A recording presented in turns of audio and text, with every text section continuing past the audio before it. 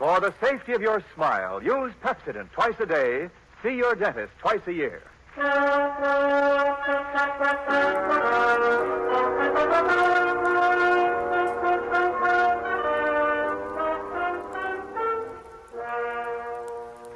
Lever Brothers Company presents the Pepsodent program, The Adventures of Philip Marlowe, starring Van Heflin.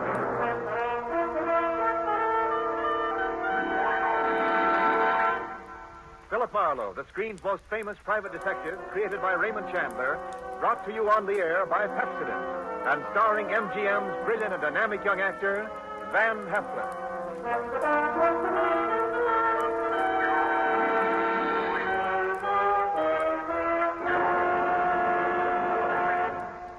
Now, families all over America have named their favorite toothpaste. New Pepsodent with Irium. New, fresh-tasting Pepsodent with a new, cool, minty flavor.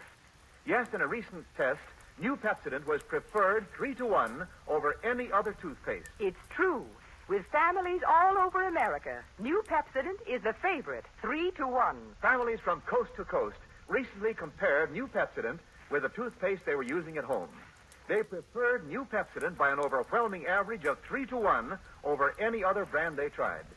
These families, 3-to-1, said new Pepsodent tastes better, makes breath cleaner, makes teeth brighter. Yes, in a recent survey, families 3-to-1 said new Pepsodent tastes better, makes breath cleaner, makes teeth brighter.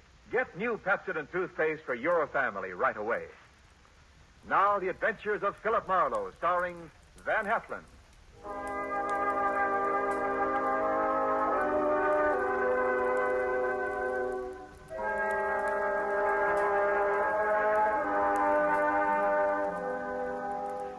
The moment old man Jeter came into my office, I made up my mind not to vote for him if he ever ran for president. He was tall and thin with straight, compressed white lips. He wore a neat pinstripe flannel suit with a small rosebud in the lapel. He carried an ebony cane, and he wore spats. He looked a smart 60, and unless his ulcers got nasty, I gave him another 15 years, which was pretty big of me. He sat down, speared me with those barbed gray eyes, and came right down to business. Mr. Philip Marlowe, I believe. That's right. My name is Wadsworth Jeter. How do you do, Mr. Jeter? You're a private detective? Well, why not? Frankly, sir, I'd expected a Hollywood detective's office to be somewhat more glamorous, or rather more elegant, shall we say? Well, Philo Vance has a branch office here on the 4th floor. If you're shopping around... No. You'll do, I'm sure. Well, my rate is $25 a day, plus expenses. Money is no object. Except when you don't have much of it. That seems to be the motivating philosophy where Miss Harriet Huntress is concerned. Who or whom is Miss Harriet Huntress? A rather standard, rather obvious gold digger who wishes to marry Grover. You want to tell me who Grover is? Grover is my adopted stepson, my late wife's son. Go on. Next year, he will inherit $1 million left him by his mother. Which explains Miss Huntress's interest in Grover. Precisely. Look, Mr. Jeter, am I being hired to smear Miss Harriet Huntress? Not at all. Merely to disillusion Grover about her. Yeah, well, that's the same thing. I think you better find yourself another boy. Wait. There's more. Okay, let's hear it. Do you know a man named Marty Estelle? Sure. He's a big-time gambler out on Sunset Strip. Why? Mr. Estelle claims my son Grover owes him $50,000. Well, then Grover'd better pay up if I know Marty Estelle. But suppose my son doesn't really owe Estelle the money. Does he or doesn't he? Mr. Estelle supplied photostat copies of Grover's notes with Grover's signatures.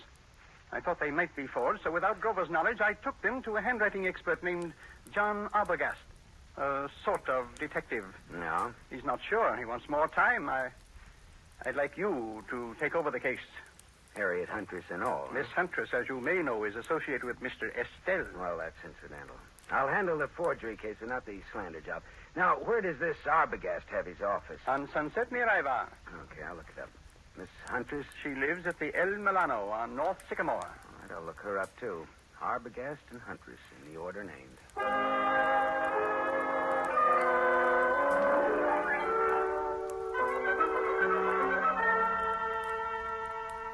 There was no snooty secretary to prevent me from walking right into John D. Arbogast's extremely fat presence on Sunset near Ivar. He was an enormously fleshy gent with a thick neck that was in folds like a concertina. He wore a wrinkled dark suit that needed cleaning and some reweaving where it had some small holes in it. Arbogast just sat and stared at me with the whites of his eyes, because those 3 holes that needed reweaving were bullet holes. And John D. Arbogast was dead, very recently dead. I left in a hurry, and as far as I could tell, nobody saw me come, nobody saw me go. My next stop was the Swank El Milano Hotel on North Sycamore. Just a second, mister. Something you want? Yeah. Who are you? I'm the house detective. Well, I'm looking for a Miss Harriet Huntress. Miss Huntress ain't seeing anyone. You can tell her it's Marty Estelle. Are you Marty Estelle? I'm from him. That's different, ain't it? That's none of your business, is it? Well, whatever you're up to, you're not playing it very smooth. Well, some days I feel like playing it smooth, and some days I feel like playing it like a waffle iron. Well, if you must know, I'm one of the boys. Philip Marlowe, private eye. Here, it's my card. Well, that's another story. I'll phone up to Miss Huntress. Yeah, say I'm from Marty Estelle, and make it convincing, huh? How much convincing? Oh, well, how much do those cigars you're smoking cost you? $22.50, box of 50. That much convincing. Well, that's cute. You and me are going to get along. I'll phone Miss Huntress, but you go right on up. Room 814. I just know it'll be all right.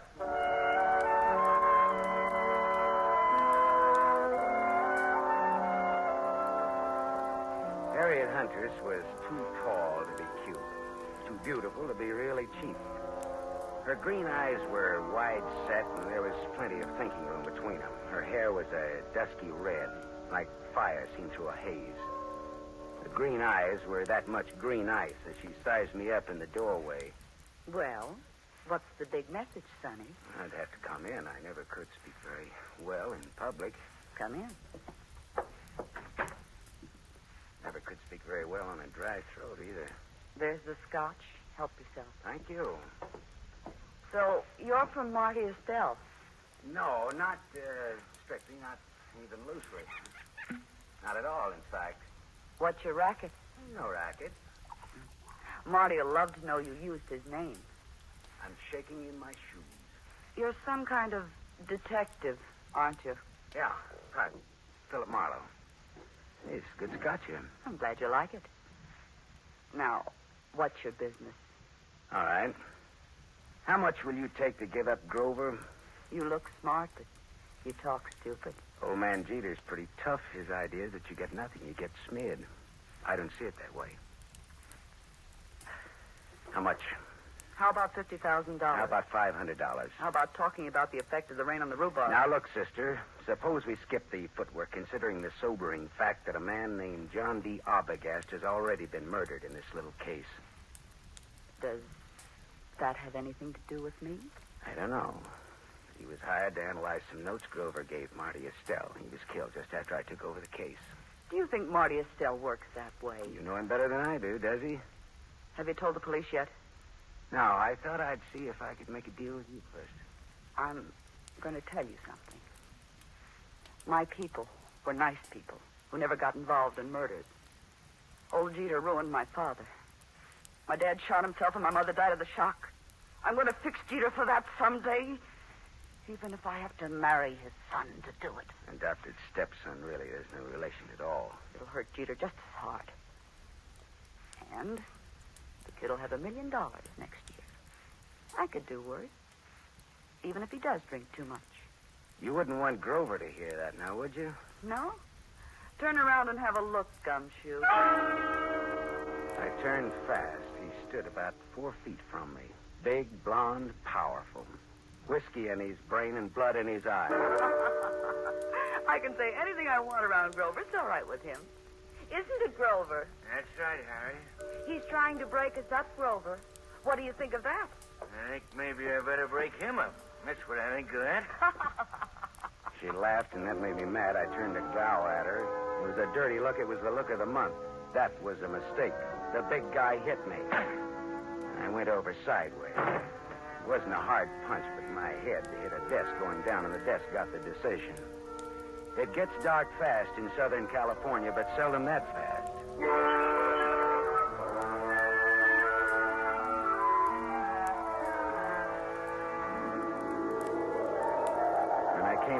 Grover, the blonde sucker puncher, and Harriet Huntress were gone. But the bottle of scotch was still there, so I took that for a souvenir and stuffed it in my pocket and floated down the elevator into the street. It was dark by the time I got back to my apartment on Hobart Avenue in Hollywood. I turned on the light, and there stood a big guy, another big guy. This was National Big Guy Week. This one had a big nose, the dead color of wax, and he had a .22 caliber Colt Woodsman pointed straight at me. Close the door and reach. Come on. I turned a little to close the door. I got my hand under my coat. Then I turned back to Waxnose fast. I had my Luger out. We stood there facing each other. Waxnose didn't seem at all impressed with my automatic. I just came to tell you to be smart. You're looking at a Luger, mister. Yeah, I know. Men of distinction carry Lugers. Me, I pack this small bore because I can shoot. If you think you can take me, go to it. Now, look, what's the game? Maybe you can take a hint, and maybe you can't. Maybe, maybe not. What is it? Lay off old Jeter's boy. When I wouldn't think of contradicting anyone who uses a Colt Woodsman .22 with the front sight filed off must think he's pretty good. I am good. Yeah. And that's why I say, okay, pal. We'll see. Speaking of .22s, do you know anybody named John Arbogast? I meet such a lot of people. Well, this one was fat and shot 3 times with a .22. I don't remember shooting no fat guys today. So long, chum. Remember what I told you. Lay off Grover. So long, chum. Yeah. Swell. Ah, shut up. Yeah. Mr. Marlowe? Oh, Mr. Jeter. Well, your son or your adopted son or your stepson or whatever he is poked me in the jaw today. He is both my stepson and my adopted son. Well, both of them poked me in the jaw. My word, where? In Miss Huntress's apartment. You spoke to her? What did she say? She wants $50,000 and no dice. I offered her $500, just as a gag. Just as a gag. Mr. Marlowe, perhaps you underestimate the importance of this matter to Listen, me. Mr. Jeter, there are some very unusual angles to this case. For example, a gunman just stuck me up in my own apartment and told me to stay off of this case. What? I don't see why this case should get so tough. Good heavens. Listen, Mr. Marlowe, my chauffeur, Waldo, will pick you up in my limousine. I want to talk to you. All right. Well, tell Waldo to park on Hobart facing Franklin. He'll be around for you in 20 minutes. Good. Just give me time to drink my dinner. Bye-bye.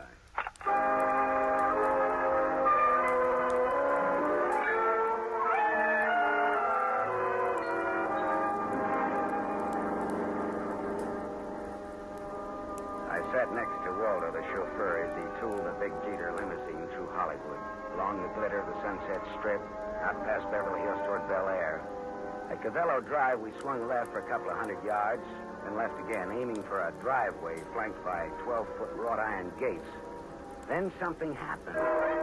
Someone was standing in the glare of our headlights. Waldo swore and slammed on the brake shelf. You stupid! Go and get out of the driveway! The man stepped toward us. In the next minute, there was that same Colt .22 staring into my face again. All right, this is a heist. Get out of the car, both of you. Look, Waxnose, haven't you had enough fun for one night? Fuzz off, bum. Shut up and get out. I'd have to think some more on that, Buster. I'm warning you. I'll let you have it. Don't be a goon. You're going. All right, you asked for it. Hey! Holy. You shot the guy. Yeah. I shot him. With this. All in fun. Yeah, some fun. It did the work. Jeter's house is right ahead. You sound as if you just shot a nickel in a pinball machine instead of a man. Now listen, turn off those lights and let's get out of here, but fast.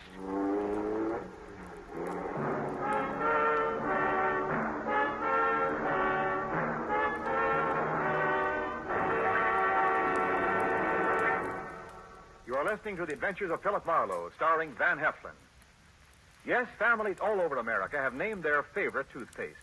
New Pepsodent with invigorating Irium foam. New, fresh-tasting Pepsodent with a new, cool, minty flavor. In a recent test, New Pepsodent was preferred 3-to-1 over any other toothpaste. It's true. Families all over America say New Pepsodent is their favorite, 3-to-1.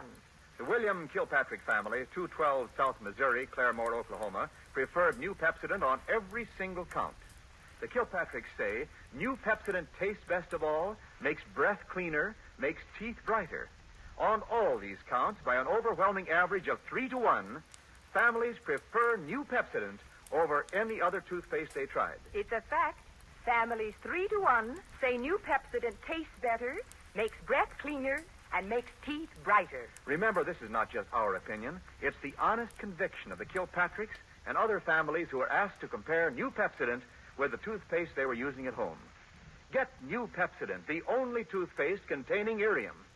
Get it for your family without delay.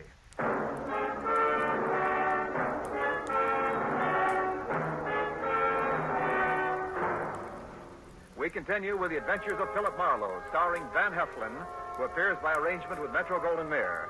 Producers of The Romance of Rosie Ridge, starring Van Johnson.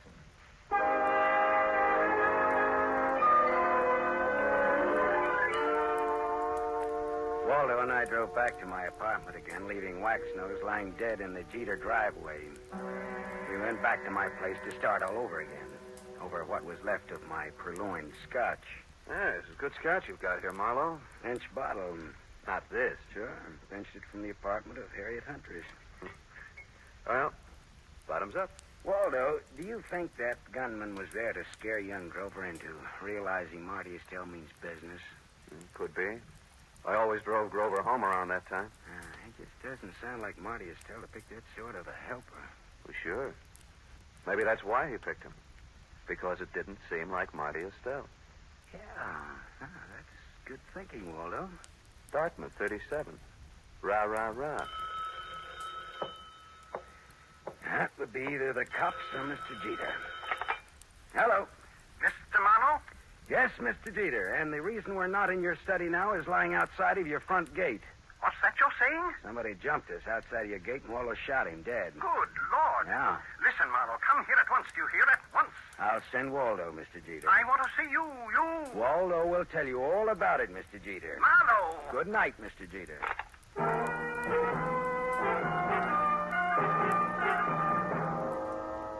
After Waldo, the chauffeur, had left, I went back to the El Milano Hotel. Hawkins, the house stick, was all smiles and open palms. I placed no confidence in his smile and a $20 bill in his palm. Harriet Huntress again? What's the matter? Just take me up to her apartment, that's all, huh? Sure. Right this way, fella. Hawkins took me to the 8th floor, room 814, and opened the door.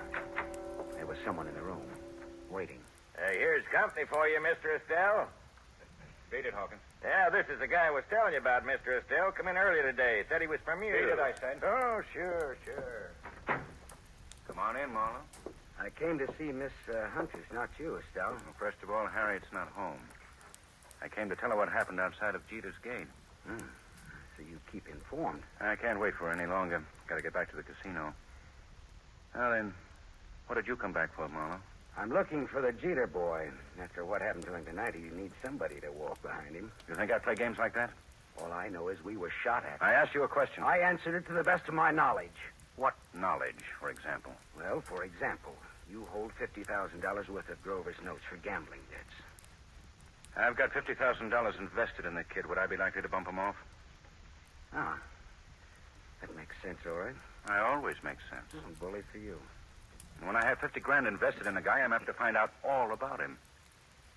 Like about old Jeter hiring a man named Arbogast to work for him. Arbogast was shot today. You know it. I know because I had you followed. You didn't tell the law, Marlowe.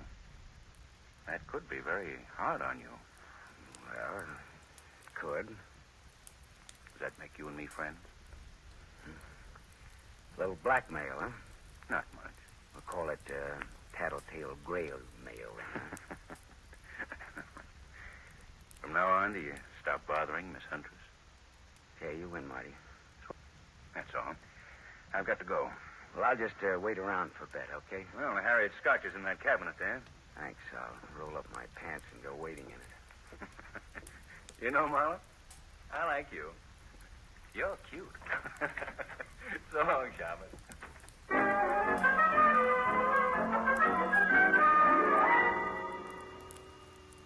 Marty Estelle was right. He wouldn't kill anybody who owed him money and was soon to come into a lot of it. Now I was in bed with the police for not reporting Arbogast's murder. Well, I looked around Harriet's apartment vaguely, walked into the bedroom, and stopped. Because mixed with the fragrance of good perfume and good cosmetics was the plain, ordinary, homespun odor of gunpowder. I walked across the room and yanked open the closet door and stepped back. There, just as big as life, but as dead as they ever come, was young Grover Jeter. And at Grover's feet, among the graceful shoes in Harriet's closet, was a tiny pearl-handled automatic. I felt bad about that, because I guessed that the dainty holes, the bullets from that dainty gun, would fit the 2 dainty holes over Grover's heart. I put the neat little pistol in my pocket. I thought old man Jeter ought to know about his son, I thought.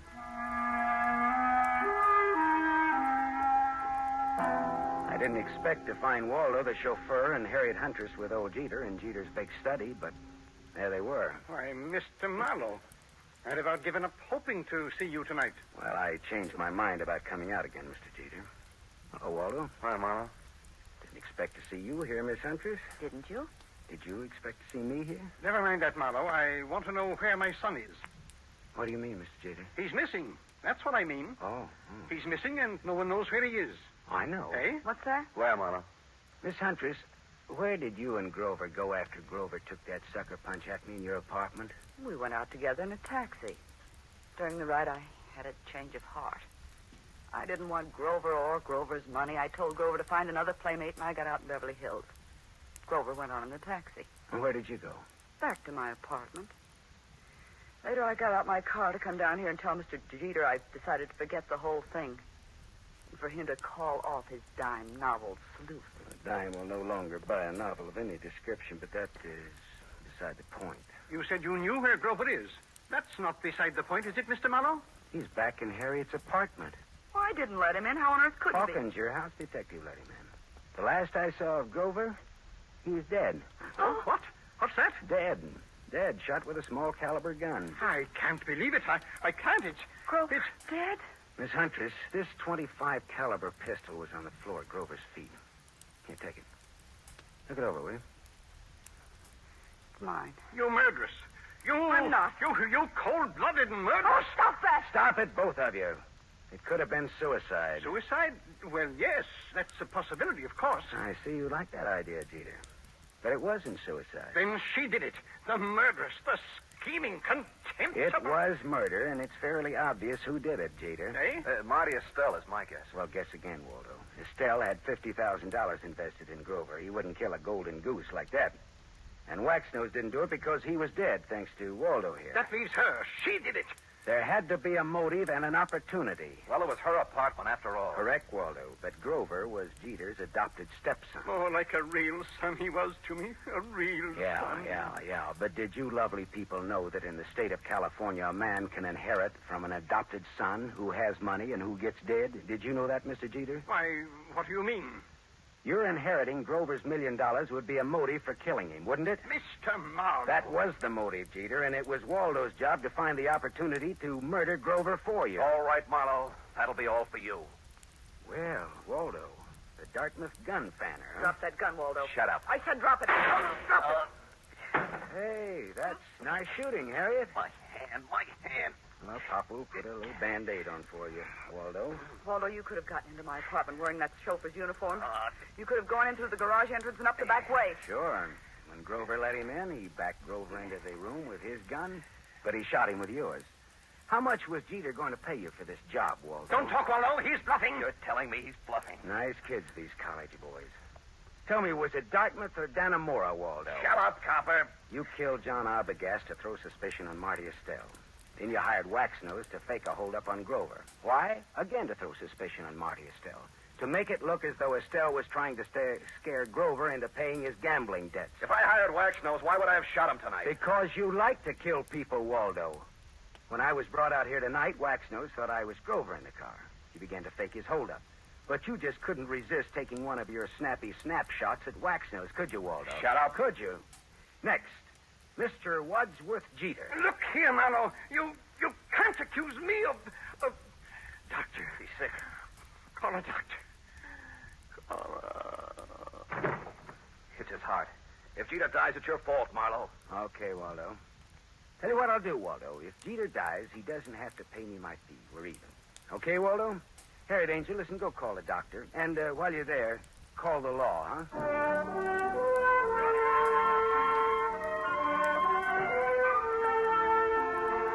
Jeter didn't die. His heart was as good as mine, if you want to make anything out of that. The law had Jeter and Waldo cold, and I mean cold. Me? Well, I went out a couple of times with Harriet, as I sat home with her a couple of times drinking her scotch. It was nice, all right, but I didn't have the money or the clothes or the manners. Still, I was sorry when she went to New York to live. She had absolutely the best scotch I ever tasted. Maybe because it was free. I don't know.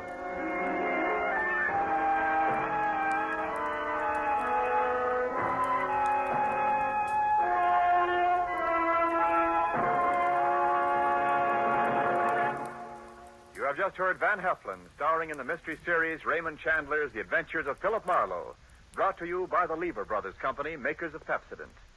Van Heflin will return in just a moment. Have you tasted the new Pepsodent toothpaste? Its lingering, minty flavor is so fresh and inviting, families prefer it by an overwhelming average of 3-to-1 over any other toothpaste they tried. In a recent nationwide test, these families said new Pepsodent tastes better, makes breath cleaner, and makes teeth brighter. Remember, new Pepsodent gives you more invigorating irium foam. It sweeps dulling film away. No wonder it's the 3-to-1 favorite with families all over America. Get new Pepsodent with irium for your family right away.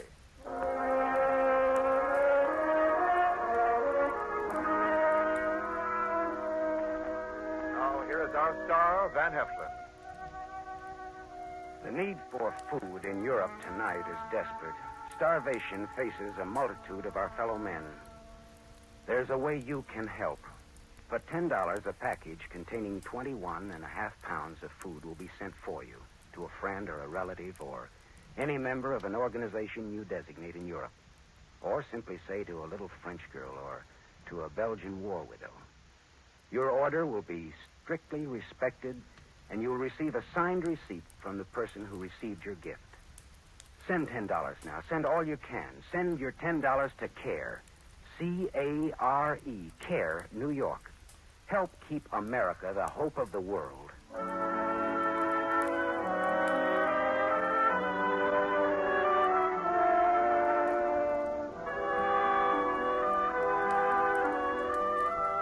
Tonight's story was adapted by Milton Geiger from the story Trouble Is My Business by Raymond Chandler, creator of Philip Marlowe, the screen's most famous private detective. The original music was composed and conducted by Lynn Murray. This is Wendell Niles inviting you to listen again next week at this same time to another exciting mystery on the adventures of Philip Marlowe, starring Van Heflin with a distinguished cast.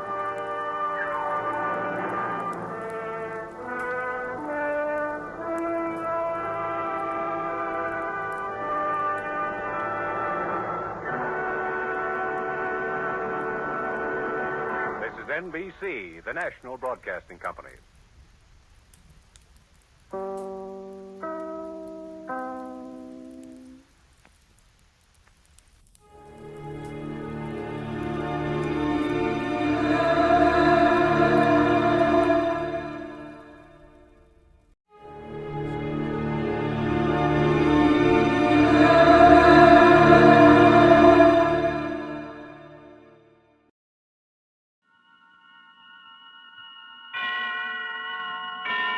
And now, tonight's presentation of radio's outstanding theater of thrills, Suspense. Tonight, we bring you a transcribed story of a man who tries to lose himself. So now, starring Parley Bear and Michael Ann Barrett, here is tonight's suspense play, A Case of Identity. Harry, Harry, answer me. Well, I don't know, Edna. You don't know what? I don't know if it's such a good idea. It might not work. Are you crazy? You think I'd plan something that wouldn't work? You think that? No. Well, then what is it? Well, how are you so sure the insurance company will do it? You try him, Harry. You try finding one that won't jump to insure your life for $100,000.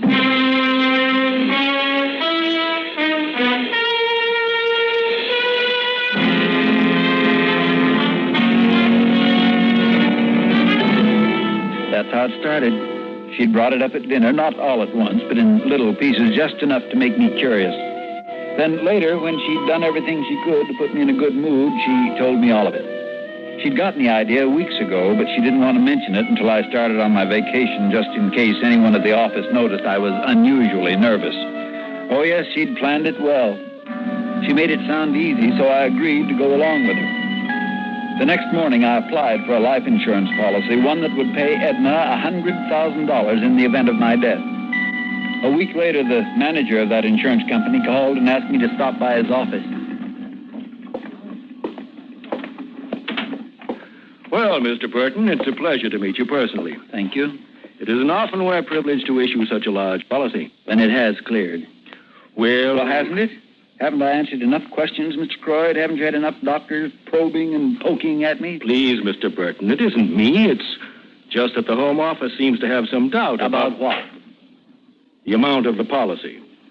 After all, $100,000 to a man of your financial... Well, frankly, Mr. Burton, are you sure that I value my life that much? Well, I do. Is there anything wrong with that? No, certainly not. It's just that... Just what, Mr. Croyd?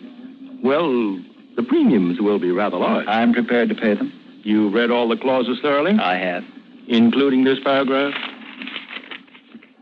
Mr. Croyd, I have no intention of committing suicide. I wasn't suggesting that you had, Mr. Burton. I was merely endeavoring to acquaint you with the fact that such an eventuality would nullify our contract. Mr. Croyd, if you'd rather not issue the policy, I'm sure there are other companies... Not at all, Mr. Burton, not at all. It's just that caution is our byword. We find it pays in the long run. Your company pays in the long run, Mr. Croyd. That's why people buy insurance. Yes, well, I believe everything's in order if you'll just sign here. There you are. All right, Mr. Burton. That's it. Thank you. Take care of yourself, Mr. Burton.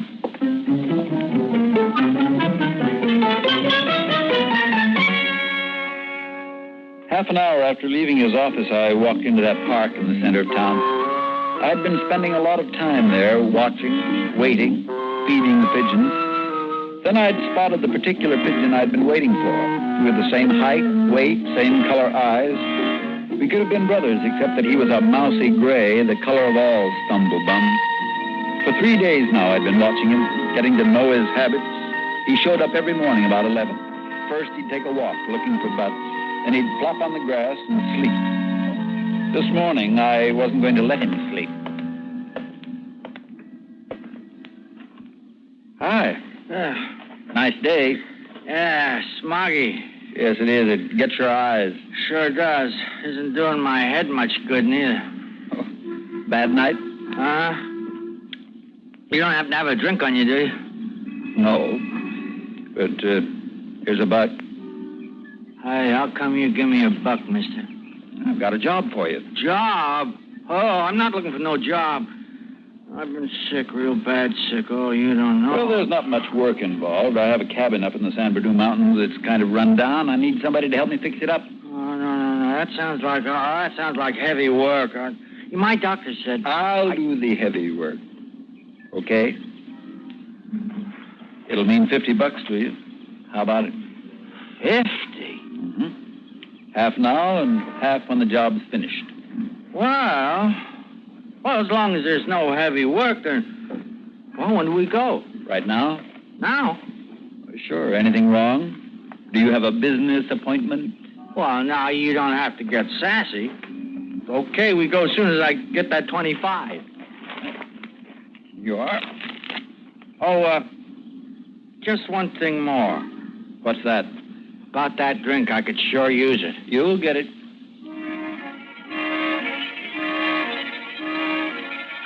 I bought him a 49-cent bottle of wine, which he opened before we got to the car. Then he insisted I drive him around to a flop house so he could pay a week's rent. Finally, we turned onto the freeway and headed for home.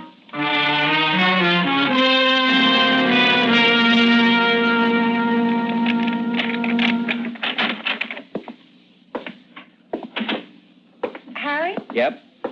You're late. Why didn't you call? I was busy. Getting this. You got the policy. Oh, Harry, I was so worried. Never mind that now. I've got him in the car.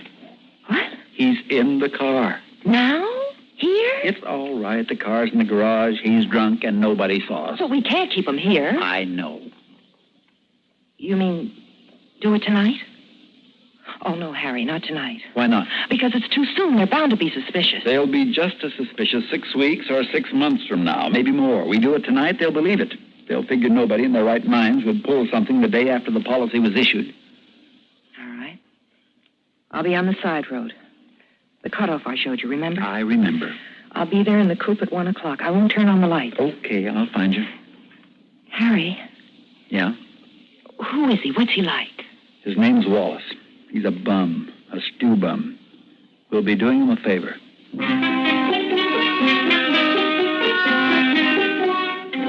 I backed the car out of the garage, careful that no one saw me. Then we started. My traveling companion wasn't feeling any pain. He polished off his bottle and passed out. No sign of anyone on that mountain highway, no houses, no cars. Not until I reached the 4,000-foot level, where there was a little rundown gas station. At 12:30, we reached the cabin. I parked on the slope, pulled the emergency brake tight, and then reached over into the back seat for the jack handle.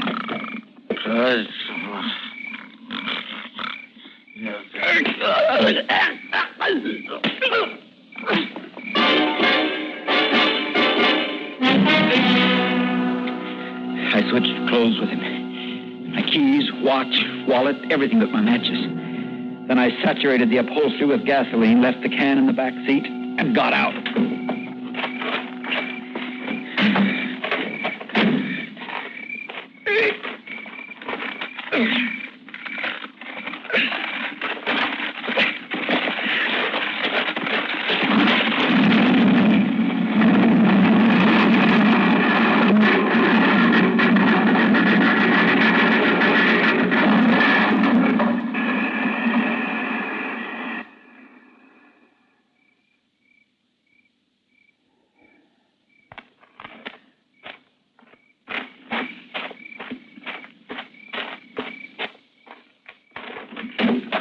Move over. I'll drive. I saw it. It was beautiful. Yeah. A real fire, huh? Blood on your coat. His coat. It's all right. I'm a drunk. I fell down. It's the usual thing. Light me a cigarette. Harry. What? Did you leave the car in gear? No. You forgot. Take it easy, will you? I didn't forget. They'll figure I was sitting there drinking, fell asleep, the brake slipped. It'll be all right. When do you think I'll find him? Tomorrow, the next day. Now, when the police come, know what to do. Yeah. They'll ask a lot of questions, but don't lose your nerve and don't. What's wrong? I don't know. The motor's missing. We're stopped. Oh, shut up, will you? Well, Harry, do something. Please do something. If they find us here like this... Shut up!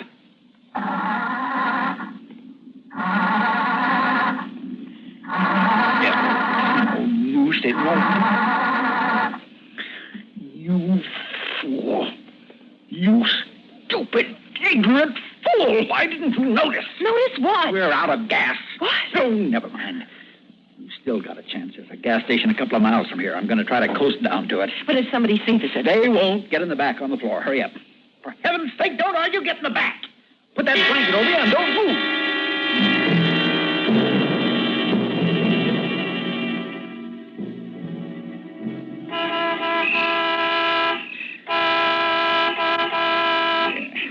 Their lights are out, but somebody's got to be inside.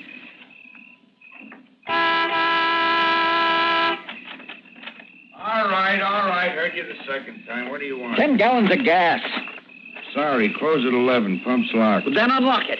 Now, wait a minute. I've got to have some gas. Do you understand? Sure, I understand, but I ain't giving you none. You're not... Now, you listen to me. You listen, mister. I don't like your ordering ways. Coming down here like high and mighty, blowing your horn like you was Judgment Day. Now, you better get. What do you mean by that? Just what I said. Keep coasting, brother. Now, wait a minute. Look, I'm sorry. I've been on the road all day. I'm jumpy. You know how it is. Now, suppose I really make it worth your while. Pay you double for some gas. Now, how'd that be? You're all alike, your kind, ain't you? Always figuring everybody's got a price. Well, your money ain't gonna cut no ice with me. Now, you go on before I get my shotgun. Okay, I don't want any trouble, only I thought maybe you'd be interested in $20. Huh? How much? $20. For just 10 gallons of gas? That's right. Reckon you do want to get home. That's the little regular. Anything, only hurry.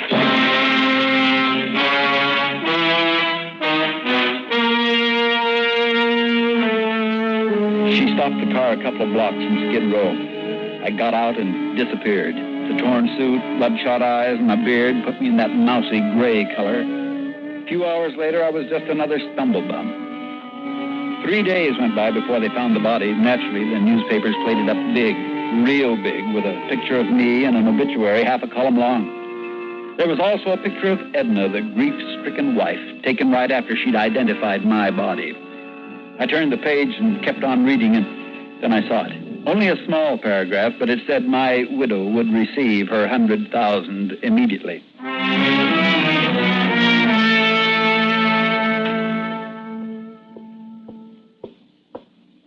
Hello, Edna. Harry. Did I frighten you? I'm sorry. What are you doing here?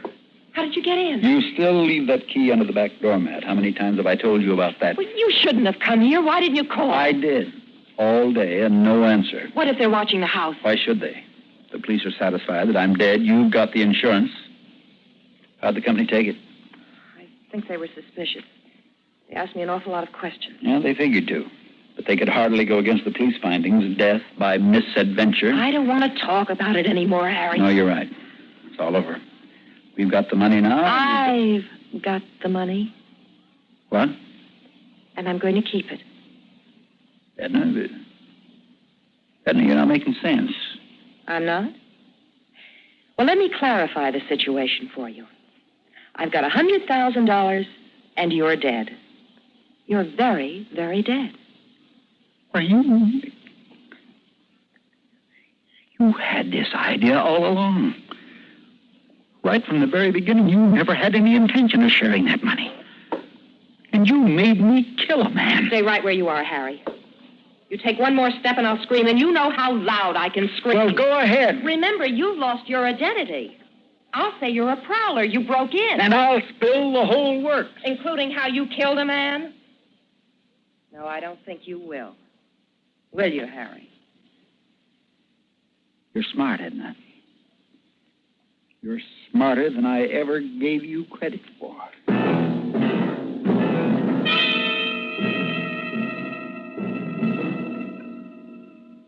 She'd always been the strong one, the aggressor, always gotten her way up to now. That evening, after making sure she'd been picked up by her cousin to go to a movie, as I usually did on Wednesdays, I entered the house again. I'd attended a sales convention the month before, and while I was away, I'd written her twice. Those letters were still in her desk.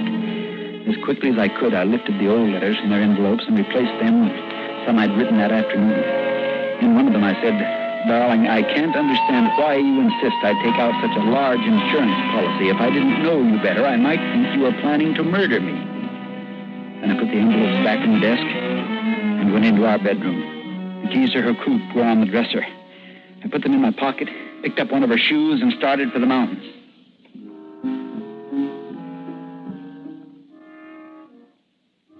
I reached the cabin about midnight, broke the heel from her shoe, tossed it into the ravine. Then I spattered mud on the shoe and put it back in the car. When I reached Palmdale, I made a long-distance phone call. Johnson, homicide. Hello. I've been reading about that Burton case in my newspaper, and Thought maybe I should tell someone that I was driving over Crestline the night it happened. Who's calling, please? I saw this car parked by a cab, and there was a man and a woman in it. Who is this? And they seemed to be arguing. Arguing? That's right. You remember what time it was? Just after midnight, maybe 12:30. I see. Could I have your name now, please? Well, I'm a family man. I wouldn't like to get involved. But, sir, it's very...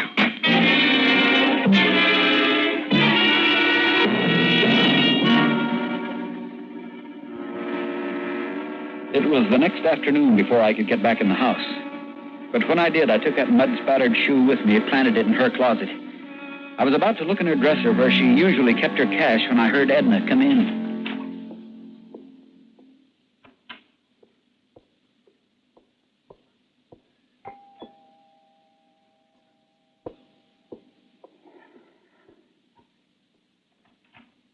Mrs. Burton? Yes? Sergeant Johnson, Homicide Department. May I come in? Why, yes, certainly. Thank you. Sorry to bother you again, Mrs. Burton, but something has come up. Yes? You stated at the inquest that you were home the night of your husband's death. I was. Can you furnish proof to that effect? Well, I suppose so, but I really don't know how at the moment. I've told you everything before. Some additional information has come to our attention. We'd like your help in clearing it up. Well, naturally, I'm always ready to cooperate with the police. Fine. Then you'll answer my questions, won't you? Did anyone see you here that evening? Can you furnish any proof at all? I'm afraid I'll have to have you come along with us, Mrs. Burton. But why? I haven't done anything. I'm sorry. Well, it's utterly ridiculous. It's necessary, Mrs. Burton. Now, if you will, please. Oh, all right. Let's get it over with. Oh, Miss Burton, before we leave your house, do you recognize this? What is it? The heel of a shoe. We found it at the scene of the accident. Could it possibly have broken off one of yours? No. You're positive? Quite positive. Very well. I'll leave the door open, please. My partner and a policewoman are waiting outside. They have a warrant to search your house. The police were going to search the house while I was there. That was almost funny. I was going to be caught in my own trap. For a moment, I panicked. And I realized the search team hadn't entered the house. As quickly as I could, I moved back to her bedroom. I was at the window forcing it open when I heard them, and I was out, ducking low, running along the side of the house until I reached the street. It wasn't until I reached Edna's coop 2 blocks away that I remembered I hadn't taken any money from the dresser. I was broke now, nowhere to go, nowhere to sleep, except in the car. I parked on the boulevard a couple of hours and watched the people walking by. And then later, while driving around looking for a place to park for the night, a place where I could sleep, I turned on the car radio. Development in the $100,000 insurance case of the late Harry W. Burton. Police have uncovered evidence which they say links Mrs. Edna Burton to her husband's death. The widow, when confronted with letters written by her husband and a broken shoe identified as hers turned up in a recent search, became hysterical, blurted out a fantastic story about her husband still being alive. Authorities, discrediting the rantings of the troubled woman, have requested her transfer to the psychiatric division of the General Hospital for examination. You will recall her husband's car crashed into a ravine near the Angeles Crest Highway. Police at the time thought the death of Mr. Burton was accidental. Meanwhile, police have issued an all-points bulletin for the car alleged to have been used in the murder plot. The car is described as a black Ford coupe. License number JGC150. It's believed... I've got to get rid of this car. I've got to before it's spotted. But where'll I sleep? No money. Wait a minute. I've got a key to a hotel room, sure. Wallace's room, and he paid a week's rent in advance. Sure, if I'm lucky, I've got a chance at it. I haven't much choice.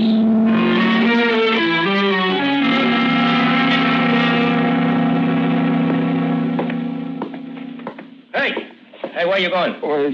To my room. I live here. You see, here's the key, number 47. What's your name? Wallace, don't you remember? No, I'm just a... Don't you remember? No, I'm just a relief clerk. Oh, well, I've been sick a few days. I haven't been in, so if I owe you any money, I'll pay it tomorrow. You don't owe nothing. I don't? No. Good night.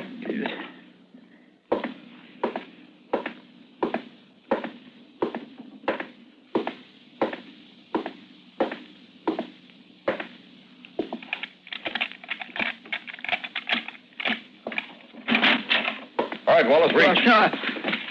What is this? Come in all the way. That's it.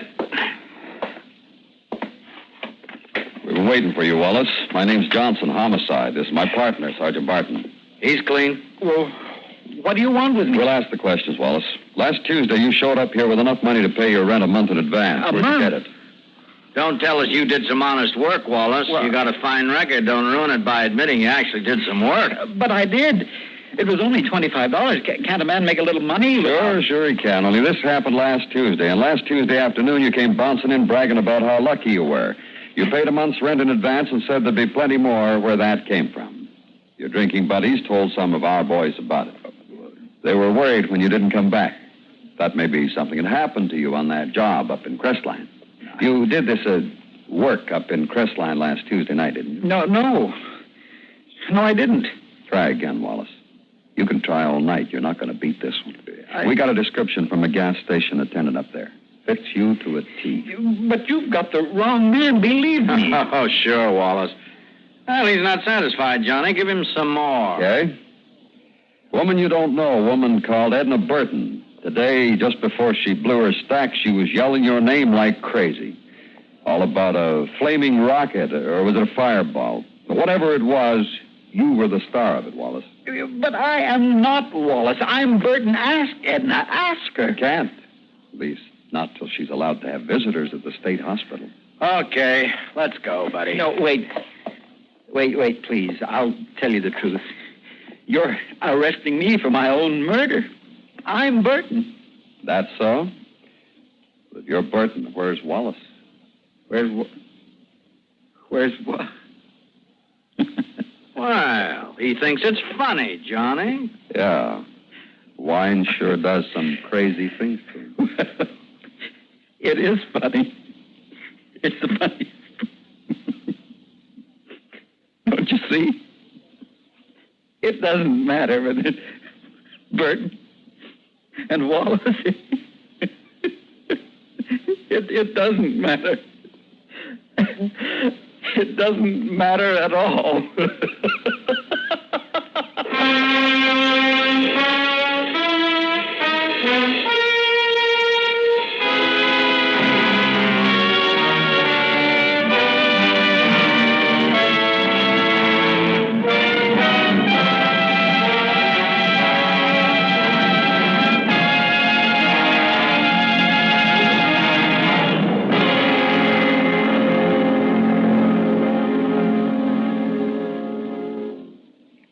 Suspense, in which Parley Bear and Michael Ann Barrett starred in tonight's presentation of A Case of Identity.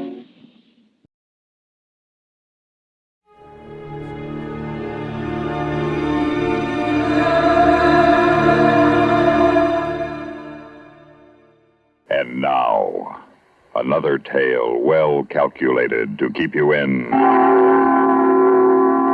suspense. The time, Christmas 1958. The place, Korea.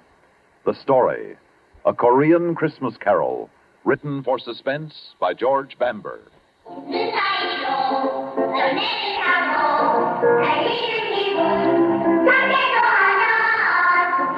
Sounds good, doesn't it? They hear kids singing, I mean. I can't understand the language, but I know what they mean. They sound so fresh and full of promise, almost as if they knew. But then I'm getting ahead of myself. The name's Connolly, PFC Larry Connolly. I'm a soldier in Korea. I was sent here just about a year ago this time. That's where this strange story begins. Christmas, 1958.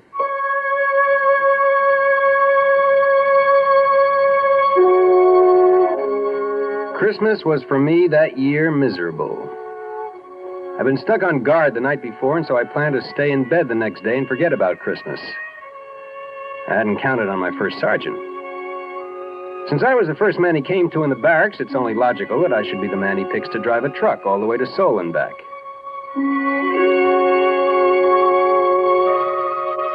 It was night by the time I got on the road headed back from Seoul. It started to snow. Big flakes coming down soft at first, then so thick and fast I could hardly see.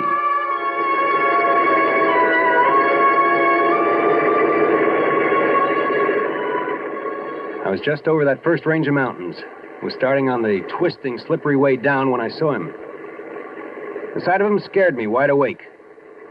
He was standing bareheaded, the wind whipping the snow and his hair around his face. When he raised his thumb, I had the strangest feeling he'd been expecting me.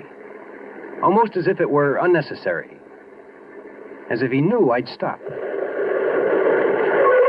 You want a lift? I'm going as far as Camp Santa Barbara. Well, where's that? What do you mean, where's that? Everybody knows where Camp Santa Barbara is. Don't stand there with the door open. Hop in. All right. Well, you picked a lousy place to hitchhike. Almost didn't stop. Oh, thanks. Happened to your gloves? Your hands look half frozen. Gloves? Well, I must have lost them. Must have, don't you know? Yes. Yeah, sure. I must have left them laying on the counter of the PX back there. Were your hat back there, too? No.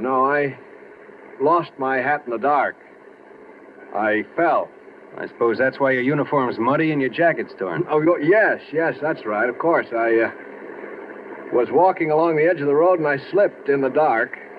And I slid halfway down the embankment before I could stop. I see you managed to hang on to your bag. Oh, yeah, I can't afford to lose that. It's important. I'm late as it is. What outfit you from? 3rd Recon, 7th Division Infantry. Infantry? Throw artillery up this way. The infantry stationed about 7 miles back. You're headed in the wrong direction. Yeah, well, 3rd Recon is a special detachment. We're off in the hills, all by ourselves. It's just off this road. Never heard of it before. My name's Connolly. Larry Connolly. What's yours? Oh, thanks. Mine's Richard Dombrowski. Good to know you, Dombrowski. Say, look, if you can let go of that bag long enough, I'll let you wear my gloves till your hands warm up. Oh, no, thanks. That's all right. I'll put them in my pockets. Say, is it okay if I set my bag on the floor? Oh, sure, no sweat. Say, you don't have a cigarette, do you? I'm fresh out. Well, I don't know. Wait a minute. Yeah, here's some. Let me light it for you, though. You watch the road. I saw a whole truckload of troops disappear over that curve up ahead. Killed all but 2. Yeah? When that happened? 1951. 1951? Yep. You were here when the war was on. I guess you could say that. Tell me, Dombrowski, what were you doing Christmas Day? That they didn't send you all the way to Seoul with an empty truck on a wild goose chase. That's what I did today. What'd you do 7 years ago? Well, you see those lights up ahead? That's the village of Cheongju-ri. We marched through there the day before Christmas. Were you scared? Oh, I think everybody's scared. Hey, look out. You'll burn yourself. What's the matter? Cigarette burned all the way down to your fingers. Oh. Isn't it burning you? Well, that? No. I guess it burned itself out before it got to my skin. Anyway, you see that hill over there? Well, Christmas Day, 1951, my platoon was all dug in around that hill. No kidding. Mm-hmm. We went out on a patrol from that hill. And that was one time I was plenty scared. As a matter of fact, it happened just 7 years ago tonight. It hadn't snowed that day, but there was snow on the ground. I can remember because the guys were joking that at least we had a white Christmas. And what a Christmas it was.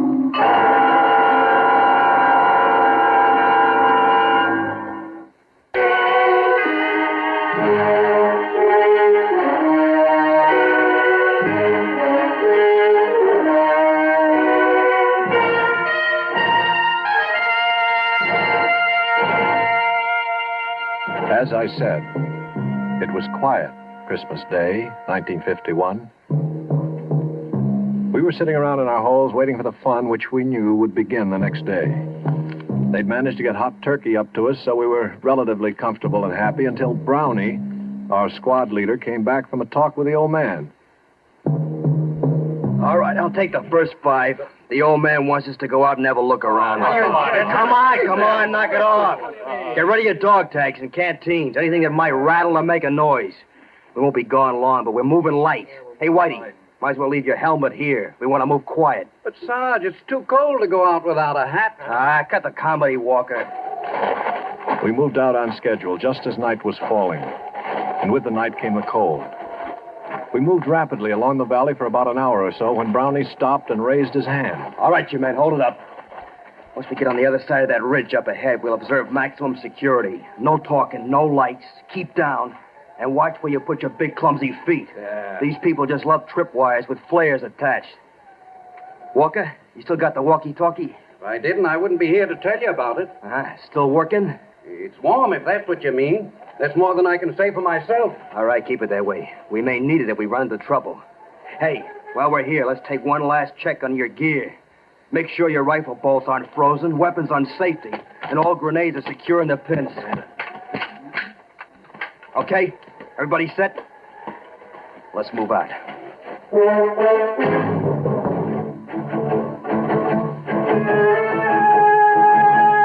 And so we did move out. The M1 felt light in my hands, like I'd never realized how light and easy it was to carry a rifle before. The going was easy. The rice paddies were frozen over and covered with snow, and we stepped carefully between the clumps of rice stubble left over from the last harvest, so the dry straw made no noise.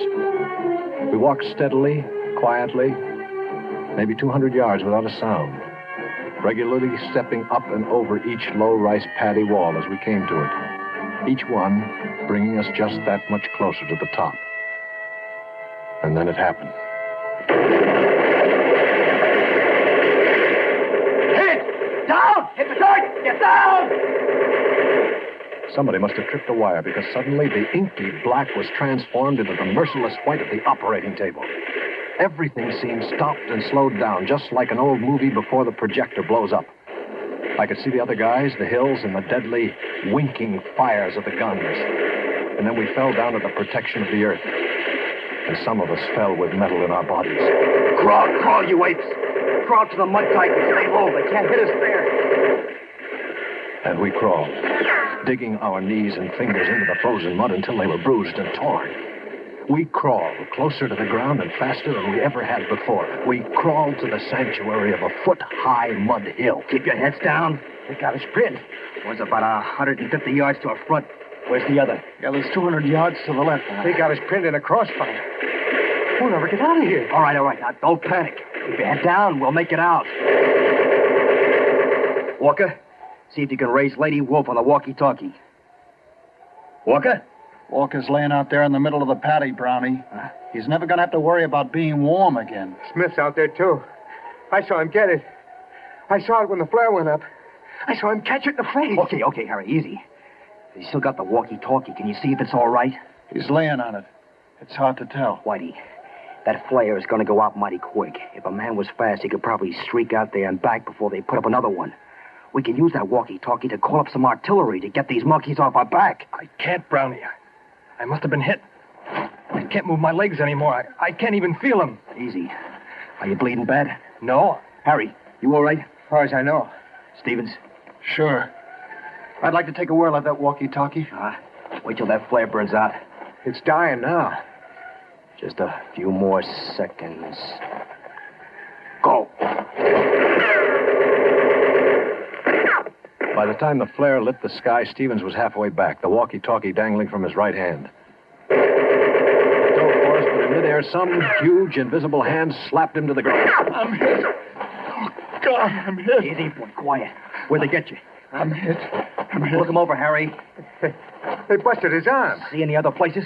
No, just his arm. Wrap a dressing around it and button it inside his jacket. Hand me that walkie-talkie. It's no good, Brownie. The walkie-talkie's smashed. What? It's useless. We're going to have to move out of here fast. Well, how are we going to pull out? We can't crawl back down the paddy. They'll slaughter us. All right, look. We'll move along the dike to the edge of the rice paddy. From there, we can duck into the underbrush and move back down the mountain. We'll never make it. They'll spot us when we try to make across the clearing to the underbrush. They'll swing their guns around. We gotta try it. We can't stay here. Stevens, can you crawl? Yeah, I can make it. Okay, now you lead off, and I'll follow you. I'll crawl backwards and pull Whitey along behind me. Whitey? You heard me. Well, we'll never make it with... Quiet! All you have to do, Harry, is follow along behind and pick up the pieces. Take his weapon. It'll make him lighter. Keep your hands off me, Harry. Come on, Whitey. We haven't any time to fool around. I'm not fooling. I'm not going with you guys. Come on, you lost too much blood already. That's just it. Like you said, Brownie, it's only a matter of time. You can't get anywhere with me. You'll never even get past the clearing trying to drag me across. You're smart enough to know that, Brownie. It'll be tough enough, even with two good legs. We're not leaving you here. That's what I figured you'd say, Brownie. I'm still in charge here. I figured you'd say that, too. Brownie, you see this grenade? It doesn't have any pin in it. The only thing that keeps the spring from kicking the clip off is my hand. Now get out of here, Brownie, before I let it go. Oh, Whitey. You want me to let loose of this grenade? Now prop that BAR up on the dike in front of me and scatter the clips where I can get at them. I'll wait until you guys get to the edge of the patio before I open up. Look, baby. I'm still holding the grenade, Brownie. Time is running out. You're going to have to hurry. I feel like I want to fall asleep, and I don't know how much longer I can stay awake. Just wish me a very Merry Christmas and beat it. Merry Christmas, Whitey. All right, you guys, what are you waiting for? Let's move out.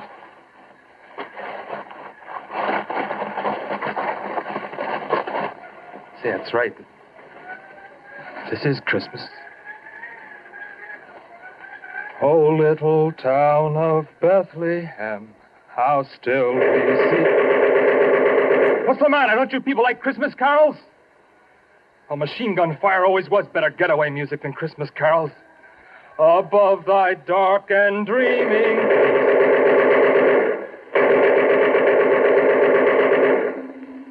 Whitey lay there until the others had crawled to the end of a low rice paddy wall. And then he threw his grenade.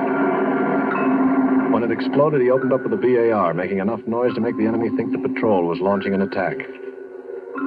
Both machine gun nests zeroed in on him, but Whitey stayed well below the little mud wall of the rice paddy, humming his Christmas carol, loading the BAR with a fresh clip every time it went empty, and perhaps wondering briefly why he was going to die so far away from home, on a little pond of frozen mud he didn't care about or even own.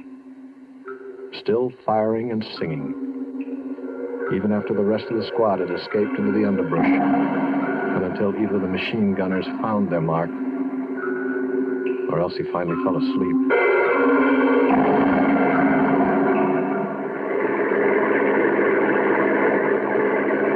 Oh, gosh. He was quite a guy. No, I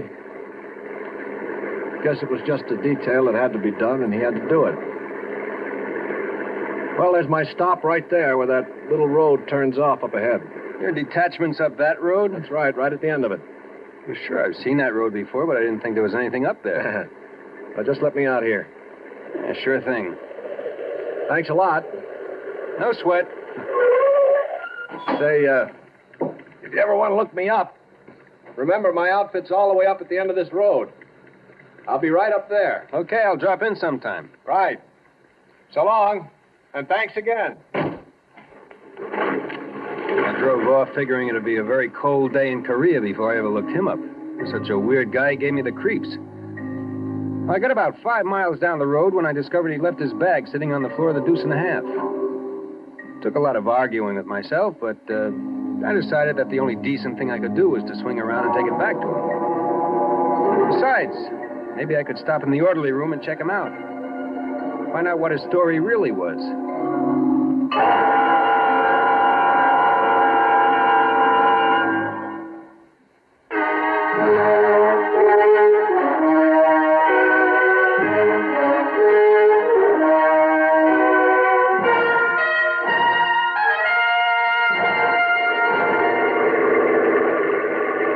the way back, I almost missed the road because it was so small and seldom used.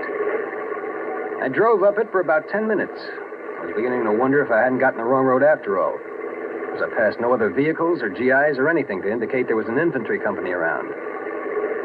Just when I was ready to turn back to the main road, I saw lights twinkling up ahead from what looked like a couple of Quonsets. It seemed impossible that an infantry outfit could be housed in 2 Quonsets, but I pulled the Deuce and a Half to a halt outside the gate and cut off the motor.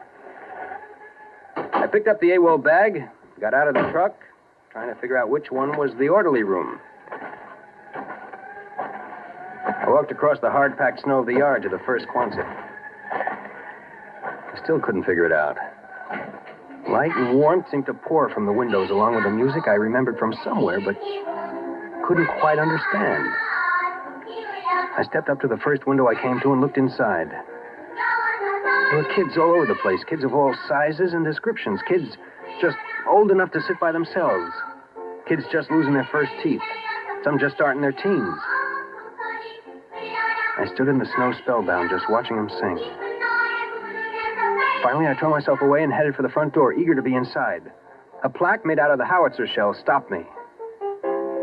In the faint light, I could just barely make out the words engraved on the polished brass. But finally, I read it all.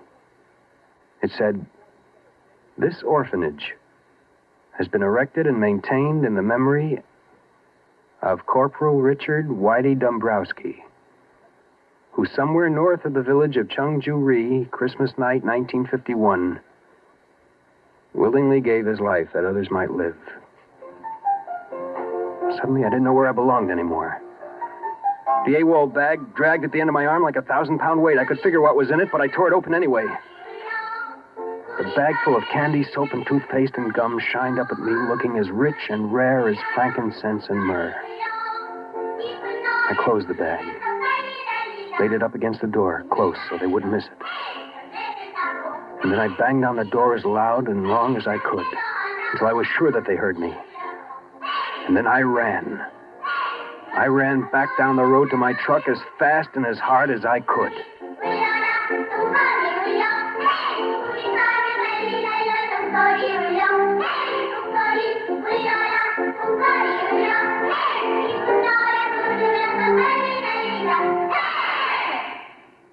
Suspense.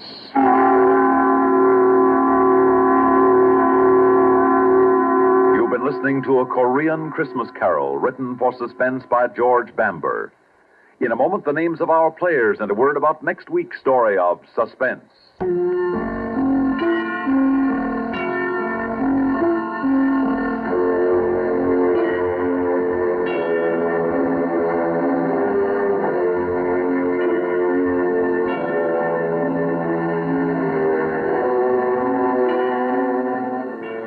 In tonight's story were Bill Lipton as Larry Connolly and Lyle Sudrow as Richard.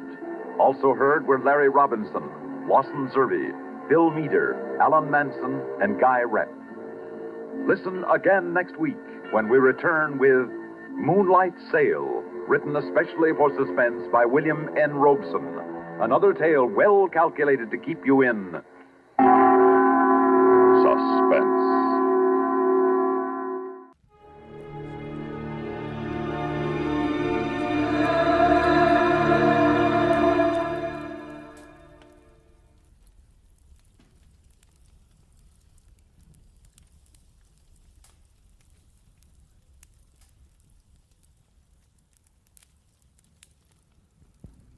Get this and get it straight. Crime is a sucker's road. And those who travel it wind up in the gut of the prison of the grave. There's no other end, but they never learn. From the pen of Raymond Chandler, outstanding author of crime fiction, comes his most famous character in The Adventures of Philip Marlowe.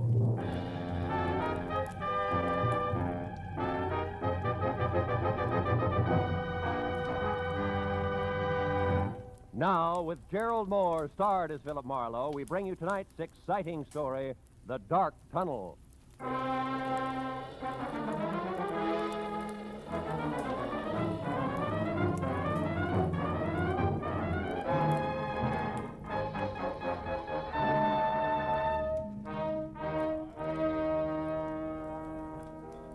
So, after being hitched 1 month, Marlowe, 30 days, where am I? I don't know. Where are you? Out in the cold, and with enough unpaid bills, Marlowe, to choke an elephant. Fur coat, hats, shoes, dresses, the works.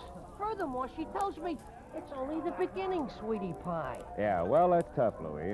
I'll see you, huh? Hey, hold on. How about another scotch, Marlowe? Oh, no, It's only 10 o'clock. One for the road on me, huh? Now, listen, Hey, Mike, Johnny Walker twice. Okay. Unless, of course, I'm bending your ear too much, Phil. Oh, how could you say a thing like that? Look, Louie, I've had a long day. I want to go home. Fair enough. I'm glad I bumped into you. I'll see. You drive west, don't you? Yeah. Would you mind dropping me off, huh? No, Louie, it'll be a pleasure. Swell. Skip the drinks, Mike. Make up your mind, will you? Well, like I was saying, Phil, first it's her mother moving in on us, then it's both of them drinking my special stuff like it was water, then these clothes I already mentioned. So I asked myself, what'll it be next, Louie? What do I get for an answer?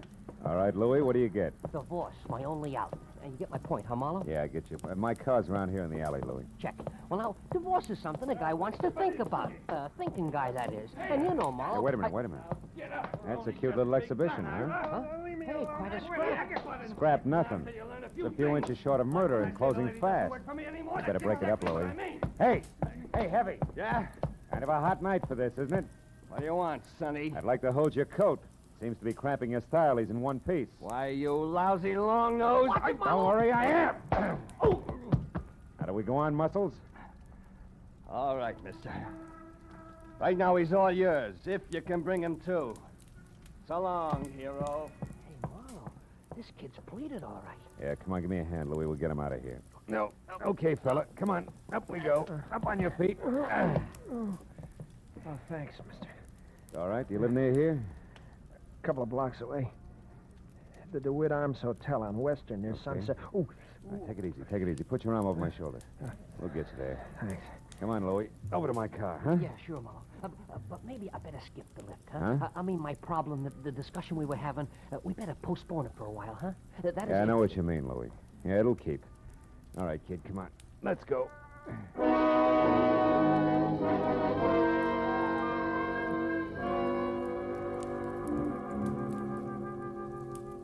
The DeWitt Arms on Weston was one of those cheap stucco and neon sign little hotels where the lobby floor is threadbare carpet and cigarette butts. The furniture is chained in place, and there are always the usual number of John Smiths on the register. By the time we were there and in the dingy, cramped room, number 111, it was no bigger than a cell. I knew that the boy with the swollen face who leaned heavy on my shoulder was 25.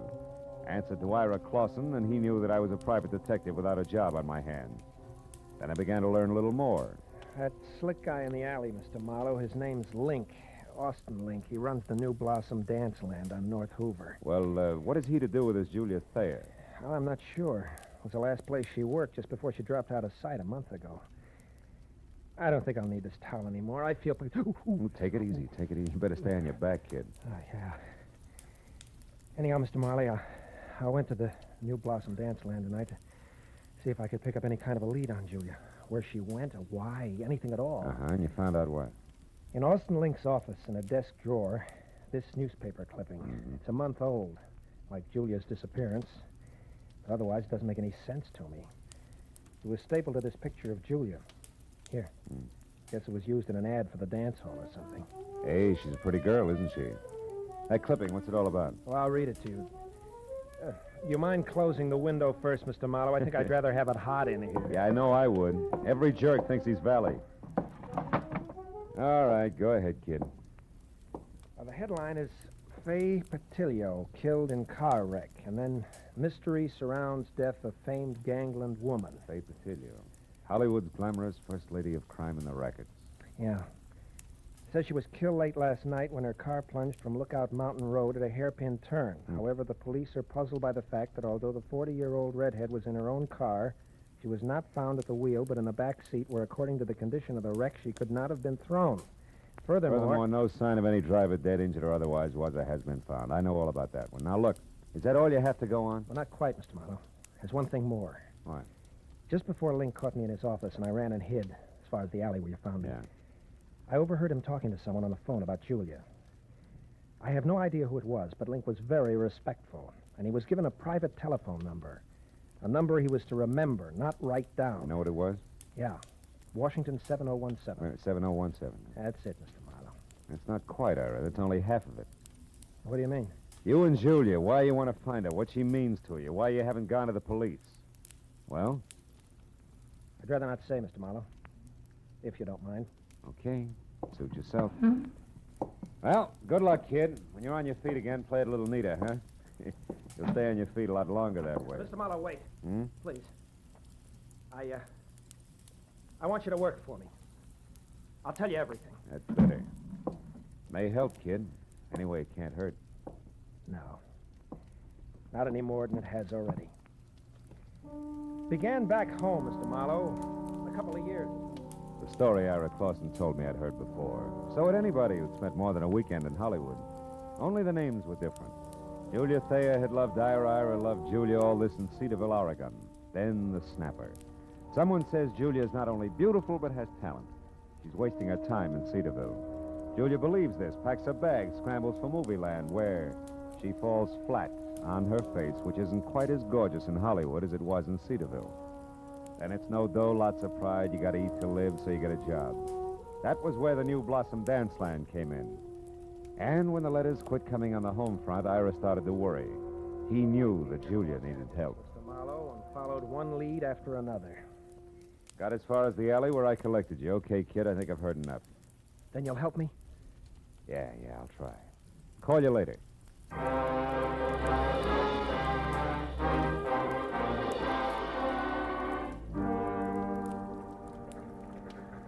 So, your problem's a phone number, huh, Marlowe? Washington, what was it? 7017. Hey, Callahan, that's a handy book. Newspapers need handy books, Marlowe. People clam up too much these days. I blame the movies myself. Hey, no such animal. It could be a new number, or didn't I mention that? You didn't? All right. We'll try the supplements. Get one from the phone company every month, like a bill. Let's see. Wallace, Washington, 5,000, 6, 7, 7,000. Yep, here it is. 7017. Good. Address 1622 Ramona Boulevard, which would be East L.A. and Industrial.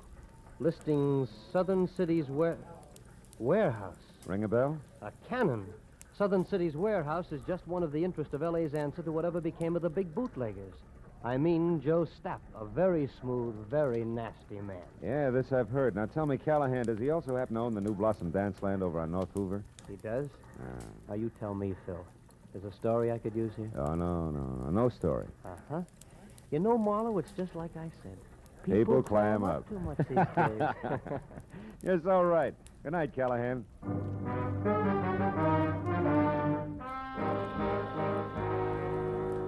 If the good gray reporter hadn't mentioned Stapp's prohibition background, I would have chalked the warehouse off as the kind of 9-to-5 place that couldn't possibly help. But on the hunch that Stapp might live in a lush penthouse atop a stockpile a la Chicago 1929 style, I pointed my car for East L.A. and the Southern City's warehouse.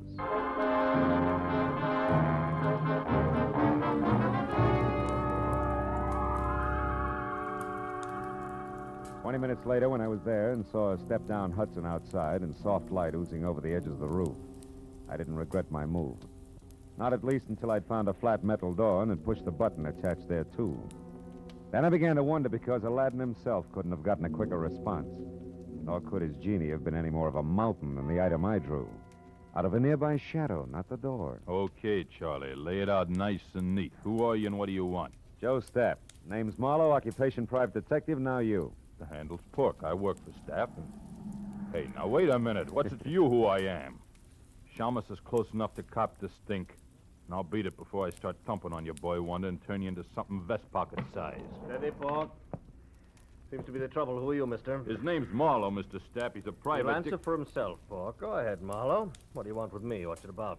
Faye Patilio. Faye Patilio? Shut up, Pork. Faye Patilio is dead, Marlowe. So is conversation about her. Anything else? Yeah, something else. Girl who used to work over at the New Blossom Dance Land, Julia Thayer. Know where she is? Why she disappeared? No, and I don't care. Why should I? Because you used to go places with her. I've gone with 100 girls, Marlowe.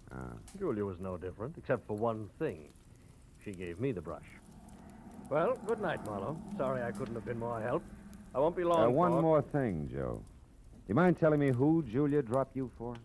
Not at all. A pretty boy, Dean Coty. Julia thought he was better looking than a mink coat. Where can I find him? Can you throw that in? Surely. Forest Grove Cemetery, Marlowe. Oh? He was burned to death in an accident at some cottage, poor boy. Well, good night, Marlowe. Pork here will walk with you as far as your car. That's real friendly. Let's go, Charlie, and no funny business. Oh, I wouldn't think of it, Pork. You got height, weight, reach, and artillery on me. Yeah, and I'll gladly use them all. That's your buggy there? Yeah, that's it. Well, it's been a nice stroll, Porky. Charming. Just so it stays that way, Charlie, remember to keep away from here, huh? Here, the dance land, and the Silver Lake spot. The Silver Lake, huh?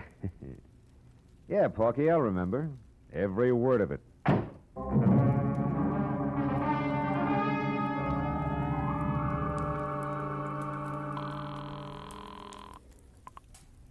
City desk. Callahan, go ahead. Marlowe again, Callahan.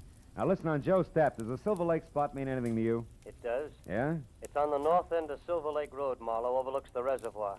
Stapp built it as a nightclub, mountain lodge style, about, 10 years ago. Uh-huh. When it didn't go, he converted it into a private home. Or I should say, a cozy place to take the cuties for that one drink. I know what you mean. Good night, Callahan.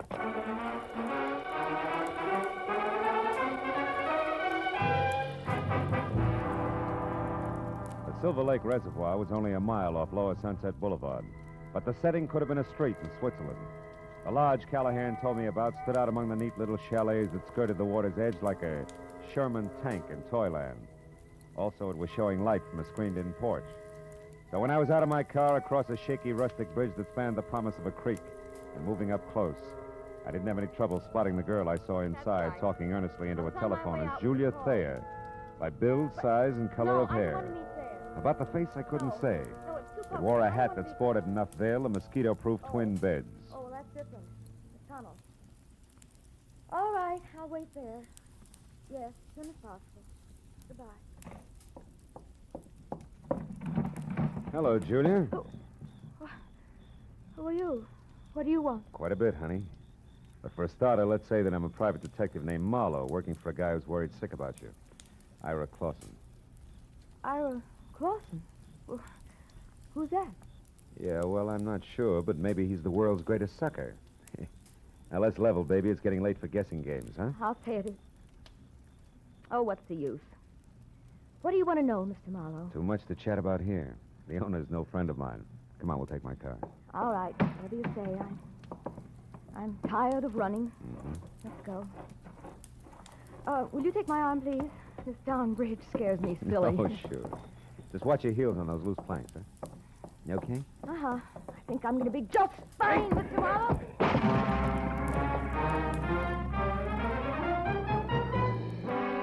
It was all the lead she needed because by the time I'd crawled out of the inch-deep, inch-wide river and was back up on the road, Julia Thayer was in her car away fast as far as Sunset Boulevard. So I went to the phone back in the lodge and got through to my client at DeWitt Arms Hotel and brought him up to date in a hurry, including the latest question mark. The tunnel? Well, of course I've heard of it, Mr. Marlowe. Matter of fact, I've been there. Why? Well, it's where Julia's heading right now. Now, what's the location of it, Ira? Ira! I'm still here, Mr. Marlowe. Yeah. You sound real different. I don't get it. What's up? Very personal business, Mr. Marlowe. You see, I'm Ira Cody, not Clausen. Dean Cody's... Brother, Mr. Marlowe. Brother who's out to get the girl responsible for his burning to death. Julia Thayer, the cheap scum. So Marlowe played patsy. Oregon, the boy-girl pitch. You made it all up. Every bit of it. Mr. Marlowe, before I needed your help. Now I don't anymore. Get lost.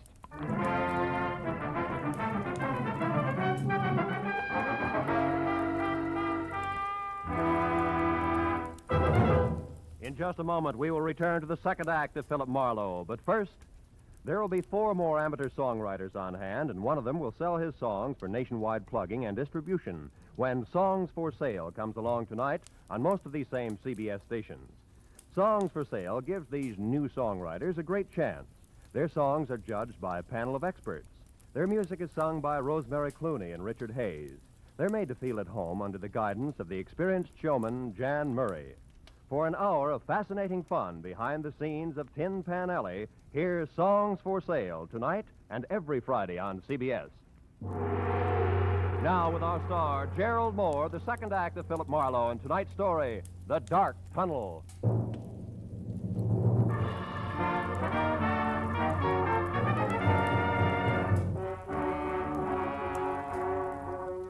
I stood there for a minute after Ira Cody hung up and tried to figure my next move, while the phone in my hand quietly buzzed sucker. A pair of haywire lives was scheduled for a smash-up, and I'd let myself get mixed up right in the middle. Now my only chance to do something about it was to find out fast what was meant by the tunnel. I started out of the place, but only got as far as the front door. You going somewheres, cutie? That rod makes you 6 feet taller, doesn't it, Porky, huh? I don't like you, Charlie. You played a dirty trick on me. Trick? What are you talking about? When I slipped and mentioned Silver Lake, it made Mr. Stapp mad at me, and I don't want Mr. Stapp mad at me. That I can understand. Now, look, you feel like talking this out? No. Oh, listen, you dumb ape. It's for your own good. Something's going to happen tonight that'll make your boss a lot madder than he is now. I'm the only one who... You're just trying to trick me again, but it won't work. Not this time. First, we lift your gun. Now, get going. We'll take your car. Walker, you're gonna hate yourself for this in the morning when Stapp finds out? I doubt it. You see, Charlie, it's his idea. Now get going.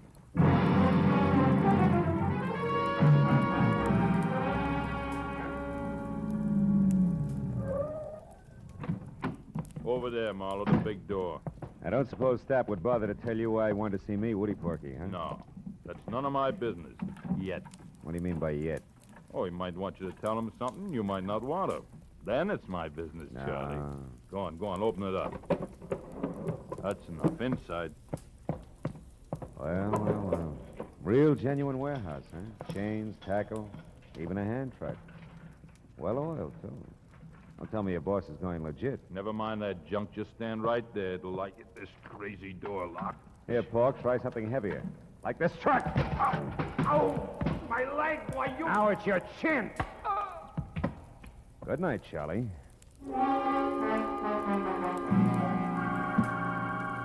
I fished my own gun out of Pork's pocket, tossed his 45 off in a dark corner, and rolled the Hulk himself out of sight behind a stack of crates. Then I went over to an elevator in the corner. On the way into the warehouse, the light I'd seen earlier from the roof was still there, so I decided to try the penthouse. I walked quietly down a thick carpeted hall to the only door. When I knocked, it was with the barrel of my .38. Come in. Well, hello, Marlowe. I've been waiting for you. A gun? Hey, how come... Pork? Pork! Save it, Joe. Oh, that dumb cluck. Yeah, big wheel like Joe Stapp ought to afford better help.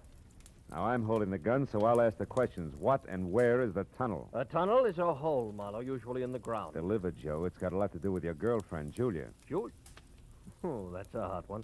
I went to all this trouble to haul you in here for the same reason. Then I'll put down the gun and let's talk. It makes me nervous. I'm not interested in your nerves. I'm interested in your talk. All right.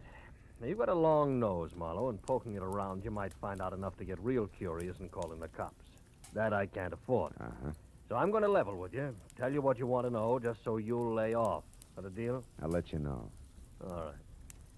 You wanted to know about Julia. Yeah. Nothing like Julia Thayer ever happened in my life before. Most beautiful thing I ever saw. Sweet and soft, made me ashamed of myself. Somehow I don't hear violins. Marlowe, I'd have done anything Julia asked me to. And all she ever asked of me was to give her up. For Dean Cody? Yeah, Dean Cody. Young physique. It wasn't all wasteland like this. A handsome face that of a boiled lobster like mine is.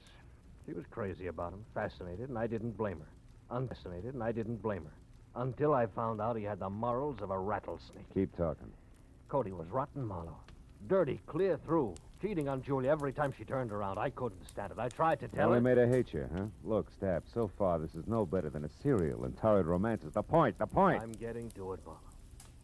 One night I thought I could convince her, because Cody had a date with Faye Patillo. I don't have to tell you, she was the lowest thing in town. They were going to a spot up on Lookout Mountain, so I told Julia. She went up there and waited. They showed, all right. Both loaded. She saw him take that dive off that hairpin turn. When she got down to him, they were both dead. Wait a minute. You told me Dean Cody was burned in the cottage. Sure.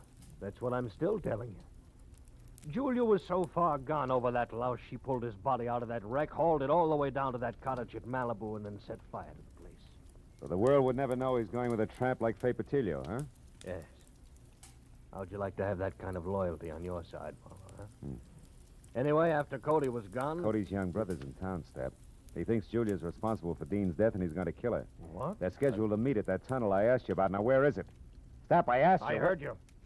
Tunnel's an old abandoned underpass in back of the New Blossom. But we're not going there, Marlowe. We're going to sit tight and let it play as is. Are you nuts? Not anymore. Julia was out of her head that night. Something went wrong when she started that fire. She got caught in it herself, Marlowe. You mean she was burned? Yeah. Her face. It's bad. She'll never be right again, no matter how much plastic surgery. Yeah, but there's no reason to let her be murdered. That's a matter of definition. You see, Julia's still in love with the memory of Dean Cody, Marlowe, so we'll just forget it and let it play itself out. We'll forget nothing. I got the gun, Stapp. But you're gonna drop it, aren't you? Otherwise, I'll have to drop you. Oh, fine. I remember you, Austin Link, Knuckles in an alley. Drop it. That's right, Nosy. What's the word, Joe? Get him out of here, Link. Get him out of my sight. I don't care where you go. Come on, Slick. Let's go. Just sit on him for a few hours. We'll talk it over then.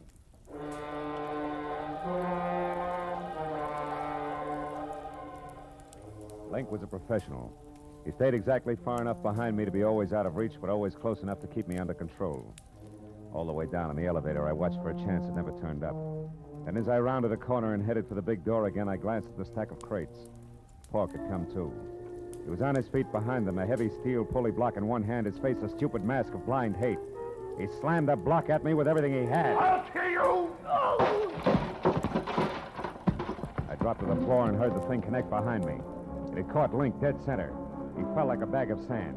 Before Pork realized what had happened, I charged the stack of crates, threw my shoulder against it, made it to the door and out in one dash. My car was sitting where I'd left it. I heaved a sigh of relief and piled in.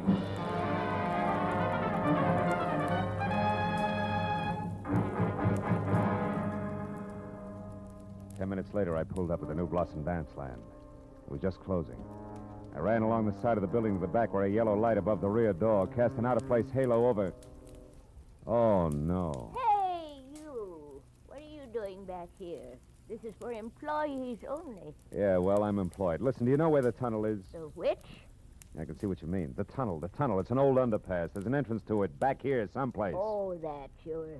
See the light over there? Yeah. And that little cement house? Yeah, yeah. Well, that's it. Steps lead down inside. But why? Nobody ever uses that anymore. Well, I tell you, I got a date in there with a couple of screwballs. Oh, well, you'll be right at home. Good night, dearie. A baker's dozen steps led down into the thick darkness littered with newspapers, weeds, and wine bottles, all long dead. As I eased down inside, I heard voices, low and tense, amplified by the rolling, hollow echo in the tunnel. At least I'd made it in time. When I got to the bottom, I could see the two of them silhouetted against the dim glow at the far end. I pressed my back against the wall, thought about my empty shoulder holster, and moved toward them. And you killed him, didn't you? You're making a mistake, Ira. A terrible mistake. No, you killed him, all right. You and that beautiful face of yours that he couldn't resist. Why are you hiding it behind a veil? You used to be so proud of it. You killed Dean just the same as if you'd shot him. But you're not getting away with it, Julia. I'm going to square it up for him right now. Ira! What? Marlowe, how did you find this place? I found plenty beside that, Ira. Give me that gun. No, you're not going to stop me. Even if you shoot, I'll kill her first. I don't have a gun, Ira, but I got facts. Before you shoot anybody, you better listen. Julia wasn't responsible for Dean's death. He was. Everything she's done since then has been to protect what little good there was left of his crummy reputation. You're a liar. I can prove it. Dean went bad, Ira, all bad. He was a low, double-crossing cheat. You're lying, you're lying! The night he died, he was two-timing Julia. But in spite of that, she risked everything to move his body from a smashed-up car. So nobody would ever find out what really happened to him. It's true, Ira. Stop it! You liars, both of you! I won't let you say things like that about my brother. You don't care if he's dead, Julia. You'll do all right. You've got the kind of beauty all the men go for. And you, Marlowe... Shut up, you crazy punk. Stay back. Admit you're a liar, Marlowe. Admit it or I'll kill you. I swear I'll kill you along with Julia. You'll be doing me a favor. You haven't seen my face lately, have you, Ira? I never want to see it. I think you better, kid. Got a match, Marlowe? Sure. Here. Look, Ira. You can't be Julia. I was burned, Ira. It happened to me when I tried to hide the kind of rotten trash that Dean had been mixed up with. And the only reason she did it was because she loved him, maybe more than you did. Now, come on, kid, let's have that gun. You don't want to kill anybody. No. I don't want to kill anybody. Julia, I'm sorry. Ira! Let him go, Julia. The hard part's over now. He'll be all right. I'll look in on him after a while just to be sure. But, what about you, huh? What about me? I'll be okay, Marlowe. After I've done some thinking. This shock, I think it's what I needed. Goodbye. It's a dark tunnel, honey. Think you can find your way out alone? Yeah? Yeah, I'll find a way out alone. One of these days.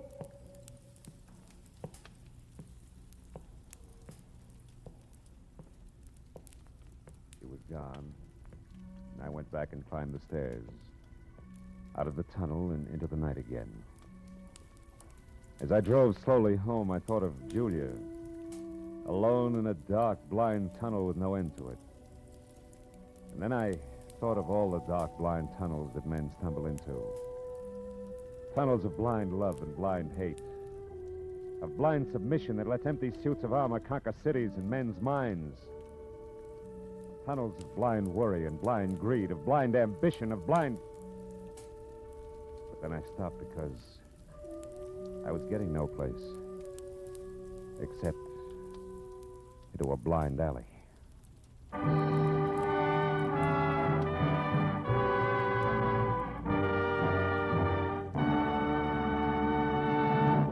The Adventures of Philip Marlowe, bringing you Raymond Chandler's most famous character, star Gerald Moore, are produced and directed by Richard Sanville and written for radio by Robert Mitchell and Gene Levitt. Featured in the cast were Lorene Tuttle, Bob Sweeney, Paul Dubov, David Ellis, Barney Phillips, and Larry Dobkin. The special music is composed and conducted by Richard Arant. Be sure and be with us again next week when Philip Marlowe says... This time, Greed in a green suede dress, a diehard from Dixie and a cuckoo coin collector, added up to violent death for two, and all over $50 in Confederate money.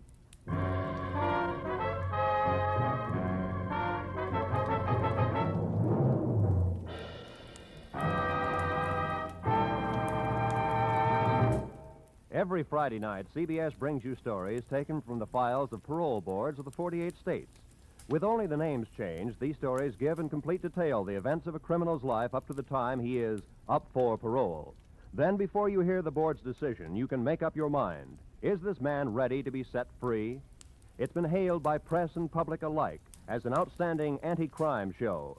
And you can hear it now by staying tuned, because Up for Parole follows immediately on most of these same CBS stations. Roy Rowan speaking. This is CBS, where you play Sing It Again every Saturday night, the Columbia Broadcasting System.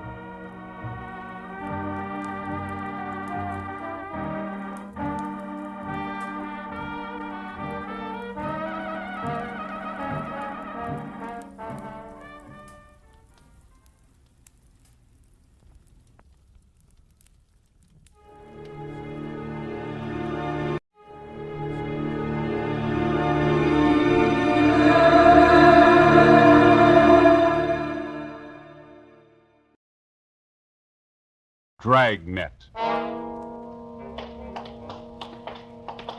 It was Saturday, November 23rd. It was warm in Los Angeles. We were working the night watch out of homicide detail.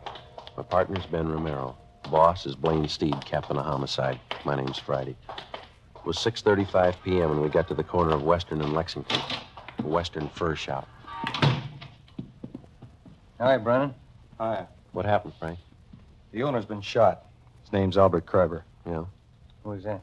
Mrs. Kreiber. Haven't been able to get anything out of her. Where's the body? In the back. Munkers is back there. Did you call the lab? Yeah. Jones on his way. Photographer and fingerprint men with him. All right, let's take a look. Nothing seems to be messed up. Back room is. It was a small shop. A couple of fur coats on dummies on one side of the store, and on the other, a tall glass case holding about 15 more. Mrs. Kreiber sat on a straight-back chair staring at the floor. We went through the curtains into the back room of the store. Sprawled out on the floor at the far end of the room was the body of a man. He had a fur coat gripped in one hand. Sergeant Moncrief from Hollywood Division was standing by. What do you figure, Mom? Looks like a couple of hours. Did you call the coroner? Yeah. How long you been here, Monk? Just a couple of minutes. You think Miss Kreiber moved anything here? I don't think so. She was sitting in that chair when we got here. I don't think she's moved except to call in. Did she put in a call? Yeah. Empty shells on the floor. You got a pencil? Yeah.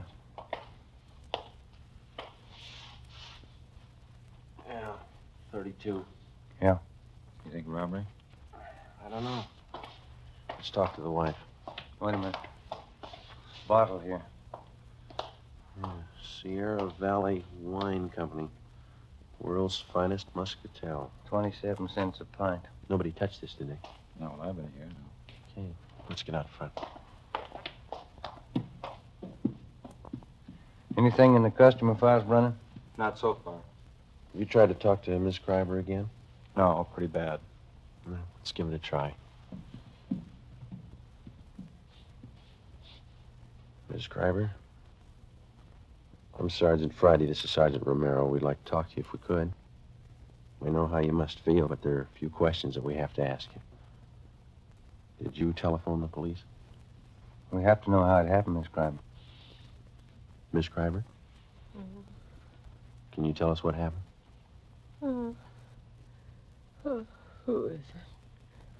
What do you want? We're police officers. Oh, Albert. Albert's dead. Albert! Albert! Someone call the police? Miss Schreiber, we are the police. My husband's been murdered. He's dead. Albert. We better leave her.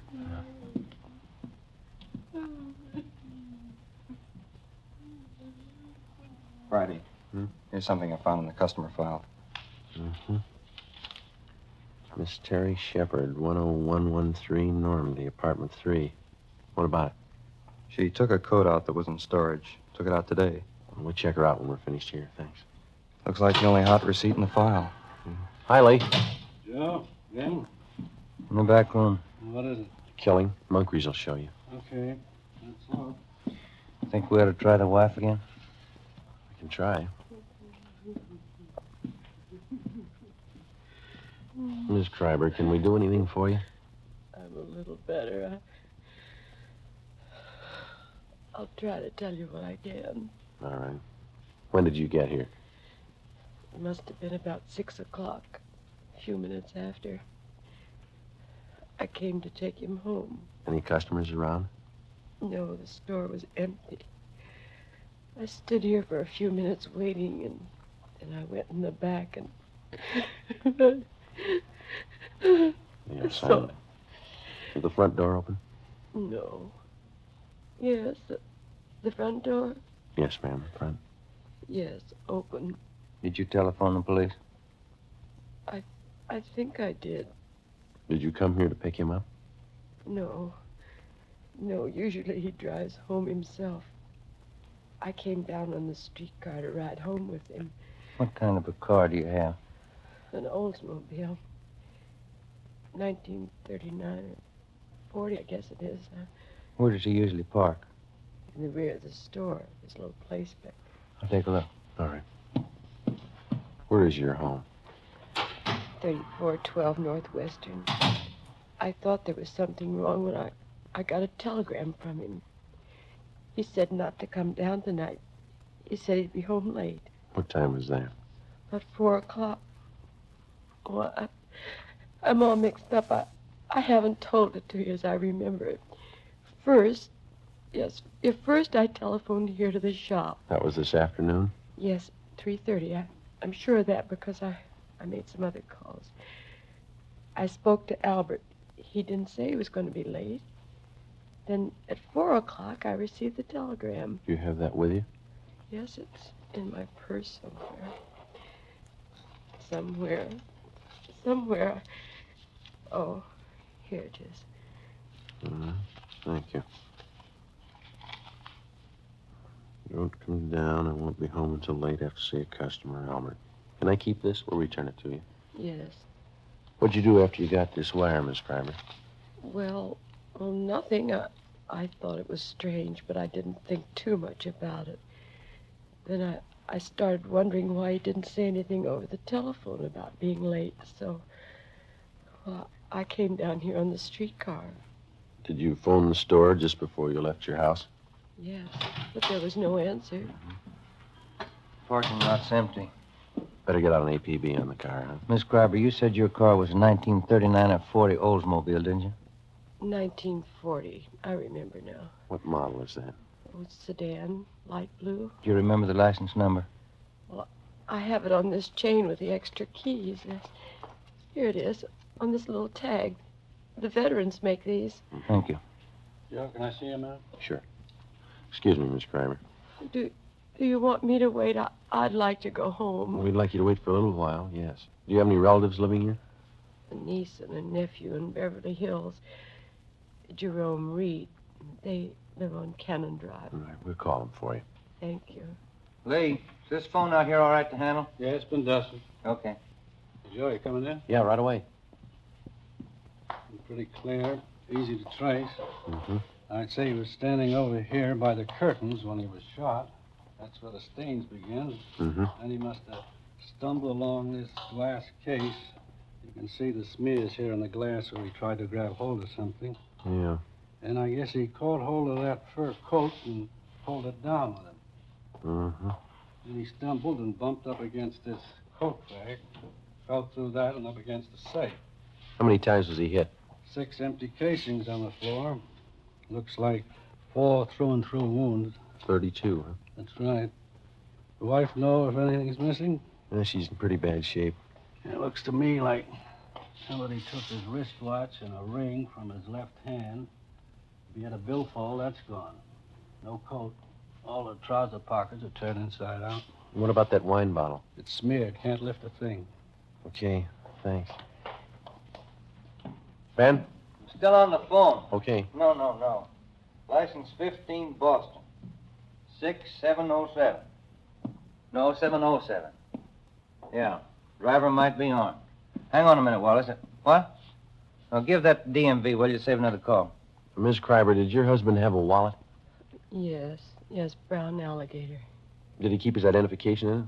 Yes. Did he carry much cash? No, just a few dollars. He was always afraid of holdups. Thank you. You want to give that to him, Ben? Yeah, okay. Hey, Wallace, suspect might have a brown alligator wallet with identification cards of Albert Kreiber. Yeah, that's C-R-I-B, Boston, B, Boston, E-R. 3412 Northwestern Avenue. Yeah. Yeah, okay. Yeah, bye. Joe? Might be something here. Yeah, Monk? Invoice from a Far North Fur Company. 3 mink coats delivered here today. I looked all around. I only found 2, 1 missing. Did you find a sales slip for the other one? No. Miss Kreiber, would you come over here, please? Yes. Where are they, Monk? Over here. All right. Over this way. Well, these are mink coats here, aren't they? Yes, it's wild mink. Albert told me he ordered them. Yes, ma'am. We found the invoice. He ordered 3. There are only 2 here. Do you know anything about any of his customers? No, I don't. I never met any of them. Oh, I remember now. Just the night before last, he called someone from home. Told her he'd have some minks in today and she could come in and look them over. Do you know who that was? I didn't hear any name. Miss Kreiber, do you have any idea who might have wanted to shoot your husband? No, none at all. He was friendly with everyone. Everybody liked Albert. He didn't run around. He was either working or at home. Did he drink? Not at all. No, I mean beer, a little wine maybe? No, he never touched anything. All right, thank you. Brennan, will you see that Miss Kreiber gets to her nephews? Right away. Thank you. Might as well go, Ben. Yeah. We can talk to some of the neighbors. 6 shots fired. Wonder why nobody heard him. Pretty heavy traffic outside, huh? Somebody wanted a mink coat pretty bad. Coat like that costs quite a bit, doesn't it? This one's going to come a little high, yeah.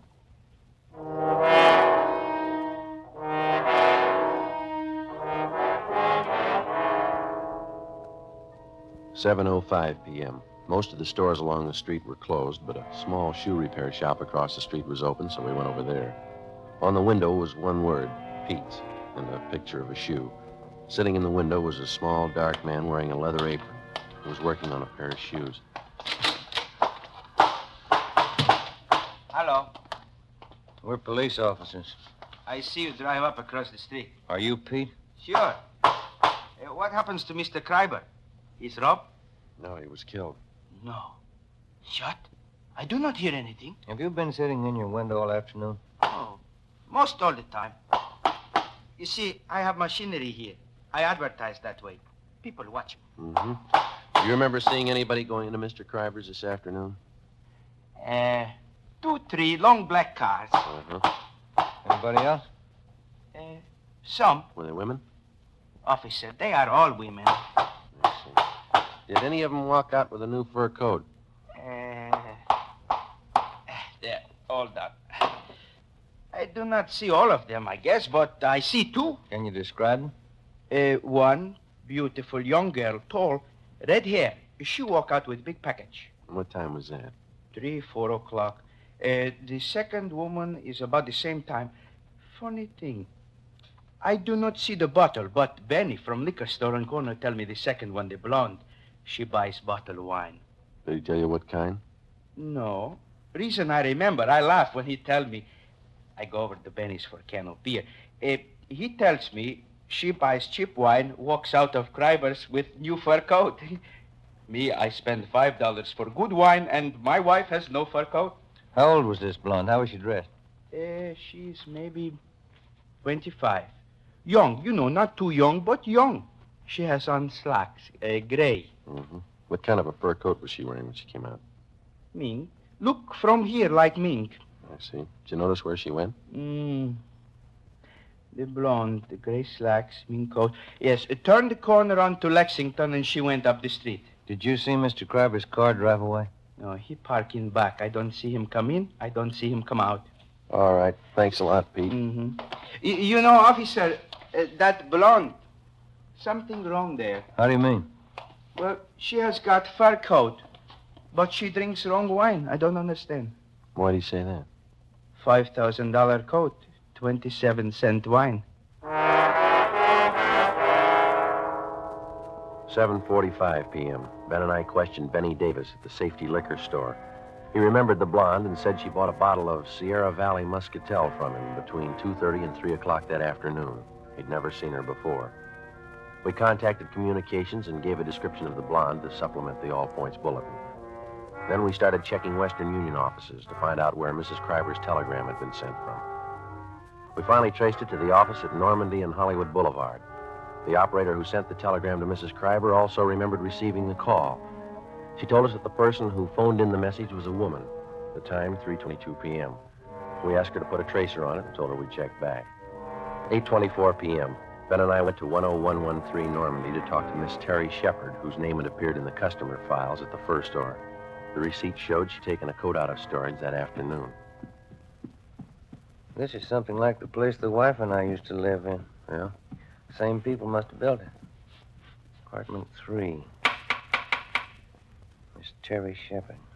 All right, come in. The door's open. Find yourself a seat, Fred. I'll be with you in a minute. Police officers, Miss Shepard. Oh? What's wrong? We'd like to talk to you. What about? Wonder if you could come out here, please. Well, I just got out of the shower. You'll have to wait a minute. Yeah? Yeah, this place has got the same floor plan as mine. Yeah. Kind of small, isn't it? Not too bad. Wonder what rent she pays. You don't mind if I wear this tubing, do you? My hair's wet. It's all right. We're sorry to bother you. What can I do for you? You got a fur coat, Miss Shepard? Yeah, sure. Wonder if we could see it, please. Sure, but I don't think it'll thrill you. It's only muskrat. I bought it in Pittsburgh. Where is it, in the closet? Yeah. I'll get it. It's down the hallway, first door on the right. I think I know where it is. What's this all about, Lieutenant? What time were you at the Western Fur Shop today? Oh, I'd say 3 o'clock. Why? What'd you do while you were down there? I got my coat out of hock. I had it there during the warm weather. Paid the man, signed something, and he put the coat in a box, and I took it. Mm-hmm. Do you know Mr. Kreiber down there, the man that owns the store? You got me. The man was about 50. His hair was a little gray. I hardly even looked at him. This is the only fur coat, Joe. Could have passed for mink when I first bought it. It's pretty sad now, isn't it? Not me. I'll give that closet a last check. All right. What happened? Did somebody steal a coat? Was anybody else in the store while you were there? Yeah. Yeah, there was another girl there. What was she doing? Nothing, just sitting. Do you remember how she was dressed? Oh, she was wearing a gray suit. Slacks. Blonde. Her face wasn't much, but she had a neat little figure. Do you remember anything else about her? Well, I didn't pay that much attention. Anything else in there, Ben? Not a thing, Joe. Maybe I'd better take this towel off my head. It doesn't look so hot when it's wet, but it's natural. It's natural red. Yeah. Is there anything else that you might be able to tell us? I think that's about all. I gave the man my claim check and the money. And he got the coat and put it in a box and gave me a receipt. Nothing else? No. Well, when I got the receipt, I saw the blonde walk over and pick up the telephone. I was just leaving then. Did you hear any of the conversation? She asked for Western Union.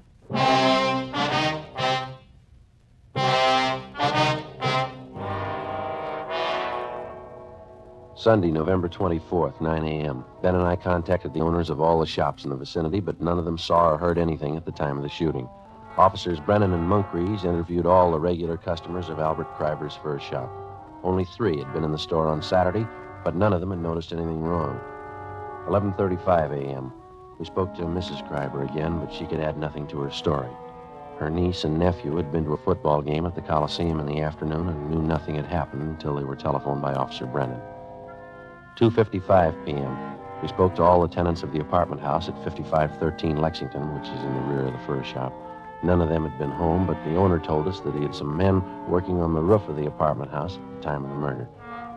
Through the owner of the Durable Roof Company, we traced the 2 men who had been working on the roof, and they told us that about 4 o'clock they had seen a blonde in gray slacks enter the parking space in the rear of Kreiber's fur store. They whistled at her, but she paid no attention to them. She got into an Oldsmobile and drove east on Lexington. 7 p.m. We checked in at the office and got word that Albert Kreiber's car had been located in a parking lot at Vermont and 8th. We drove down to the location and talked to the parking lot attendant. Well, the car must have come in sometime last night. It probably came in the back way, because I don't remember it coming in, and it doesn't have our lot tag on it. Did you work all last night? No, I finished at midnight and started at 10 this morning. I kept waiting for somebody to claim this thing, and after supper, I figured it might be stolen, so I phoned the police. It's been sitting here all that time. Are there any keys in it? No, sir. There weren't last night either. Have you ever seen this particular car before? No, sir. Have you ever seen a blonde woman about 25 wearing gray slacks? You mean hanging around here? Yeah, or in the neighborhood. Yeah, but not today or yesterday. You remember one? Well, yes, sir. Does she drink a lot? Maybe. Well, there's one that hangs out in these bars around here. Once in a while, she comes in the lot, but not lately. When did you see her last? Oh, a couple of weeks ago. Was she with anyone? Yeah, but I don't remember him. I've seen her with a lot of different guys. Does she hang around with anybody in particular? Yeah, her husband.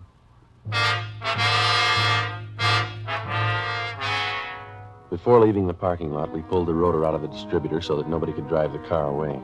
8:12 p.m. We called homicide and asked for more men to canvass the bars in the neighborhood. Ben and I staked out on the car. We sat in our car across the bars in the neighborhood. Ben and I staked out on the car.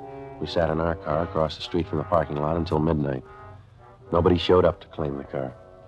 The streets were almost empty. Our only chance was that the blonde lived in the neighborhood or was in a bar and would sooner or later try to claim the car. 1:53 a.m. What rent do you suppose that Shepherd girl pays? You got me. 75? I don't know. I bet I pay more than she does. Is that Moncrief's? Yeah. Hi, Monk. Hi. Let's take a look up the street. See that couple? Where? Coming this way. Blonde, gray slacks, fur coat.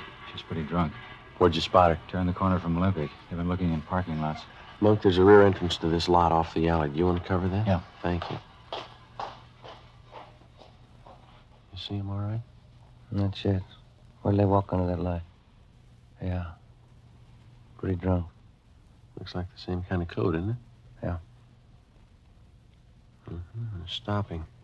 Looking for another parking lot, I guess. Sierra Valley Wine, world's finest muscatel. And going into the parking lot. She's not carrying a purse. Those coats don't have pockets big enough for a .32 automatic. That stuff sure gets people. All right, let's go. We're getting in Kreiber's car. Look, you can't even find the door. She's helping us. You take the other side of the car, will you? Yeah. Stop pushing me.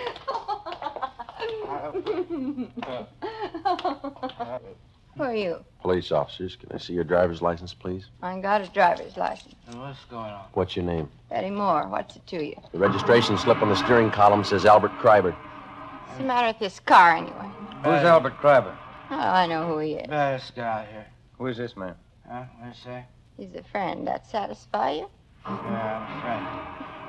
What's the matter with this thing? Take a look in the glove compartment, Ben. Okay. Come on, honey. Let's get going, huh?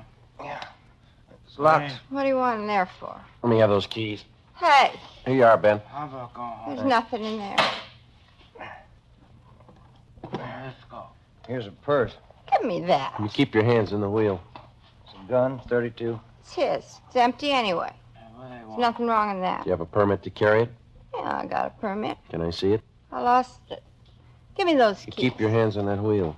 Here's a wallet, identification cards, Albert Kreiber. Where'd you get these? I don't know. A man's watch, Albert Kreiber engraved on the back. Who's Albert I Kreiber? don't know, I told you. All right, let's get out of the car. Hey, let me push it. Why didn't that car start? All right, come on. Stand up. You get over there. Where'd you get the fur coat? I bought it. Where? I don't know. Joe, look at her slacks. Wine stains. I spilled wine on them. What kind of wine? Muscatel. Muscatel isn't a red wine, it's a white wine. Who's Albert Kreiber? I don't know. This is his wallet. This is his car. Where'd you get him? I don't know. I don't know. This the gun you shot him with? This the gun you shot him with? I was going out with him. He said he'd give me a fur coat. He promised me a watch, and he never gave me one. And then we sent a telegram to his wife and everything. Said he'd give me a fur coat and take me out. He backed out on me. So you shot him. Sure I did. He promised me the coat. He said I could have any coat in the shop. He promised me.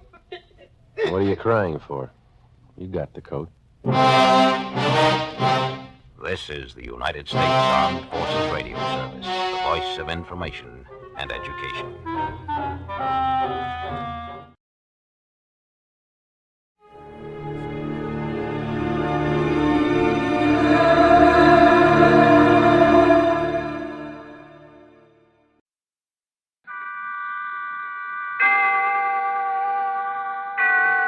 Autolite and its 96,000 dealers bring you Miss Linda Darnell in tonight's presentation of Suspense.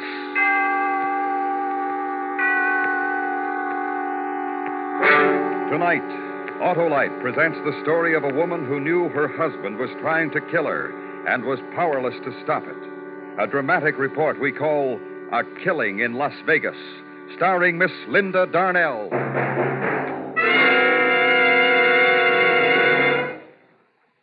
Hi, Hap. Oh, hello, Harlow. Boy, you really gave me a powerful start. Just like the powerful starts you can be sure of getting from your Autolite Stay Full battery, Hap.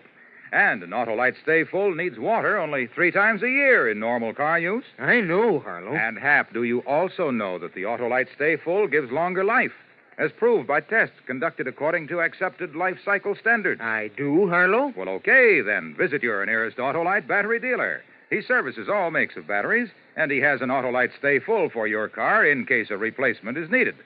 To quickly learn his location, just phone Western Union by number. And ask for me, Operator 25. I'll gladly tell you the name of your nearest Autolite battery dealer. Where you can get an Autolite Stay Full, the battery that needs water only 3 times a year in normal car use. And remember, from bumper to tail light, you're always right with Autolite. And now, with A Killing in Las Vegas and the performance of Miss Linda Darnell, Autolite hopes once again to keep you in suspense.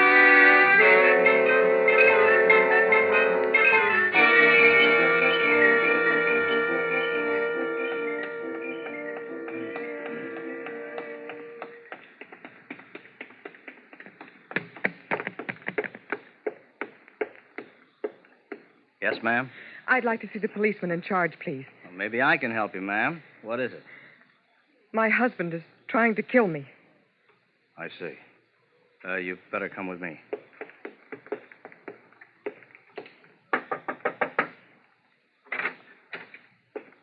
Oh, Hank, I think you better talk with this lady. Oh, yes, ma'am. Come in. Now, have a seat. Thank you. Now, what is it you wanted to see me about, Miss... Mrs. Evans. Dixie Evans.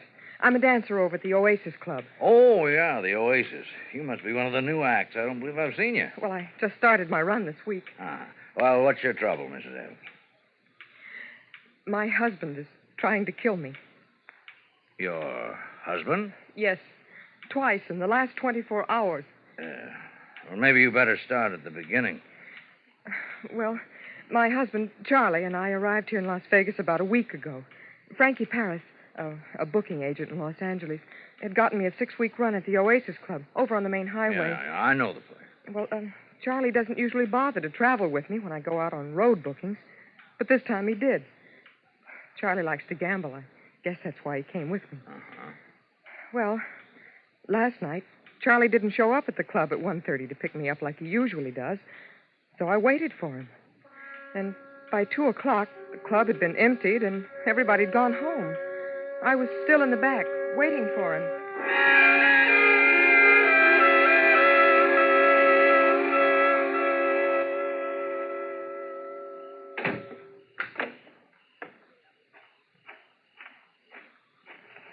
Who is...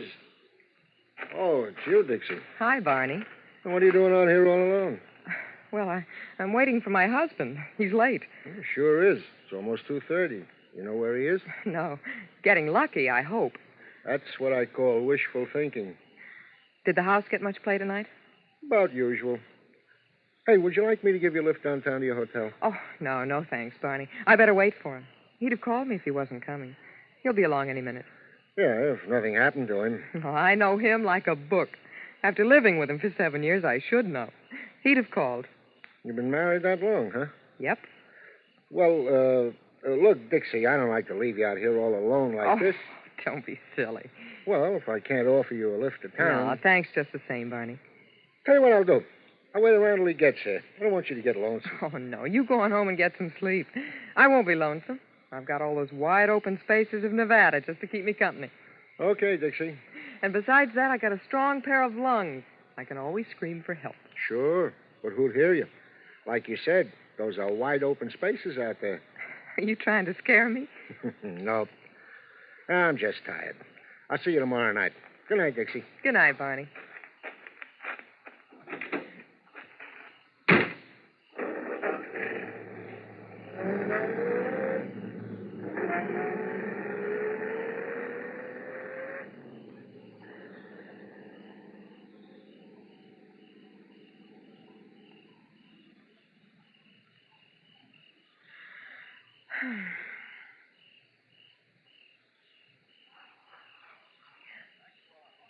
Who? Charlie? Charlie? That you? Who is it? Charlie?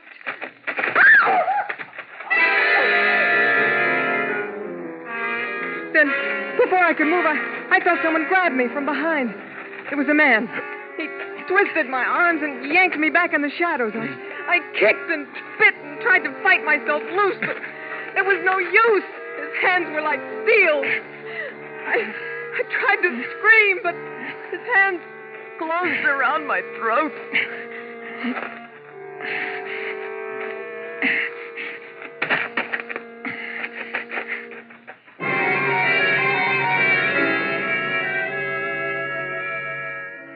When I came to, I was lying on the gravel back of the club. It was still dark. I took a deep breath, and my lungs felt as if they were going to burst, and my throat ached. I staggered to my feet and ran around in front of the club onto the main highway. It wasn't long before a passing cab picked me up and took me back downtown to the hotel. When I let myself into the room, Charlie was in bed. I sat down and started to cry. He got up, came over, and put his arms around me. That's when I should have known. When he put his arms around me. Look, Dixie, baby, come on, get hold of yourself now. Come on, take hold, honey. You're shaking like a leaf. What is it? Oh, Charlie, it was terrible. Someone tried to kill me. Oh, baby. Oh, Charlie. Look, will you Stop crying long enough to tell me what you're talking about. Someone tried to kill you? Yes. Where? In back of the club, the Oasis. I was waiting for you, and he... Didn't you get my telephone message? Message? Yeah, I left a message for you. Well, no. Oh. Well, what happened? Well, I was back there waiting for you. I heard a noise, and first I thought it was you. I called your name, and then this man rushed up behind me, grabbed me around the throat, and Did you see what he looked like?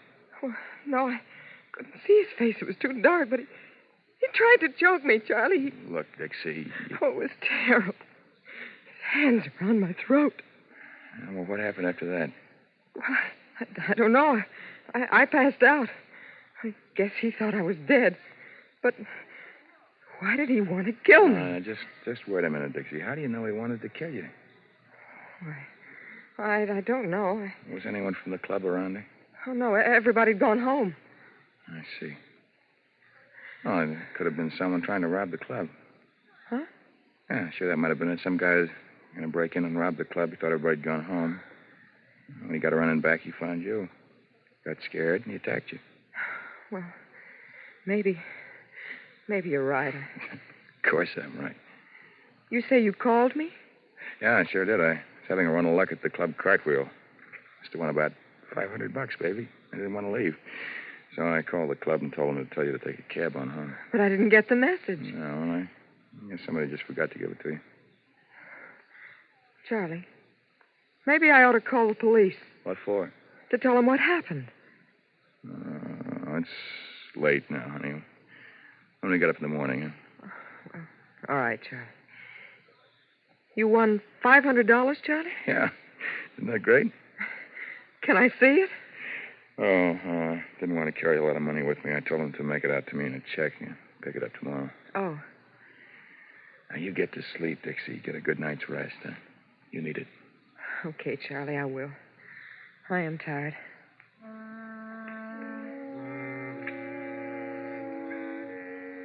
I had a very restless night. I didn't get much sleep. But the next morning, the more I thought about what Charlie had said, the more I began to believe that maybe he was right. Maybe it had been somebody just wanting to rob the club. We got up late and had lunch at one of the restaurants along 5th Street, then played some bingo at the Palace.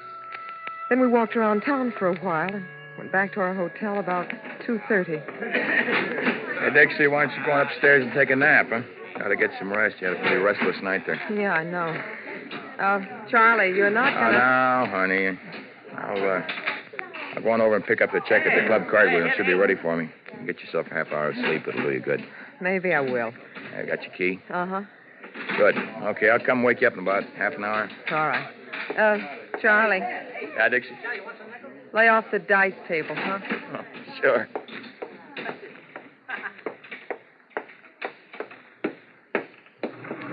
Yes, ma'am?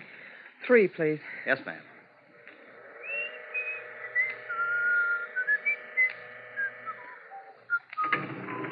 Three out.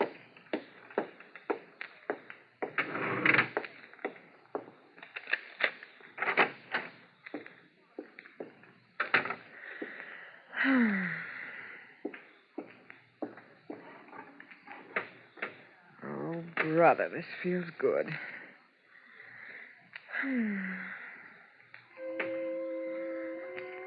I didn't even bother to take my clothes off.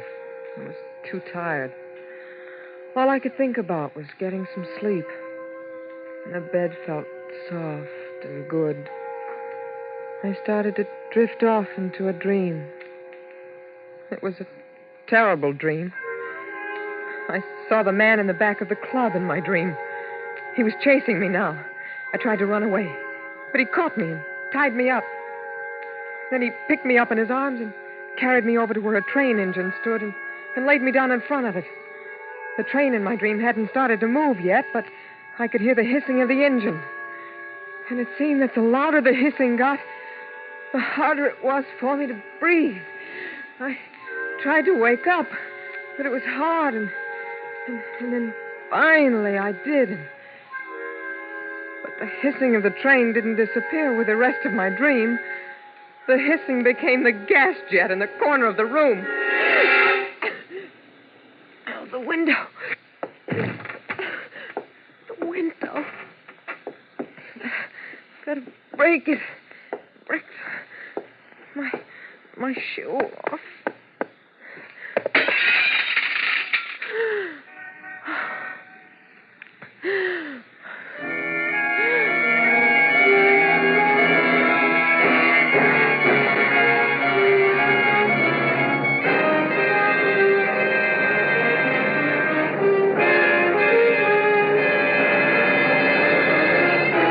Autolite is bringing you Miss Linda Darnell in A Killing in Las Vegas. Tonight's production in radio's outstanding theater of thrills, Suspense.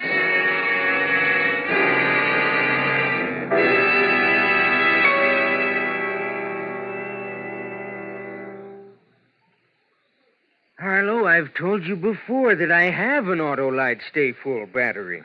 What do you think of it, Hap? Oh, it's great. It's grand. It's magnificent. And it's protected, too.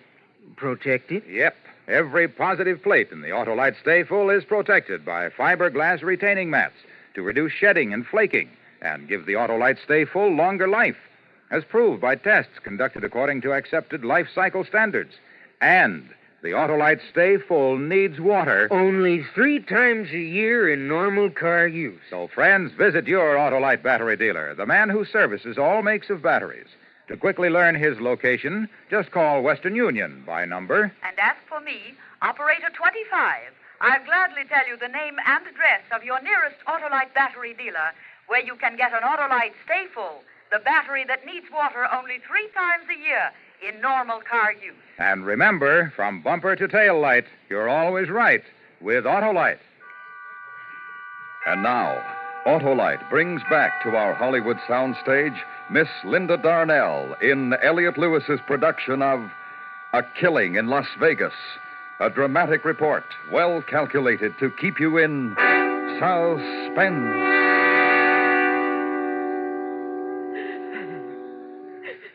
All right, Mrs. Evans. Just try to finish your story if you can. You say you tried to break the window with your shoe. Yes. It finally broke, and I got some fresh air. And this was how long ago? About an hour. Then what happened after you were able to revive yourself? Well, I was scared. I asked myself, what have I done so bad that someone wants to kill me for it? Because now I believe that someone was trying to kill me. I tried to get hold of Charlie, my husband, to tell him to come back to the hotel right away.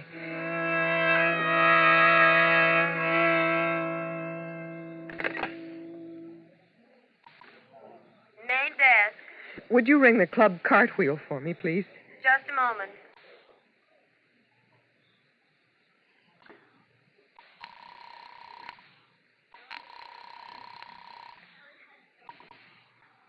Club Cartwheel. Julio Cole speaking. My name is Evans, Mrs. Dixie Evans. My husband was coming in to pick up a check. Can you tell me if he's still there? Pick up a check? What's he do, work here? No, he came in there last night. He had a run of luck, and he said he told you to make out a check for him. What was that name again? Evans? Yes, Charles Evans. Just a second. Hey, does anybody know anything about a check for Evans? No. You mean he hasn't picked it up yet? No record of a check waiting for him. But he told me. Yeah, lady, sure. He told you. I'm sorry I bothered you. No bother at all.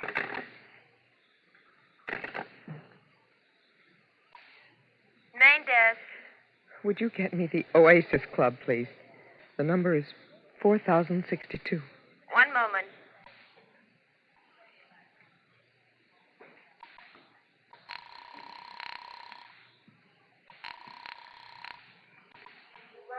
Oasis Club. This is Dixie Evans. I was wondering if there were any messages left there for me last night. Oh, wait a minute. I'll look. Not a one, Mrs. Evans. Thank you.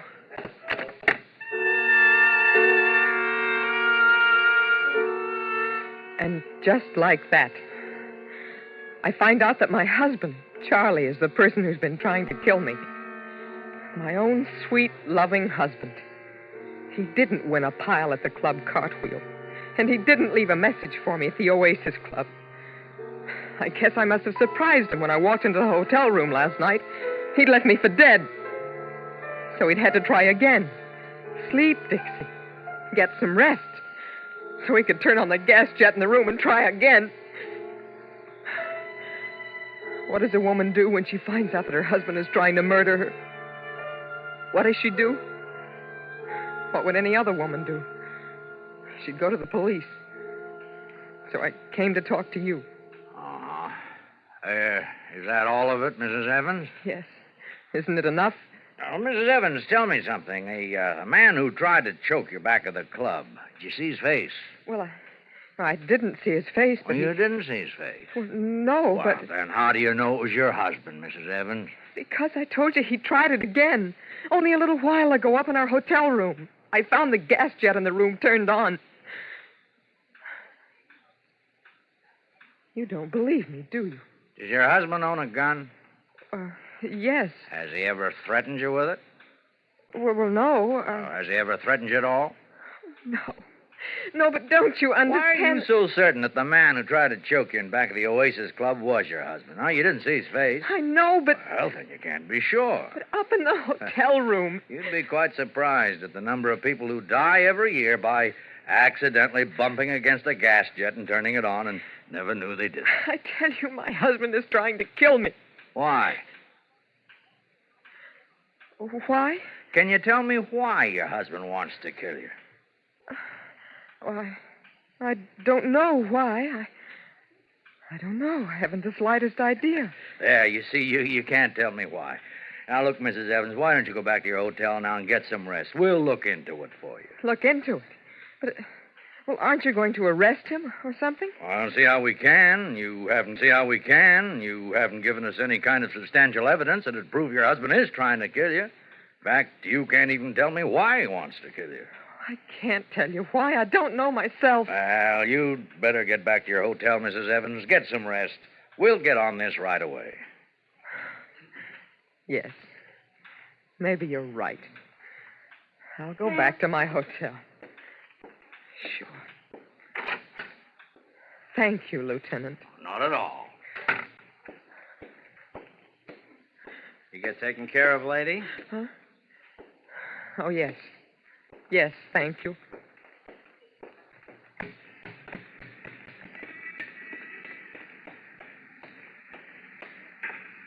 Dixie? Charlie. Hello, Dixie. Now get in the car, my dancing wife. I've come to take you home.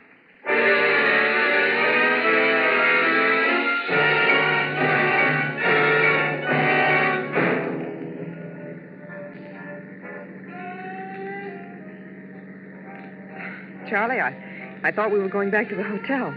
This isn't the way. What are we doing on the highway? Charlie, what's the matter? What's wrong? Oh, don't turn the radio louder, Charlie. I want to talk to you. Charlie, you're mad at me, aren't you? What have I done that's made you mad? Oh, Charlie, take me back to our hotel. Let's get home. I want to go home. I don't want to go for a ride. I'm tired now. I'm awfully tired, Charlie. Please don't turn it louder. It makes my head hurt. Please, Charlie. Charlie, don't I mean anything to you anymore? What is it? What are you mad at me about? Is it the divorce, Charlie? I don't want to hear you talk. That's it, isn't it? That's what you're mad at me about, the divorce. But I can't give it to you, Charlie. I can't. Look, it doesn't matter anymore. She's married now. She wouldn't wait any longer. So yesterday she got married. Oh, Charlie. I didn't know meant so much to you. I only tried to do what I thought was best for the both of us. We're not getting any younger, and when two people were married for as long as we were married, I thought maybe we should try to make something of it. You thought that. What about me? You? How about what I thought? Oh, you're right, Charlie. But you can't kill me now. Why can't I? I told the police. You told them what? That you were trying to kill me. That it was you in back of the club. That you turned on the gas jet. Oh, no. You can't kill me, Charlie. They'll pick you up in a minute. Okay, Dixie. Shall we go back to the hotel now? Okay, Dixie.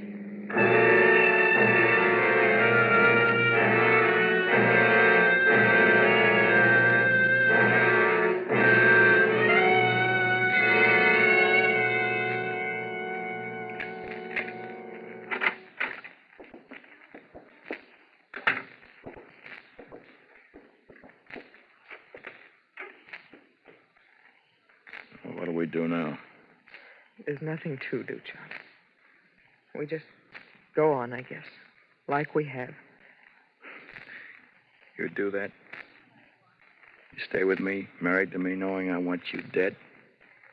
I have to, Charlie. Because I won't give you a divorce. Well, like chess, Dixie, we're stalemated, aren't we? Looks that way. You know how much I hate you. Now I know. Up to now, it's been a game of cat and mouse. You were the mouse and I was the cat, ready for the kill. But you tricked me, my pretty wife. You must feel pretty proud. But look, the game's going to change, Dixie. Work hard. You make lots of money because I'm going to spend it all. Charlie. Have I been a good husband to you, Dixie? And think back. Remember all the soft, sweet things that we ever held between us. Think about them, because those soft, sweet things will become just a memory. From now on, I'm going to make life hard for you, Dixie, and I'm going to make it so hard for you, you'll wish that I had killed you. I'm tired, Charlie. I'm going to try to get some rest. Yeah. Get some rest.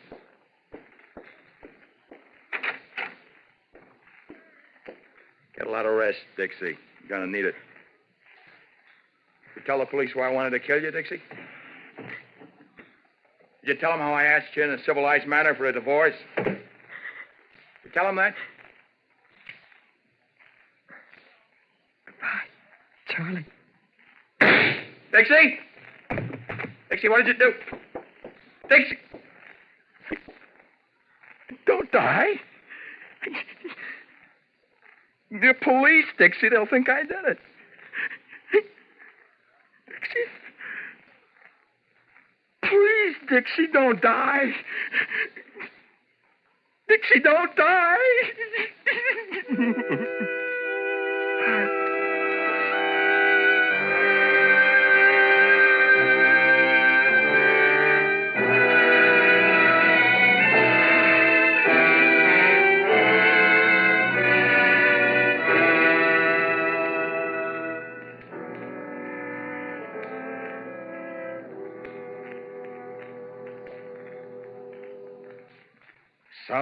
Suspense.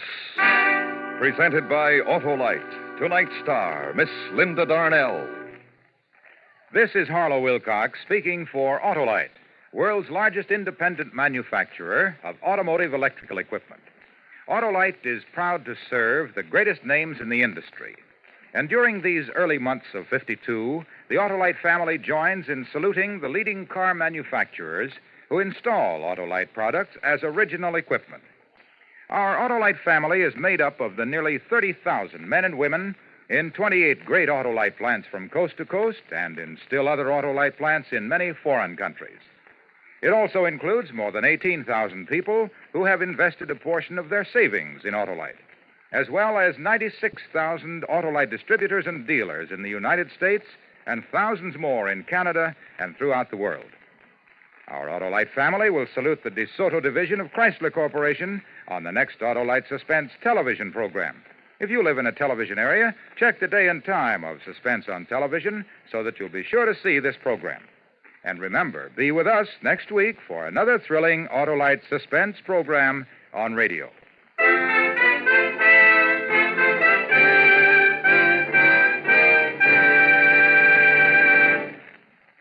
Next week on Suspense, our star will be Mr. Herbert Marshall in a radio dramatization of the true story of the 39 Steps.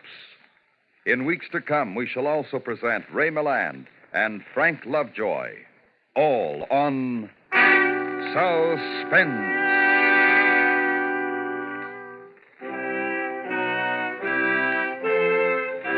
Suspense is produced and directed by Elliot Lewis, with music composed by Lucien Morawick and conducted by Lud Gluskin. A Killing in Las Vegas was written for Suspense by Richard George Pedicini. In tonight's story, Lamont Johnson was heard as Charlie and Joseph Kearns as the lieutenant. Featured in the cast were Jerry Hausner, Charles Calvert, Eve McVeigh, and Jim Nusser. Linda Darnell will soon be seen in David E. Rose's production of Saturday Island. And remember, next week on Suspense, Mr. Herbert Marshall in The 39 Steps. Did you know that more than 7 million American men, women, and children are victims of crippling arthritis? Help prevent this waste of human happiness and power. Give today to the Arthritis and Rheumatism Foundation, care of your local postmaster. This is the CBS Radio Network.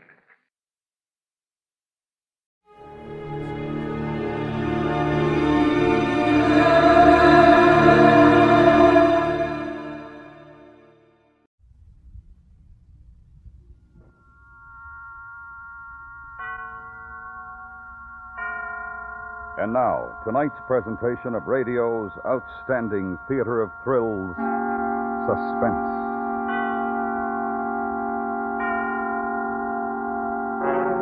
Tonight, the story of a man's search for the murderer of his brother. We call it A Killing in Abilene. So now, starring Parley Bear, here is tonight's suspense play, A Killing in Abilene.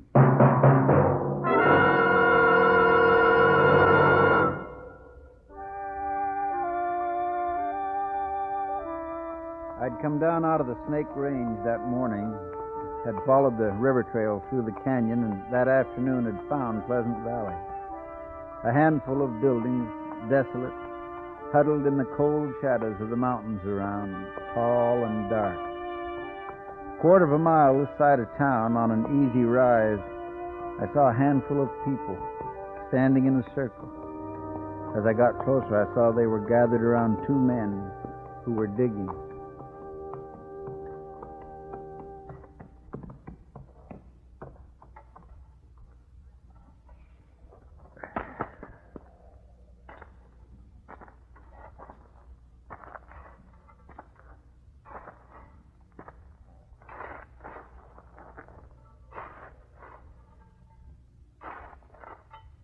Hold up a minute. What's the matter? I hit something.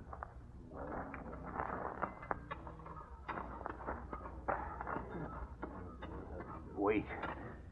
Better go slow. Dig around this side.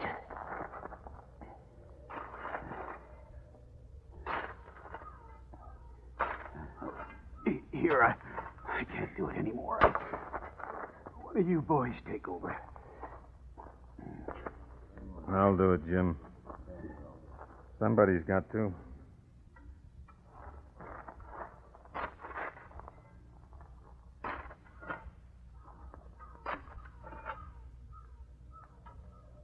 It's him, all right.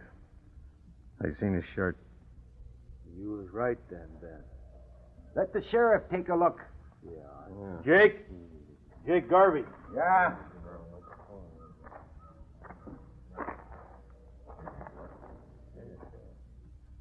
That's him. That's Fred Costin, all right. Fred!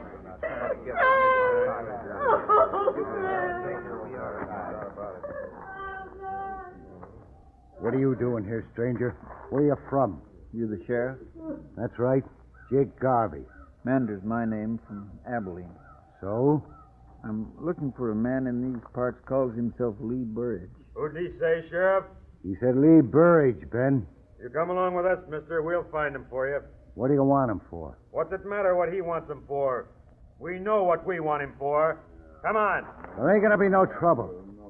I'm the law in Pleasant Valley. I'll do what we say. With Fred Costin laying cold and his widow weeping, that's trouble enough. We elected you, Sheriff Jake. We can unelect you. Like Ben said, it was Burridge killed him, and you know it.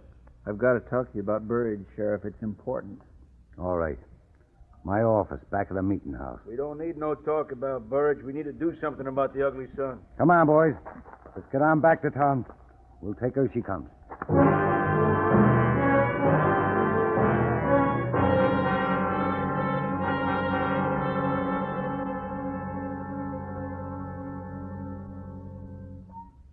Smoke? No, thanks.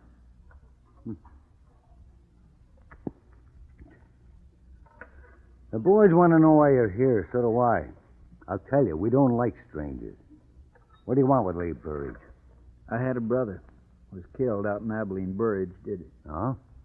Him and another one drove a herd into the railroad. Burridge got drunk and killed my brother.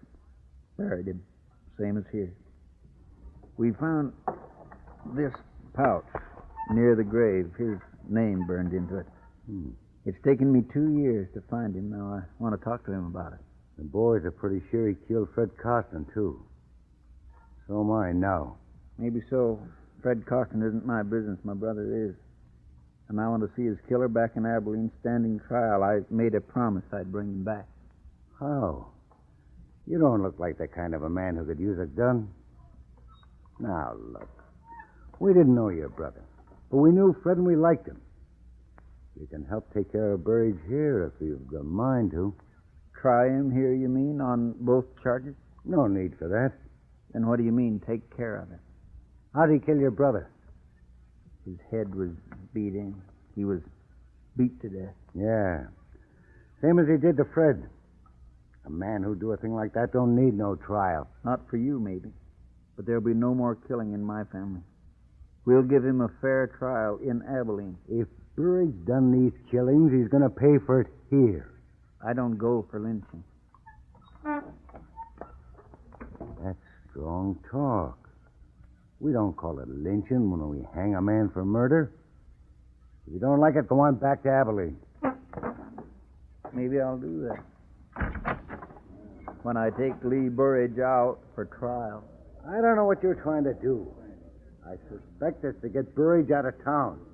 If I'm right, you're heading into a lot of trouble.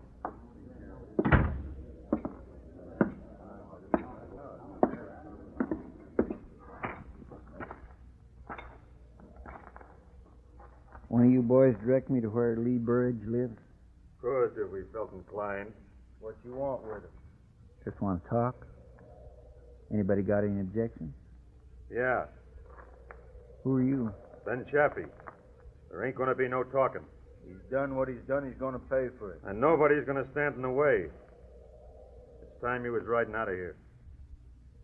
And if I don't? Then I'll help you. Climb off, Ben. We don't need no private wars here. Huh. Where does he live? Come on, boys.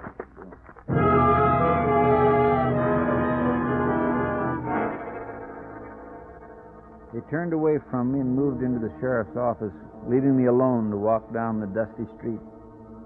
I asked the blacksmith where Lee Burridge lived. He just looked at me and shook his head.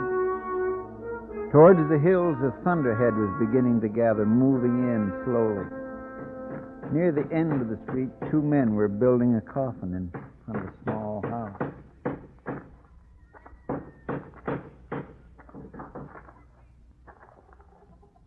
Is this where I'll find Mrs. Costin? Why do you have to come meddling around here at a time like this? Can't you leave a widow to her sorrow? Because he's a stranger, Bob boy. And strangers don't have no time for other people's sorrow. Maybe you're right, old-timer. Maybe they got too many themselves.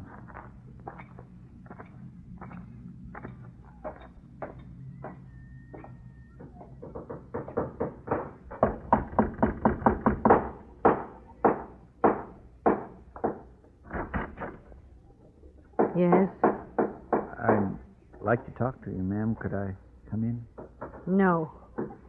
Can't you see this house is in mourning? My friends are making a coffin for Fred's decent burial. I got nothing to say to you. Ma'am, I know how you feel. How can you know how I feel? I had a brother once, killed by this man Burridge. Oh. I'd like you to help me. It was 2 years ago my brother was killed. His wife would like the killer brought back to Abilene for trial. I'd like you to speak to your friend. Let me take him away. He didn't give my Fred a chance before he killed him. He's a cruel and ugly man. I want him killed. Here, where I can watch. Will you tell me where he lives? Don't tell him nothing, Mrs. Costin. He'll go warn him off. Let him go if he wants. I say a man's got one life to live, and he's got a right to lose it any dang way he pleases. I'll tell you where you can find Lee Burridge.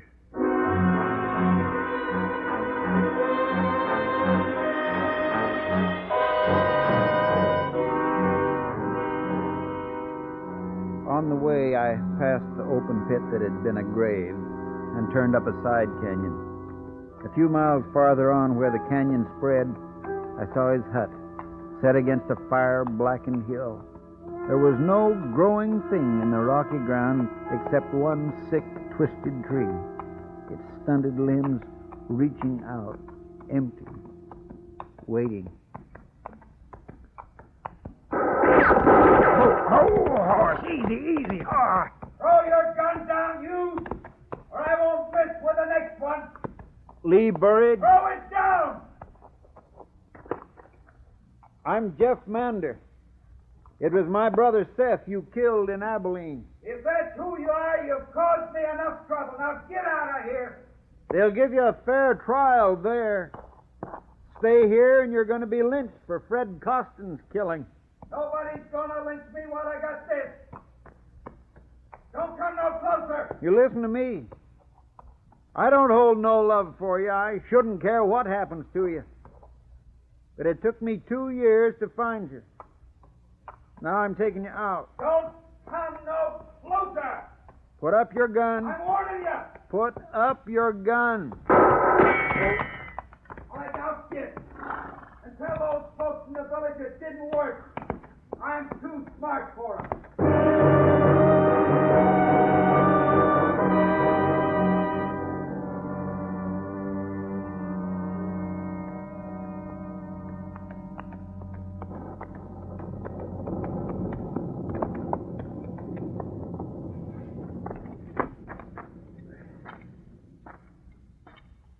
Old-timer? I see you had your talk with Burridge. You see? You ain't wearing your gun. You get the drop on you? Yeah. Surprised he didn't kill you. So was I. Did you tell them I'd gone there? Yep. What'd they say? They said if you get Burridge first, they'd get you. They said you should go back where you come from while you still can. I will. After I settle with Burridge. Where's the sheriff? Went off with the boys. After Burridge? Yeah. They're going to wait till dark. Then they're going to bring him up. Where are they going to wait till dark? I want to be with them. I thought you didn't like lynchings. I don't, but I want to be there. I was told if you came back to town, you have to be with them. Now, don't make me use this gun, son. Now, just turn around and we'll join the rest of them. All right. And I'd suggest you stop your talking about Lee Burridge.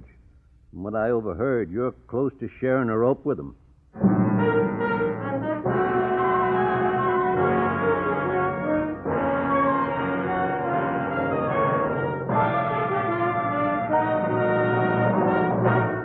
Listening to A Killing in Abilene, tonight's presentation in radio's outstanding theater of thrills, Suspense.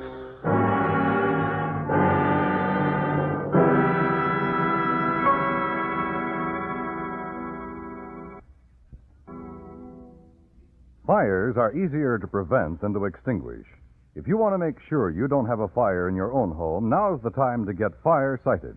If you can't make your own electrical repairs, get an electrician in to check the house, especially if it's been a while since your wiring's had any attention. And throw out piled-up rubbish. Be fire-sighted. And now we bring back to our Hollywood soundstage Parley Bear, starring in tonight's production of A Killing in Abilene, a tale well calculated to keep you in suspense.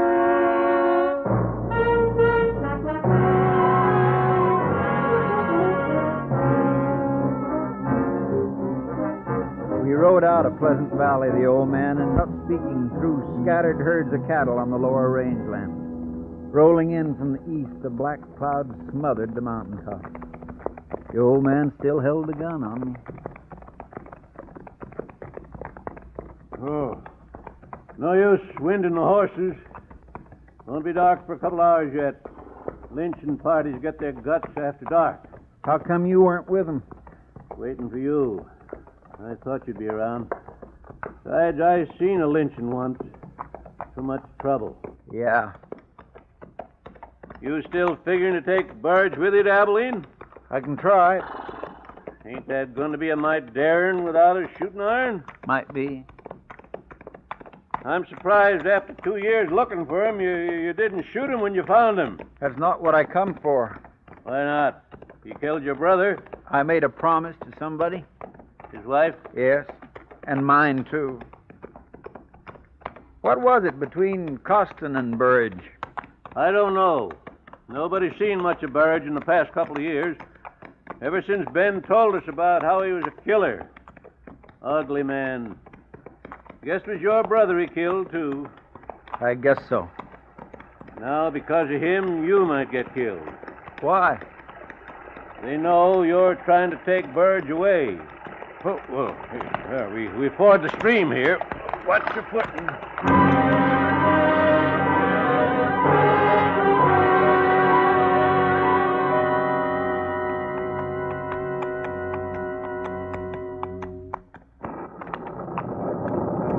Sonny. Yeah? They haven't seen you yet. You still got time to get out. You'd let me go? Seen a lynching once. Started a lot of trouble. I've come this far. I'll finish it.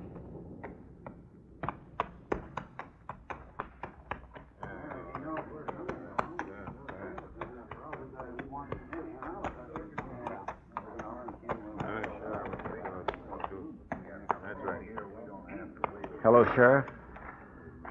Thought you'd left Pleasant Valley. I told the old man to bring him. We decided he ought to be with us where we can watch him. We're not letting him take Burge out. You decided, Ben? What do you say, mister? Are you still going to try and take him? I'll tell you what he says, Sheriff.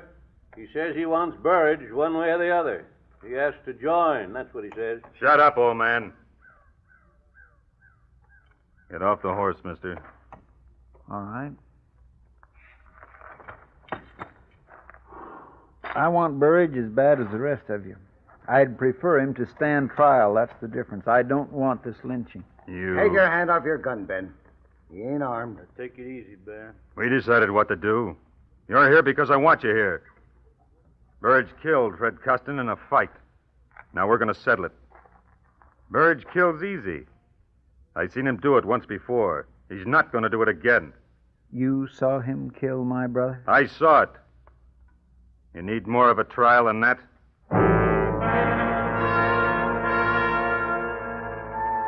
I thought of the ugly man up the canyon in the broken-down shack. I wondered if he knew what was waiting for him a mile or so away.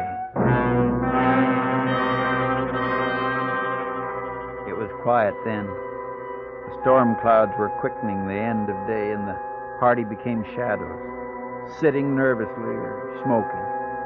Two of the men had some whiskey and were building up their courage for the night's work.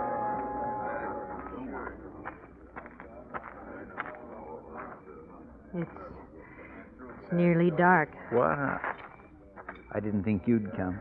I had to. My Fred's dead. So's my brother. My Fred was a good man. Never hit me. But he was a dark man with drink. What was it between Burge and him? Well, we lost some chickens. Fred said that Burridge stole them. When he came to town for supplies, Fred and him got to fighting. Burridge hated him and beat him. Fred was horrible hurt. Afterwards, everybody laughed and made jokes. They laughed at their friend? Oh, it was man laughing, no harm. But to a dark man like Fred, it was bad. He swore to get even. That was last Saturday. He went in to drink. And didn't come back? We all thought he rode out someplace for shame. Why do you think Burridge killed him? Oh, they was all talking about it. Who was? All the men, Saturday night. They said Fred and that man was arguing. Who heard them? Ben did. And when Fred didn't come back, we all knew that man had killed him. Well, he did. And he's going to pay for it. Who found the grave, ma'am? Ben did. I'm sorry for your brother's wife, but it must be this way. It's like the Holy Book says, an eye for an eye. Let's go, boys. It's time.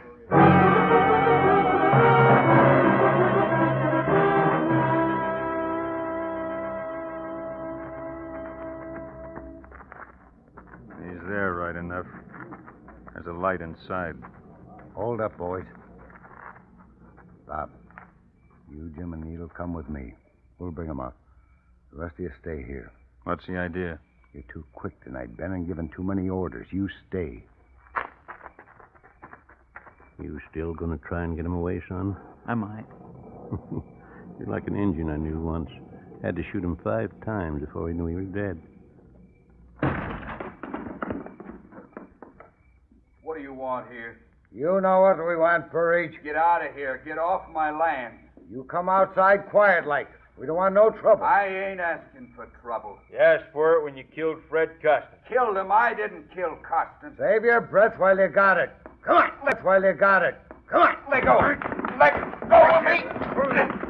I'll kill you. I'll kill you all, Rudy. You've done your last killing. Get the rope over that limb. Right. Is this your doing, Ben? Shut up. Tie his hands, Bob. I'll hold him. You gonna blame this one on me too, Ben? Shut up, I said. Burridge didn't do it. He didn't do it. Let it go, son. You can't stop him now. I gotta talk to him before they do it. He didn't kill. I know it. Wait a minute. Take my gun. Thanks.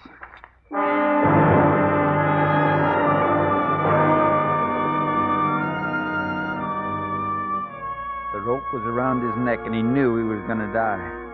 But as I came near him and could see him in the light, there was no fear in his eyes. He was lifted onto the horse, the rope was tightened, and he was ready to be lynched. Then he saw me. One request, Sheriff. What, Burridge? Let me talk to him a minute. The stranger here? For a minute. No more talking. Take that horse out from under him. Not yet. Let him talk. Take it out. We don't want to kill the wrong man, Ben, you or Burridge. Let him talk. Why do you think I killed your brother? They're trying to get away with something, Jake. Let's string them up. Come on. A minute don't matter. Get up, Ben. Let them have their say. We found your pouch near my brother's grave, Burridge. Your name on it. And tonight Ben told me he saw you kill him. I didn't. I wasn't with Ben that night in Abilene. Ben wanted to drink. I didn't. He left me and took my pouch with him. What does it matter about his brother? It's Fred Costin we're hanging him for. I didn't kill Fred Costin either. Listen, mister, I didn't kill your brother. Ben told everybody I did, and ever since I've had no friends here. He's talked enough. He killed Fred Costin. I told you that. What about Burridge? I didn't kill Fred Costin. He's lying. Let's get it over with. I say let him talk. Where'd you get that gun, mister? How'd you know where Fred was buried, Ben? How'd you know where Fred was buried? Miss Costin says you found the grave. How'd you know where it was? Answer him, Ben. You told me where it was, Ben. I saw him burying poor Fred. That's how I knew. If you saw the burial, why didn't you stop Burridge then? Wasn't none of my business. But it is now. What made you change your mind so fast? Stay away from that horse, Ben! Get up! Cut him down! You, Bob, cut him down! I think you'll be coming back to Abilene with me, Ben. You think so?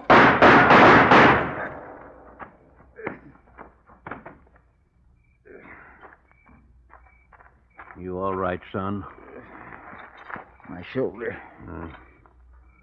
How about Burridge? Oh, he'll live. Rest easy, son. You done a good job. But you ain't going to keep your promise about your brother's killer. There's no sense taking Ben Chaffee back to Abilene. We'll bury him here.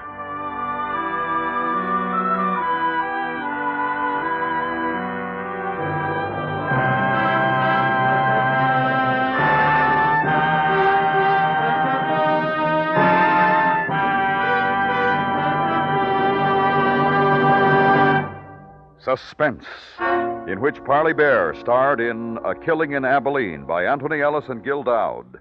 Next week, the story of a man who thought the only way to escape death was to search for it. It's called Diagnosis of Death. That's next week on Suspense.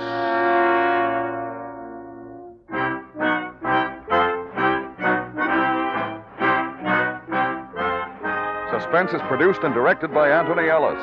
The music was composed by Lucien Morawick and conducted by Lud Gluskin. Featured in the cast were Paula Winslow, Jack Crucian, Frank Gerstle, Jim Nusser, Vic Perrin, Joe Duvall, and Will Wright.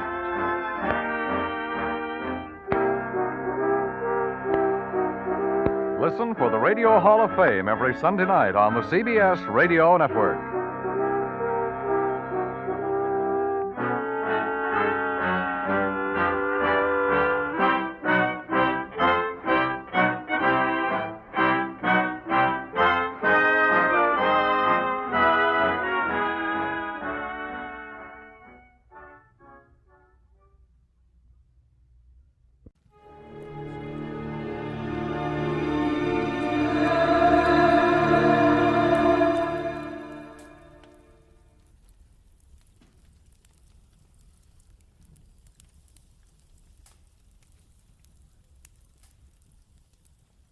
Get this and get it straight.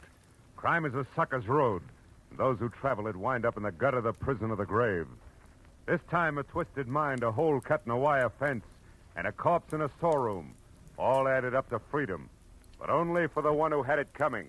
From the pen of Raymond Chandler, outstanding author of crime fiction, comes his most famous character in The Adventures of Philip Marlowe.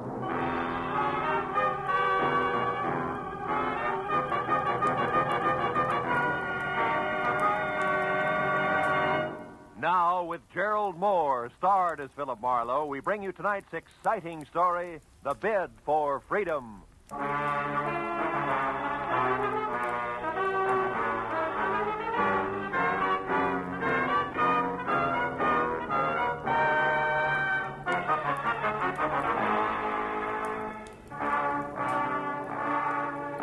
never fails. When you worry over your bank statement, then hug your office phone from 9 to 5, anxious for business, nothing happens. But the minute you decide you'll get rich another day, chuck the puny balance sheet into a bottom drawer and make plans, you want it. And that was exactly the way it played when at 3 o'clock on the kind of slate-gray afternoon that makes the beckoning Santa Fe Railroad vacation billboards look a little more so. I left a note on my office door and headed outside and across the street for some real Hungarian goulash. Very good today. A second after, a waiter disappeared into the kitchen with my order. She was standing at my elbow. Not quite young, not quite pretty, not quite blonde. And when she spoke, not quite sure of what she was going to say next. You're Mr. Philip Marlowe, aren't you? I mean, the private detective whose office is across the street? Yeah, that's right. My name is Helen Asher. Oh? I have to find someone. You do that kind of work, don't you? Finding people, I mean. That all depends, Miss Asher. Who's the person you have to find? Leon Rodell, a friend. Uh-huh. You see, I just got into town. I had his address in my handbag, but I lost it. The handbag, that is. And I don't exactly know which way to Well, turn. just a minute, Miss Asher. Let's take it a step at a time, huh? Here, now sit down. Oh, no. No, thank you. I'm in a hurry, Mr. Marlowe. Leon Rodell isn't listed in the phone book. I've tried that, and I don't know the name of his firm, his business name. He deals in ceramics. Is that all you can tell me? Oh, no. I have something else. It's a name and an address here in Los Angeles. Fortunately, that wasn't in my handbag, but here in my coat. No. No what, Miss Asher? Outside there, on the street. What's on the street? Nothing. Nothing at all. Hey, Excuse me, Miss Asher. Wait a minute.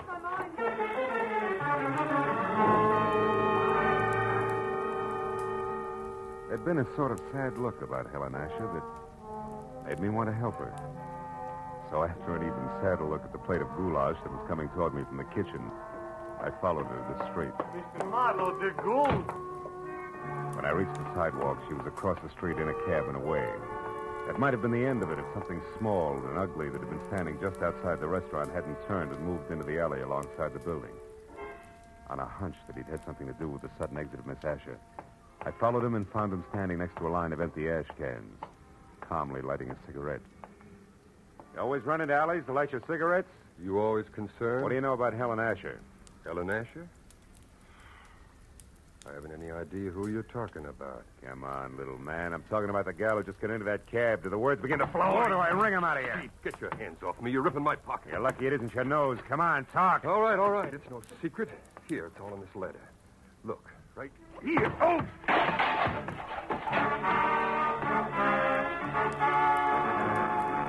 Toe of his sharp-pointed shoes and caught my shin where it really hurt. By the time I was out of the ash cans, back on my feet, I knew the damage had been more to my dignity than anything else. I knew also that the little man was gone, and I had no idea where. I was halfway out toward the street before I realized that I still had the little man's letter clenched in my hand. It was from an Omaha life insurance company and addressed to one Eldon Hook, 31 Marlborough Drive, Sunnydale, California. Sunnydale wasn't just around the corner, but the fear I'd seen in Helen Asher's face, plus a score to settle with Eldon Hook, said the 20-mile drive into the San Fernando Valley was a minor point.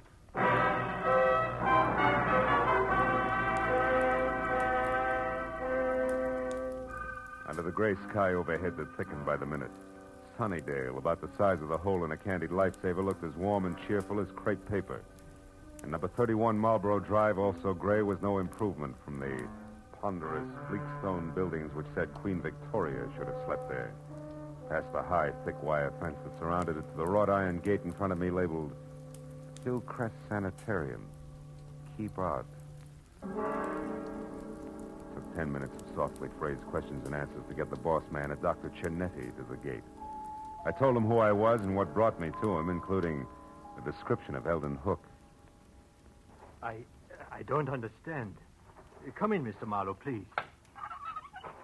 Eldon Hook has been with us as an attendant for more than a year now, and his behavior has always been satisfactory.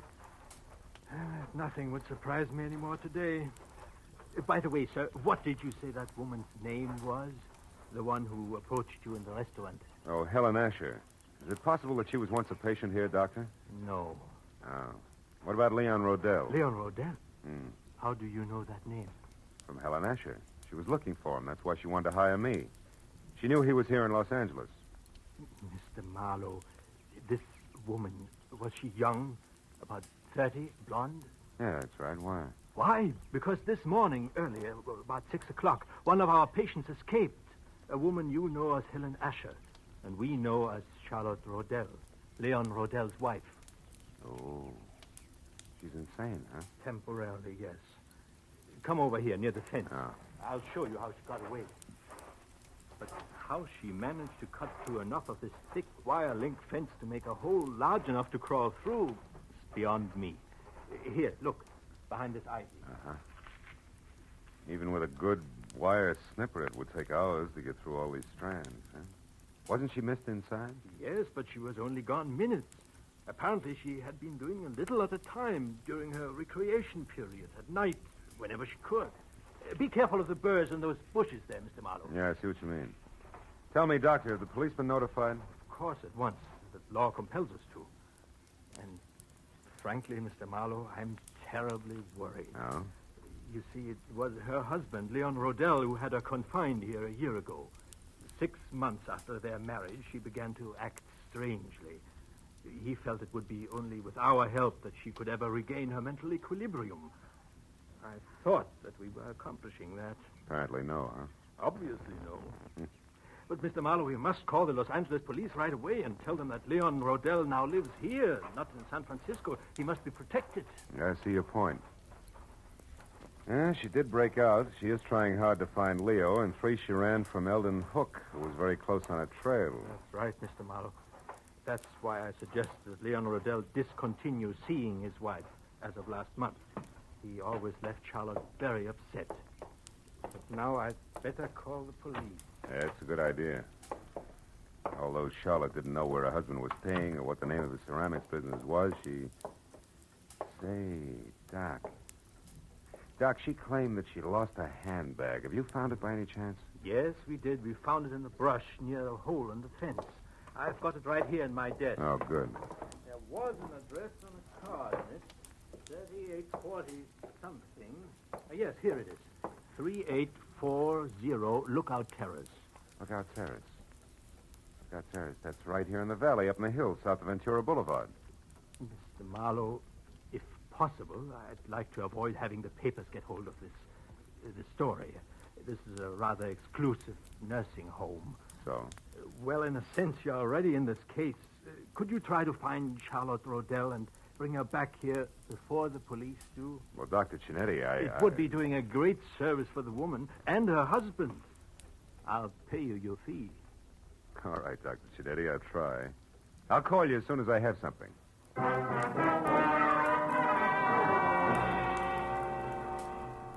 When I first started Marlboro Drive in Sunnydale, it had been a combination of interest in a sad-eyed girl and a strong desire to punch Eldon Hook on the nose.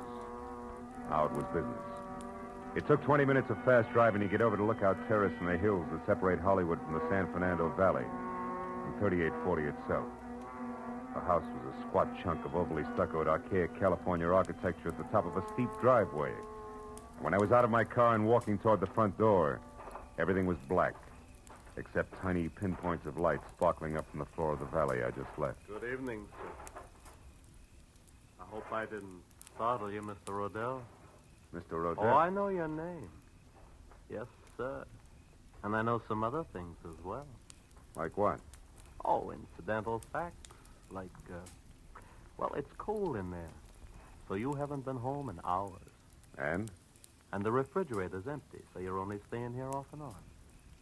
Also, the old mail inside, phone bills, etc. They don't have your name with this address. So this is probably a friend's house. Which totals to what? To 0, maybe. 0, Mr. Rodell, like you're going to total if you don't pay the money you owe to my good friend in San Francisco. Yeah, you know who I mean, don't you, Mr. Rodell?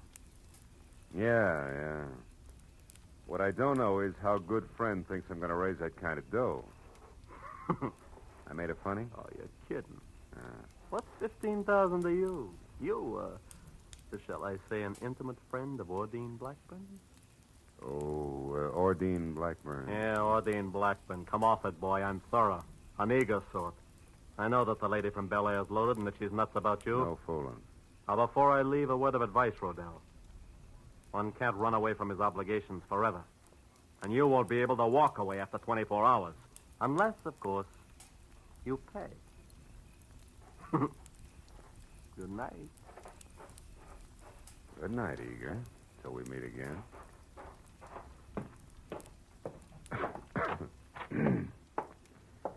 Ooh. There'll be some heat in here somewhere.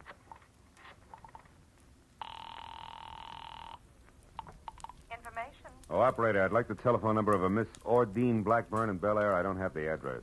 Have you tried your directory, sir? No, I can't. The house burned down. One moment, please. Yeah. We have an Ordine Blackbird at 2321 Bel Air Road. Yeah, that's it. What's the number, please? Nevin 31121. 31121. Thank you. House burned down.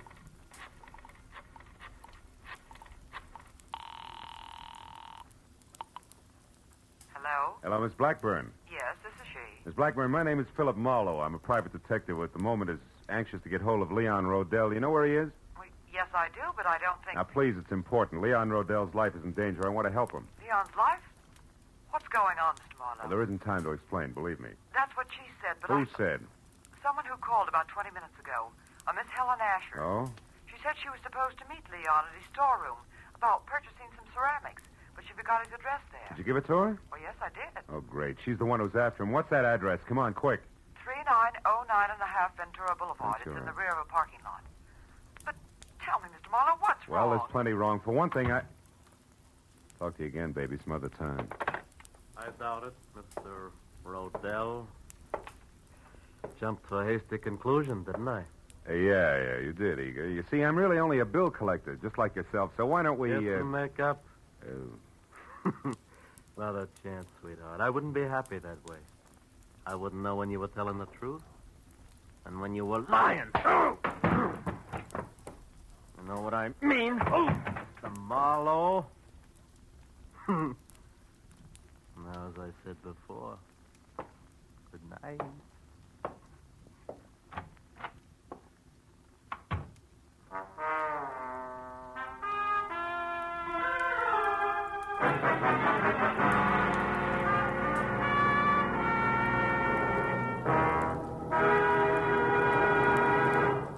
In just a moment, the second act of Philip Marlowe. But first, CBS will bring you the earth-shaking premiere of a new opera tomorrow night.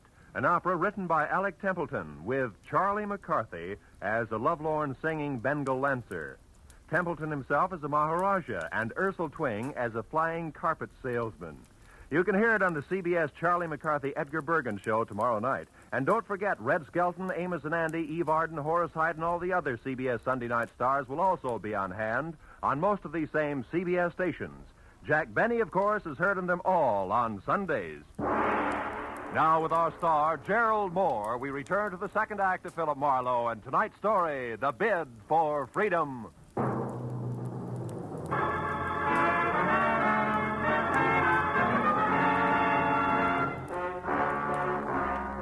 Gun butt I'd been slapped with felt like a log chain.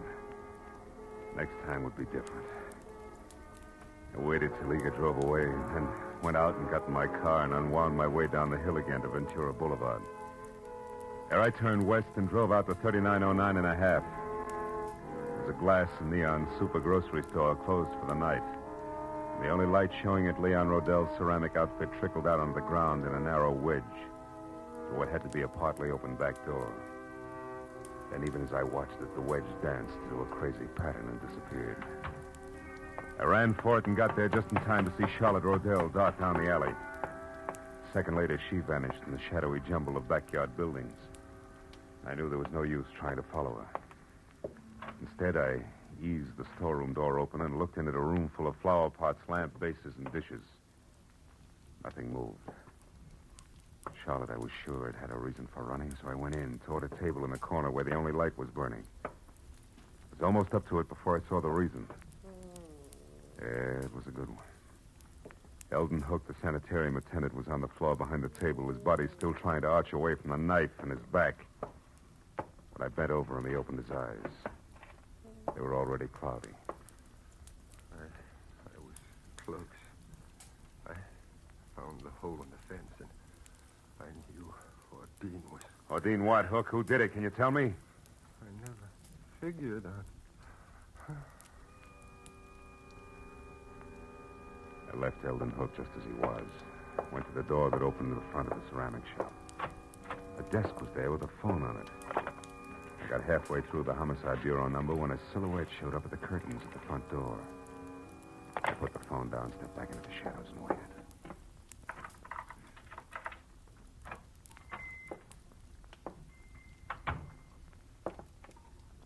Oh, that's funny. Must have left the work light on. Not necessarily, Mr. Rodell. Who are you? Name's Marlowe. I'm a private detective. You are Leon Rodell, aren't you? Yes? What are you doing here in my shop? You better finish taking your overcoat off, Mr. Rodell. Now, see Your here. wife has run away from Hillcrest Sanitarium. My... Charlotte is out? That's right. How do you know this? She came to me tonight under a phony name. Tried to get me to locate you. She'd lost your address. Oh. This is a shock, Mr. Marlowe. A terrible shocker. Poor Charlotte, what an awful thing this is for her. Yeah? Excuse me, I need this. Sure? Oh, you? No, thanks. You see, Marlowe, I've only been here in Los Angeles a month. The last time I visited Charlotte... That was about 3 weeks ago, and I hadn't planned to stay out. Wait a minute. My wife is the only one who had my local address. If she lost that, how did you find me? That's a long story. I got the address Charlotte lost, and I've already been up to your house, but the last step was a call to a Miss Ordine Blackburn. Ordine? Yeah, she sent me up here. Oh. Then you know about Ordine and me. A little. Well, I suppose under the circumstances, that's hard for you to understand, Marlowe, and even harder to accept. Not exactly, under the circumstances. Oh? Well, the law is not as generous as you are. Has no room for understanding. Insanity isn't grounds for divorce until after 3 long years have passed. And maybe Miss Blackburn doesn't want to wait that long, huh? Well, to be frank, I don't know. I'm in love with her. I think she loves me. I haven't had the courage to tell her about Charlotte yet. Maybe you won't have to. Hmm? Charlotte called her up tonight before I did as a Miss Asher. She must have gotten Ordine's name and phone number from you some way on that last visit of yours. No, that's impossible. Well, she got it some way. Marlowe, do you know where Charlotte is? We've got to find her. She's not responsible. She might even be dangerous. It's an understatement, Rodell. She's deadly. Deadly? I don't understand. Come here. Over behind that table there where the light is. What? Go ahead and look. Oh, what's over there? When I showed up here tonight, I saw Charlotte running away. I came in and found that. Oh, my. The attendant at the sanitarium. Yeah. He knew she'd escaped. He found the hole in the fence where she got out, and he's been following her on his own, strangely enough. He's dead. Marlowe, he's dead. Look, he's dead. Rodell! Sorry. Marlowe, she must be completely mad. We've got to stop her. Why, she might go for Ordine next door. Or you, yeah. What can we do? Well, you can go home. She doesn't know that address up there, so you'll be okay on that score. All right, but... Okay on that score. All right, but... Rodell, listen. Keep your doors locked up there, will you? Well, you said Charlotte... I know. I'm not thinking about Charlotte now. There's something else. The guy in San Francisco that you owe all that money to. What about him? Sent a mug down here who intends to collect it. I've tangled with him already. He means business. So be careful, Rodell, and I'll see you as soon as I can.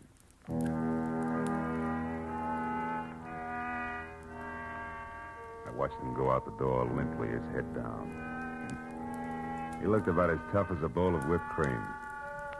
And I went back to the desk again and saw that he'd left his overcoat where he dropped it on the chair. I called the police, gave him the word on Charlotte, and when that was over, I had to switch on the desk light to check the sanitarium number before I could call Dr. Chinetti. That's when I saw the letter lying on the desk, an important letter. But for one reason only. It was addressed to Leon Rodell at his house on Lookout Terrace. It was an open invitation to anybody who'd come to the shop looking for that particular piece of information.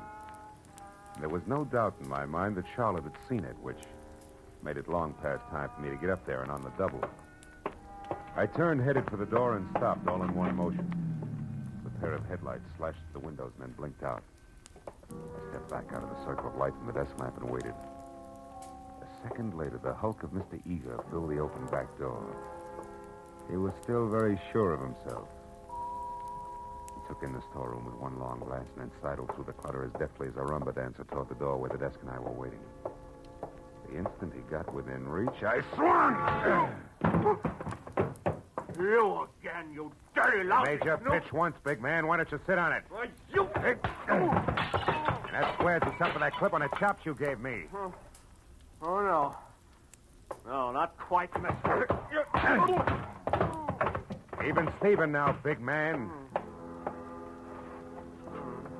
When he went down that time, he took the chair, Rodell's overcoat, and half the stuff on the desk with him. He was still moving, trying to free himself of the tangle, so I reached for him again, but got only a fistful of the overcoat Rodell had left behind. And suddenly, my hand stung like I'd grabbed the wrong end of a bumblebee. I jerked it back and looked at the palm.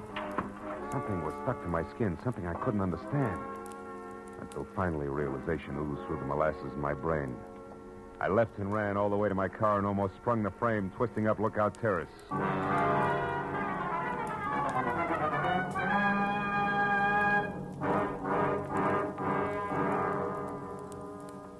I parked down the hill from 3840 and ran as far as the house next door, where I got to the back, hopped the fence, and got my gun in hand. As I expected, Leon Rodell was there, and so was Charlotte in a coupe. The door open was poised at the top of the precipitous driveway like the lead car on a roller coaster. Why are you angry with me? I'm not angry, Charlotte. Now get in the car. We haven't much time. I did everything just like you said, Leon. I know. I lost my handbag The with car- your address in it. the car, I Charlotte, had to find you, didn't I? You did Done fine. everything. And then I learned about your shop, and I went But there. you shouldn't have done that, Leon. Charlotte. Now get in the car. Leon, I saw what you'd done to that Mr. Hook from the car, Charlotte. sanitarium. We're rushed. You killed him with a knife. I had to, Charlotte. He'd been spying on us all the time. He knew all our plans, and he wanted lots of money to keep quiet. Now, It the frightens car, me, Charlotte. Leon. I wish you hadn't. Stop it, Charlotte. It doesn't matter anymore. It doesn't Don't matter. kid yourself, Rodell. Mr. Marlowe. Oh, I found Leon by myself, so I really don't need you after all. I only wish you were right, baby. Don't move, Rodell. Oh, but you don't understand, Mr. Marlowe. Leon and I are going away together on I a trip. understand, all right, more than you do now, Charlotte, and I think you better go in the house and wait for us, Oh, no, huh? no, don't Please, you see please, we... do as I ask.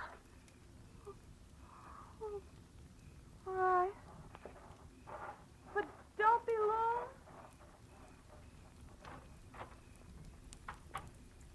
Some trip you had in mind, Rodell. Your wife in this coupe and straight down over the bank, strictly solo. She didn't even suspect. Keep your hands off me. Sure. I'd never get him clean again. It'll give me great satisfaction to drop you with a bullet. And I'll do just that if you take one step before the police get here. So stand still, Rodell. Real still.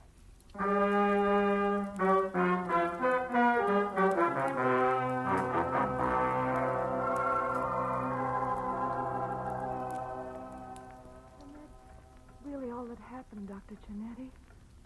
I'm sorry you were worried, and I'm awfully glad I'm back. So am I, my dear.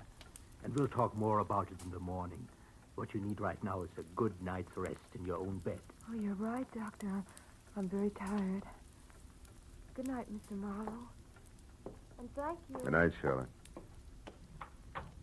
She still doesn't realize, does she? No, and it's a good thing. Plenty of time for that later when it can come gradually. At this point, she could tear herself to pieces over a thing like this. Yeah. Her husband who urges her to run away and helps her do it for the sole purpose of getting her out where he can kill her.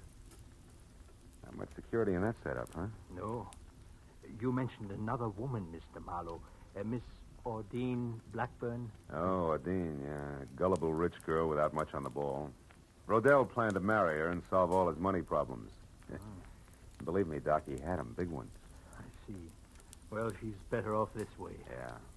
6 months of marriage to Rodell, and she'd have been a candidate for your sanitarium herself. He's that kind of a guy. And my late employee, Eldon Hook? Well, he knew that Rodell had been urging his wife to run away and that he'd cut that hole in the fence. Hook found out that Rodell was interested in Ordine, and he tried to shake Rodell down. Signed his own death warrant on the spot. You know, it's sometimes frightening to me, Mr. Marlowe, to realize how many warped and twisted minds there are that never get help until it's far too late. But there's always some good in every bad thing, they say. What about this case? Charlotte. I expect her to recover completely soon, because now the main contributor to her neurosis, so to speak, is gone forever. Oh. That was Leon Rodell. Yeah, well, Doc, it's a long way back to Hollywood. I better get going, huh? Just one thing more, if you don't mind. Charlotte would have died in a smashed car in what would have passed for an accident. Also, she'd have been blamed for Hook's murder if you hadn't found out the truth about Rodell. I'm very curious. You remember the burrs that grew along your fence outside? The birds? A blasted nuisance. Yeah, but as you just said, Doc, there's always some good in every bad thing. Rodell told me that he hadn't been up here for 3 weeks. And yet tonight his overcoat was loaded with burrs. I got one in my hand from it. Oh. That gave me a hunch. Well, from there on it played. Disappointed? To the contrary, satisfied completely. Good night, Mr. Marlowe. Good night, Doc.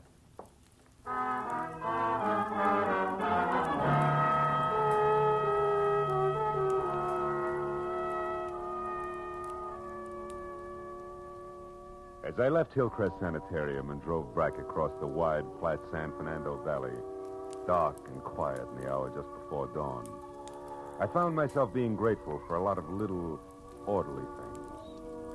Things like the clear white line down the middle of the road, the rhythm of the motor in my car, and the prospect of going home to my own secure apartment. Then I wondered about Charlotte. And the sort of nightmare jungle the world must be to a mind twisted suddenly, out of focus, where there is no symmetry or logic. But nightmares can be banished, huh? Fears driven away. And in time, with Dr. Chinetti's help, she'd come out of it all right. But the others like Hook and Rodell, to them, the jungle is home. No nightmare, that. They live in it by choice. Until, one way or another, they're destroyed. Choked to death by the very tangle they hide in. Well, that's fair enough.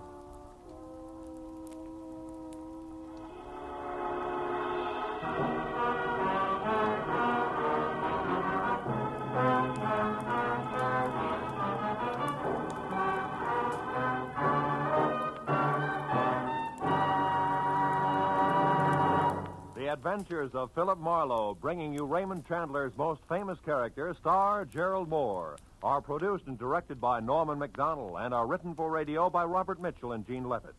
Featured in the cast were Gene Bates, Larry Dobkin, Yvonne Patey, Harold Deerenforth, Jack Edwards, and John T. Smith. The special music is composed and conducted by Richard Arant. Be sure and be with us again next week when Philip Marlowe says... This time a fireball, too handy with a target pistol, led me down a rocky road past a sleazy money grubber to a curly-headed corpse. And it might have gotten worse if I hadn't slowed down at the hairpin turn.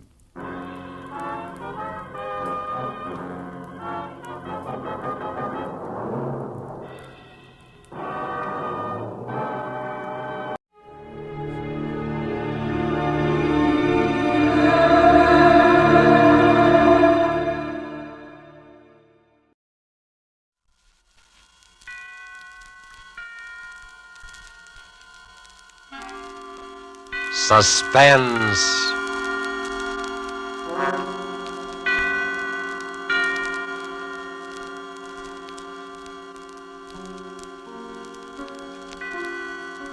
This is the Man in Black, here again to introduce Columbia's program, Suspense. Tonight from Hollywood, we bring you two of America's most artful and distinguished stars.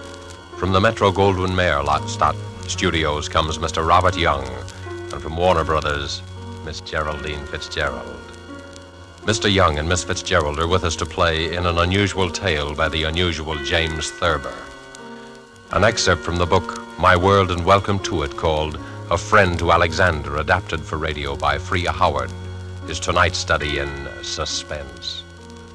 If you've been with us before, you will know that suspense is compounded of mystery and suspicion and dangerous adventure. In this series are tales calculated to intrigue you, to stir your nerves, to offer you a precarious situation, and then withhold the solution until the last possible moment. And so it is with Mr. Thurber's poignant and strange story, and the performances of Robert Young as the man who was a friend to Alexander, and of Geraldine Fitzgerald as his wife Bess, who relates these events to us. We again hope to keep you in suspense.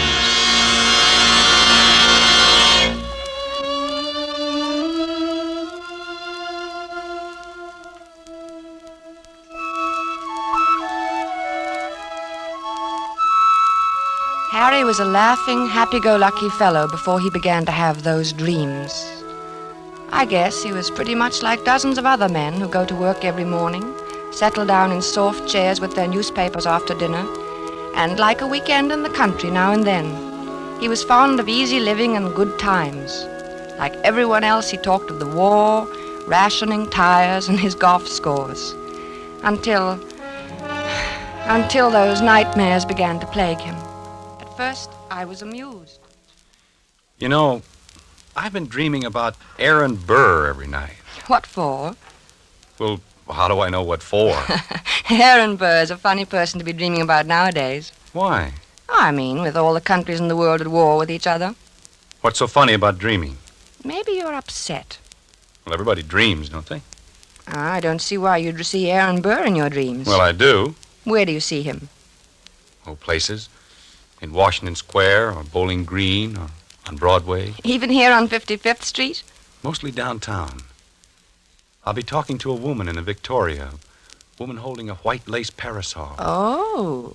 And suddenly there will be Aaron Burr, bowing and smiling and smelling like a carnation, telling us stories about France and getting off his insults. Who is the woman in the Victoria? What? The woman. Who is she? Well, how do I know? You know about people in dreams, don't you? They're nobody at all.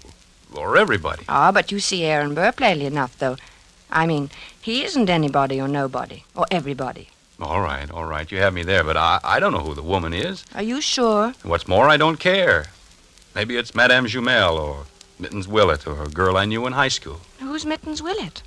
She was a famous New York actress in her day, 50 years ago or so. She's buried in an old cemetery on 2nd Avenue.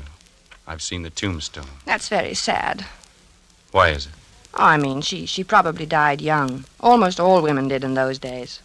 He's a vile, cynical cad. I was standing and talking to Alexander Hamilton when Burr stepped up and slapped him in the face. When I looked at Hamilton, who do you suppose it was? I don't know. Who? My brother, Walter, one I've told you about. The one who was killed by that drunk in the cemetery. Harry, I never could get that story straight. I've told you about it a dozen times. This drunk came up to him when his back was turned and... What was he doing in the cemetery? That's not the point. He was killed. That's what's important. And I loved him very much. I don't understand what... What's the use of telling you every time I mention it? You start asking the same questions. I understand now, dear. When you looked at Hamilton, he was your brother Walter. Yes. Harry, maybe we ought to go to the country for more weekends. Weekends? Yes. I'm going to bed.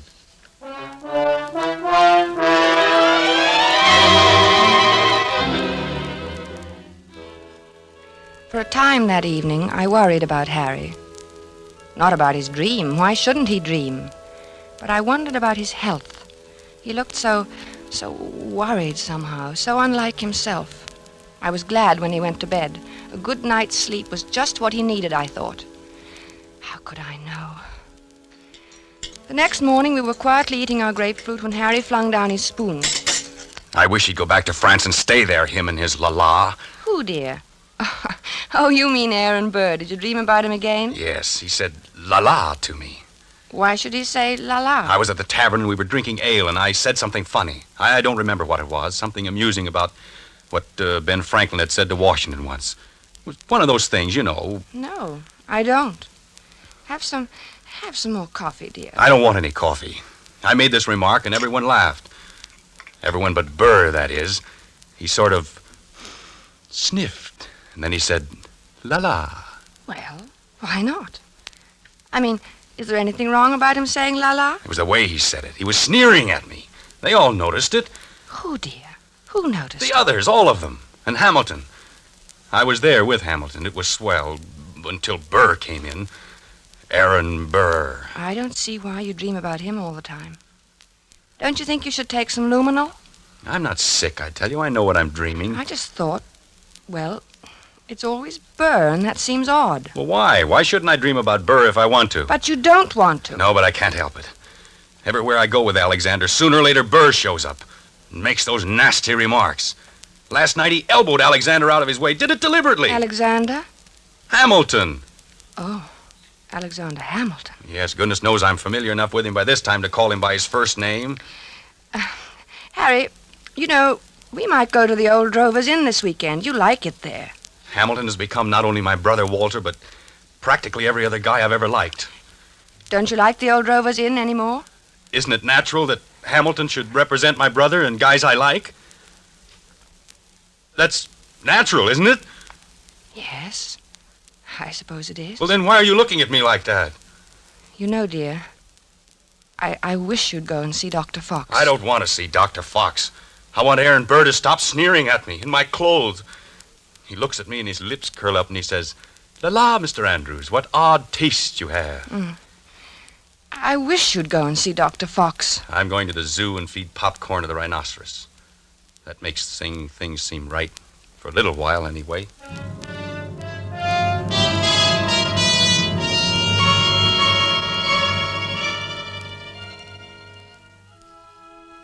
I thought he'd forgotten all about that ancient pistol duel. because for 2 days after that, he lost his haggard, tired look and actually seemed cheerful. But one night, about 5 a.m, he came into my room in pajamas and bare feet, his hair disheveled and his eyes wild. He got him. He got him. The rotter got him. Alexander fired in the air and smiled at him, just like Walter must have smiled. Like Walter?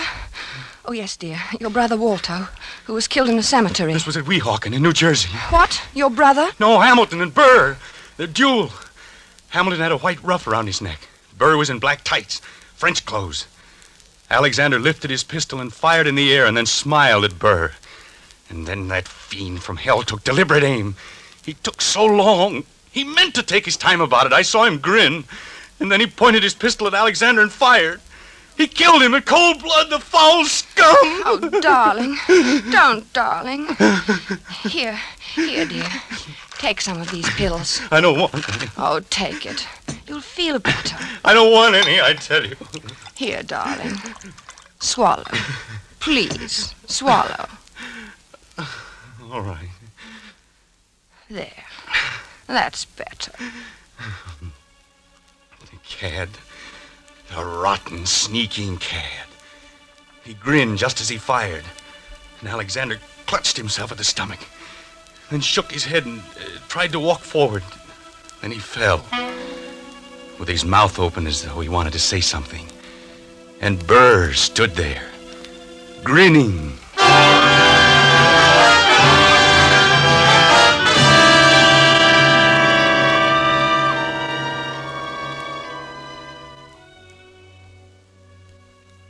He was better after that, but I kept urging him to see Dr. Fox.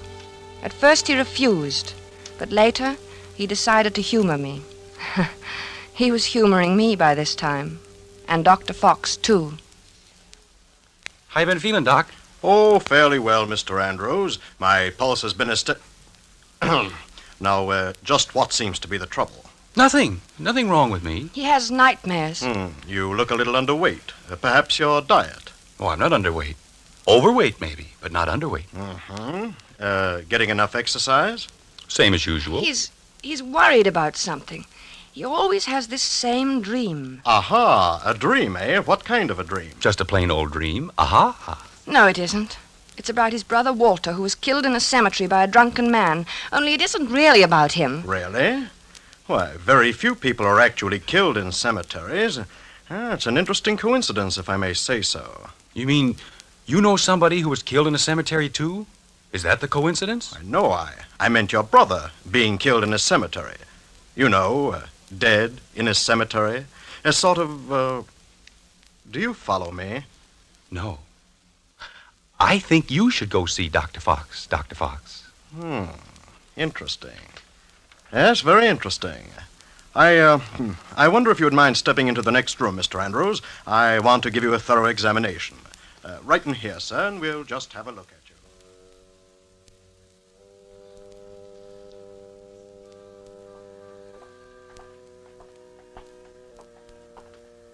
Well, I hope you're satisfied. You heard what he said.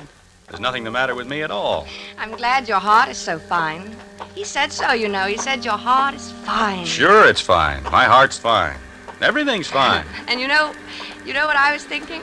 No, what? I was just thinking that now that Alexander Hamilton is dead, why, you won't see any more of Aaron Burr. Yeah. Yeah, I guess you're right.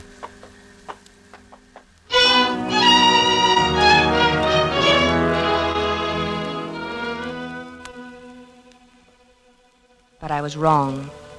Aaron Burr did not leave my husband to sweeter or more peaceful dreams. Harry said nothing about it for several mornings, but I could tell he was still being tortured by those ghosts. He brooded over his breakfast. He didn't answer me when I spoke to him. I dropped my butter knife, and he jumped. What was that? Only my knife. Oh. Harry, are you still dreaming about that man? Oh, I wish I hadn't told you about it. Forget it, will you? I can't forget it with you going on this way. Can't you forget I mentioned it? Maybe you should see a psychiatrist. Oh, bosh. What does he do now? What does who do? Aaron Burr. I don't see why he keeps coming into your dreams now. He goes around bragging that he did it with his eyes closed. Says he didn't even look. Didn't look when? When he killed Alexander in that duel. Well, what? He claims he can hit the ace of spades at 30 paces blindfolded. Furthermore, since you ask what he does, he jostles me at parties now. I think you should stay out of this, Harry. It wasn't any business of yours anyway. And it happened so long ago. I'm not getting into anything. It's getting into me. Can't you see that? I see that we've got to get you away from here. Oh, maybe if you slept someplace else for a few nights, you wouldn't dream about him anymore. I don't know. Let's go to the country tomorrow. We'll stay at the Lime Rock Lodge. Bess, why can't we visit the Crowleys? They live in the country. All right, fine. Bob has a pistol, and we could do a little target shooting. What do you want a pistol for? Plenty of open space. I'd think you'd want to get away from shooting. Yes. Sure, dear.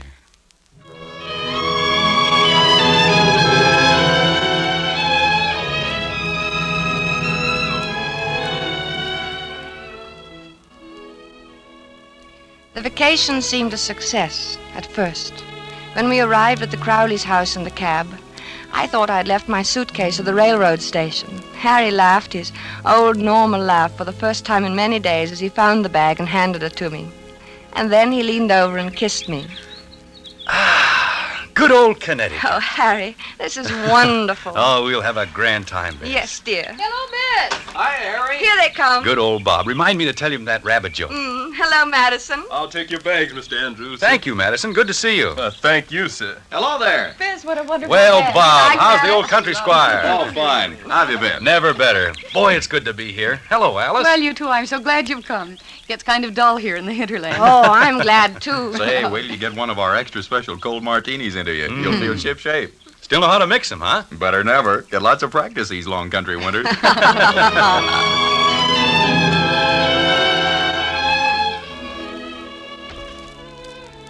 Oh, it was grand, seeing Harry's face relaxed and smiling over his cocktail glass.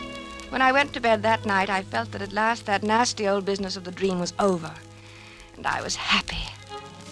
But when I woke the next morning, I saw my husband lying rigid on his back, staring at the ceiling. One Henry Andrews, an architect. What's the matter, dear? Nothing. Oh, why don't you go back to sleep, Harry? It's only 8 o'clock, and this is the country. One Henry Andrews, an architect. What are you talking That's about? what he calls me. Calls you who? One Henry Andrews, an architect, he keeps saying in his nasty little sneering voice. One Henry Andrews! Harry, please don't yell. You'll wake the whole house. It's early. People want to sleep. I'm beneath him. I'm just anybody. I'm a man in a gray suit. Be on your good behavior, my good man, he says to me. Or I shall have one of my lackeys give you a taste of the riding crop. Why should he say that to you? You ask me why. He wasn't such a great man, was he? I mean, didn't he try to sell Louisiana to the French or something behind Washington's back? He was a traitor. Then why worry what he says? He was a scoundrel, but a very brilliant mind. I was in hopes you weren't going to dream about him anymore. I thought if we came up here... It's him or me. I can't stand this forever. Neither can I.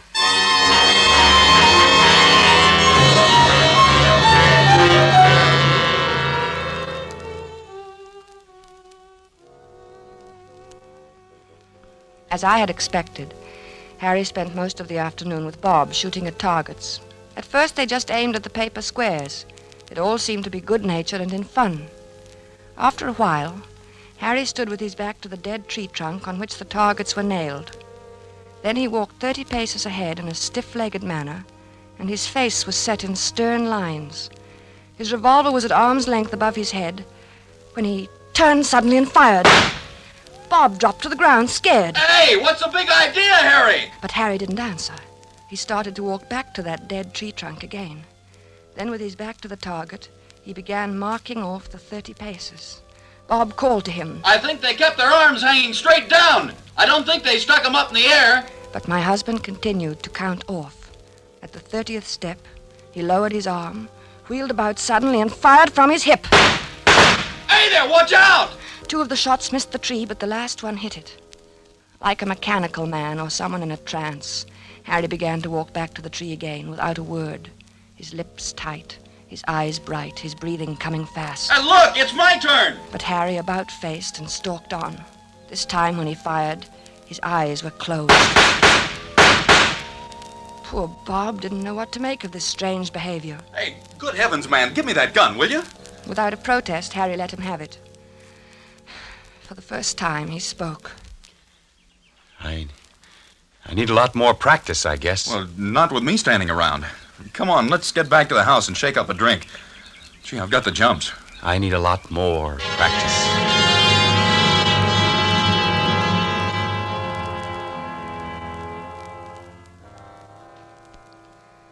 I guess I must have slept soundly that night, because I didn't hear him leave the room. He must have crawled out of bed, dressed silently, and crept out of the room. The sun was just coming up, and the light was hard, and the air was cold. Then I heard the shots. I threw on a dressing gown and ran downstairs. The Crowleys were in the hall. Oh, good heavens, Bess. Is Harry all right? It sounds like it. Where is he? What's he doing? It sounds as though he's out behind the studio shooting. Alice. Oh, now, take it easy, Bess. Bob will go out and get him. Maybe he had a nightmare or walked in his sleep. No. He never walks in his sleep. He's awake all right. Now, let's go down and get some coffee. He'll need some. Yes, I'll need some, too. Hey, what the dickens is the matter with him, anyway? I don't know. I'm so sorry. Bob, you go get him. At your service, madam, alive or dead. Bob, stop it. Okay, I'll do my best. Come on, Bess. We'll go to the kitchen. What's that noise? Where? In the kitchen.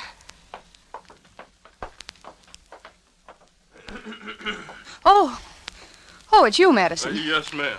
Well, you're shaking. I was just wondering, ma'am. No, it's all right, Madison. You go on back to bed. Clothita was scared, ma'am, and I thought... Well, you tell Clothita that it's all right. Mr. Andrews is shooting a little. He couldn't sleep. Yes, ma'am. Yes.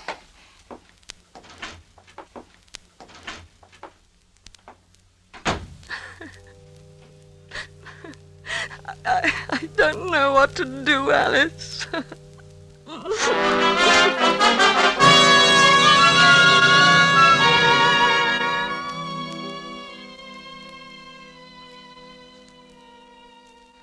I guess the Crowleys were relieved when the cab came to drive us to the station early that day.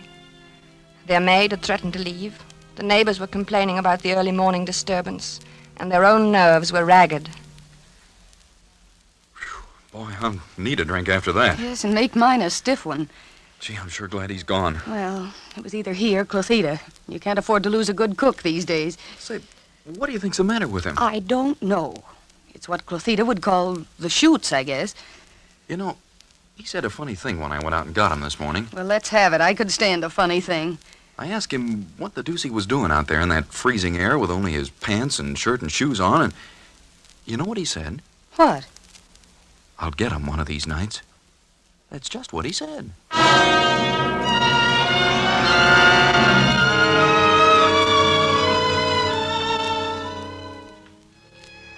By this time, I was really frightened. When we returned to the city, Harry was a picture of gloom. Our first night back, I looked at him as he lay on the chaise longue in my bedroom in his blue dressing gown, smoking a cigarette. He was haggard and tired, and he kept biting his lower lip. I mixed a scotch and water nightcap for him. No thanks, no liquor. I need a steady hand.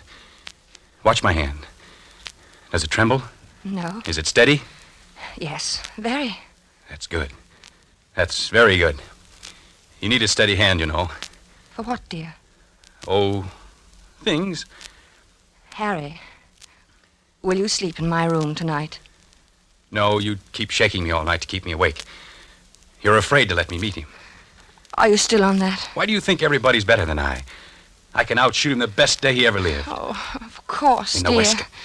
Right next to the middle button. He has 3 big pearl buttons on his waistcoat. Came from France. Why don't you dream about somebody else? Anybody else, please. You'd like that, wouldn't you?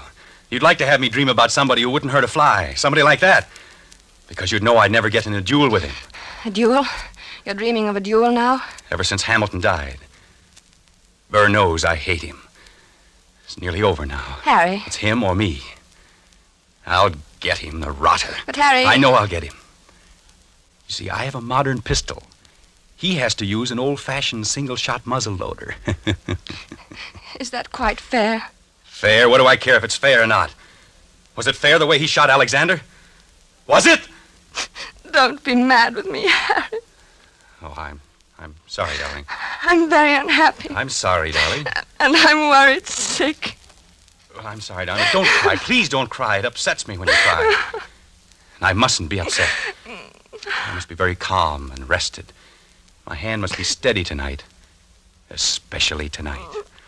I'm so worried, Harry. Don't worry about me. I'll be all right. I'll be fine. My hand is like a rock.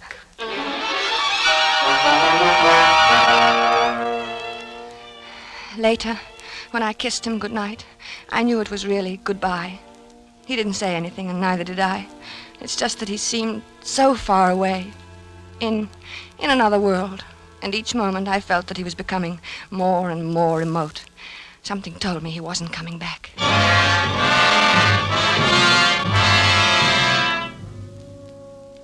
I couldn't sleep. After an hour of tossing and turning, I went to Harry's room. He was sleeping peacefully. I sat down in his chair and watched over him for a long while. Then, finally, I must have fallen asleep. A beautiful morning. It was about 5 a.m. when I awoke. Harry was talking in his sleep. Ah, yes, the doctor. Good of you to come, Doctor. Yes, often misty at this hour. Harry.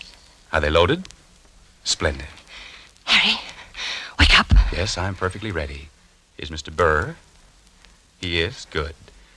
Shall we proceed? No, I do not care to make a statement. Very well. Yes, I understand perfectly. 10 paces. Turn and fire at the dropping of the handkerchief. Yes, 10 paces. Harry.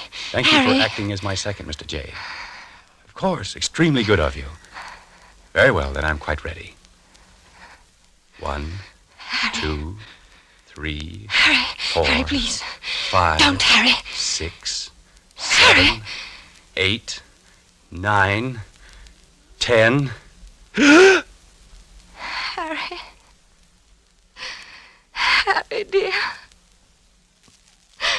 Harry.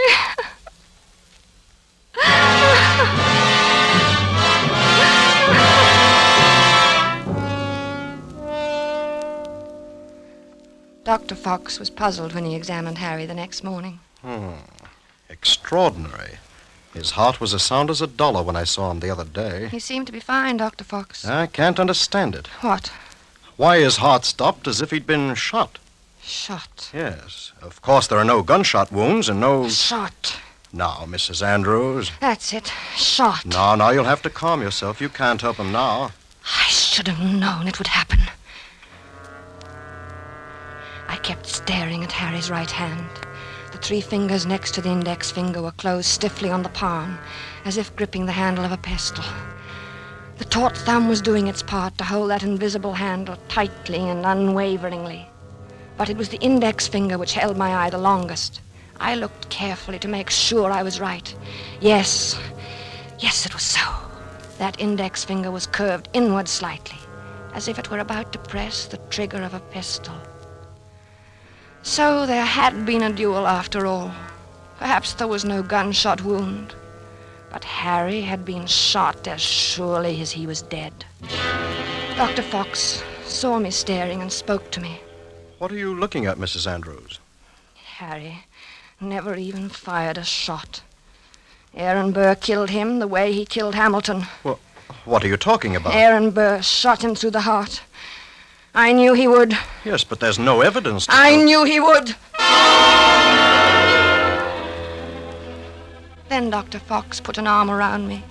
He looked at me gently and a bit frightened, the way I used to look at Harry when he told me about his dreams.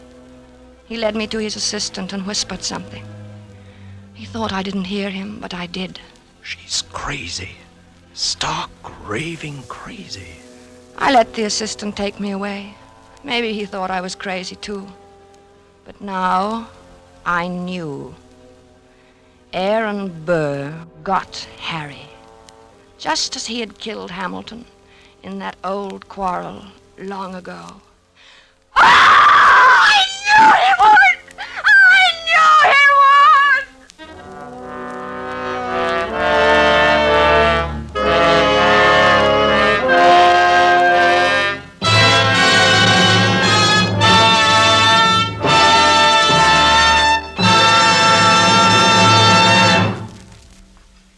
And so closes A Friend to Alexander, starring Robert Young and Geraldine Fitzgerald. The James Thurber story, which was tonight's tale of Suspense. The producer of these broadcasts is William Spear, who, with Robert Louis Cheon, guest director, Freya Howard, author, and Bernard Herrmann and Lucienne Marlowe, conductor and composer, collaborated in presenting A Friend to Alexander. Now CBS is pleased to announce that beginning August 17th at 10 to 10:30 Eastern Wartime, Mr. Robert Young, whom you've heard as star of tonight's Suspense, will begin a brand new CBS series entitled Passport for Hunter.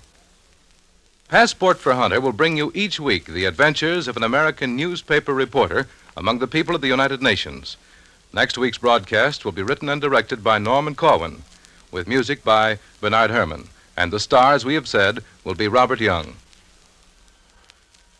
This is your narrator, the Man in Black, inviting you to be with us next week at this same time when, with Miss Agnes Moorehead and with a repeat performance by popular request of the play called Sorry, Wrong Number, we again hope to keep you in suspense.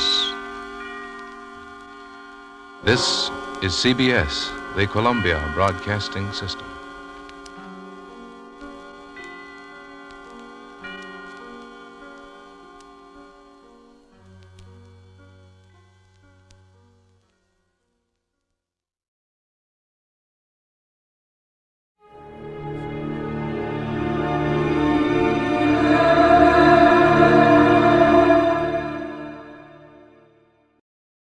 Well, anyway, I learned the answer to the question, what does a doctor do when a doctor needs a doctor?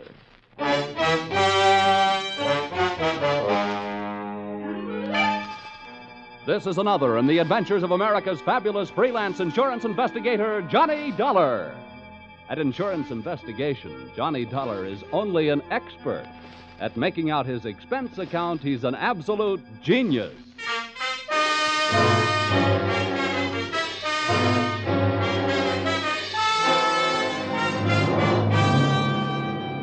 Expense accounts submitted by Special Investigator Johnny Dollar to American Volunteer Liability Insurance Company, Hartford, Connecticut.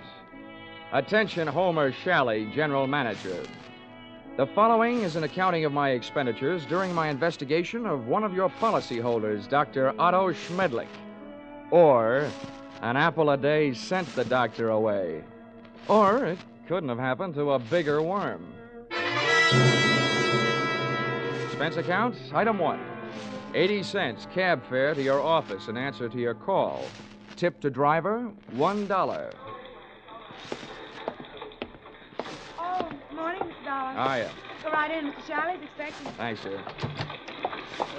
Good morning, Dollar. Good morning. Sit down. Thank you. I'm sorry we had that unfortunate altercation over the last expense account you submitted to this office. Oh, that's all Of right. course, it was ridiculous. You're going around tipping cab drivers $1 after a 50-cent trip. Well, you know me, Homer. Just a silly, headstrong, impetuous boy. It was somebody else's money, yes. We've been through all that. What I want to talk to you now is, policy. Oh, here it is. Dr. Otto Schmedlick, Los Angeles, California. California? Doesn't anything ever happen in Hartford? I've been using an airplane seatbelt so much lately, I'm about ready to throw away my suspenders. Dr. Otto Schmedlick. I suppose you're familiar with the existence of that type of insurance policy which protects doctors against charges of malpractice. Yeah, I've heard of them. Well, we had the rare misfortune of issuing such a policy to this quack Schmedlick. Well, what do you want me to do? Go out and take his temperature? Dollar, when I want to laugh, I tune in Jack Benny. Now, this is serious. The policy we issued to Dr. Schmedlick only covers him up to the extent of what is construed as accidental malpractice. If we can prove criminal malpractice, we can cancel the scoundrel's policy. Do you have a good reason to think it's criminal, or are you just toying with a happy thought? Look, our company has already paid off on 2 claims. Recently, we've heard rumors about this man. It seems the Medical Association is watching him very closely. But so far, no one can prove anything. Now, Dollar, do you want the assignment? No, but I'll take it.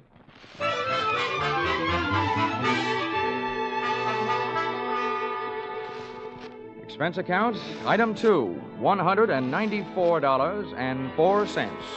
Airfare, Hartford to Los Angeles. Item 3, $4.50.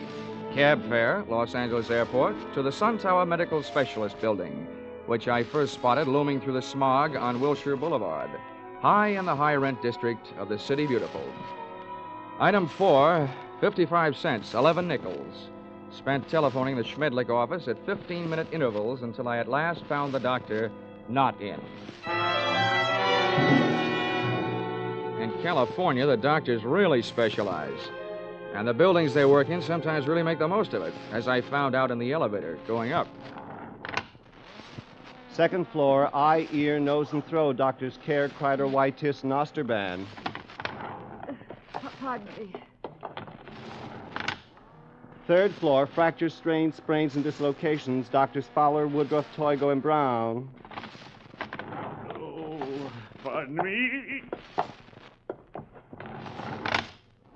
Fourth floor, obstetrics, orthopedic, pediatrics, and general practice. Doctors Small, Collier, Reynolds, Frank, Stanley, Feinbaum, and Schmedlick. Would all these medical terms you just tossed off by any chance mean that we have now arrived in the land of the mechanized stork? To put it crudely, yes. Thank you, Jack Armstrong.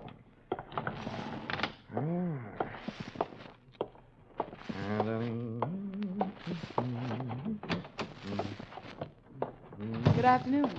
Hello. Dr. Schmedlick in? Well, no, I'm sorry, he isn't. How good. I mean, that's too bad. Just what do you mean? Well, I meant to say that, well, since the doctor isn't in, I mean, I'd rather talk to you anyway. You're prettier.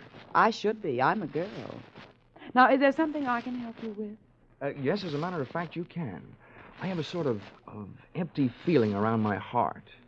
What would you prescribe? Bicarbonate of soda. Is that all? Touche. Now I have an empty feeling around my head. Please, will you state your business? Oh, now, honey, you should know that anybody who walks into a doctor's office wants to live. And after seeing you, I really want to live. What are you doing tonight? Well, I am not in the habit of making dates with strange men. Who's strange? And furthermore, you are perhaps the most insufferable, egotistical Now, if you just person give me a chance, darling, I'm sure I'll be able to prove you're right. Why, I wouldn't be caught dead with you.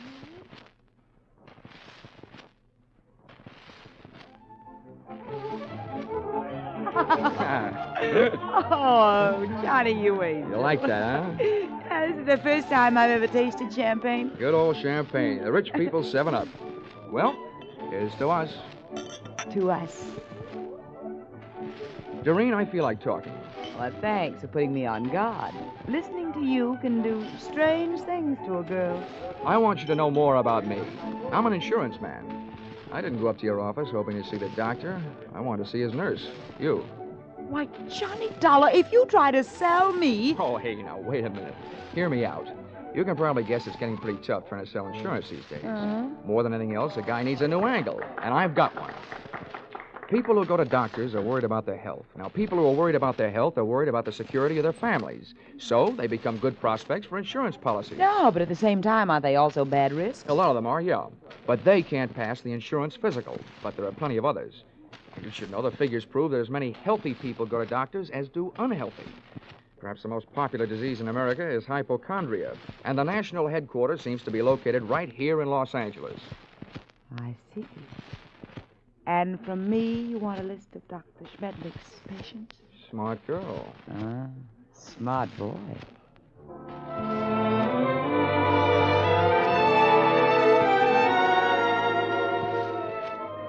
Expense account, item 5, $1.40.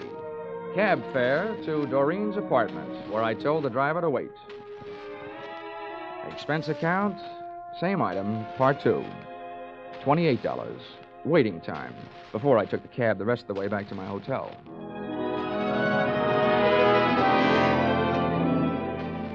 Expense account, item 6. Breakfast the next morning, 2 hard-earned dollars for 2 soft-boiled eggs. The hen that laid them must do barnyard bits in the movies. At least at those prices, she could have autographed them. At 9:30, I was right on time for my morning appointment with Doreen to pick up the list of Dr. Schmedlick's patients, a half hour before the doctor was due to arrive.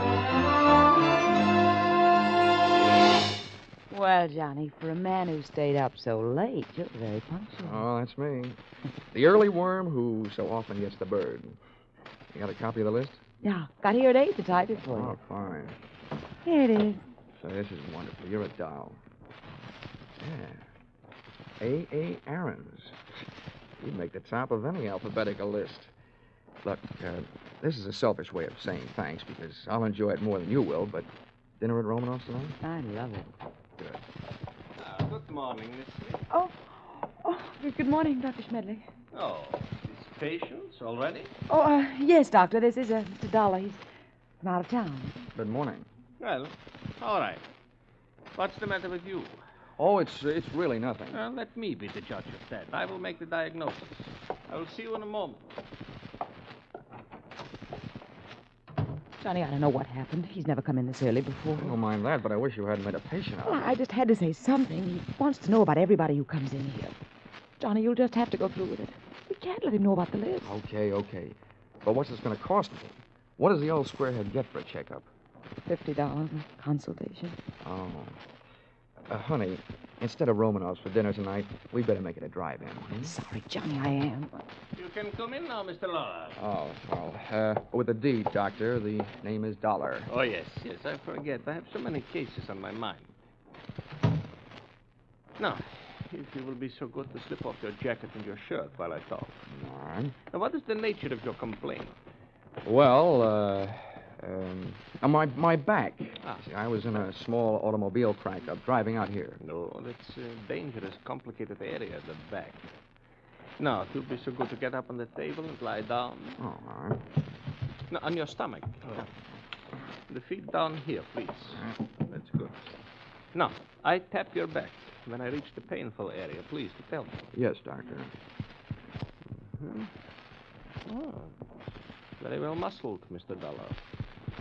No bruising, strange. Oh, there it is. Aha. Well, not dangerously near the spine, but very interesting. Here, I think this will help. Oh! At first, it felt like a big bee sting about a quarter of the way up my back. Then came the buzzing inside my head. Whatever kind of liquid lullaby the good doctor sunk into my spine, it really rocked me to sleep. I had time to move my head and watch Schmedlick put down the hypodermic, walk across the room to my coat, and take from it the list of his patients, plus my wallet containing my identification. But I didn't give it a second thought. I didn't have time to. For me, the lights went out.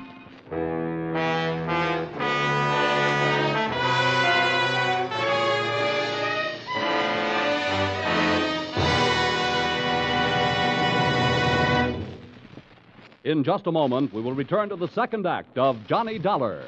But first, assets, one block of wood. Liabilities, more trouble than the legendary paper hanger with the hives. It sounds as though Edgar Bergen had a pretty bad bank balance, doesn't it? But luckily for you, he comes back week after week to the CBS studios with his block of wood named Charlie and lets himself in for more trouble. As for you, you're really in the chips when you take in the Edgar Bergen Charlie McCarthy show, heard over most of these stations every Sunday. Don't miss their brightest, gayest show tomorrow night on CBS, where this fall you hear them all. Tune in this fall for the show that you love best of all. Listen carefully, here's the address. It's CBS. Now, with our star, Charles Russell, we return to the second act of yours truly, Johnny Dollar.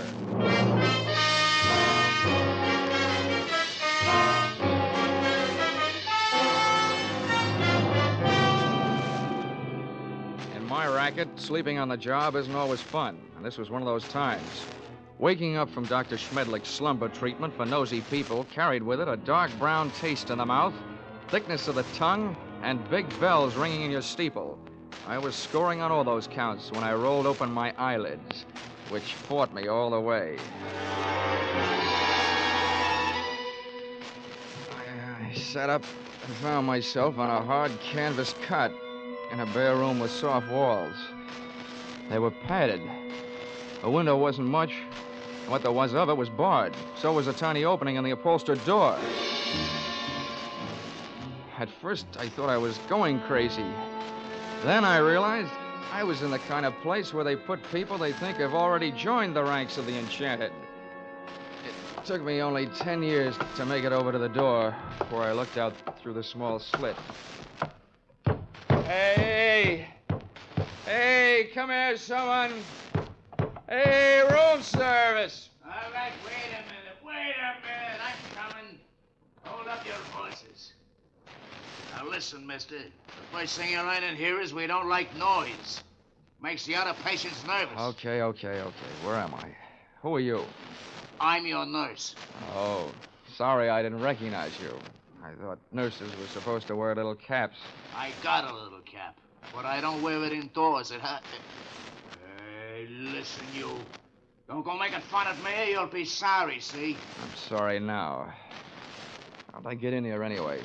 Well, all I know is this place is for your own good. They say outside you're dangerous. You can depend on it. If I ever get out, I will be. What'd you say? Nothing. You're one of them, all right, talking to yourself. What's your name? Well, it's none of your business, but I'll tell you. I don't like people calling me hey you, so I'll tell you. My name is Foggy. Okay, Forgy. Listen, all I want is a chance to talk to somebody who's in charge. How about it? That's easy. When your time comes, the boss will be here without no asking. You get one visit from the boss every day, just like all the others. When'll that be? Just before supper. So why don't you go back to sleep? That won't be for 4 more hours. Oh, dandy. Who is this boss? What's his name? The boss is not a he. It is a she. And her name is Dr. Doreen Smith. I had 4 hours to think up different ways of calling myself a sucker. At the end of hour number 1, I ran out of fingernails. At the end of hour number 2, I ran out of patience. And the other 2, I spent devising torturous new ways of getting even with a combination that shanghaied me into that fancy 4-walled straitjacket. They had left me only one move to make. That was out. I figured that if the winsome Dr. Doreen Smith paid me a visit, she'd come with her body well guarded, probably by the charming, bemuscled behemoth, Nurse Forgy, who, from what I saw of him through that slit in the door, was no Florence Nightingale, believe me. For him, I needed a club. I didn't have much to work with. The iron and canvas cot was heavily bolted to the floor, as was the only other piece of furniture in the room, a small but sturdy table. Took off one of my shoes, ripped the heel off in an angle of the cot, and looked lovingly at the shiny little nail points gleaming back at me from the solid piece of leather in the palm of my hand. I put it to work, ripping a 4-foot square of canvas out of the cot. Then I put both of my shoes into the center of the square, picked up the corners, tied them together close to the weight, gave it a heft, feeling that I now had at least the start of a weapon. Hey, you! Here we are. Oh, I suppose you think that's good news. He's safe, Dr. Smith.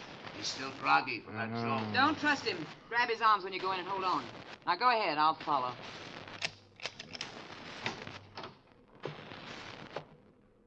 Don't try any tricks and we won't hurt you, see? Thanks, Nursey. I wouldn't Think of it. Come here, you. Back in here, sweetheart. Oh, dropped your hypodermic. Planning on rocking me to sleep again, huh? Get that go of me. Sure, but let me tell you something. This is one squirrel that's going to get out of this cage. Don't rub my fur the wrong way. My head aches. I'm seeing double. My nerve ends are whipping me to death, and for 2 cents, I'd punch you square in the nose, because one thing for sure, you ain't no lady. Now, sit down. Stay there while I put on what's left of my shoes. You better go back to Hartford, little boy. This is too big for you. Being around you will make anybody grow old in a hurry. What do you think you're gonna do? Right now, I'm going to take your keys, lock you in here with Sleeping Beauty there, and then I'm going out for a breath of fresh air. Have fun, the two of you. You make a peach of a pair.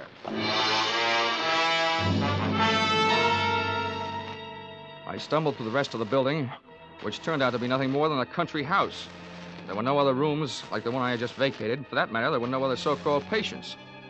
It could have been a place maintained for the purpose of making people talk, or keeping them from talking. There was no telephone. I couldn't call out, but neither could anybody call in to find out that something was going wrong. This little crime crib was apparently located well out in the country. That meant that Dr. Doreen Smith had arrived in the car. which I commandeered and drove to the nearest filling station. No longer having in my possession that list of Schmedlick's patients, I flipped through my memory and came up with a single name I had noted in his office, A.A. Aaron.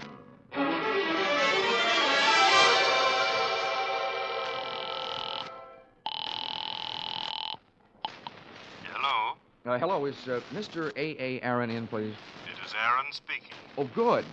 Mr. Aaron, I'm representing a group of West Coast druggists. I'm making a survey. Where do you have your prescriptions filled? It is at the Enjoy Pharmacy on Beverly Boulevard. Oh, I see. One more question, Mr. Aaron. I know that in many cases people go to the pharmacist recommended by their doctor. Is this the case with you?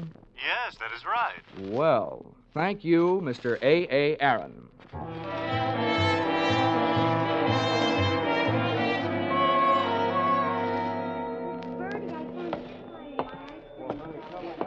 Pardon me, Mr. Anjoy. The clerk up front told me where I could find you. My name is Dollar. I'd like to have a word with you if you have the time. On the basis of ethics, the state of California should have picked up the gentleman's pharmaceutical license and issued him a barber's permit. Mr. Anjoy loved to talk. From the few thousand words he threw at me during the ensuing half hour, I managed to sift the following information. Dr. Schmedlick's prescriptions were usually refillable, dangerous, and habit-forming. I also managed to memorize the names of a few of his patients from the narcotics book. With these tucked into a lonely corner of my cerebral cortex, I limped out into the newborn night.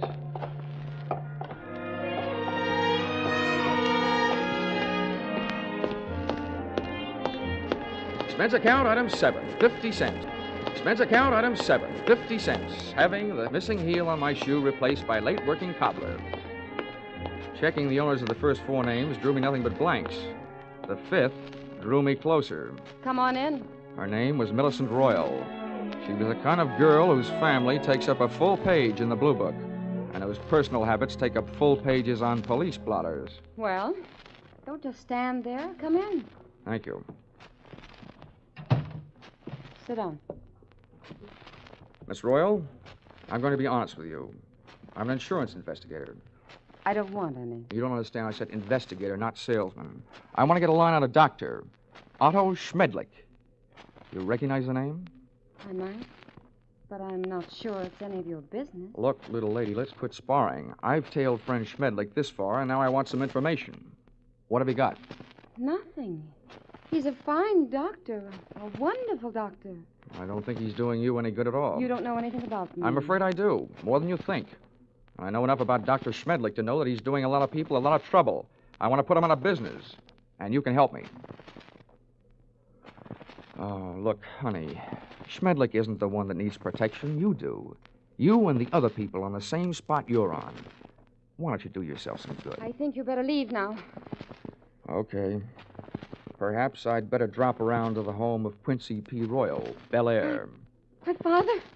No, don't do that. And give me some answers. You can't make me. Nobody can. Anything that passes between a doctor and his patient is a secret. Nobody can make me say it, not even a judge. Whoa. Wait a minute. All right. If you change your mind, I'm staying at the Park Beverly Hotel. I'll trip them up sooner or later. If I have to, I'm turning it over to the federal men. Narcotics Department. Why did I ever let you in here? Get out. Leave me alone. Go away. Please. You can't make me do anything. Well. Is my estranged wife having a lover's quarrel? Bill, get this man out of here. Make him leave me alone. I don't see why I should rescue you from anybody's clutches. But you, I don't like your look, so get out before I bust you in half. You know, you look like just the guy who might be able to do it. Happy honeymoon.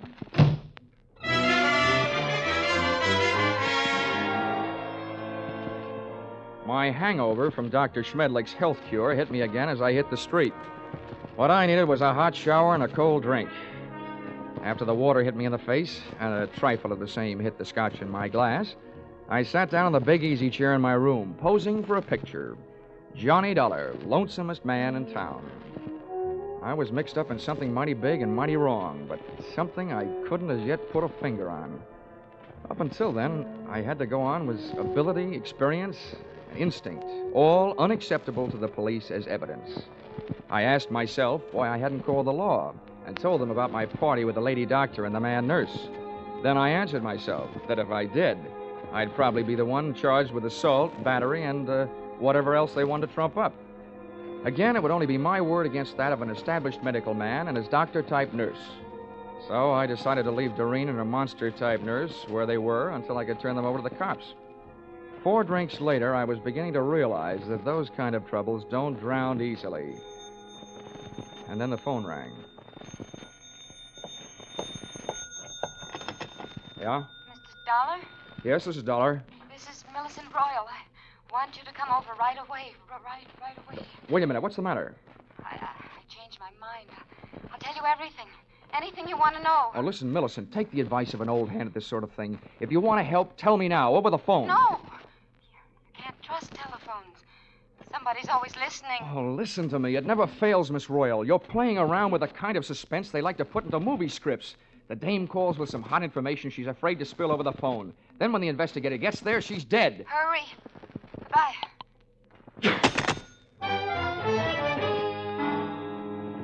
I went there. I was right. She was dead.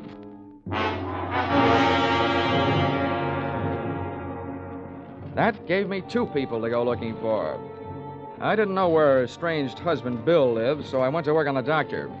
His all-night telephone exchange gave me the information that he had called in just before leaving the hospital on his way to the office and could be reached there in 20 minutes.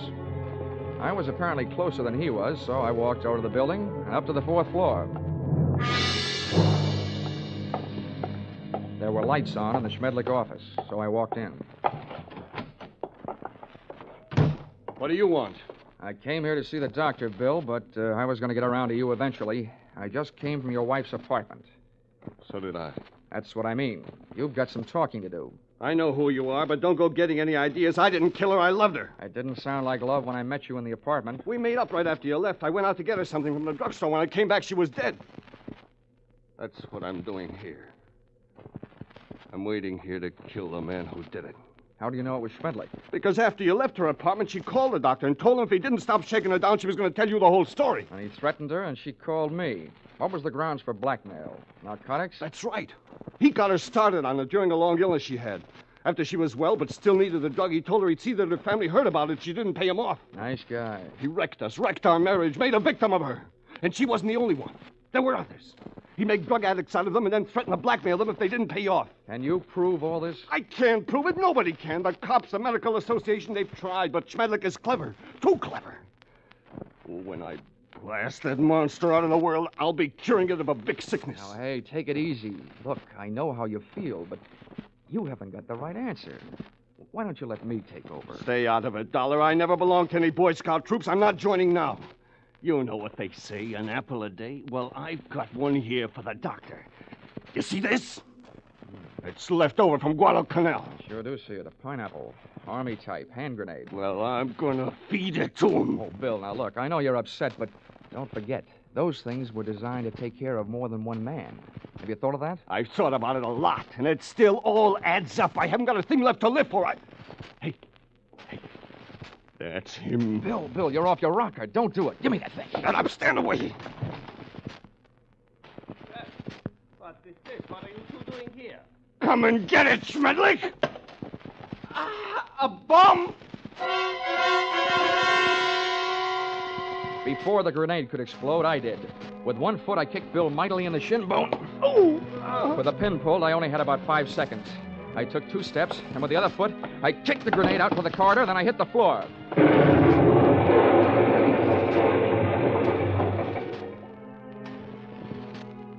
All right.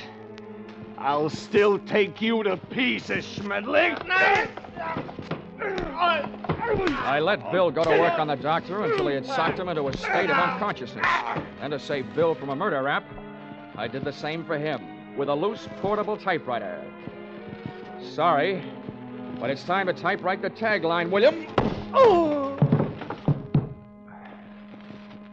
P.S. Then I called the police.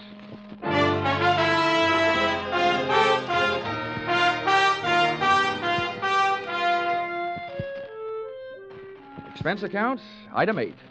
$50, airplane rental, Burns-Lee charter service for flight to Palm Springs. Item 9, $62. Dinner at the Dunes, party of 3. Included in said party, me and Haig and Haig.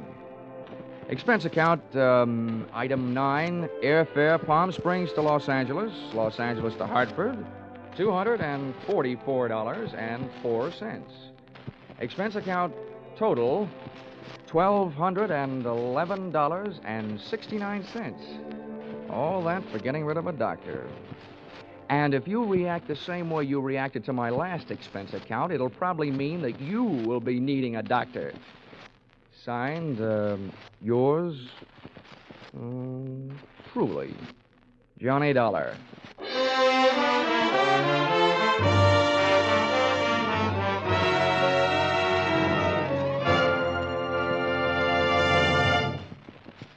Yours truly, Johnny Dollar, is produced and directed by Gordon T. Hughes and stars Charles Russell. Script by Paul Dudley and Gil Dowd. Featured in the cast were Willard Waterman, Betty Lou Gerson, Larry Dobkin, Paul Dubov, Georgia Ellis, and Edmund McDonald. The special music is written and conducted by Wilbur Hatch.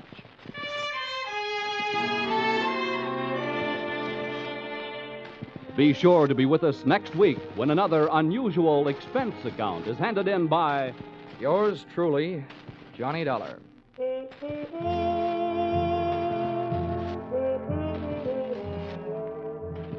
Stay tuned for Vaughn Monroe and his Caravan, which follows immediately over most of these same stations. Paul Masterson speaking.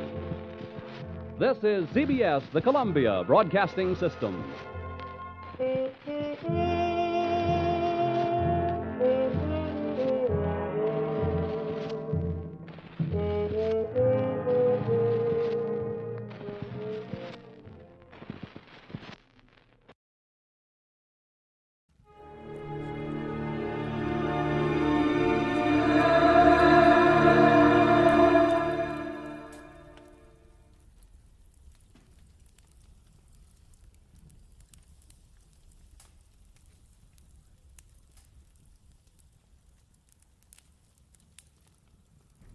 Get this and get it straight.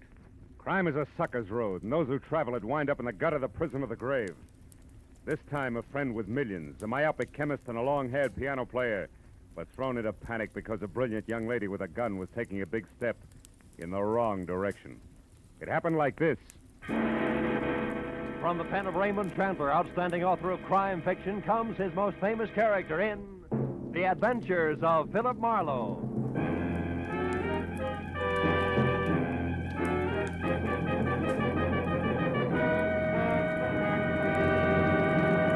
Now, with Gerald Moore starred as Philip Marlowe, we bring you tonight's exciting story, The Big Step.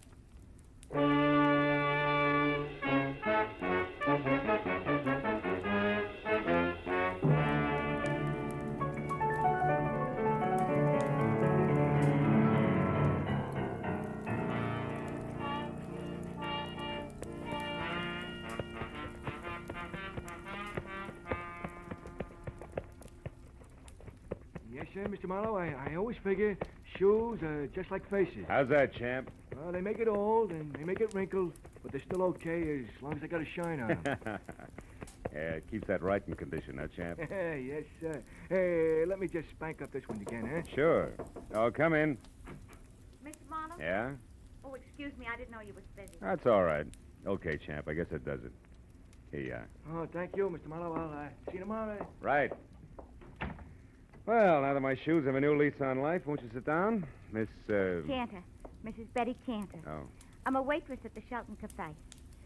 I need your help, Mr. Marlowe. There's something you could do for me. You free to take a case? Well, I'm free, depending on the case. What is it? Well, today, this friend of mine, Shirley Vitello, comes into the restaurant where I work.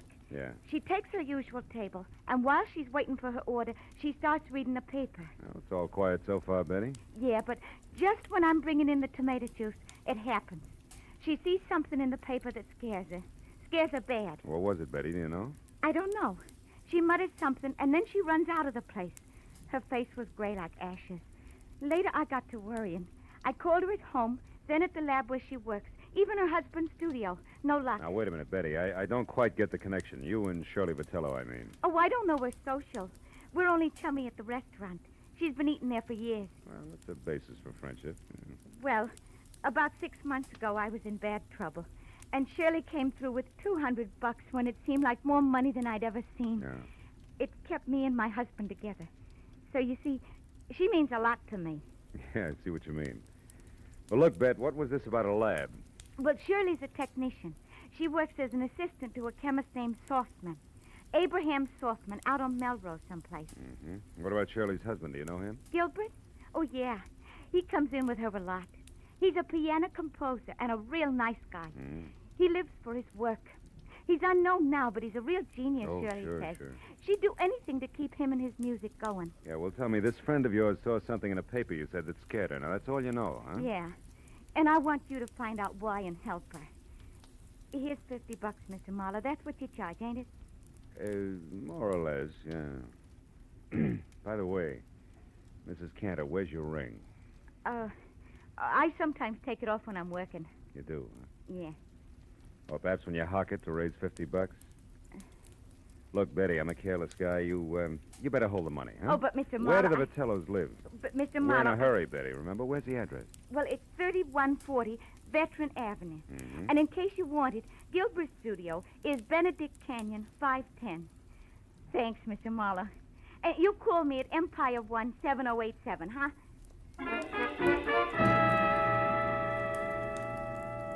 When Betty Cantor was gone, I got in my car and drove out to Veteran Avenue. You know, she was a pathetic little creature. And with a little effort, she could have that touch and glow look. Oh, well. 3140 was one of those small but neat houses that grow like mushrooms overnight on the post-war California landscape. And it was locked, dark, and quiet. I went around to the back and started on the windows. The third one opened when I tried it. I climbed in, turned on some lights, and made the grand tour, then entered in the den. The only indication that anyone had been there all day was a current issue of the L.A. Star crumpled in the wastebasket. I pulled it out and started through it. On page 5, I found the hole where a 2-column story had been clipped out. And then somebody was at the front door. I started toward it, but changed my mind at the sound of the key in the lock. And instead moved back into the den and watched. A head that belonged on a gopher wearing a battered fedora and inch-thick glasses above a fur-collared coat peeked in. Gave the place a myopic once-over and headed straight for the den. So I stepped out where he could see me. I've never seen you before. What are you doing here? You tell me first, Pop. I'm bigger than you are. I'm Dr. Abraham Softman. Softman? Oh, the chemist Shirley Vitello works for. Is that why you have the key? Yes, she leaves unfinished. She leaves work here for me to pick up. It's a convenience for both of us. But now you can also explain, maybe? Well, a friend thinks your assistant's in trouble. I'm trying to find out. The name's Marlowe. Aha. I suspected now I'm right. What? Shirley came to the laboratory late from lunch today and very much upset. She left again soon, right in the middle of our most important crimson test. Your what? Our crimson test. Oh, yes.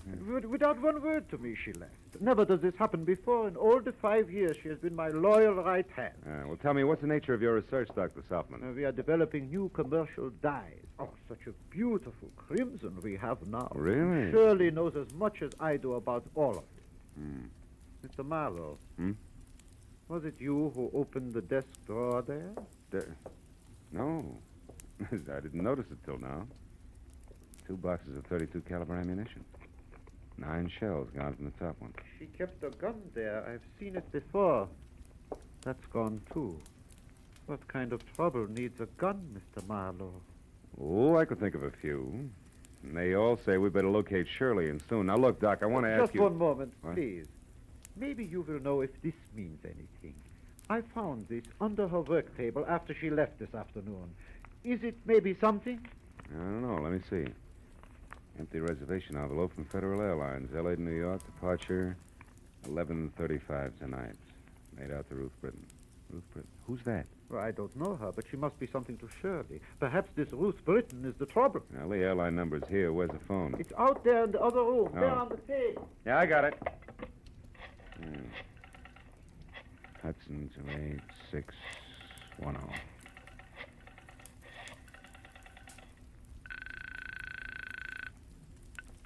Good evening, Federal Airlines. Agent Frederick Stowe speaking. Frederick, do you have a Ruth Britton listed on your 11:35 flight to New York? Oh, just one moment now, sir. I'll check. Oh, no. Yes, we do. Yeah, well, I've got to locate her. Do you have an address or a phone number there? Oh, no, sir, I do not. And even if I did, I'm Look, afraid Freddie I couldn't. Freddie boy, this is important. I need that information. Now, describe her to me. What does she look like? Oh, dear, I'm afraid I can't. I must have sold the ticket. I'm the only agent on duty, but I just can't seem to think where Try, will you think? I am. How do you expect Oh, me to isn't that remember awful? 75 or 80 faces every day? Now, listen, Good heavens, don't you think I get confused? Yes, I every do. time Now, 9 you- or 10 jerks come in here at once, all wanting tickets at the Never same mind. time. Don't you think I have the Skip right it. to do it? Frederickson. Now, look, Doc. Now, look, do me a favor, will you? What is it? Stay right here and wait for Shirley. If she comes back, hold her. I'm going to look up her husband, Gilbert.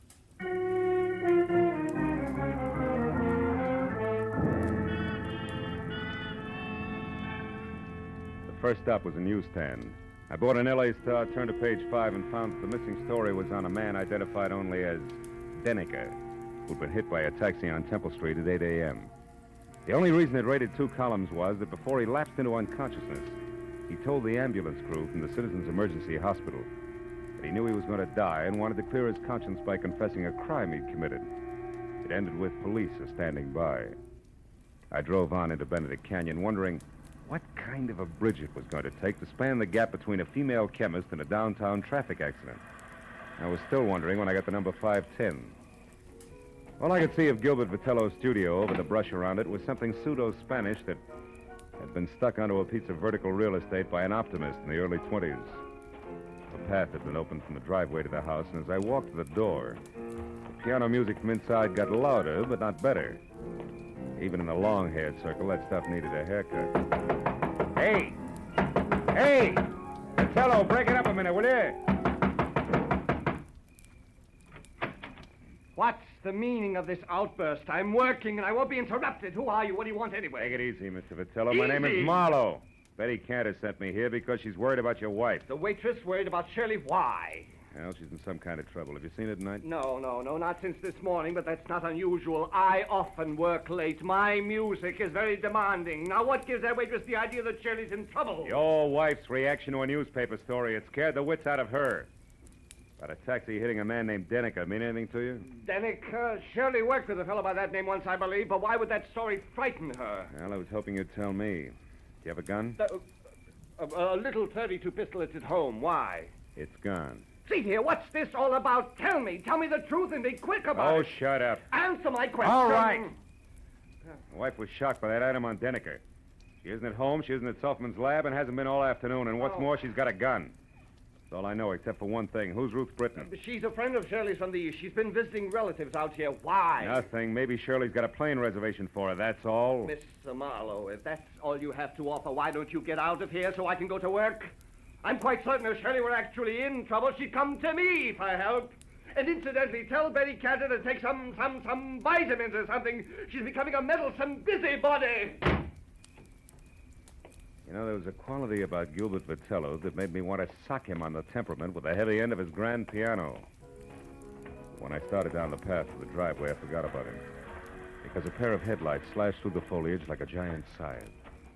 I ran to where I could see and watched the girl in a brown suit get out of a sleek new Hudson and start toward the house.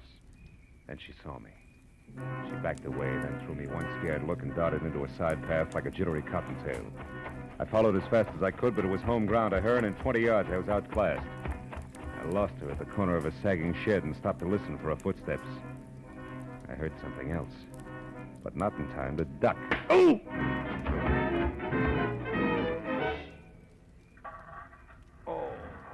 Oh. Oh. You there, you. Marlowe, is that you, Marlowe? Marlowe, what happened, Marlowe? I heard a car come in with a crowd. Who was shut it? up. It was Shirley. She slugged me. I don't believe it. You're lying. Okay, I'm lying. For what it's worth to you, Die Hard, your wife isn't kidding. She told me personally with a blunt instrument. Play that knee flat, Jack.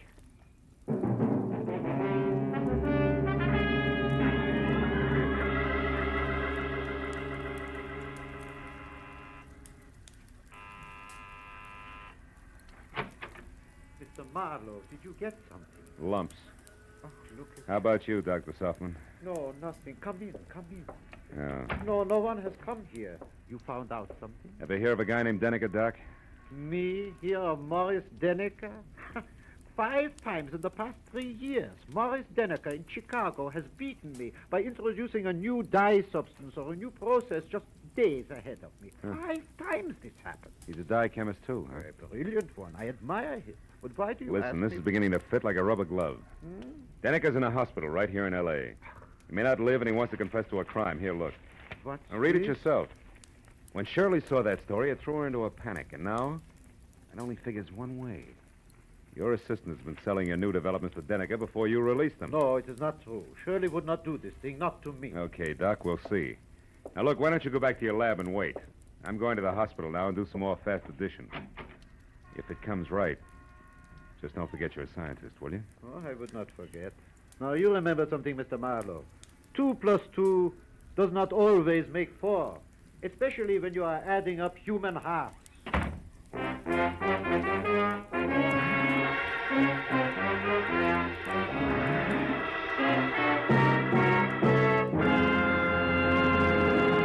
In just a moment, the second act of Philip Marlowe. But first, Wednesday's Wonderful on CBS, with Dr. Christian, Groucho Marx, Bing Crosby, and Burns and Allen all coming your way over most of these same CBS stations.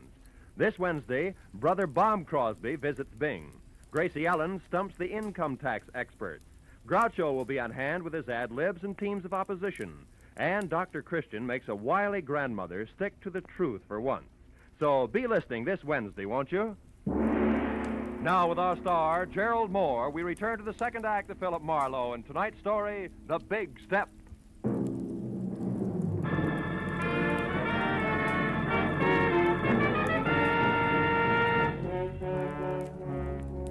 It was 20 stop-and-go minutes through the snarled early evening traffic over to the Citizens Emergency Hospital. All the way, I kept hoping that Denneker's confession wasn't going to have anything to do with Shirley Vitello. But when I was there, standing next to Detective Lieutenant Matthews and filling him in to date, I racked that hope up under wishful thinking. Morris Denneker had already come, too. Yeah, Marlowe, about a half hour ago. He didn't say too much. How much? Only something about this woman you mentioned, this Shirley Vitello, and Yeah? the formula for some kind of a bleaching agent. Then he went out again. Hey, look, this Vitello girl who currently adds up to something very... What does she look like? Oh, blonde, about 5'4", maybe 30. Wearing a dark brown suit, no hat? That's right. She been around? Yeah, I spotted her here in the hall about 45 minutes ago. Claimed she was a reporter, but she didn't make any small talk with the other news hands. I got a little suspicious. Just then Denneker came too, so I went in there. When I came back out, she was gone. Hey, Marlowe, you know where we can pick her up? No, I don't, Lieutenant. Doesn't look so good for her. She could be pretty desperate right now. Like a quick trip to the country. Or like worse, she's got a gun, Matthews. And now with Denneker starting to talk, very little hope left. I better be going. Where? Just going, Matthews. Hey, wait I'll a keep in minute. touch. Wait a minute. Look, we have a big organization, Mr. Marlowe. We're equipped to handle all kinds. We could do almost as good a job as you. Just keep that in mind, will you? Yeah, and I'm glad you said almost. So long.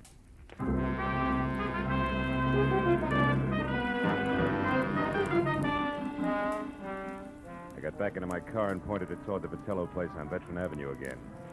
Because I didn't know where else I could possibly pick up Shirley's trail. I felt like an uncomfortable emptiness was in the pit of my stomach. You know, like the guy who stands on a street corner and watches an ambulance intern scrape up a traffic victim.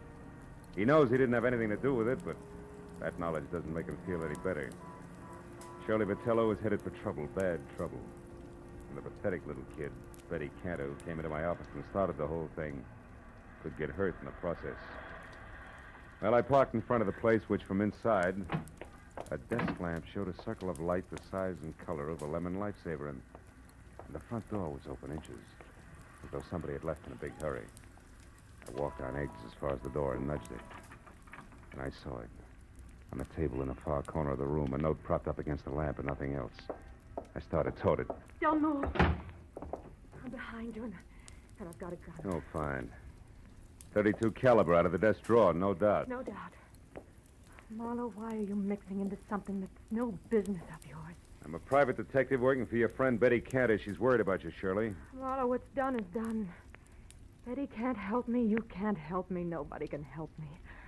I stole Softman's work, and I sold it to Morris Denneker. I didn't count on a deathbed confession. Why'd you do it? I love my husband, and he needs money to go on with his work. No. Gilbert's in on this with you, huh? Oh, no. No, he isn't. He thought my wages were high, that's all. The note I left there on the table makes that clear. Also, Also what? it says goodbye. I love him, Marlowe. When I'm gone, he'll have enough money to carry on. Keep the studio that means so much to him. And nothing can be taken away from him. I've seen to that, legal-like. Just what do you mean, gone, Shirley? How far is gone? A long way, Marlowe. All the way. Suicide? Oh, no, Shirley, you Marlowe, can't mean let's that. not talk anymore. And don't bother about that phone. It's only Gilbert. How do you know? Well, when I pulled up outside here after I came from the hospital, he was home. I didn't want to speak to him, so I drove on until I came to a phone booth. And then I called here and told him to meet me at the Saffron Bar. It's an old hangout of ours. You wanted to leave a note for him, but didn't want to face him, is that it? Yeah. He'll keep calling on and off for quite a while before he comes back here.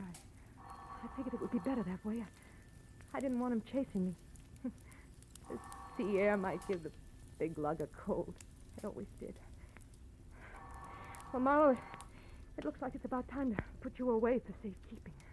I don't think so, Shirley. I think the phone is about... No! Next time, Marlowe, it'll be more than a vase, but just as fragile. No. The closet's cedar-lined and strong. It should hold you long enough. Get in, Marlowe. Go on. Okay. And it is, baby. But first, What?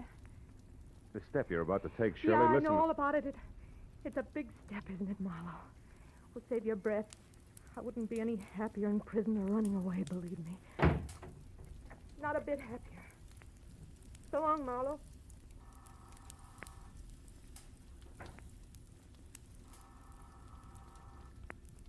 Nobody's home.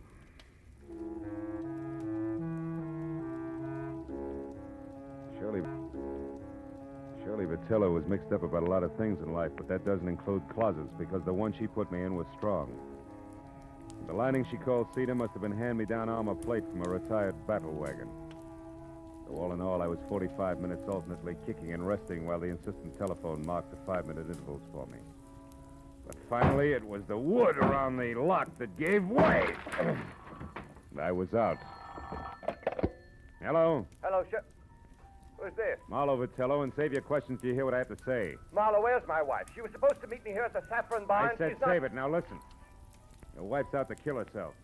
No, Marlowe, no! Yes, tell me, did you two have a favorite spot out near the ocean? I don't see what I that don't has... care whether you see or not. Did you or didn't you? Yes, the Redondo fishing pier below Santa Monica. Good. Now keep listening, Vitello, and do as I say. Come straight home. But, Marlowe, surely... Do as I say, Vitello. I'm back here and sit tight with fingers crossed. I'll worry about the pier. Goodbye. Second connection was broken. I picked up the phone again, dialed 116, got through to police emergency operator, and from there to Matthews, who was still at the Citizens Hospital. I told him to pick me up in a squad car and get ready for a fast 10-mile drive to the Redondo fishing pier, where Shirley Vitello was going to kill herself. Then I got outside and waited the 4 longest minutes of my life, until finally Matthews screeched up to a halt. When I piled in, we took off, siren wide open.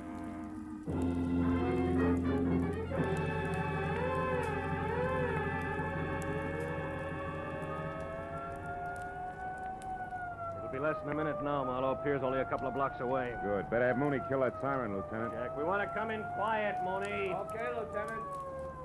Well, there she is. That tower's out on the pier. Yeah, Mooney, pull up here, will you? We don't want to scare her into something. Matthews. What? That crowd there, halfway out on the pier. There's a cop with her. Yes, so there is. You better drive right up, Mooney. Looks like we're too late, Phil.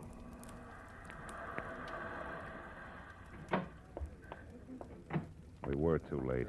At the center of a circle of the morbidly curious who always stand and gape, we found her lying face down on the greasy planks of the pier, dead. She'd shot herself through the heart, and the gun, the same 32 she'd used on me, was lying next to her. 2 bullets gone. I explained the extra shot to Matthews. Uh-huh. Okay, 1 bullet fired up at her place and the other one here. Well, I hope you're satisfied, Marlowe. What do you mean, satisfied? I mean single-handed. You had to leave the cops out of it, didn't you? You had to go up to Veteran Avenue all by your lonesome, didn't you? Now, you wait a minute, Matthews. I was only trying to... nuts. Hey, Mooney, where's the nearest phone? Over there, Lieutenant, across the street, the Triple Eagle Cafe. The patrolman here's already called an ambulance. All right, tell him she can be moved. Come on, Marlowe. I want to turn in a first report on this. Mooney, pick us up at the cafe. Right, Lieutenant. Okay, boss. Okay, let's take a look. So Shirley Vitello was stealing formulas for those dyes from her boss and selling them to this Morris Denneker. Yeah. All was rosy until Denneker walked out in front of a taxi early this morning. That put him close to death and in the mood to talk. Also put Shirley Vitello on the spot. Hey, is that the place you want to phone from? Yeah. Look, one thing more, Marlowe. The girl's motive all the way through. She loved her husband. He loved his work. Yeah? Her, too? Yeah, after his work. So since he didn't make any dough, she stole to keep him going and close to her. There's the phone, Phil. Come on, will you? I may need you to fill in the blanks for me. Marlowe, I said I heard you. The phone can wait, Lieutenant. Come on over here. What? I want to talk to that piano player. Piano player? What about? The tricky way he has of playing Blue Skies. What? Yeah. Hey, Bud, that's all right. You got a mean left hand there. Yeah, I open in Carnegie Hall next week. Don't miss me. I'll try not to. It's just terrific what you do with that tune, you know? My own particular arrangement. Nobody else's, huh? Oh, nobody. I've been working on this arrangement for a week. That's all I wanted to know. Hey, Marlowe, what are you getting at? The phone, I've heard enough. Where'd you say it was, Matthews? Over there, at the left of the bar. But still, what are we doing? What time is it, Lieutenant? 5 after 12. Marlowe, what is it? A switch, Matthews. A switch? Yeah, one that'll knock your badge off. Will you get a load of this? Oh, listen. Good evening, Federal Airwaves. Agent Frederick Stoll. Listen, speaking. Frederick, I'm the party who called before about the reservations for Ruth Britton on the 11:35 for New York. Oh, yes, I remember you. I'll probably Never mind. It's police business, Freddie. Did the plane leave on schedule? Of course it did. But Miss Britton didn't make it, and she didn't bother to call and cancel her reservation. Thanks. I've heard enough. So far, so good, Matthews. Yeah, which means what? The Saffron Bar in Hollywood. Which means what? Shirley Vitello didn't commit suicide, Matthews. She was murdered.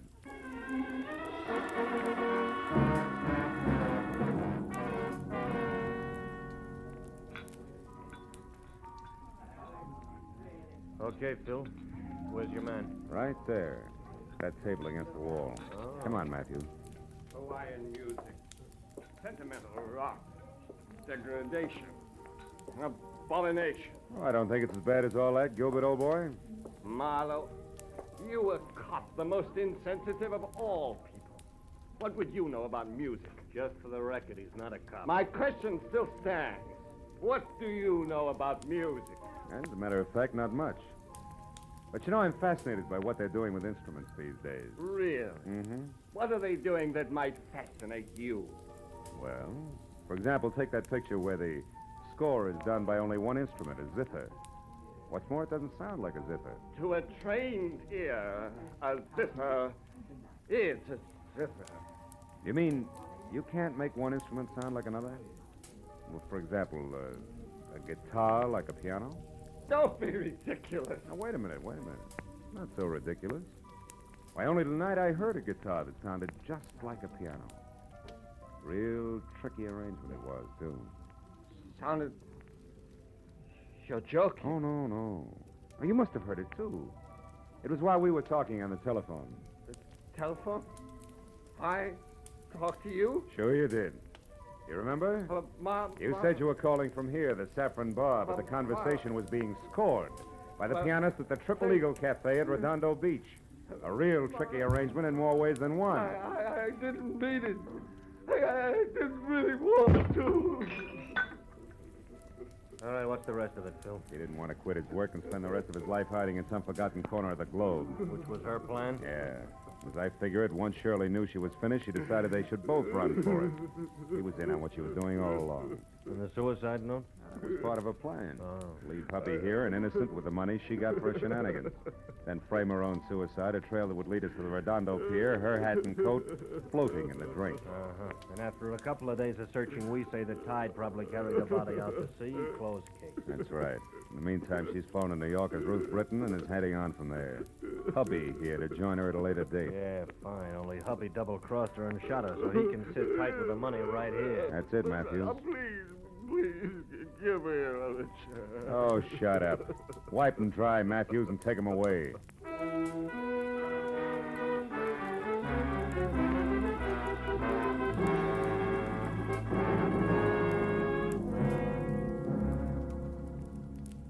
I didn't go along with Matthews. I didn't even bother about my car, which I'd left in front of the Vitello place. Oh, I'd had enough for one night.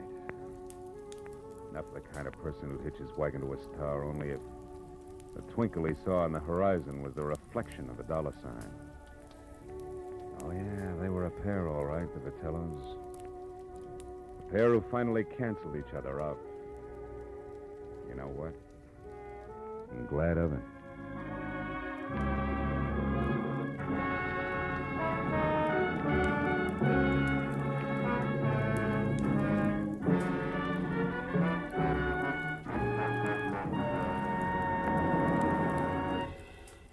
The Adventures of Philip Marlowe, bringing you Raymond Chandler's most famous character, star Gerald Moore, are produced and directed by Norman MacDonald and are written for radio by Robert Mitchell and Gene Levitt. Featured in the cast were Gene Bates, Paul Dubov, Vivi Janis, Edgar Barrier, and Peter Leeds. Detective Lieutenant Matthews is played by Larry Dobkin. The special music is composed and conducted by Richard Orant. Be sure and be with us again next week when Philip Marlowe says... This time I tangled with a mad Scotchman, a phony English lord, and a beautiful blonde corpse in a freight house. All because of a butler who walked on his knuckles.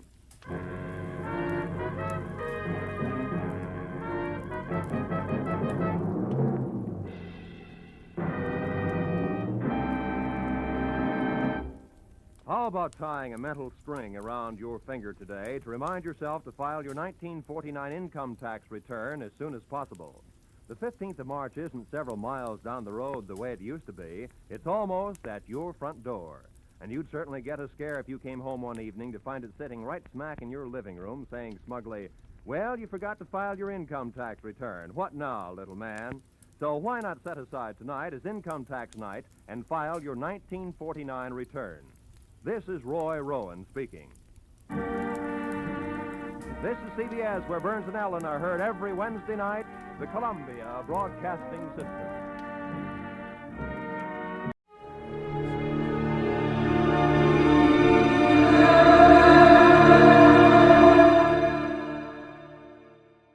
Time now for Edmund O'Brien as Johnny Dollar.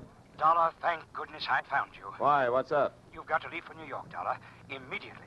A policyholder, he's afraid for his life. Here we go again. Who's he afraid of? Well, he wouldn't say over the telephone. All I know is, to us, he's worth $100,000 alive. Well, that makes it simple. He must be afraid of somebody to whom he's worth $100,000 dead.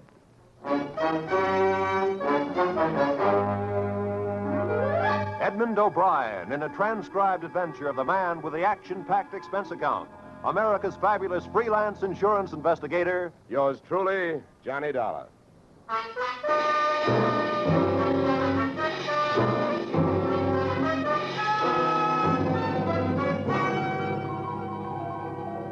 Expense account submitted by Special Investigator Johnny Dollar to Home Office, American Continental Life Insurance Company, Hartford, Connecticut.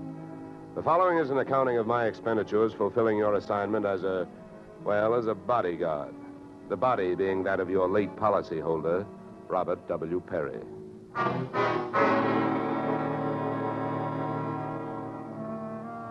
Expense account. Item 1, fare on night train, Hartford to New York, $3.65. Expense account item 2, $1.80 taxi to Lower Manhattan following morning to offices Perry and Van Bruten, importers, arriving as promised at exactly 9 a.m. Good morning. May I help you? Yes, you certainly can. My name is Johnny Dollar. I have an appointment with Mr. Perry for 9 o'clock. Oh, yes. From the insurance company. Well, you're right on time. Yes, they told me I'd better be, and I'm glad that I am. Mr. Perry just came in. He's alone and waiting for you. I'll buzz him that you're here. Thanks. Come on!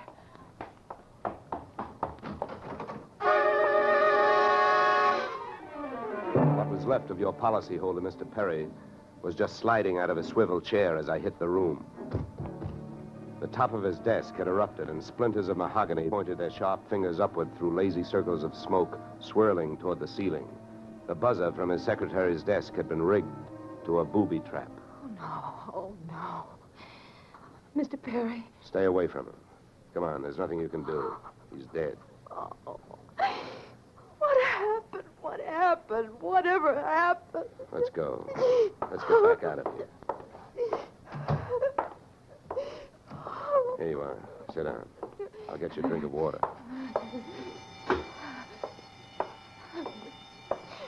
Come on, drink this.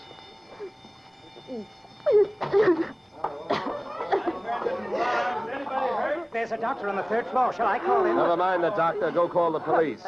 Nobody gets in here till they arrive. Now, the rest of you, go on, run along, beat it, will you? And have the building superintendent turn off that alarm. Okay, miss. Now, take it easy. It was all so sudden. What happened? Well, that's not hard to figure out. Somebody wanted to give your boss, Mr. Perry, a shortcut through life. So whoever it was figured out that a secretary would never buzz a boss unless he was at his desk. They rigged up a bomb somewhere in his desk that would go off when you buzzed him. Oh, then I killed him. Now, wait a minute, will you? Wait a minute. Don't go hysterical on me. There's excitement enough, and there'll be more when the police get here, so you keep cool. But I did it. You saw me do it. Look, honey, the way you put it, I killed him by coming in here and giving you my name so you would buzz him. And I was here to protect him. So drop it, will you? I'm sorry. Now tell me, what about yesterday? Was Perry here? Yes, all day. What time was it when you last used the buzzer? Why, right up to the last minute, about 5:30. Who left the office first? Oh, Mr. Perry, he always leaves first. I lock up. From the looks of things, you should have used more locks last night. Somebody got in here to do some wiring. Oh, I forgot that fire alarm. Look, before the police arrived, do you know why I was sent here? Oh, yes. Mr. Perry felt that his life was in danger. He thought that, well, with a $100,000 policy, the insurance company would do everything they could to help keep him alive. Oh, we didn't have much of a chance, did we? What was he afraid of? I don't know. Okay. Tell me, what were his other appointments for today? Well, he only had two. His partner, Mr. Van Bruten, at 11, and later he No, had one at a time, please. Van Bruten. Anything special about their meeting? Oh, yes, Mr. Van Bruten arrived just yesterday from Holland. Oh, you mean there was a branch of this firm in Holland? Oh, huh? yes. Mr. Perry was buying out Van Bruten's interest. They had a final meeting at Van Bruten's hotel last night. I see. Van Bruten was coming by this morning to pick up his money. Cash? No, a cashier's check. The bank is to deliver it here at 10:30. Well, Perry's other appointment, who is that? Christine, his wife. Now she tells me. Christine, the beneficiary. Yes, she wouldn't have been the beneficiary in about another 2 weeks. They were getting a divorce. Thanks for the motive. You don't like her. Well, I didn't mean it that way. Well, how about Perry? Did you like him? Okay, here's an easy one. What's your name? Susan Gates. Now, isn't that about enough? Okay, Susan, you better save your voice. During the next few hours, you're going to have to do a lot of talking. I've been everywhere else. Is the fire in here? Well, you'll have to stick around. When the cops get here, somebody will get burned.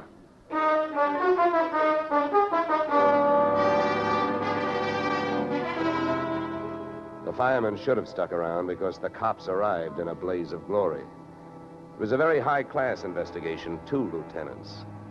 Finally, after about an hour, the police photographer ran out of flash bulbs, the office of the deceased ran out of fingerprints, and the lieutenants ran out of questions. So the on-the-scene phase of the investigation was closed. At about 5 minutes of 11, I left the police packing up their notebooks, their clues, and the body, and went into the outer office. Susan looked like she could use a big, broad shoulder to weep on, but unfortunately, I was wearing my light gray suit. About then, a dark blue suit and a deep green voice entered the room from the corridor. There. There's a fellow out here says he belongs here. His name is Van Bruten. What do you think? His name is on the door you just opened. Oh. Well, now, my name happens to be Murphy, and it's on bids all over the country. But that don't mean I'm stuffed with feathers, does it? Well, never cross tongues with an Irishman. All right, send him in, officer. All right, you can go in. There's a policeman out there. There's trouble here? I am Brian van Bruden. Where is Mr. Perry? What? He is waiting for me, no? No. But my appointment... He's not keeping any. He's dead. Dead? This is not possible. Last night I saw him. He was well. What happened? He was hit by a buzz bomb. A buzz bomb? Oh, please. You mean there was foul play? Yes, it was very foul. Oh, please. I may sit down. My first visit in all these years since before the war.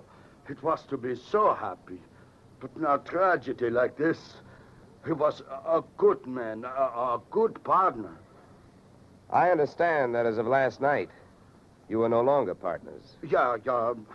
I am glad you mentioned that. I realize, of course, that it is indelicate to speak of such things as money at a time like this, but that is why I am here, to receive my payment. Just because Perry got his, there's no reason for you not getting yours, huh? Oh, but you misunderstand me. I am deeply grieved, but, well, since the transaction was consummated, what is there to do? A delay would be a needless waste of money. I have already paid for passage back to Antwerp tomorrow. Your check is here, Mr. Van Bruden. Oh. Here you are. Thank you. In all of my years of business, this is indeed the saddest moment. Yeah. Well, if I didn't have some work to do, I'd sit down with you, and we'd all have a good cry.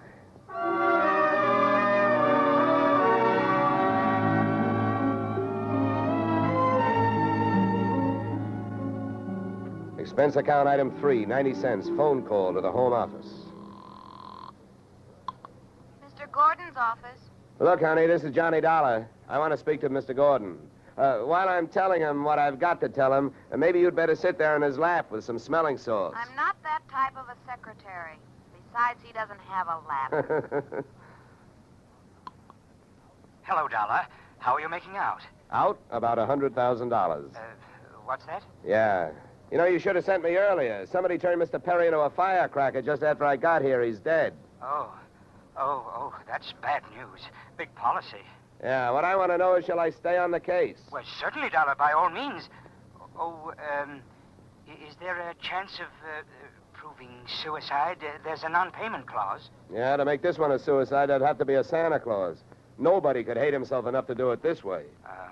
What are the fraud possibilities? Fair, there's an estranged wife. She's the beneficiary, but she wouldn't have been in a couple of weeks. Divorce coming up.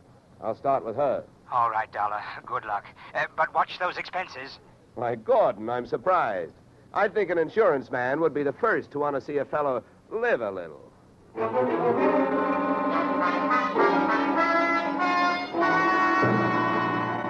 Christine Perry's apartment was on Sutton Place overlooking the East River. I took the elevator up to the 24th floor, and there I discovered that our garden-fresh widow was living high in more ways than one. Everything about the place was French. The maid who led me into the living room through a long foyer, the decor, and the perfume which reminded you that breathing can be fun. I looked up from enjoying my nose to see Mrs. Perry looking down hers. Mr. Dollar? Mrs. Perry. I believe we can dispense with the social amenities. You're an insurance investigator, interested in the death of my husband. So naturally, you're here because you've jumped to the conclusion that I killed him. You're the one that's jumping to conclusions, lady. And careful you don't break your leg. What do you want? The policy's in order. Premiums are fully paid. You know, I'm not quite sure what I want. I know that you've got a great motive. So far, the only motive I've found. You haven't had much time to look, have you? Check. This is my first stop. Maybe you can help me. Do you know anyone who would be happier with your husband out of the way? I know very little about my husband's friends. For that matter, his activities for the past 6 months. That's when I left him. Well, that's not much help for either of us. You know, without someone else to suspect, I may just have to concentrate on you. Mr. Dollar, I pick the men I want to concentrate on me. I hope you're as long on alibis as you are short on temper. Where were you last night? With a friend, Al Donovan. For a while, the same place my husband was. But I have witnesses to prove who was with him. Anybody at the Clover Club can tell you. Save me a trip. I can't afford the prices they get over there. Certainly. A pleasure. My husband was with his beautiful little secretary, Susan Gates. Well, I wouldn't be more surprised if your late husband walked through that door and said... All right, mister, that's enough. Al! Yeah. How much did you hear? I'm a big guy, baby, 6'4". I've got big ears to match. Al, please. Would this be Mr. Donovan, your companion of last evening? I'm getting you out of here, Christine. Al, you don't know what you're saying. You lie to me.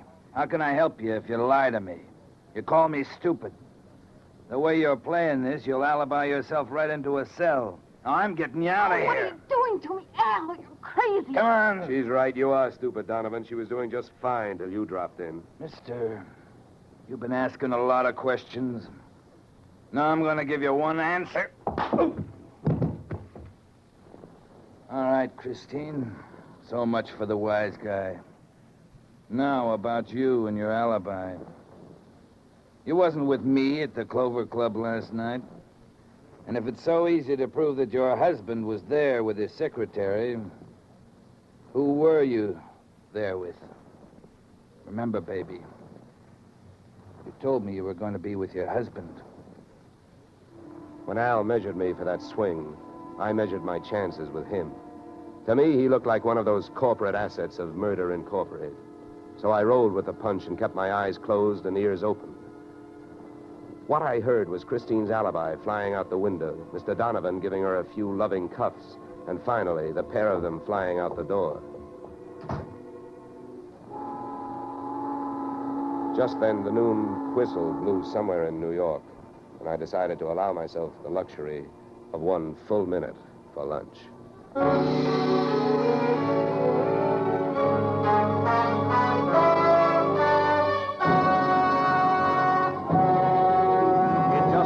Return to the second act of Johnny Dollar. But first...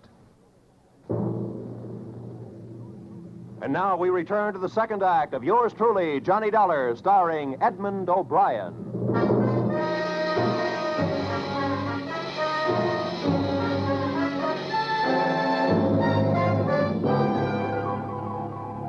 I spent the minute I took out for lunch eating a handful of Mrs. Perry's bonbons on the run.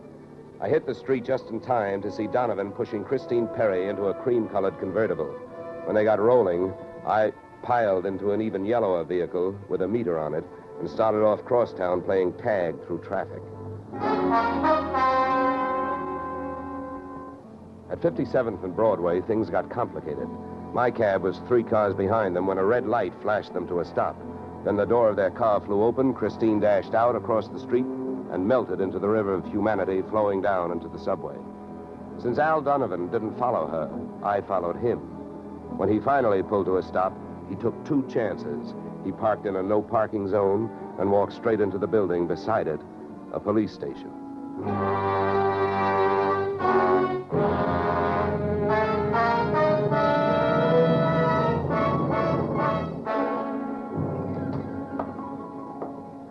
This is Mr. Dollar, Lieutenant. He's been waiting for you. Well? My name is Johnny Dollar, Lieutenant. Here are my credentials. Insurance, huh? Yeah, the Perry murder in particular. You've come to the right place, Dollar. A man named Donovan just walked in here and made a full confession. He what? That's right. My clerk's just typing it up. In the meantime, the gentleman is down in the tank having a bite of lunch on the city. He confessed. Well, does his story add up? As far as I know, I haven't heard too much about the case myself. It's not in my precinct. Yeah, but what did he use for a motive? Jealousy. Says he's in love, wanted to marry Perry's wife. Did he say how he managed it? Yeah, he stole a key to the office from the wife's apartment, entered the building last night, and wired the bomb to the buzzer system. Well, I guess guys do a lot of strange things in the name of love. It looks like Donovan did. Yeah, he either killed the man or he's trying to cover up for someone who did. Say, Lieutenant, don't execute him for a couple of days, will you? I spent the rest of the afternoon downtown in the offices of Perry and Van Bruten, importers. The partners' correspondence told me two things. They had been extremely friendly, and Van Bruten was extremely bald. Perry had been sending him toupees from a famous Hollywood makeup firm. At 4:30, I got to the employment files, which rocked me with two minor explosions of their own. First, I learned that Al Donovan had been employed over a period of years as Perry's bodyguard, and that he had been canned the day before the murder. That confession of his, which had been a little hard to swallow, was suddenly more digestible. On top of this came blast number 2. The employment application of Perry's secretary, Miss Susan Gates, informed me that during the war, she had worked in a munitions plant, her specialty, wiring bomb fuses. When Miss Susan Gates reached home at 8:30, she found a visitor, me.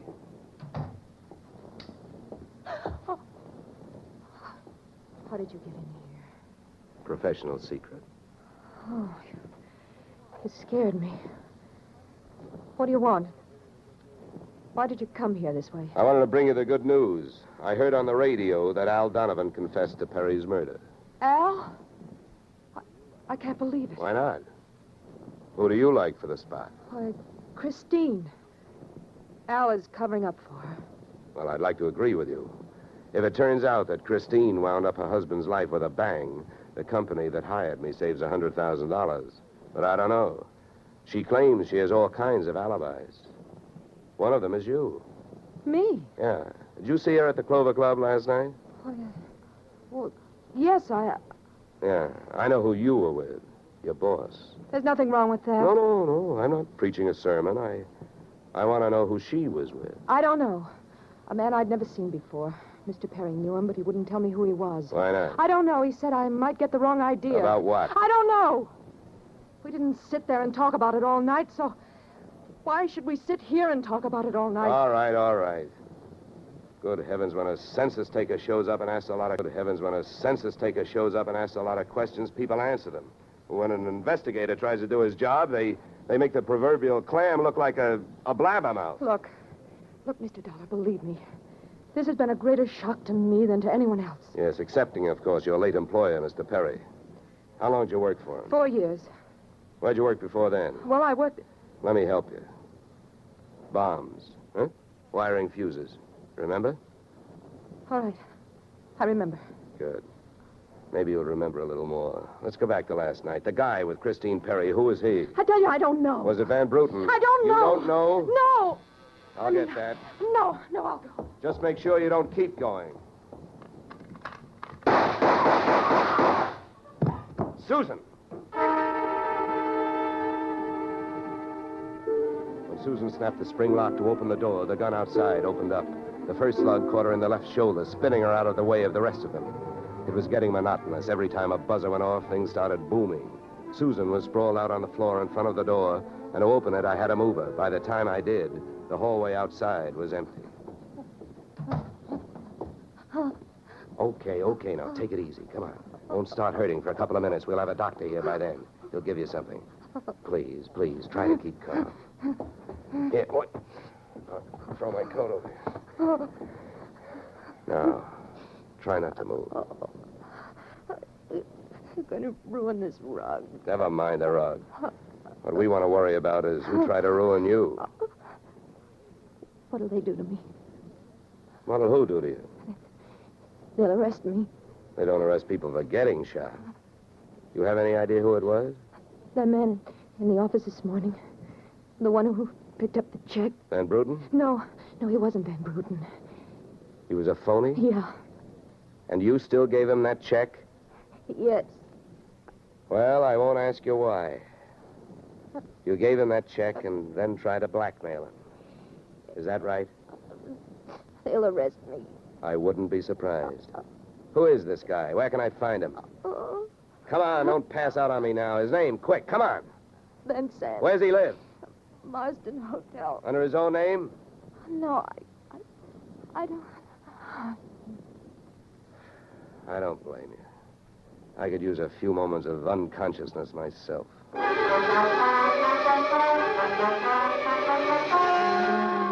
Marsden Hotel didn't have a Dutch name on the register. So I got a hold of the housekeeper and found out how many rooms her staff hadn't been able to make up all day because of no disturb signs on their doors.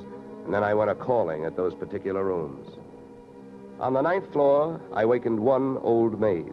On the 7th, I startled a bunch of poker players who thought they were being raided. And on the 4th, I struck the door of 427 and the jackpot. Who's there? Don't you see the sign? I do not wish to be disturbed. Sorry, I must have the wrong room. I started up the hall after the fire axe. When I got to it, I changed my mind. Out of the few things I learned about this guy, Van Sant, was that he loved to shoot people through doors. So I decided against trying to chop his down.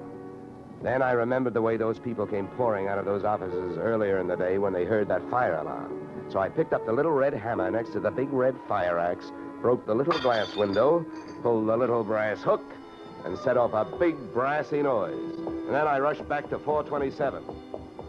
Fire! Fire! Hey, fire! Fire! There's the fire. Right here in my eyes, sweetheart.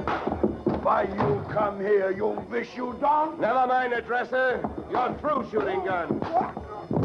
What do you think, Van Sant? You want to try some more? You cannot make me stay here. It's a fire. We will all die. You'll look good barbecued, but I'll make a deal with you. You talk, and if I like what I hear, I'll show you how to get out of here alive. How I know this? You don't think I'm going to stay here and fry, do you? And if you don't start flapping that tongue in a hurry, I'll probably just tie you to a chair and run. So first, where is the real Van Bruten? You will find him in the bedroom. Yeah? He'd better be alive. He's out cold. What's the matter with him? He will be all right. He's under sedatives. Where did this identity switch start? Come on, hurry up, talk. I smell smoke. I knew Van Bruten from Antwerp. I know about the sale of his interests. I know the girl in the office here had never seen Van Bruten. Look, we go now. Don't get up. Come on, keep talking. I can feel it getting warm in here. Oh, the firefighters. We will be saved. Don't be too sure. They always start at the top floor and work their way down. Come on, I can hear those flames crackling. You know the rest. Last night, when the transaction was all finished with Perry, I gave to Van Bruten some sedative in his cocoa. So you set up that bomb so Perry'd get it before you showed up to pick up the check, huh? Yeah, I told you that. How the girl knows I am an imposter, I don't know. Well, let me tell you. She's been sending old Van Bruten toupees for the last 4 years. Gray ones, my red-headed friend. Oh, yeah. I can stand up now. We go out from here, no? We go out from here, no? Yes, out cold.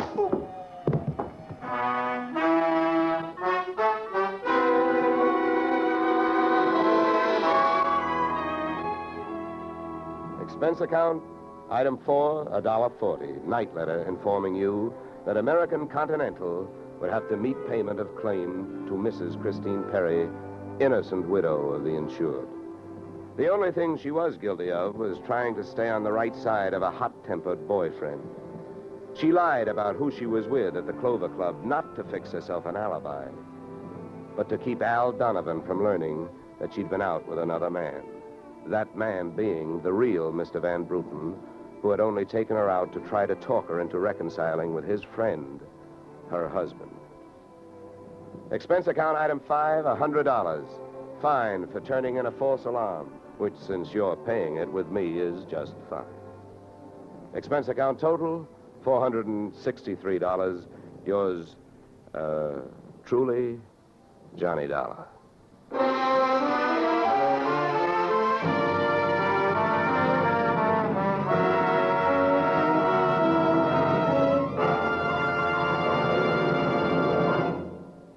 Yours truly, Johnny Dollar, stars Edmund O'Brien in the title role and is written by Paul Dudley and Gil Dowd, with music composed and conducted by Leith Stevens. Featured in our cast were Walter Burke, Gene Bates, Joe Duvall, Ted DeCorsia, Joyce McCluskey, and Raymond Burr. Yours truly, Johnny Dollar, is produced and directed by Jaime Del Valle. Beginning next week, we are moving to a new time and day, and we hope you'll join us on Tuesday evenings when Edmund O'Brien returns in another transcribed adventure of Yours truly, Johnny Dollar.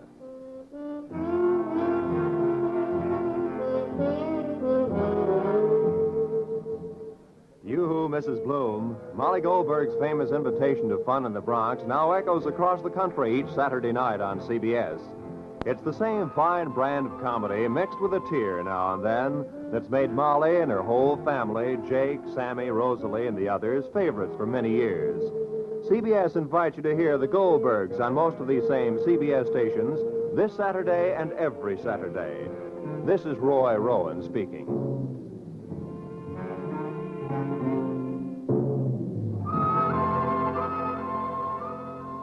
Disaster is no respecter of persons, and it can strike any time. But your Red Cross never sleeps. It has to be ready constantly in case of an emergency.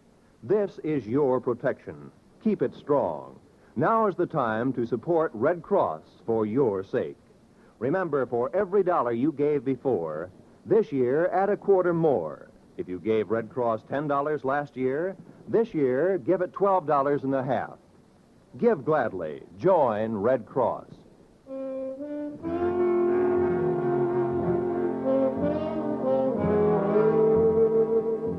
This is CBS, where yours truly, Johnny Dollar, meets adventure next Tuesday night, the Columbia Broadcasting System.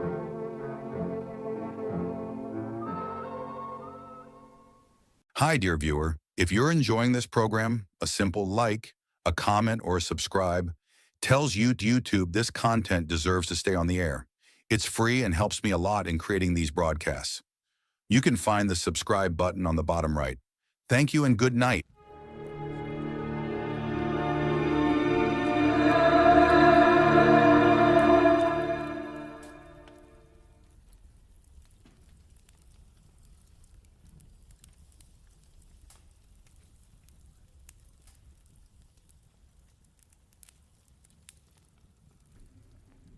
Get this and get it straight.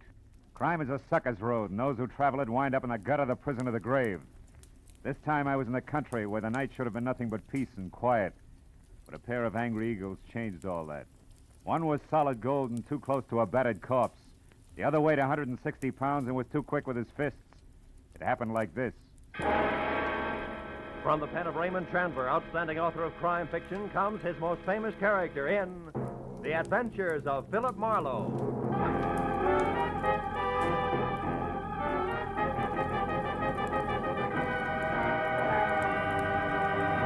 Now, with Gerald Moore, starred as Philip Marlowe, we bring you tonight's exciting story, The Angry Eagle.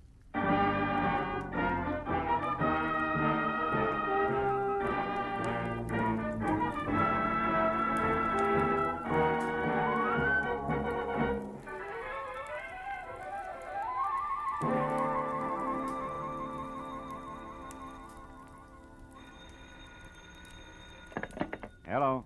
Mr. Philip Marlowe, please. Clover Lake, California calling. This is Marlowe. One moment, sir. Go ahead on your call to Los Angeles, please. Hello, Marlowe. Babe Durney. Remember me, light heavy contender in 39? Oh, yeah, sure. I remember you. Good. You still have that bar in Southgate? No, I'm back in the game. Ah. Trainer this time for a welterweight that's good. His name's Danny Eagle, and he's another Barney Russ, believe me. No kidding. Yeah, but he's in trouble. Come on out, will you, Phil? Clover Lake's only 20 miles. You can be here by 6. It's just outside of Malibu, up on the hill. Well, what's your boy's trouble, babe? Plenty. And it could end up being his life. Now step on it, Phil. Oh, and listen, you're a sports writer from Detroit, not a private detective. You got it? Got it. Leaving now, babe. It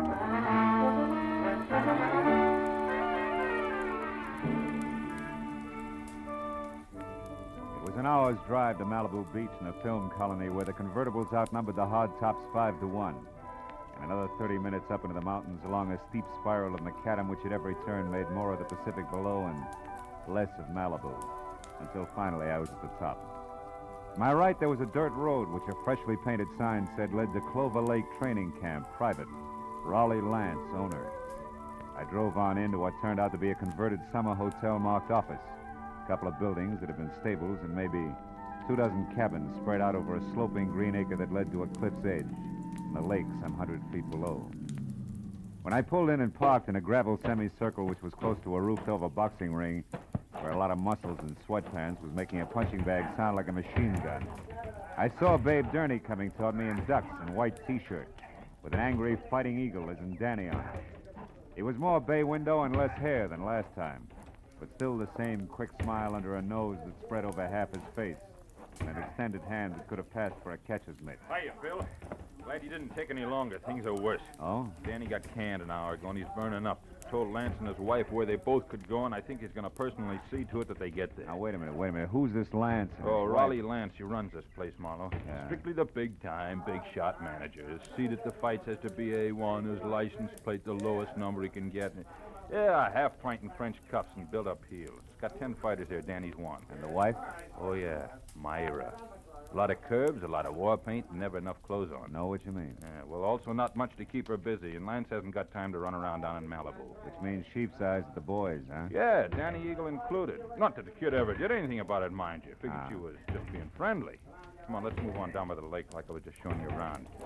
Hey, Jersey. Yeah? You can quit now. Do a mile in the shower. Okay, Big. See you later. Anyhow, Phil, this morning, Lance and the missus had a beef when the big shot got mad, read Myra off, and called Danny and tried the same thing on him. Didn't take, huh? No, so the boss canned him. Kid went back to his cabin and started kicking the fixtures around. That's when I called you. He's got a lot of temper, Phil. Yeah, but what do you want me to do? Help me get him out of here before he tangles with Lance. He said he wasn't going to get off the ground till things were squared away, and he... Oh, hold it.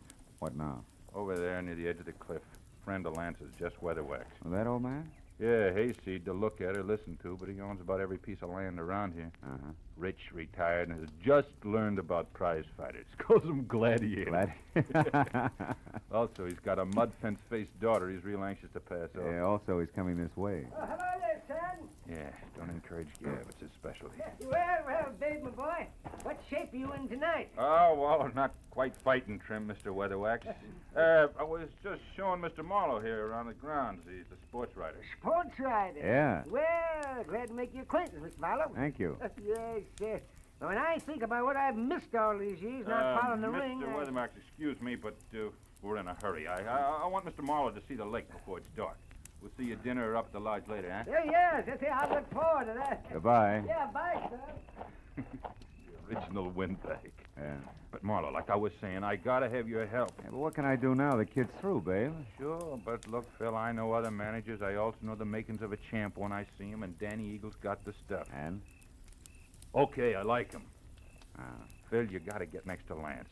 If he thinks you're doing a feature on him, he'll be your best friend in a couple hours. A little Napoleon. Uh-huh, and when I'm buddy-buddy, I steer him away from ordering his muscle man to play pretzel with Danny while you're trying to get him out of here. Is that it? That's right. I already planted that you're coming up here, so all you got is... Hey, look. Huh? Up at the lodge on the porch there. That's him and Myra going in the office. My cue. Mm-hmm. Okay, but first tell me one thing, babe. Does Danny know about me? No. He'd turn against me if he did. He likes to settle his stuff his own way. That's why you gotta get to Lance. In or out of the ring, it still takes two to make a fight, Phil. Yeah. All right, babe. I'll do my best. Yeah, Philip Marlowe, Detroit Daily News. Wonder if there is such a paper. No, it doesn't sound too bad. Listen, Myra, I don't want any more trouble with you. I'm fed up. Oh, You're fine. fed up. You? Well, that's funny. You drag me up here and Shut expect up. me to... And try real hard to understand this. I dropped 10 grand, 10,000 berries last night on that punk Steve Rocker. I'm not very happy. So you want a fighter who stinks. What's that got to do with me? I don't know. But if you'd let him alone, he wouldn't have looked so tired in there. Of all the cheap cracks you've ever made, that's about the... The what? Go on, say it. You never flirted. You never played up to it. You were only being friendly. Go on, spit it out, why don't you? Don't think I won't. When we're alone. Oh.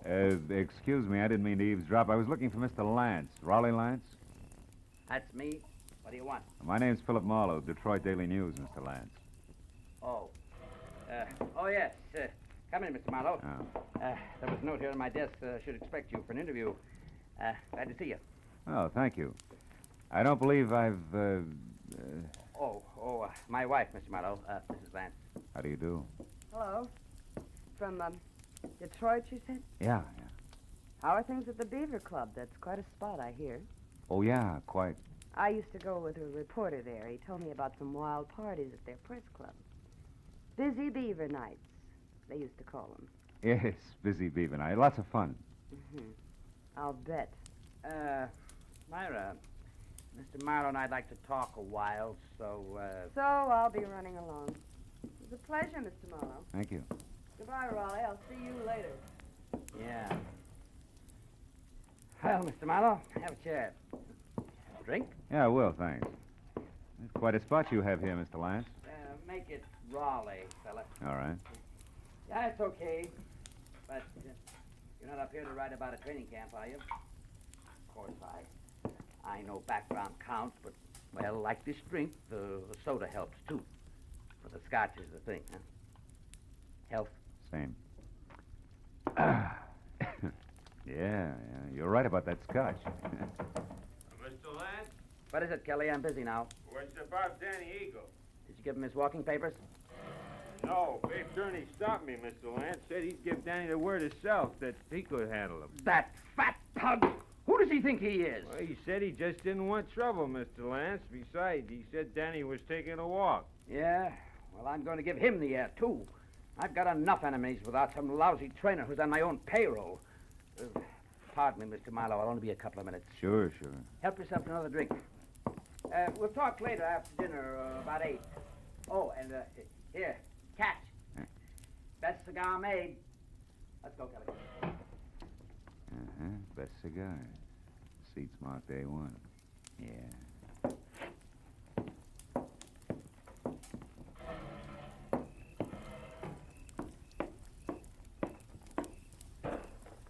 Hey, Huh? don't go away mad. My hubby always runs out on people, even private detectives. Slips, huh? Busy beaver night indeed. I made it up. I never even heard of Detroit. Why'd you bait the trap? Lance, the jealous jerk, has threatened to hire a detective a half a dozen times. Oh. After all this fuss over Danny Eagle, you were about due. Well, shall we walk? It's a nice night. Let's leave it that way, huh? What do you mean? Isn't Danny enough for one day? Listen, mister, you're starting off with 2 left feet. I was friendly with Danny Eagle, period. And Steve Rocker? The same. Only Steve was a little dull. A mind dedicated to comic books. All fighter. Not according to his last bout. Yeah.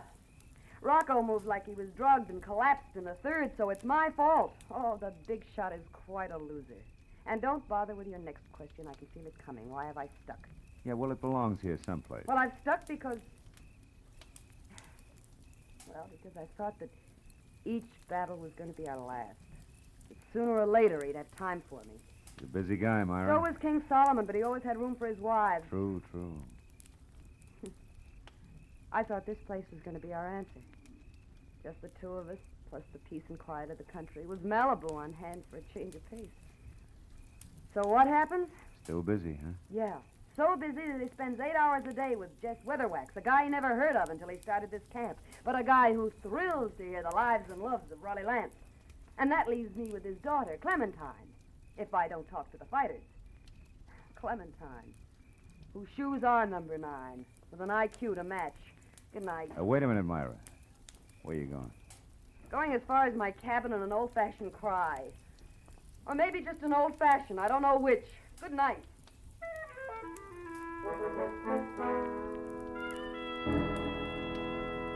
When Myra pivoted on a spiked heel and stomped off into the dark, I knew that I had to move fast because when next she and hubby met, the fact that I was a private detective was going to become public domain. And from there on out, I'd be of little use to Babe Gurney, and if Lance's muscle playmates caught up to me, of no use to anybody.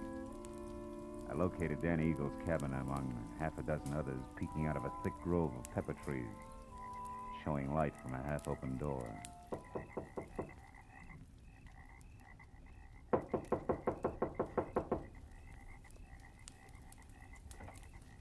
Hey, anybody home?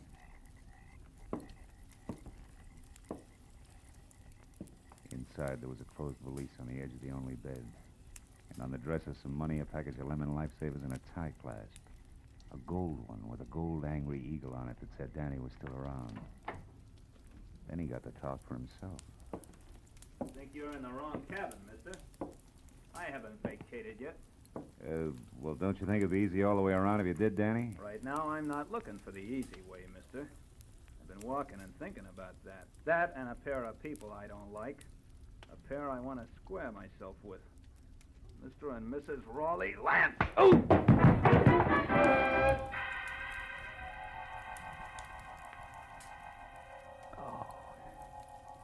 It was purely a case of mistaken identity. But it served as a reminder that it still took two to make a fight. And that the only chance I had left was to get next to Raleigh Lance and keep him away from Danny Eagle. I spent a half hour going from the lodge to Lance's empty cabin to the dining room and every other place where I thought he might be. But finally, I remembered Jess Weatherwax, the one-man fan club whom I located back up at the office. Oh, hello there, Sam. He was peeling off his coat and getting ready for canasta with something uncombed and built like a length of pipe. Who had to be daughter Clementine. What can I do for you, sir? Mr. Weatherwax, have you seen Lance? Why, no, Mr. Marlowe. We just came in. You deal, dearest. Is it important? Very. Daddy. Oh, excuse me, child. Mr. Marlowe, my daughter, Clementine. How do you do? Very fine, thank you. Mr. Marlowe, Daddy Marlowe. told... Hey, Marlowe, is that you in there? Oh, it's Babe Durney. Yeah, excuse me.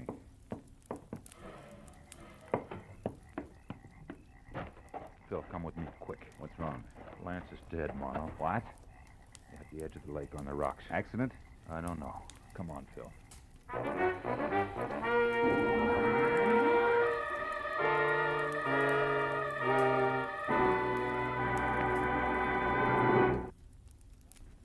In just a moment, the second act of Philip Marlowe. But first, the confusion created by Gracie Allen has never been more clearly, more hilariously defined than it will be this Wednesday night when a writer for a national magazine comes to interview her. For the writer also meets some of Gracie's friends who present highly conflicting stories which Gracie does not untangle. It's another merry, mad mix-up which could come only from George Burns and Gracie Allen. So be listening this Wednesday on most of these same CBS stations. Now with our star, Gerald Moore, the second act of Philip Marlowe, and tonight's story, The Angry Eagle.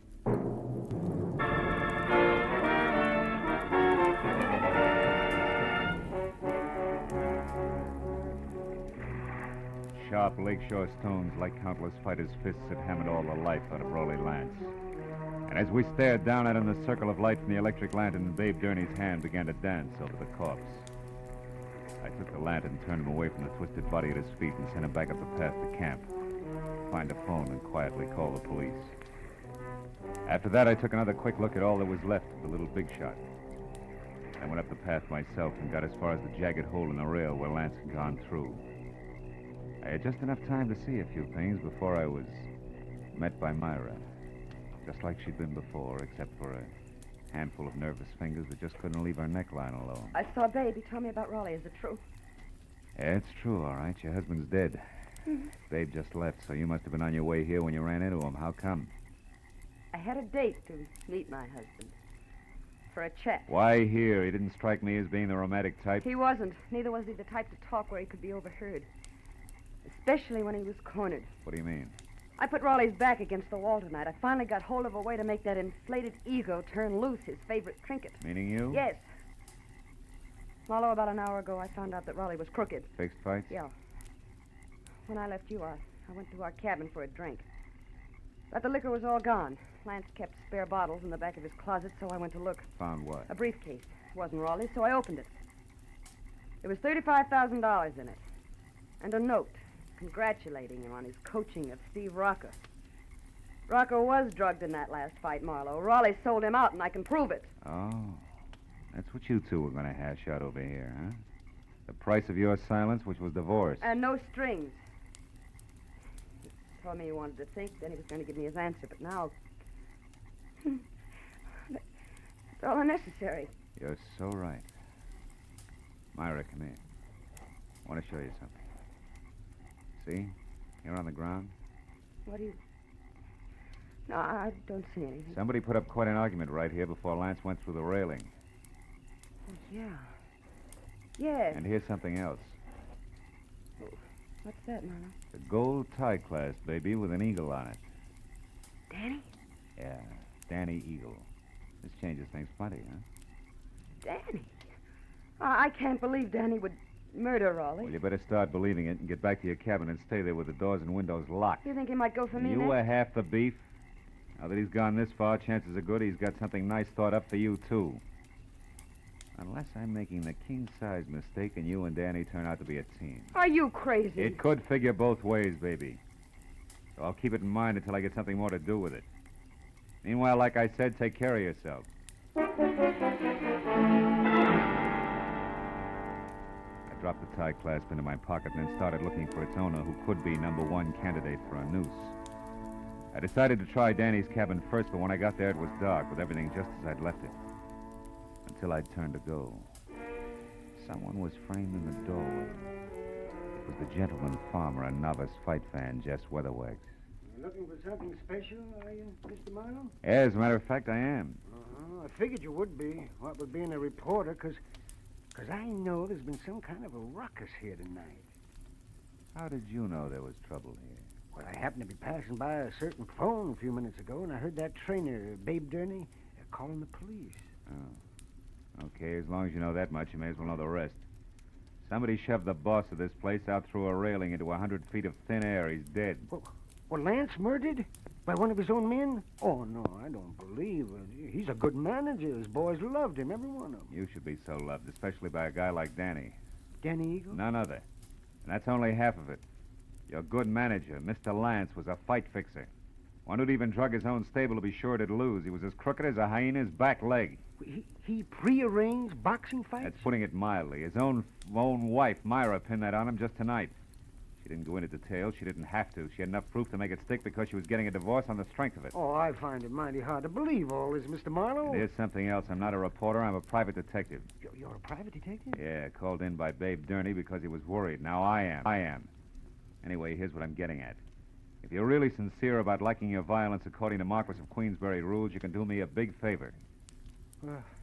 What can I do? Keep an eye on Myra Lance for me. Yes. I left her in the cottage. Dan Eagle may be only half finished with what he started. I'll do my best. You can count on that, sir. Okay, I'm going up to the office at the lodge now and find out if anyone saw Danny leave the grounds. I'll see you.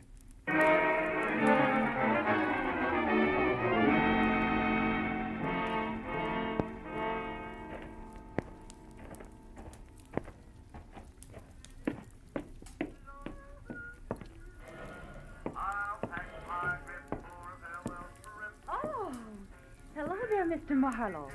Did you get enough story material from the box fighters? For a couple of novels, Clementine. You alone here? Well, I am now. My daddy and I were playing canasta, but he left a while back. Went off without his coat, too, see? I know. You've been here in the office ever since, huh? Why, yes.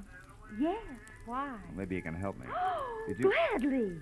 But you've just got to help me first, Mr. Marlowe. Have you got a cigarette paper? A cigarette paper? You know, the makers. I'm trying to roll me a cigarette, ran out of mine. I found my daddy's tobacco, and then I absolutely emptied his coat pockets here looking for a paper, but there wasn't any. You wouldn't happen to have it. No, I'm afraid not, Clementine. Here, have one of mine. In fact, have two. Now, my question. Did you happen to see Danny Eagle go out the... Go out?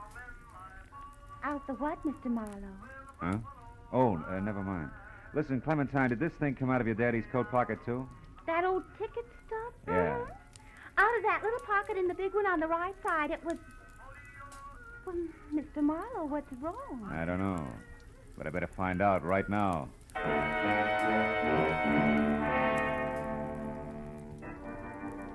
I ran out of the office and past the empty rope ring toward where the cabin stood, I was full of the conviction that Clover Lake Training Camp was due for a second corpse any minute.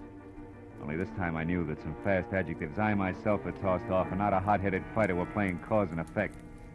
As I made for the door of the Lance cabin, there was no help in the fact that my volunteer guard, Jess Weatherwax, was nowhere in sight. I called Myra's name twice and still got no answer. So I stepped back to go to work on the door with my shoulder when the lock turned from inside. What is it, Marlowe? What are you doing here?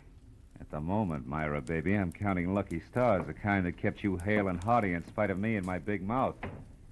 I'm afraid I don't know what you mean. I mean, I almost spilled all, including the clincher, which was where you could be located. All this, mind you, to the guy who no doubt was in it with Lance right up to his Adam's apple. The fact that you're still breathing means that he must have given up and beat it because as a topper, I sent him here to guard you. Say, what's the matter? Aren't you even curious? Why, yes, sure, of course. Sure am I, Marlowe. Don't move. Oh, no. You have a talent for stupid audacity, young man. Myra's still breathing because up to the point where you knocked on this door, she still didn't realize my connection. But when you showed up, I couldn't take a chance. I was forced to bring this gun into things and wait behind the door. Now, obviously, you both know. And I was so relieved you still had strength enough to open the door, Myra. I stepped in shin first and was happy about it. Well, I was afraid to warn you. Well, it's your move, Weatherwax. What'll it be? I have no choice. What? You'll have a lot of bodies to crawl out from under, Buster. It won't be too hard. Danny's already framed for Raleigh's murder. Framed by whom? By Raleigh Lance himself. Oh, such a simple little plan. I worked it out as I worked out everything else around here. Just for the record, how was it supposed to go? Once Myra knew about Raleigh, she became dangerous to me. She had to be killed. So I told him how to set up the whole thing. You know, you're really enjoying yourself, aren't you? Frankly, no. Or I just don't intend to take the rap for my late partner's stupid clumsiness. Oh, but this has gone far enough. Oh, no, it ain't. Dave, look out. He's got a gun. Duck, Myra. Yeah, boy, Bill. He lost his gun. And I still got a good right hand. My boy ain't gonna be framed for nothing. Dave, stop it. I'm gonna fix this guy good. Lay off, Dave, will you? Lay off. Lay off, I tell you. Lay off. Okay. You gotta tell us the rest. Come on, Weatherwax, talk. What actually happened on the path to the lake?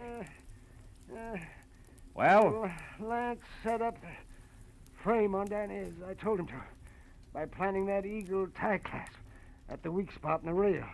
And then he made a lot of marks on the path, like there'd been a fight. Go ahead. And after that, he went over to kick the rail loose.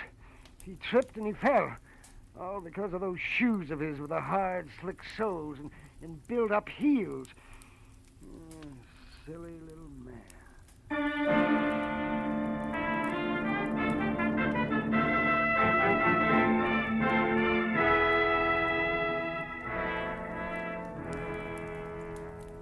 Well, it wasn't long until the boys from the sheriff's office arrived with a good doctor, a lot of open notebooks, and an endless supply of questions. But finally, all the pieces were fitted together. Very surprised Danny Eagle, who had done a lot of thinking, was back from a second long walk. And the whole thing had boiled down to me, alone at the bedside of a heavy-jawed trainer, who had a happy look on his ugly puss for the first time that night. My boy's gonna be champ now, Marlowe. Thanks to you. Oh, thanks to you, babe. We were almost down for the count when you showed up. Hey, how's the shoulder? That's nothing. Hey, look, tell me something. How'd you back old Weatherwax into that corner? Oh, well, I found a ticket stub from his coat pocket with the number A2 on it. Weatherwax claimed that he'd never seen a fight or met Lance until the camp opened up here. But that stub proved that just a month ago, he sat right beside Lance. Yeah, that's right. Yeah. Lance always had seat A1 at the arena. Check. In short, Weatherwax was a liar who dropped his guard. And in this racket, you do that just once and you're out. Yeah.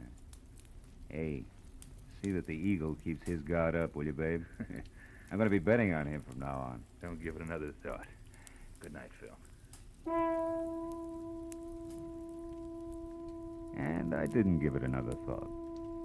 Neither did I think about an arrogant little guy whose phony heels and twisted mind had dumped him into his own trap. Or about a fat gambler who traded in perverted victories and rotten, hopeless defeats. Instead, I thought about the sun coming up over the hills. And a nice big platter with a ham omelet on it. And then a good, solid 8 hours sleep. Nothing else. You know, sometimes I think I have no soul.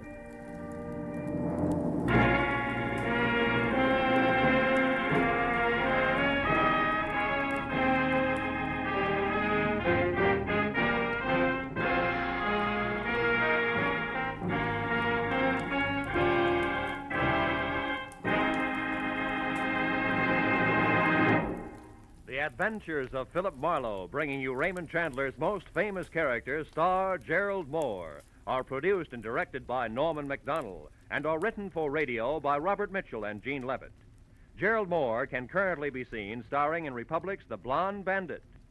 Featured in our cast tonight were Joan Banks, Barney Phillips, Wilms Herbert, Howard McNear, Elliott Reed, Frank Gerstle, and Ann Morrison. The special music is composed and conducted by Richard Arant. Be sure and be with us again next week when Philip Marlowe says... This time, a nervous breakdown in a driving rain. A cape with a high collar and a tiny sliver of glass led me from the ballet and a beautiful dancer to the edge of a cliff and death.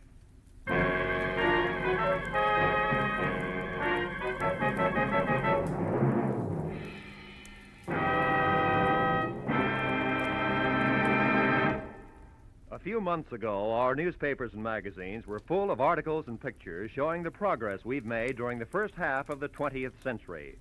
That progress, brought about by the American way of doing business, means that today we enjoy the highest standard of living of any nation in the world.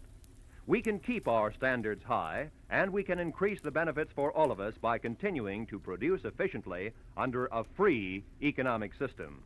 This is Roy Rowan speaking. Now, stay tuned for Pursuit, which follows immediately over most of these same CBS stations.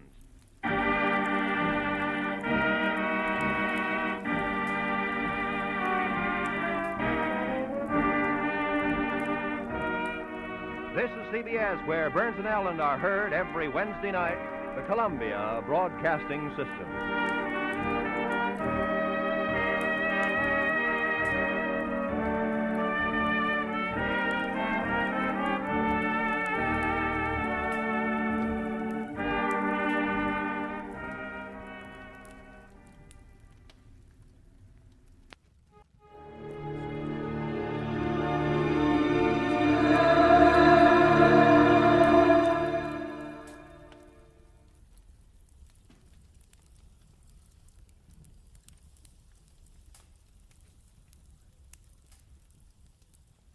Most Saturdays at this time, we spend an exciting half hour of adventure and action with America's public hero #1, Hopalong Cassidy. Well, even two-fisted cowboys take summer vacations when they can, and Hoppy is no exception. But Hopalong and Topper will be back with us riding the CBS air trails again 3 weeks from tonight, September 22nd. Get this and get it straight. Crime is a sucker's road, and those who travel it wind up in the gut of the prison of the grave. There's no other end. But they never learn. From the pen of Raymond Chandler, outstanding author of crime fiction, comes his most famous character in The Adventures of Philip Marlowe.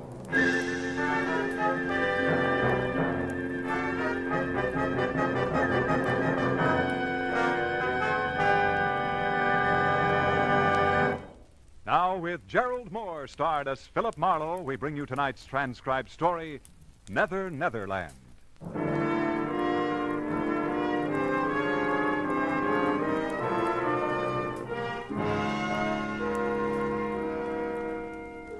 There are times when life makes no sense at all. When confusion is the keynote and all we do is run in ever-tightening circles. The 1 and 1 is 2 school is closed and nothing comes out even. In the 30 hours just past, I'd wrapped up a case and considerable of my youthful zest along with it. I was bone-tired. When I reached my apartment, sank deep into my bed. It wasn't so much to sleep, but to die a little. And I was not long dead.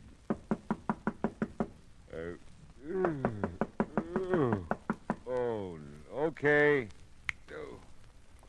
Where are those slippers? Okay. Who needs more than 15 minutes sleep? Yeah.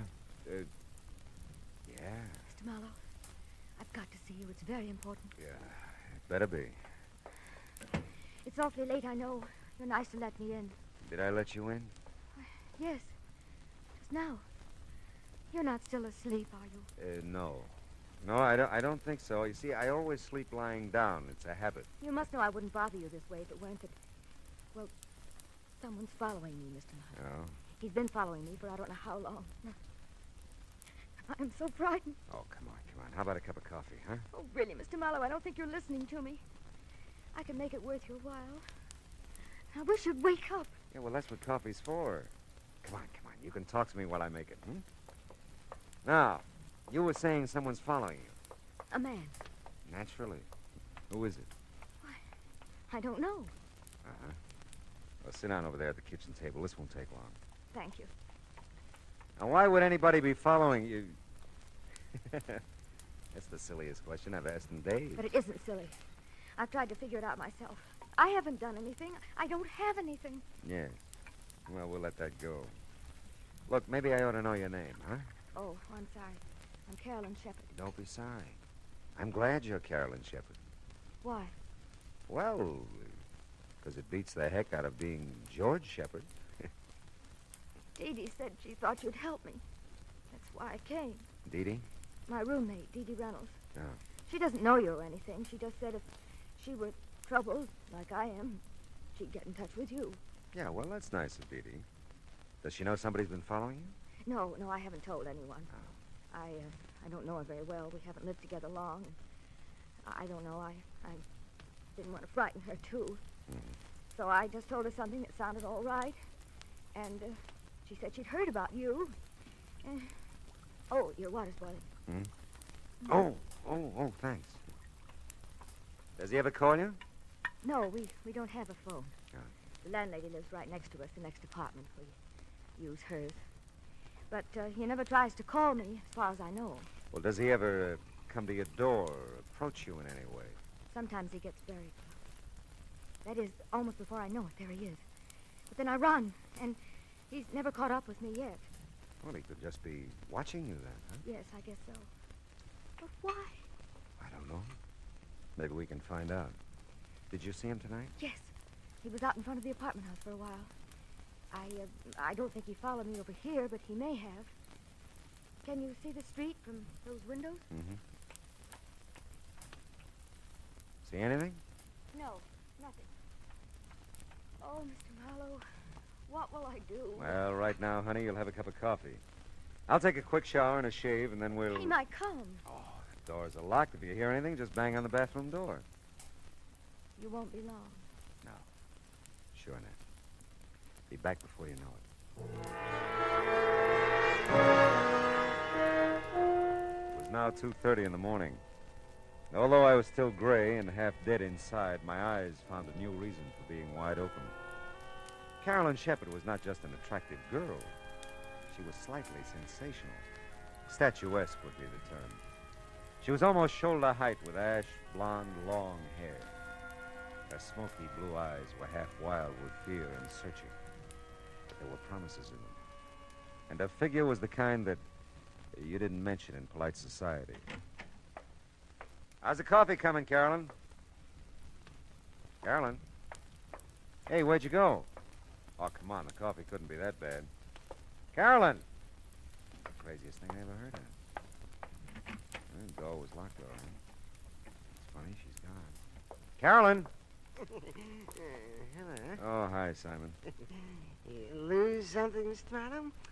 Something named Carolyn? Yeah, it looks like it. You didn't see her out in the hall by any chance, I huh? don't believe I did, Miss Scott. I've noticed her. I'm not so sure. Oh, ran out on you, huh? Well, are you dog? Oh, yeah, sure. Yeah, where'd you go? Oh, there. What's out the window? Thought she might still be down on the street.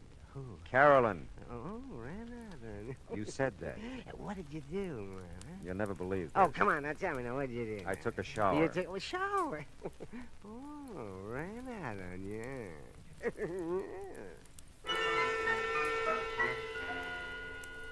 Simon was listening badly, but enjoying a good laugh when I left him. Back inside the apartment, I reached for a cigarette and a few conclusions. Her name was Carolyn Shepard. Someone was following her. She'd been here, and she was gone. That's all I knew.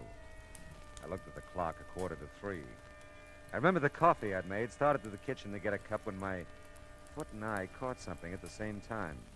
It was a billfold. The driver's license said Carolyn Shepard, and it gave a Yucca address, apartment 3. Physical description didn't do her justice. But it heightened my memory, and I was there in no time.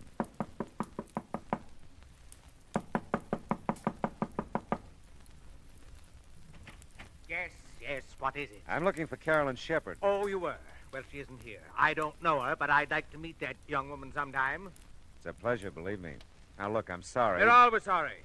Between the freeway by day and the traffic at this door by night, on account of Carolyn Shepard, body can't get any rest or sleep. I'm really sorry. I know it's late, but Late? you see... I can't imagine what kind of a person she is, that men can knock on her door, or any door they think is hers at all hours. I'm not going to stand for it. I'm going to move. And someday I'll meet this young Shepard person, and I'll give her a good thrashing. You do that, but just tell me one thing. I'll tell you nothing. How long have you lived here? 6 weeks. 6 of the most miserable weeks of my life. Thanks. Very much. My goodness, what's going on out here? I guess I have the wrong address. I didn't mean to wake everybody up. Why, you didn't wake me up. Just Mr. Norton, I guess. Well, I guess it's insomnia. I just practically never sleep nights. You ought to get together with Mr. Norton. He tells me he has the same kind of trouble. He isn't a very pleasant old gentleman, is he? No. Oh, my. I guess I should introduce myself. I'm Hester Hutchison. I'm the manager of the building. Oh, well, maybe you can help me then. I'm trying to locate Carolyn Shepard. This is the only address I've got for her. Oh, I'm sorry. You're sorry? Carolyn did live here, but she moved about 6 weeks ago. And for some reason or other, I never understood really, she didn't want to leave any forwarding address. I see. Well, thanks, Miss Hutchison. Oh, not at all, not at all. I hope I didn't disturb you, really. Oh, my goodness, no. As I said, I'm sort of given to this insomnia or whatever it is. Well, as a matter of fact, I just baked a coffee cake. Sounds silly, I know. But I get some of my best ideas at night. And tonight it was coffee cake. Coffee cake, huh? If you'd care for some, I'd be, you'd just be more than welcome. Oh, that's nice, Miss Hutchison. But you see, I get some of my best ideas at night, too, and I got one right now. About going home to bed.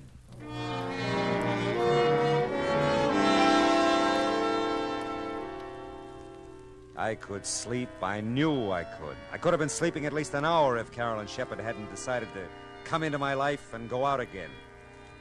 Well, I didn't know where else to look for her, so I decided to give my little trundle bed another whirl. I'd gotten about 10 out of the usual 40 winks.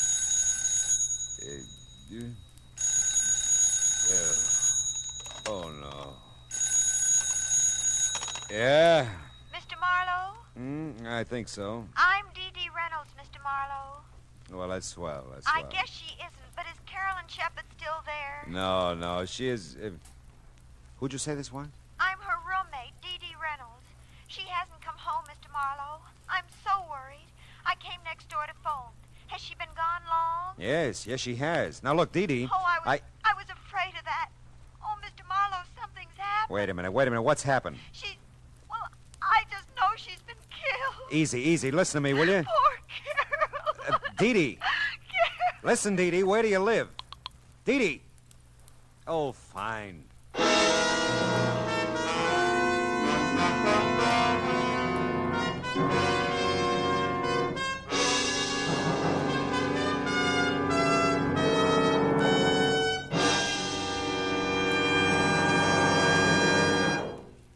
In just a moment, we'll return to the second act of Philip Marlowe.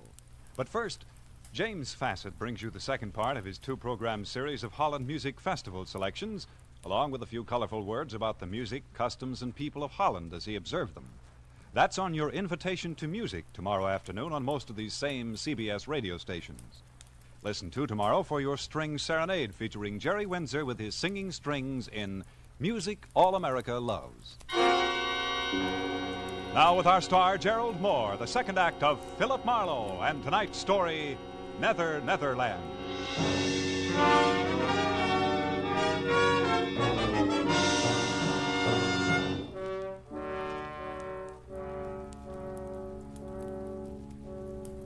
I was wide awake again and furious. Because somewhere in Los Angeles there was another telephone recently put on its cradle. And I didn't know where it was or how to make it ring. Somewhere in Los Angeles, too, were a couple of near-hysterical females, neither of whom had any regard for my sleeping habits. Dee Dee had jumped to a conclusion about Carolyn that I wasn't buying, probably because I didn't want to. Well, it was beginning to turn gray outside, and the jarring thump of the paper grazing my door told me a new dawn was with us. Oh, yeah. You still looking for that girl, Mr. Marlowe? Morning, Simon. You still bouncing off walls? I am confronted with something of a problem, Marlowe. So am I. Someone in the night, mind you, has moved my apartment. No. Yes, I've looked all over the neighborhood, and it is gone. Yeah, well, you just hang on. It'll be back. Oh, it has to be. It just has to come home to me. Oh, say, did you ever find her, Marlowe? Oh, her. And No, never did. Yeah, you were taking a shower then. Yes. Oh, Marlowe, you dog. Fine. You like coffee cake, Simon? Oh, my dear Marlowe, I not only like it, I respect it. And I'd be proud to join you in some of it. I'd just be proud. No, not me, Simon. About 3 blocks from here, over on Yucca. Ask for Hester. I thank you, Marlowe, from my heart of hearts. I thank you. Hail and farewell, Simon. Go. Well, let's see what's in the paper. International situation. Caught it. Inflation. Holy smoke. Police late last night found an unidentified woman beaten and unconscious in the Beechwood area near the Hollywood Hills. The young woman, tall and blonde, was taken immediately to the police receiving hospital in Hollywood, where her condition is reported as serious.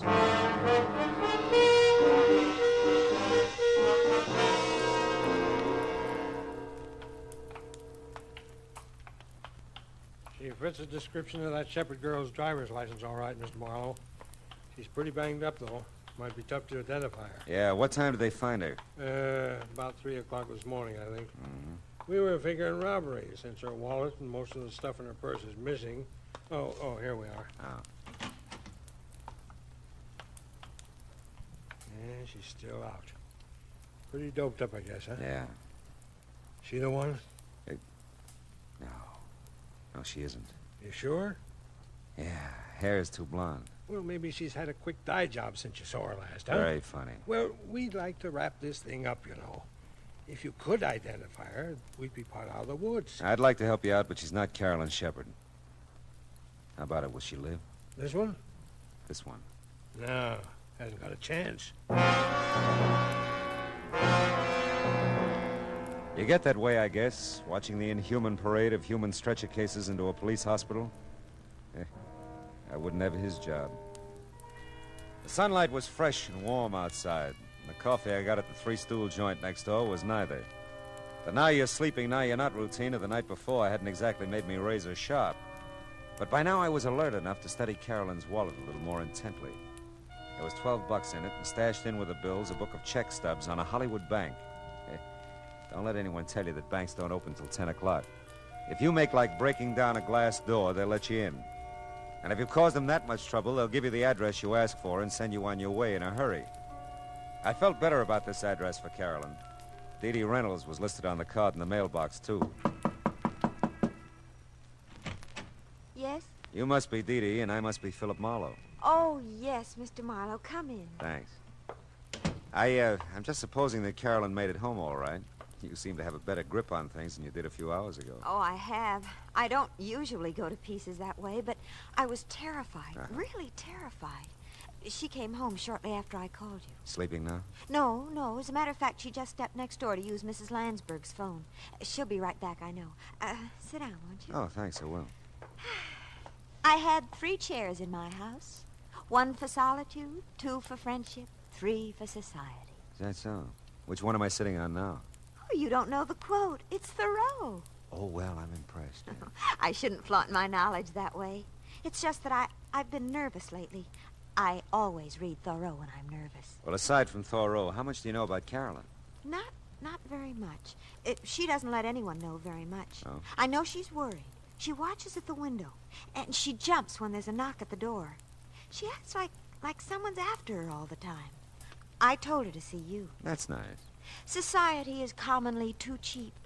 We meet at very short intervals, not having had time to acquire any new value for each other. You quote a good deal, don't you? Thoreau reaches me. How about Frank Laszlo? Frank Laszlo? Yeah. No, I don't think so. Is he a well-known writer? I wouldn't know. I thought Carolyn might have mentioned him. No, not that I know of. Of course, we keep pretty much to ourselves. Which one of you smokes cigars? What? In the ashtray on that table there. Why, for heaven's sakes. I never even noticed it. That's odd. Of course, I was gone early last evening. Went to the library. Oh. Maybe someone was here to see Carolyn. Yeah, that could be. Well, hello, Mr. Marlowe. I'm so glad to see you. Are you?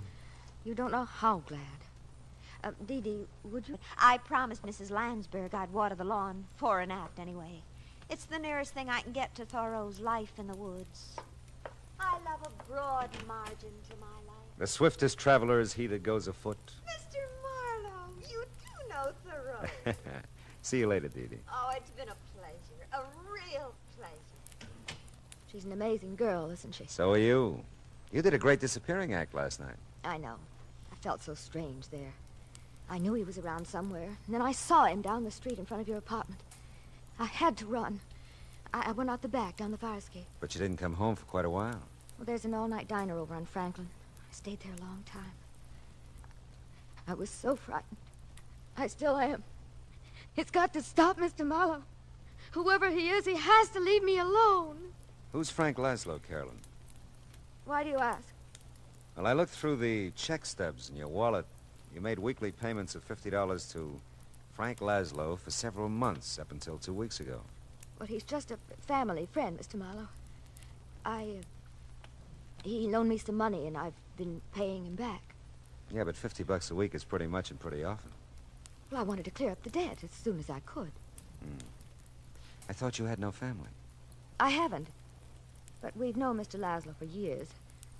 You see, I inherited a small amount when my father died, just last year. It was tied up for a while, and Mr. Laszlo just helped me over the breach, that's all. Does he live in town? No, he doesn't. If you're thinking he has anything to do with my trouble, Mr. Marlowe, you're very wrong. I wouldn't want him to know about it at all. You know, Carolyn, you never described this guy who's been following you. You know, I wouldn't even know what kind of a fellow to look for. Well, he's short for a man, not quite as tall as I am. And he's muscular looking. I think he's dark, too, although he usually wears a hat and a gray suit. Does he smoke cigars? I've never noticed that he does, no. You don't work anywhere, do you? How can I hold a job in the state I'm in? Oh, no, I just look and wait. What is it? I knew it. He's out there, Mr. Marlowe. Where? He just got in that car, the big convertible at the curb. Okay, honey, come on, let's go.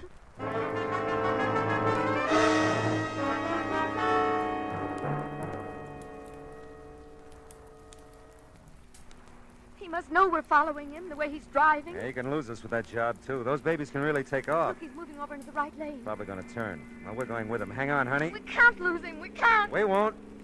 He's pulling into that parking lot.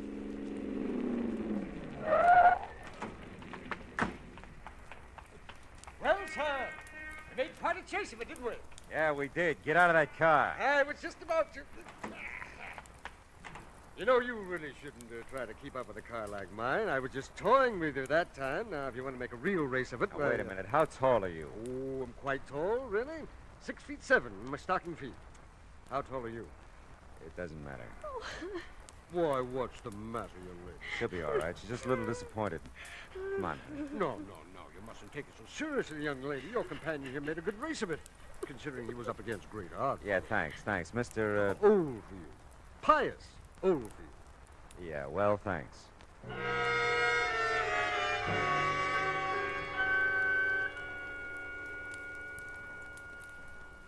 Oh, I don't know how I could have made such a mistake. But he did look like him, Mr. Marlowe. Until he stood up, I really thought... All right, honey, forget it. You're pretty tired and upset, and you're almost home now, huh? I don't want to be alone. He'll come. Don't worry, I'll stick around. Nobody will bother you. He must. He must. I'm so tired. So afraid. Take it easy, honey. We can't strike out all the time.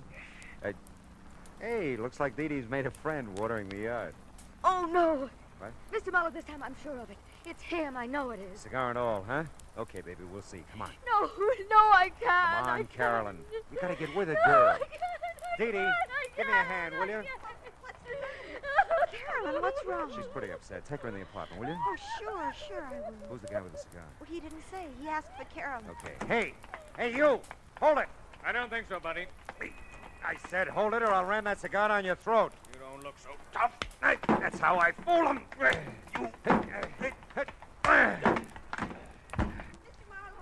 Are you hurt? No, go back to Carolyn. Get her in the apartment. Well, she's in Mrs. Lansbury's. She's not making much sense either. Just Nothing's crying making and any mumbling sense. things. Oh, he's really out cold. Yeah, now look, take a look in there. His auto registration. Read it to me. Oh, let's see. Frank Laszlo. Uh-huh. Something Kling Street, Barstow, California. I thought so. Did you? Never mind. Go back with Carolyn now and stay with her. If she says anything, memorize it like you do with Thoreau. But where are you taking Where me? I hope he belongs. I'll be right back. Hey,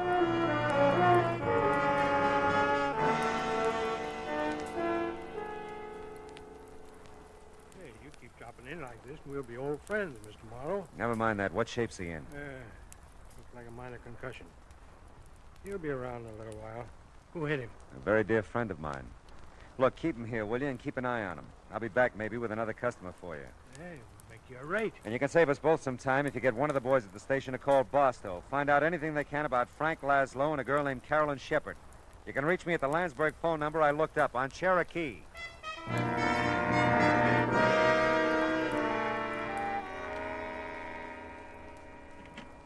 Oh, Mr. Marlowe, gee, I'm glad you're back. How's Carolyn? Come in and listen to her. I'm scared to death. Yeah. I remember. Mail a check to Barstow. I must remember. That mail check. Got so much to forget, too. Forget and remember. It's been going on like that ever since you left. Yeah. What does it mean? I don't know for sure yet. Steve, you can't be everywhere.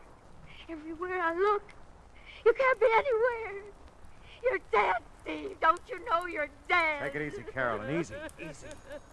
Oh, that's Mrs. Landsberg's phone. I told her I'd answer it while she was out. Go ahead. It could be for me. Okay. Carolyn. Carolyn, you're okay. Who are you? No. Steve. It can't be you, Steve. You're dead. I'm not Steve, Carolyn. Steve, you're dead. Don't you remember, Steve? I killed you. But you won't go away. You won't go away. It's for you, Mr. Marlowe. It's the police. Yeah, I know. I'll get it. She's... What's wrong with her, Mr. Marlowe? She fainted. She'll be okay. Yeah. She'll leave Mrs. Landsberg's door open? Oh, sure. Phone's right there in her living room. Thanks.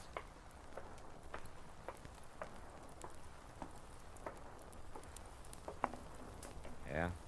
Hey, Marlowe, that Barstow call was a rule. Really? That dame you mentioned, Shepard, she's wanted for murder. Who'd she kill? Her husband, Stephen Shepard, last March. Mm-hmm. What about Laszlo? Well, they're not sure out there. He was questioned at the time, but they couldn't get anything on him. The dame apparently just vanished until now. Mm-hmm. Last time they had Laszlo in for questioning here a couple of weeks back, he said he didn't know where she was. Must have a real bad memory, huh? You bringing the dame in? Yeah. I'll bring her in. She all beat up, too? I can send the wagon. No. I'll bring her. Just keep a straitjacket handy.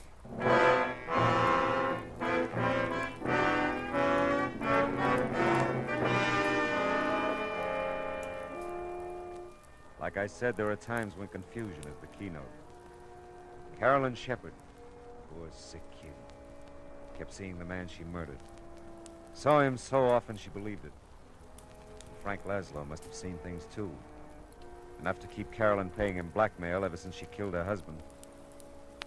Did you ever stop to think of all the so-called nice, clean, upstanding citizens who carry a moral cesspool behind shining eyes and a sweet smile? Suddenly they make headlines, like Carolyn. What's the line? For murder, though it hath no tongue, will speak with most miraculous order.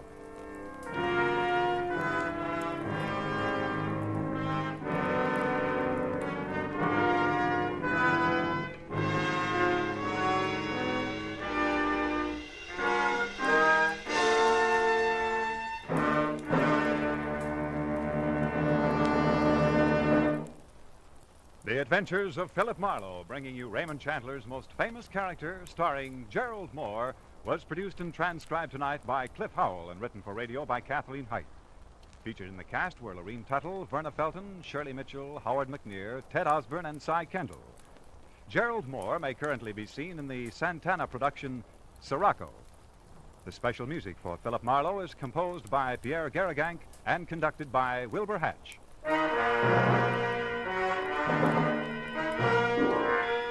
Be sure to listen next week at the same time when Philip Marlowe says... This time, my plans for a fishing trip got caught in the line of a beautiful girl who didn't know upstream from downstream. I was in deep water for a while, but I finally caught my limit by using a special kind of bait.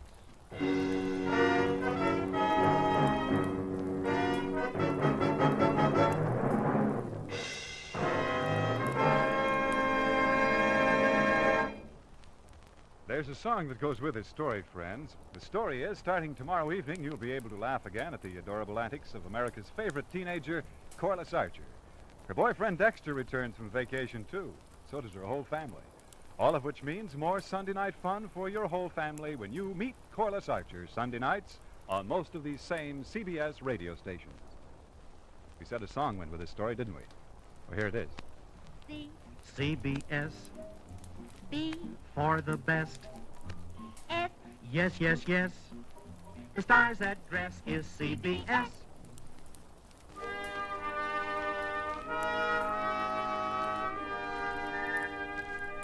This is Clarence Cassell saying, remember, for the sweetest music this side of heaven, it's Guy Lombardo time, Sunday evenings on the CBS Radio Network.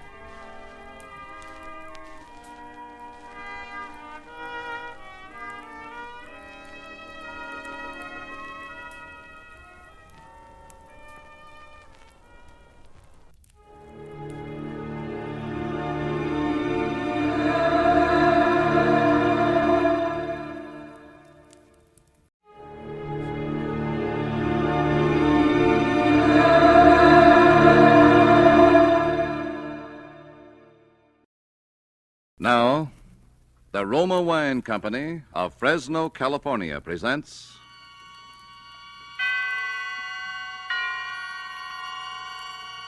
Suspense. Tonight, Roma Wines bring you the suspenseful play called A Guy Gets Lonely, starring Dane Clark. Suspense is presented for your enjoyment by Roma Wines. That's R-O-M-A, Roma Wines. Those excellent California wines that can add so much pleasantness to the way you live, to your happiness in entertaining guests, to your enjoyment of everyday meals.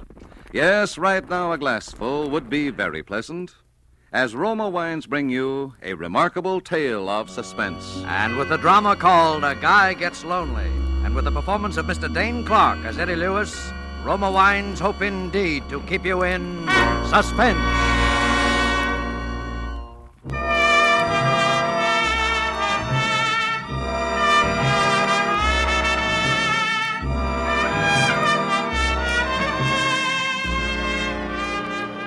Have you ever been lonely? Desperately lonely? Well, there's an emptiness in the pit of your stomach that no food can remove. There's a coldness about people's faces that make you shudder. And you do silly things when you're lonely. Maybe that explains what happened to me. Maybe. Anyhow, I was hanging around the shooting gallery in one of those Broadway penny arcades that night, one of those places where you can play a game of chess, get your fortune told, have 10 shots at Hitler, all 15 cents. And I was alone, as usual, thinking the dull, drab, dreary things a guy thinks about when he's alone. When suddenly an old man standing next to me said, Well, my aim is not what it used to be. Oh, got a match, my boy? Match? Oh, sure, here. Oh, thank you. You haven't by any chance got a cigarette to go with that match, have you, son? Of course, here, take one. Oh, thanks again. You know, with cigarettes so scarce nowadays, the only way a gentleman gets a smoke is to buy 'em himself. Yep. Thank you, thank you. What's the matter, kid? You look like your ship came in, only your mother-in-law was aboard. Oh, nothing. Oh, come on. Fess up to old Horace. I'm Beatrice Barefax without the girdle. Well, I'm just fed up with this town, that's all. There's nothing wrong with this town, kid. It's like all other towns. Yeah, except the one you grew up in. Well, I suppose you're right. You know what you need is a little diversion. Huh? Oh, here, my man. Load these guns up again, will you? Yes, sir. Both guns, chum. Naturally. You'll try it again, won't you, son? All right, sir. Okay. You know, I think perhaps I've got just the right medicine for your homesickness, young fellow. Well, what's that? A girl. A girl? Yes. Don't tell me you've never heard of them. Well, if you haven't, bless me. I don't want to be the one to tell you. And there we No, are. it's That's not it. that. Here you are, sir. That'll be $2. $2? That's right, chum. There's a war on, in case you haven't heard. Ammunition's kind of hard to get nowadays. Oh, well, as a matter of fact, it's a little dark in here, and my eyes aren't what they used to be, so perhaps I'll simply forget. No. Here's the money. Go on. Go ahead, Pop. Shoot. You wouldn't care to make a small wager on this, would you, my boy? As I say, my eyes... No, thanks. Yeah. Well, as I was saying, son, I have a splendid idea. Now, tomorrow, being the Sabbath, my wife and I are bound for Minnewanka on a peaceful little fishing expedition. If you'd care to accompany us, there is a faint chance, just a faint chance, mind you, that I might round up a beautiful young lady who will make it a foursome. Well, wouldn't that be too much trouble? Oh, not at all, son. Meet me here tomorrow at 9. What do you say? Gee, that's swell, except that... Except what? Oh, do you mind if I shoot first? No, go ahead. Except that I've never been fishing before in my life. Well, don't worry about it. Hey, your eyes aren't too bad. With a fish, the big thing is not so much your experience as your bait.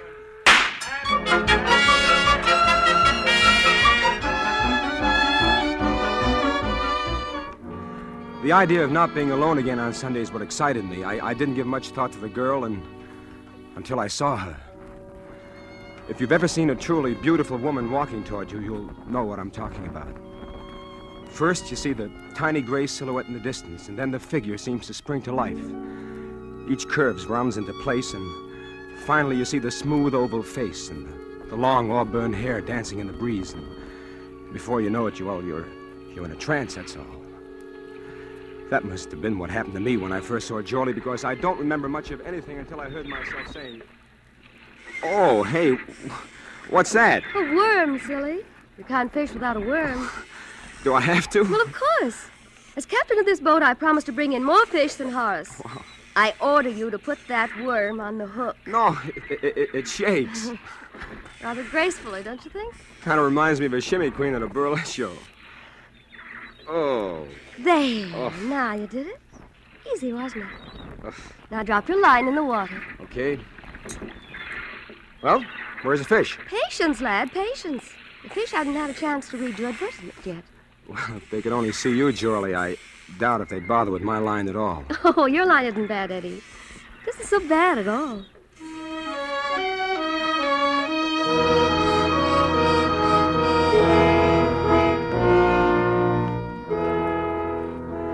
I guess in the next few hours I told her just about all I could remember about myself, about wanting to be an actor and leaving home and coming to this town and the disappointments, and how I decided to go home while I still had some money left, and how lonely I was, how terribly lonely I was. And before she left that night, she wouldn't let me take her home. I made a date for the next night.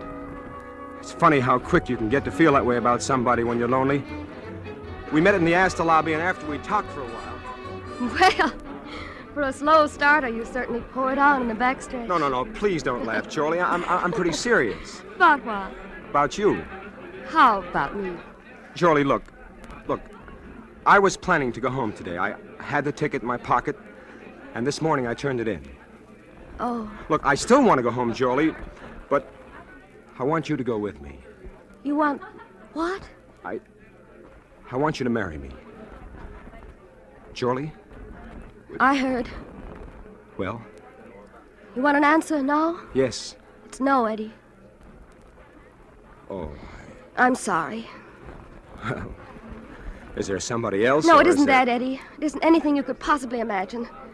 It isn't even that I don't love you, because maybe I do. Jorlie! But you see, Eddie, I was going to ask you something tonight, too, and it doesn't stack up very well against what you asked me. Jorlie, what? What? Oh, I know it's silly. We've only known each other for 48 hours, and it shouldn't matter, but... Oh, it doesn't matter anyway now. Jorlie, you've got to tell me. It's just an old story, Eddie. Such an old story that you probably wouldn't even believe it. That's the trouble. Look, I believe anything you told me. It's about my mother out west and how I support her and how she needs an operation, and... I was going to ask you for $1,000. Is that all? That's enough. Oh, Jorlie, why did you put me through such a cold sweat for a little thing like that? Well, it's pretty complicated. Oh, Eddie. what's complicated about it? Look, Jolie. Look, here's a ring. It's all I've got right now, but I wish you'd wear it. Oh, it's beautiful. An old Samoan chief gave it to me when I was in Tahiti. Go ahead, look inside. To Eddie Lewis from Question Mark. Yeah, I had that engraved in it when I got back to the States. I never did know the old guy's name. Will you wear it? Eddie, I'll meet you here tomorrow for lunch. And if I'm wearing the ring, third finger, left hand, you'll know that I do. All right. Jolie, Yes? do you want the money now? No, Eddie, no. Not now.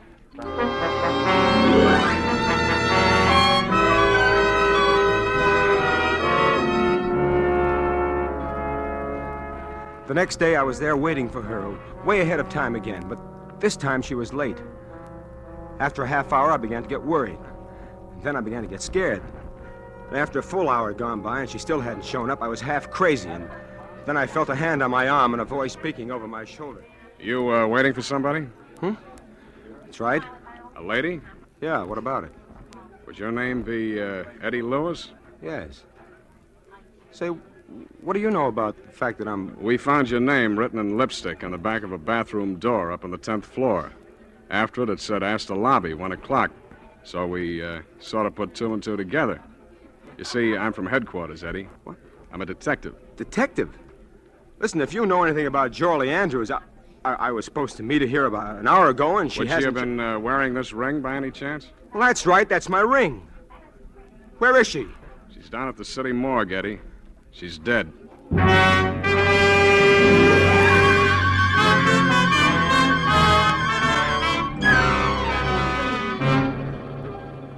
For Suspense, Roma Wines are bringing you as star Mr. Dane Clark, whom you have heard in the first act of A Guy Gets Lonely, a radio play by Don Paul Nathanson, which is Roma Wines' presentation tonight of Suspense.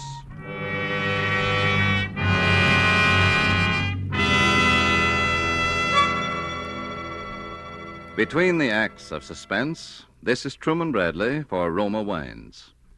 Gracious hostess, internationally known on entertaining, Elsa Maxwell's suggestions are always worthwhile. Spring is here, and nature is again bursting into life. Let's bring some of this beauty to the dinner table. A centerpiece of spring flowers will brighten your table, and there's no better way to awaken winter-weary appetites than by serving cool Roma Burgundy with the meal. This glorious wine from California goes well with almost any food. So simple, and yet how charming. A few flowers to give your table the gay note of spring. A bottle of cool, delicious Roma Burgundy as the subtle accompaniment to a savory meal. You'll enjoy the tart piquancy, the fruity, robust taste of this distinguished Roma Burgundy. Like all Roma wines, unvaryingly good, always high in quality. The result of selected grapes, slowly brought to perfection in California's choicest vineyards, gently pressed, then brought to fullest flavor by the ancient skill of Roma's famed wineries. Yet all this goodness is yours for only pennies a glass. Remember, more Americans enjoy Roma than any other wines. R-O-M-A, Roma Wines. And now Roma Wines bring back to our Hollywood soundstage Dane Clark as Eddie in A Guy Gets Lonely, a play well calculated to keep you in suspense.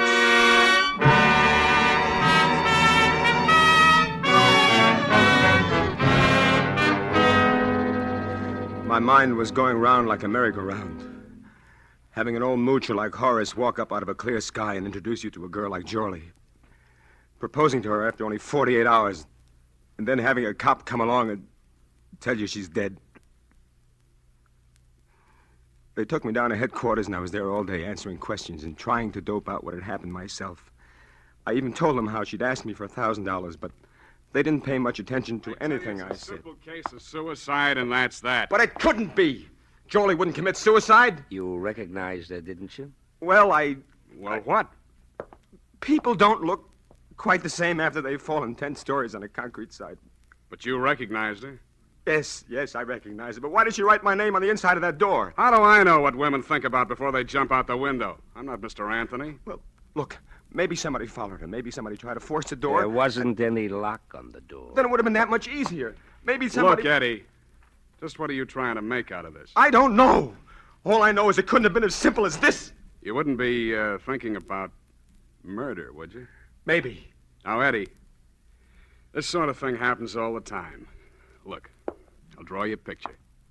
Friendless girl meets guy. They start going together. Then she asks him for money. He doesn't give. The next day, Look, I told you we were I'm going to doing get the married. talking. She asks him for money, and he doesn't give, see? The next day, she writes his name on the handiest plain white surface, and boom. Now, how does that look to you? All right. But what about Horace? Have you tried to trace him? Yeah, sure. We tried to find Horace. Only we didn't. Mainly on account of he doesn't exist, if you ask me. I talked to him, I tell you. He introduced us. You don't have to go that far to explain how a man meets a girl nowadays, Eddie. Look, he did introduce us. He was an old man, white hair. It was in the shooting And gallery. he has a hobby of introducing guys to beautiful gals, and nobody knows where he lives. And the only time you ever met him was in the penny arcade that's so busy they wouldn't remember George Washington being in there. That and the time you were seen together by a couple of lake trout. Oh, cut it out, will you, son? All right, go on home, Eddie. I wouldn't leave town just yet, though, if I were you. All right. And, Eddie. Yeah. I wouldn't push that murder theory too far, either. Why? Because you know who's the only possible suspect for murder? That's right. You.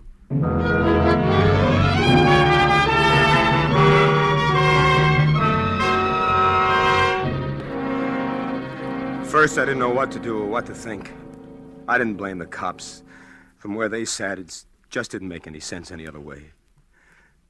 And then all at once, I knew what I was going to do. First, I moved to another hotel, just in case. And then I started growing a full beard, and I dyed it black. And my hair, too. You see, I'm a natural blonde, so it turned out pretty good. Good enough to pass off for a night anyway. And I really am an actor. Maybe no Barrymore, but enough to give a fair imitation of an accent. And I got some different clothes, and then I was ready.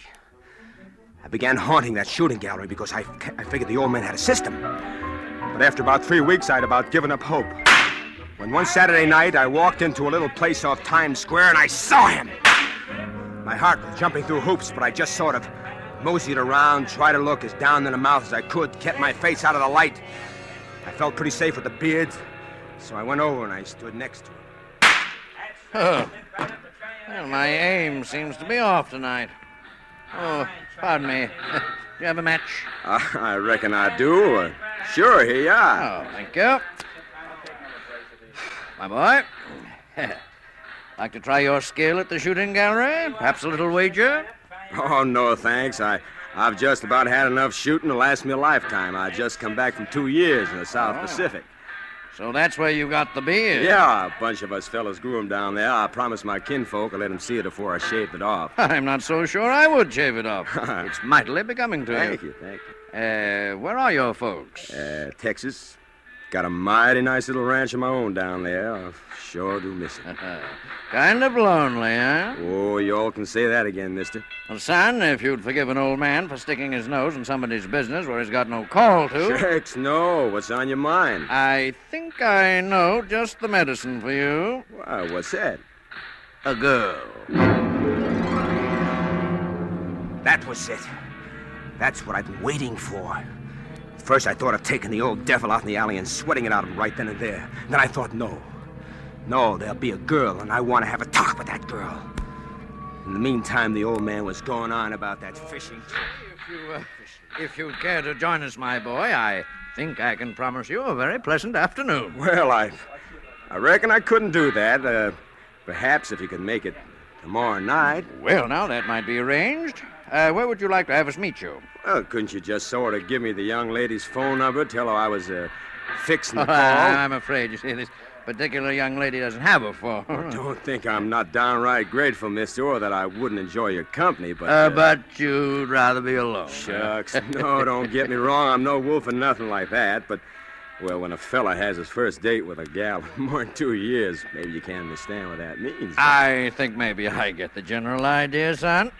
I'll tell her to look for a handsome Texan with a beard.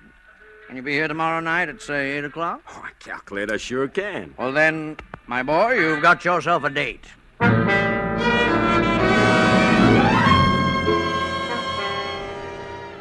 The next night I was there in plenty of time. I had plans for that girl, lots of plans.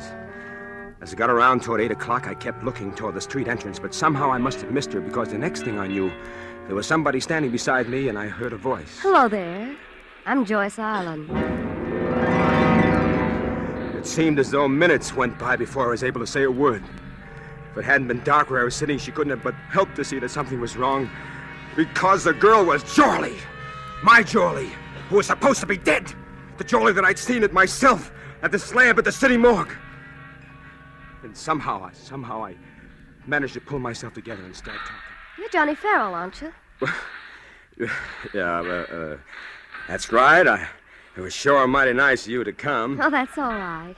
I wasn't doing anything. Is there anything in particular you'd like to do now? No, nothing in particular. I thought maybe you'd like to go dancing or something like that, Only what? Well, I discovered a terrible thing just before you got here, Miss... Ma'am. You can call me Joyce. You see, I left my wallet up in my hotel room. Oh?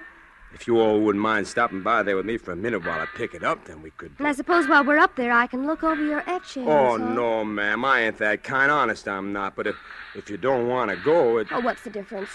Come on, let's go.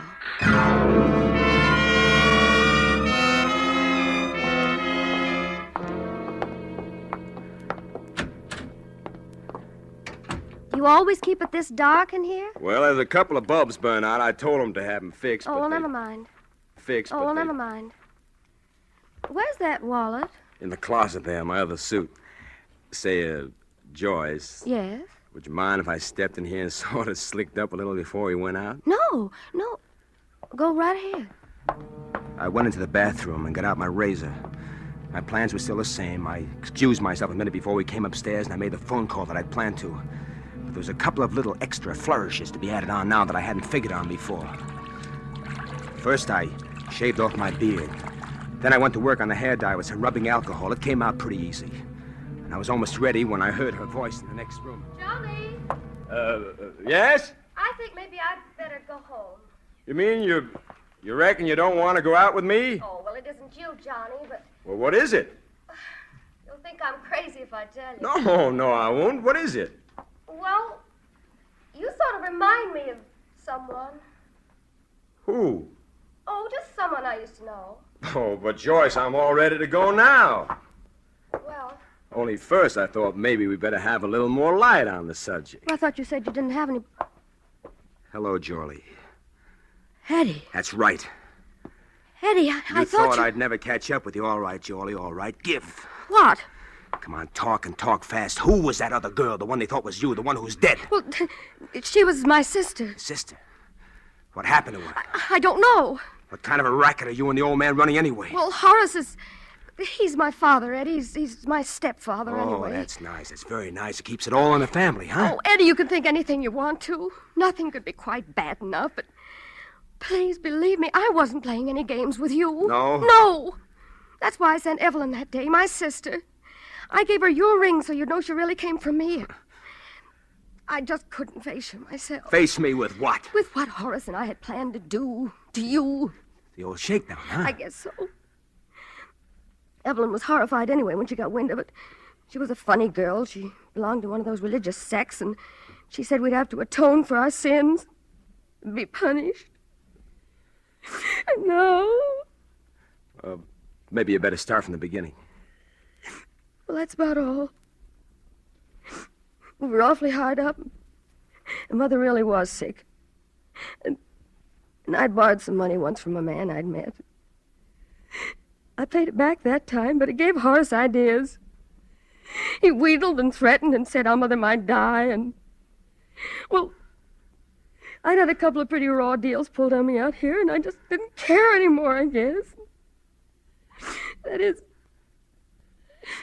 till I met you. Yeah, and so you sent your sister to me to confess all, and she jumped out of the window instead. Is that what you think happened? I don't know. Then why didn't you tell me what you knew then? Well, I wouldn't have brought Evelyn back to life.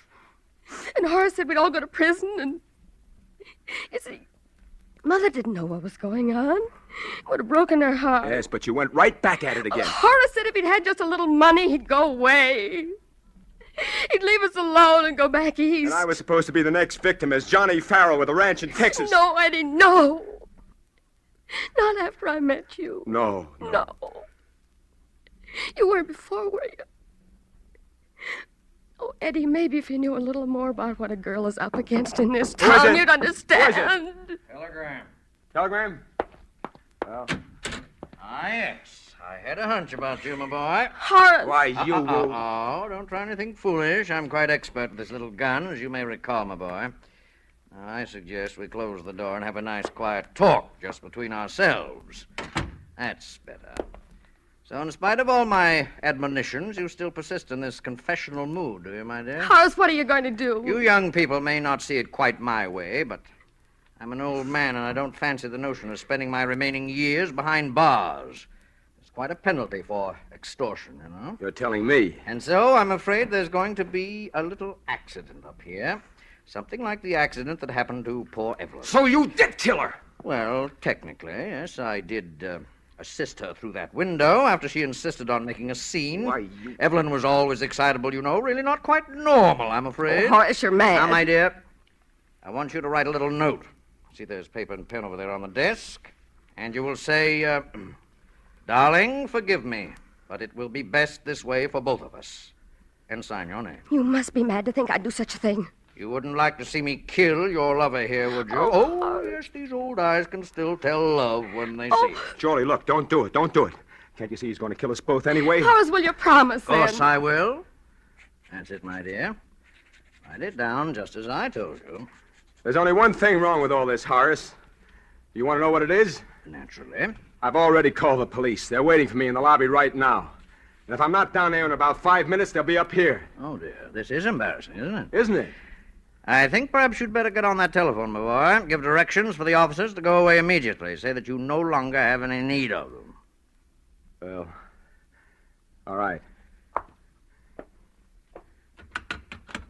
Hello? Hello, desk. You know those two men who are waiting in the lobby for me? Well, tell them to get up here as fast as they can. You! Horace, no! Jolie!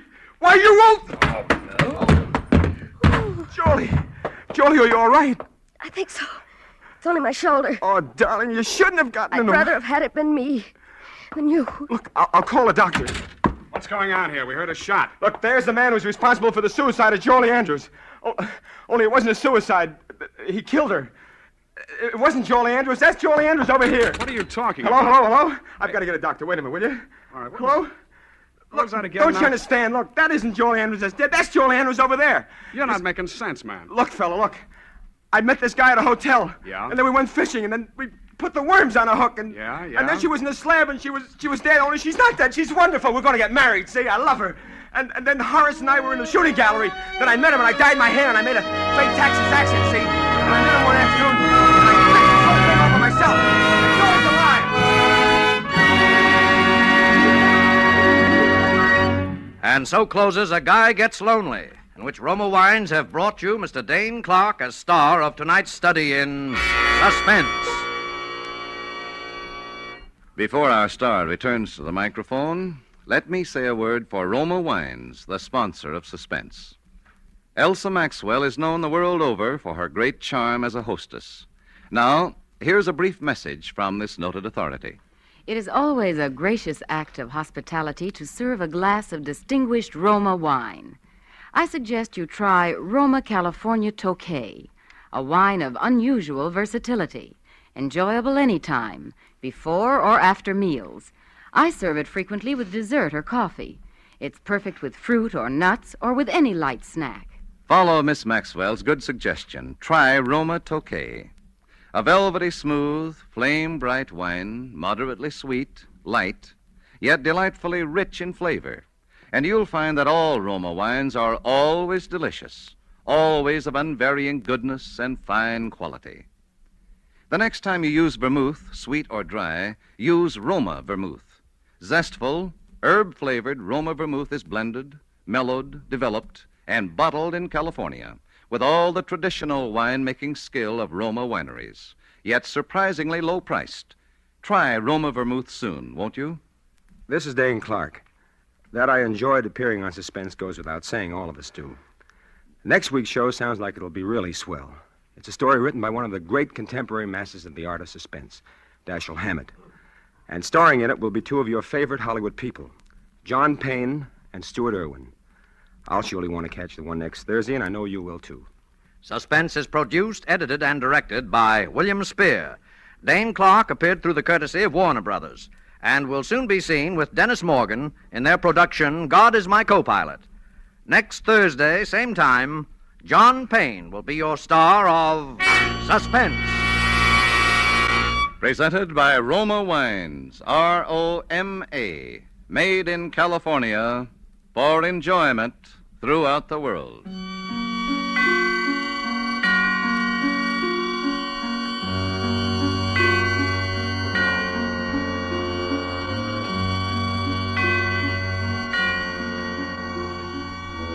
This is CBS, the Columbia Broadcasting System.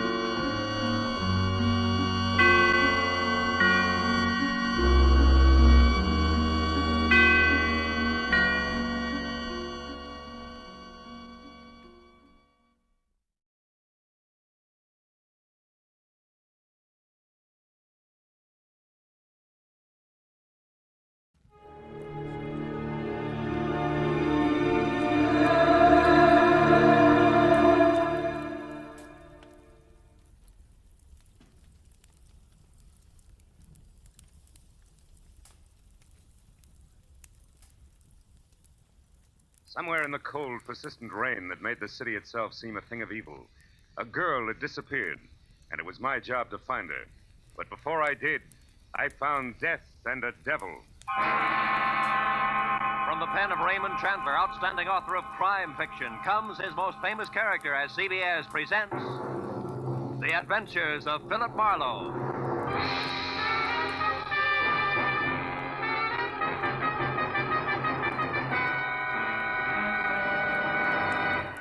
And now, with Gerald Moore, starred as Philip Marlowe, we bring you tonight's exciting story, The Black Halo.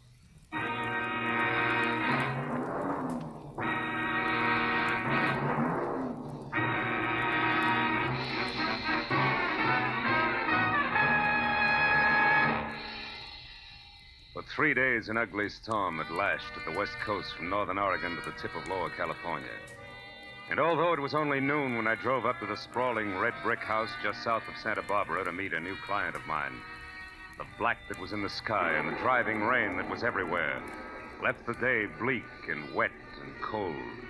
Left it the kind of day that made you feel that logs blazing in a fireplace and a warm, dry robe were the only things that could matter to anyone. But when I got inside the house, Felix Drum, 350 uncomfortable pounds of executive in a wheelchair, who made his living importing perfumes, was very worried. And not about the weather outside. Marlowe, Julia Perry is gone. I want you to find her and bring her back. And the sooner you do that, the better. And the more I know, Mr. Drum, the easier it'll be. Exactly who is Julia Perry? My assistant. Very capable girl, who in the past 6 months has practically taken over my entire business. She handles most of the work from her cottage here on the grounds where she lives. Mm-hmm. She also has some little cubbyhole in Los Angeles where she keeps her files and some sample stock. Do you have the address of that cubbyhole? If I knew the answer to everything, I wouldn't have hired you. And anyway, it isn't important. Hand me that little bottle. This there, one? please. Yes. No, here. Thank you.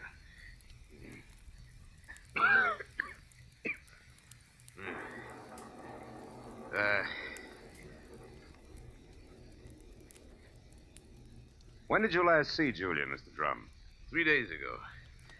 Oh, it was 3 days ago when she left on one of her regular weekly trips down to Los Angeles to bid on perfumes.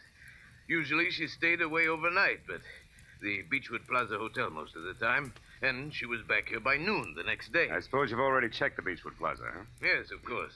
My man Ruby, the one who showed you in, has called the place a dozen times.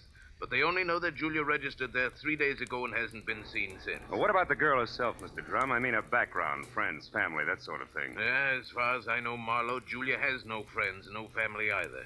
She's just a sweet but smart little girl from someplace in Kansas. Mm-hmm. No beaux, not even nice ones, huh? I don't think she had the time. You see, when Julia first came to work for me, she wanted to get ahead, and I gave her the chance. She made good. Mm-hmm. Today, she's as much my right arm as Ruby is my leg. Mr. Drum, did you notice anything unusual about Julia's behavior lately? Yes, and that's the reason I'm worried. About 2 weeks ago, I saw changes in the girl, Marlowe. She seemed less spry, more preoccupied. Oh? Yes. I figured it was overwork myself, since the end of the year always means detailed annual reports, so I made no comment at the time. I see. Tell me, Mr. Drum, what does she look like? Well, I have no pictures, but she's a blonde of medium height and was wearing a plaid raincoat and little circle of a hat when she left. Uh-huh. Altogether, she's sweet and simple, if that's what you mean. Yeah. Do you mind if I stop into the cottage on my way out? Marlowe, you turn the place inside out if it'll help any. Only since I'm certain that Julia's in some kind of bad trouble, you be quick and find her.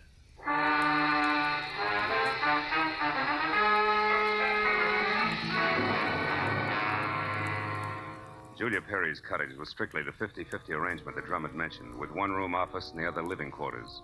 In the office, I found everything in its proper place, so I moved to the other room. The moment I stepped over the threshold, the white fluff that trimmed the quilted bedspread and the splash of color in the drapes said that Julia Perry had to be something soft and warm. The half a dozen quietly tailored suits that were lined up in the closet like a squad of soldiers facing right told me that she was also simple and neat. I ran through the pockets of her clothes and all the drawers and closets in the room, trying to find something that would give me a lead that I was sure I had to have. After 20 minutes, I'd found only a leather cigarette case, a package of peppermint lifesavers, and a maroon and gold monogram book of matches, the cover of which was half torn off so that I could only be certain that the middle initial was a V and that an E or an F were on either end. But since the name and address of an L.A. novelty company was on the inside, I bought the matches as a starting point, dropped them into my pocket, and headed for the door. When I opened it, I was surprised to find Ruby, Drum's right-hand man, purple scar and all, standing in the rain, and staring at me like my ears were spinning. You seem to be a very thorough man, Mr. Private Detective. And you seem to be a very nosy one. What do you want? To help Julia, nothing else. Here's a postcard that came for her this morning. It was mailed in L.A. yesterday. Yeah? Dear Julia, tried to reach you at Santa Barbara 1181, both yesterday and today, but got no answer. I'm leaving. I'm leaving town tomorrow. As one little girl who fled life in Haven, Kansas to another, I would have enjoyed seeing you again. For a bit before I moved on to who knows where. And Santa Barbara 1181. That the number here? Yeah. It's Julia's private business phone. Well, what do you think? The postcard any help? Possibly. Tell me, Ruby, why didn't you show this to Mr. Drum?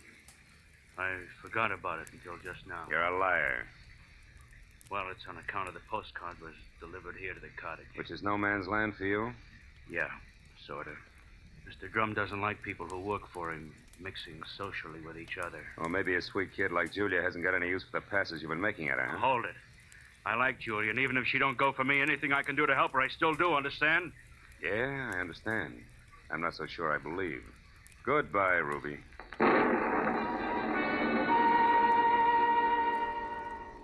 It was pushing 5 o'clock and still raining by the time I got back to L.A. and over to the novelty company. Once there, I presented the torn book of matches that I had found in Julia's cottage to a bald man with horizontal question marks for eyebrows, and who, at the crinkle of a $5 bill, tore himself away from his racing form long enough to check the files for a set of maroon and gold initials that had a V in the middle.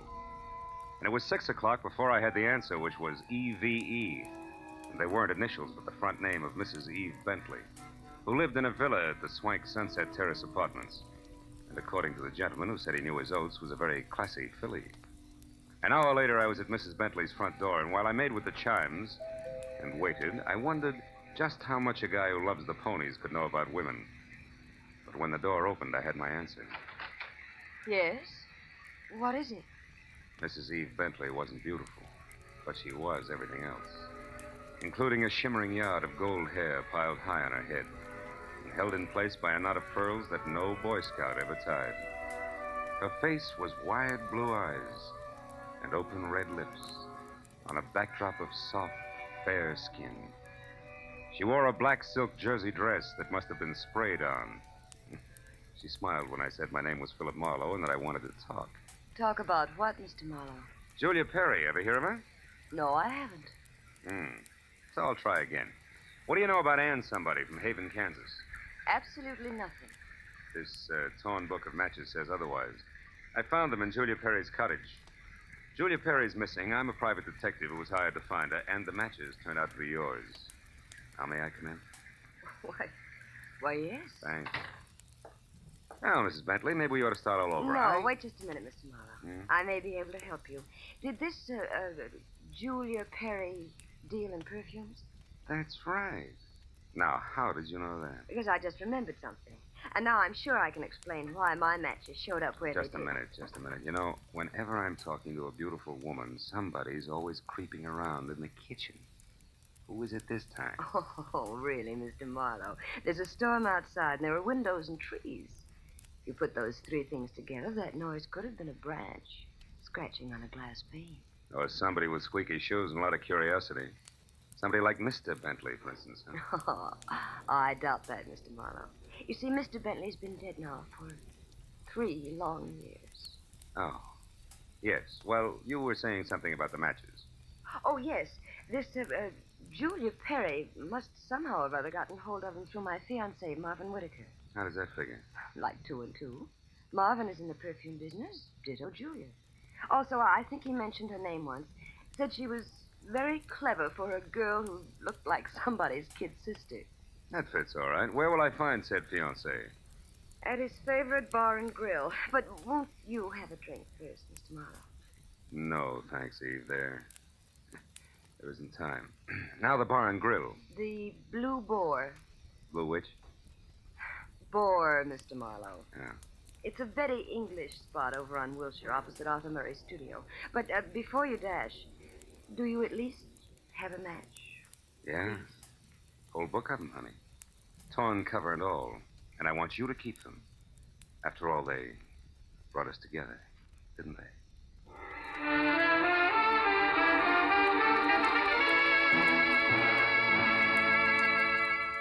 When I got outside, I postponed my run between the raindrops over to Wilshire Boulevard long enough to take a look behind the villa. And there, in a newly planted strip of clover lawn below Mrs. Bentley's kitchen window, I found something which was no surprise. 2 clear prints of a man's shoe. But from there on out, I got nothing more than a lot of rain down the back of my neck. So 10 minutes later, I dripped into my car and headed for the Blue Boar and Eve Bentley's gentleman friend.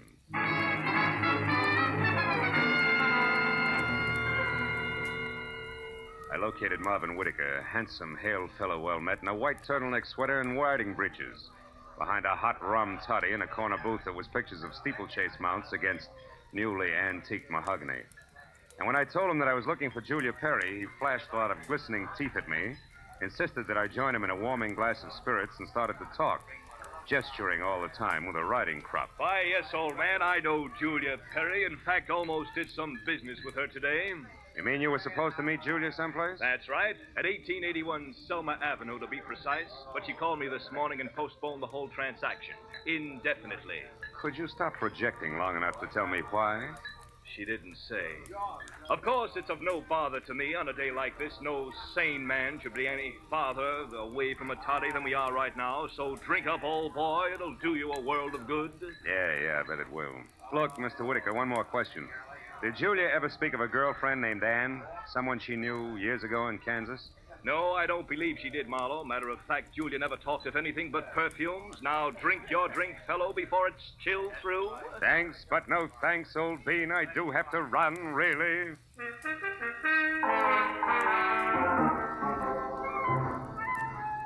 was a 20-minute drive to the address on Selma, and the rain had stopped by the time I got there. The place was one of those once-upon-a-time rooming houses that had been partitioned off into a couple of dozen 2x4 cubby holes, just big enough for the very small businessman to fill his fountain pen in. When I got to the door and asked the scrub woman, who was a lot of wild red hair around 2 pop eyes, for Julia Perry, I knew I was moving in the right direction, because the lady standing in front of me was anything but calm. And more important, she had just heard a pistol shot from the back of the house. Yes, that's right. A pistol shot not over 2 minutes ago. I'm sure that Perry girl had something to do with it. Because when I come from inside, I saw her rush out down these steps. Did she say anything? I don't know. She was gone out of sight before I could open my mouth. But I know it was her on account of that plaid coat and little hat she wears. Yeah. Now, which room is hers? Come on. Well, that one there with the light showing under the door. Mhm. But it's locked. You won't be able to get in. I just tried. Well, we'll try again for luck. It's not the best lumber. Believe me. This is terrible. Nothing like this has ever happened to me before. It's a man. Yeah. A dead one at that, Granny. You know who it is? Uh-huh.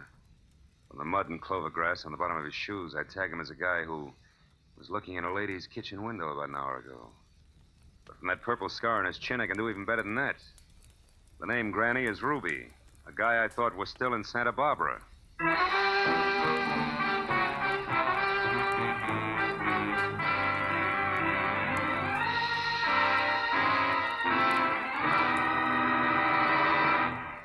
In just a moment, we will return to the second act of the adventures of Philip Marlowe. But first, given clues, even the newest of Philip Marlowe fans can deduce the characters in CBS's great new early Sunday evening comedy lineup.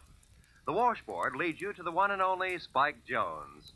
The bumblebee? Well, of course, that's for America's most famous non-virtuoso violinist, Jack Benny, who follows Spike Jones on CBS. The two A's, Amos and Andy, who are heard on CBS immediately following Jack Benny. So it's really no mystery at all why millions of Americans now stay tuned to CBS on Sunday nights for these three superb comedy shows in succession. Spike Jones and Amos and Andy over most of these same CBS stations, and Jack Benny over them all. And now, with our star, Gerald Moore, we return to the second act of Philip Marlowe and tonight's story, The Black Halo.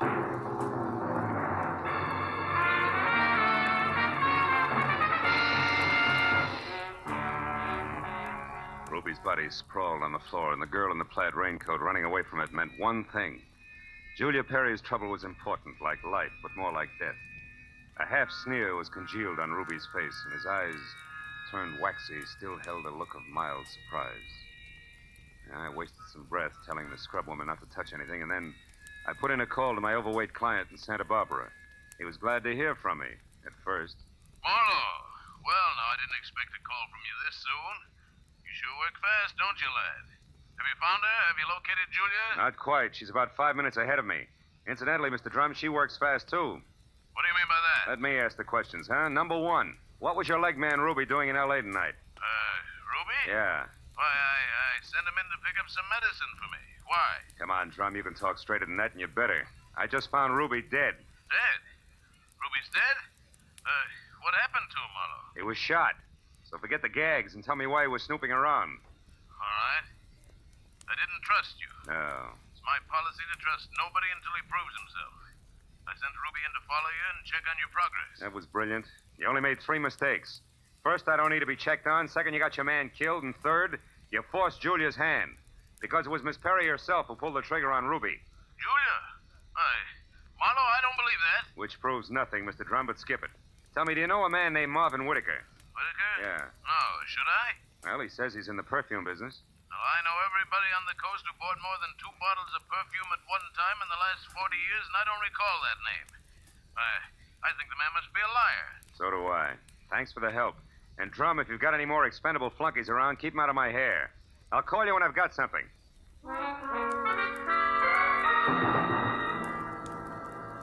I called homicide next and told Detective Lieutenant Ibarra where to find the body and who was responsible for it being in that dead condition. When the question of why came up, I admitted I was still shooting blanks. Oh, I told him about the razzle-dazzle Whitaker had handed me and named the Blue Boar on Wilshire as my next stop. Ibarra said he'd call me there, and when I got to the entrance of the place, I saw Whitaker, draped in a trench coat that involved enough cloth to rig a 4-masted schooner, standing in the anteroom, impatiently smacking his leg with that riding crop. He looked positively dashing. Question was, which way? Hiya there, Marlowe. Hey, old boy, you look upset. Anything wrong? I may be upset, Whitaker, but you're the one that's going to spill. First, are you leaving or coming back? I'm just leaving. Been here all the time since I talked to you? That's right. You see, my coat is perfectly dry. Stopped raining half an hour ago. Well, you see, if I'd been outside, I would have known that. But why this 3rd degree, Marlowe? What's up? It's a long story. Maybe we better sit down and talk it all over from the beginning. Oh, I'm afraid I can't. Not just now. I've got a date. She'll keep.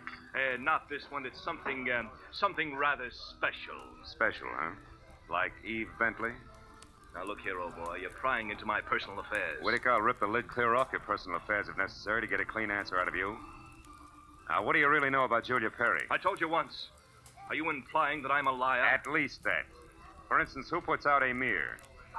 Come on, Whitaker. It's a well-known fragrance. Why, I don't recall offhand. That's strange, because any woman knows Amir's a Dana perfume. Just what are you trying to prove by all this? That is a perfume dealer you stink.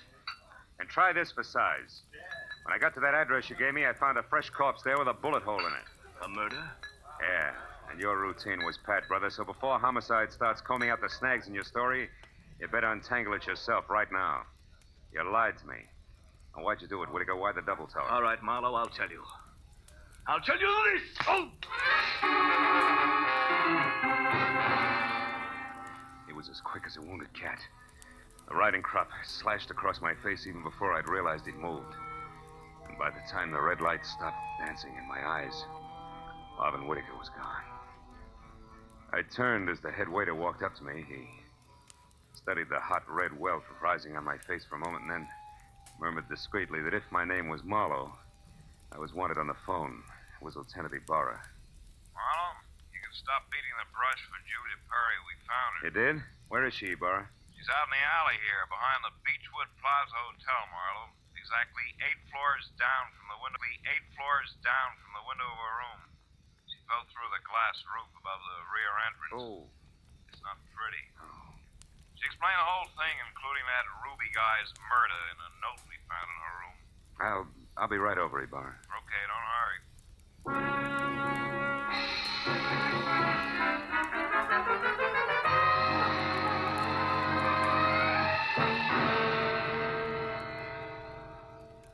The old story, Marlowe. When Drum finally got around to trusting her, he practically gave her his business. It was too much temptation. Mm-hmm. She'd been stealing from him in a big way for almost a year, her note says. And she decided to run for it when she knew she couldn't hide the thefts any longer, huh? That's right. That Ruby caught on some way, and she killed him, but I guess murder was too rich for her blood, so she came back here, thought it over, and then checked out. Yeah. All she left behind was a little plaid raincoat and a purse over there. Hey, she was wearing a dinky hat, too, Ibarra. Did you find that? Mm-hmm. Come over here to the window, Phil. See down there in that canopy, that little black circle? That's her hat. I sent Mooney down to get it. Can't leave any loose ends around, you know. Yeah. That a light, Lieutenant? Oh, sure. Here you are. Thanks. Hey, what happened to you? That welt on your face, Phil. Oh, I backed that horsey liar named Whitaker into a corner, and he slapped his way out with a riding crop. And speaking of loose ends, if I ever catch up with that... Ibarra, where did that stuff on the dresser come from? Well, this out of the pockets of Julia's plaid coat. Why? But that's impossible unless... Holy smoke. That's why Whitaker lied to me. Hey, where are you going with that, Phil? Come back here. I gotta check on something, Ibarra, and keep your notebook handy. If I'm right, this deal is still wide open.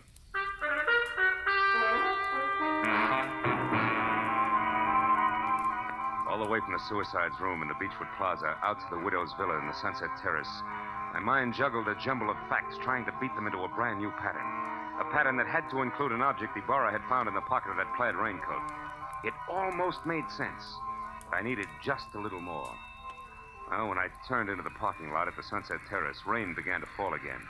Thin, cold rain. I walked to Eve Bentley's door and pressed the bell.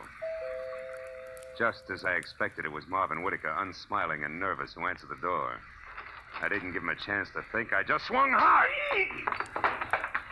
Okay, horseman, that squares us up. Come on, Heavy, roll over. Let's see if you're carrying a gun. Okay, no gun. Now, be a good boy, Whitaker, and you'll make out all right, but one funny wiggle out of you and I'll crack your skull. It's a promise. Do you hear me? Yeah, I heard you. All right. Now, where's Eve? Is she here? Find out for yourself, Marlowe. I'm through. Fair enough. Just so I'm not talking through my hat, I'll take a look in her closet first. She won't be in there, I guarantee. No, but her future might be. Now, let's see. It's got to be in here someplace. Oh, yeah. This is probably it. Brown cloth coat, as chic as a pair of hobnail boots, and still damp. And the label says the B.H. Company, Haven, Kansas. That does it. I've got it all now, and my chivalry just died. Where is she, Whitaker? Where's Eve? Right here, Marlowe. Don't try that. I guess you really do have it figured out, haven't you? Yes, Eve, I have. Sorry it turned out this way because you had your points as Eve and as Julia. Don't put it in the past tense, Marlowe. As Eve Bentley, my life is just beginning, and now I've got everything I ever wanted as Julia Perry. Then you're Julia Perry. I was, Marvin. She still is, Whitaker. At least that's what the bailiff will call it in court. There won't be any court, Marlowe. Oh, I'm afraid there will, baby. You're twice a killer now, and both for the same reason, remember? First Ruby, because he saw you as Eve. And the girl you pushed out of the hotel window, who was no doubt Ann, your old chum from the hometown. She must have seen you posing as Eve, too. All right, Marlowe. Anne ran into me by accident and ruined everything. I had no choice. I promised her money and then told her to go to my room at the Beechwood Plaza and wait for me. Eve, I can't believe this. It can't be true. Yes, Marvin, it is true. Darling, I didn't want this mess. I'd have left town this morning as I intended if sweet, sly little Anne hadn't seen me. I tried to get rid of you the easy way, Marlowe. When I sent you to Marvin, the Selma Street address he gave you should have led you to the end of Julia Perry. Is that why you phoned me and told me to lie to Marlowe? Yes, Marvin. I was going there to write my suicide note and use the stockroom for my disappearing act. But Ruby caught me, and after that I had to work fast. But it's all right now. It all worked out perfectly. They were the only two who knew besides you, Marlowe. Aren't you forgetting little Marvin here? Forgetting him? Oh, no, Mr. Marlowe. Marvin's the one person I can count on. That's what you think. You don't get me mixed up in this. Marvin. I bargained for an heiress, not a murderess. Why, you dirty load. All right, then.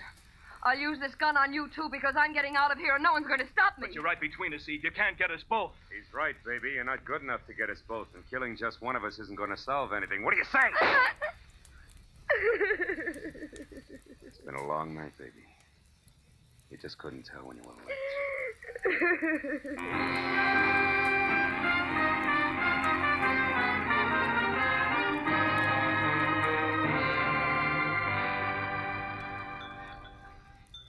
You want any more of this coffee, Marlowe? No, it's sludge, Lieutenant.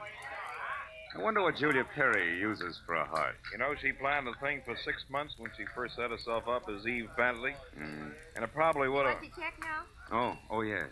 Probably would have worked if everything hadn't closed in on her. Yeah, her friend Ann from Kansas, Ruby the leg man. And you with that torn book of matches. Incidentally, that was pretty fast figuring up in the hotel room there, Marlowe. Oh, not so fast, Ibarra. I knew Eve had those matches because I left them with her. So when you found the same matches in the pocket of Julia's plaid coat, it figured. Julia almost had to be Eve. And that left Ann to furnish the body for the suicide. Yeah. You know, I wasn't so sure about that until I found the brown coat with the Haven, Kansas label in Eve's apartment. Yeah. Well, I'd better wait on back to the office, Phil. Look at that rain come down. Think it'll ever stop? I don't know. I doubt it. Oh, by the way, here, it's her hat.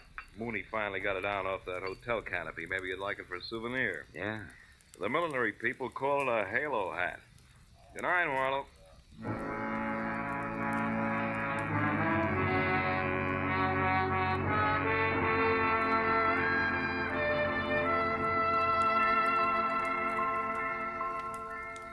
I sat there a while after Ibarra left, looking at the rain in the street, and the cold coffee in front of me, and Julia's little round halo on the table. And finally I got up and went outside. Dirty water scudded along the gutter and gurgled thickly into the sewer drain at the corner. For a minute I caught a glimpse again of the girl I'd figured Julia Perry to be when I went through her cottage in Santa Barbara. Yeah, that girl was an angel. When I finally caught up with her, her halo turned out to be black, jet black, inside and out. I dropped the little hat into the gutter and watched it go as far as the drain at the corner. And then I went home.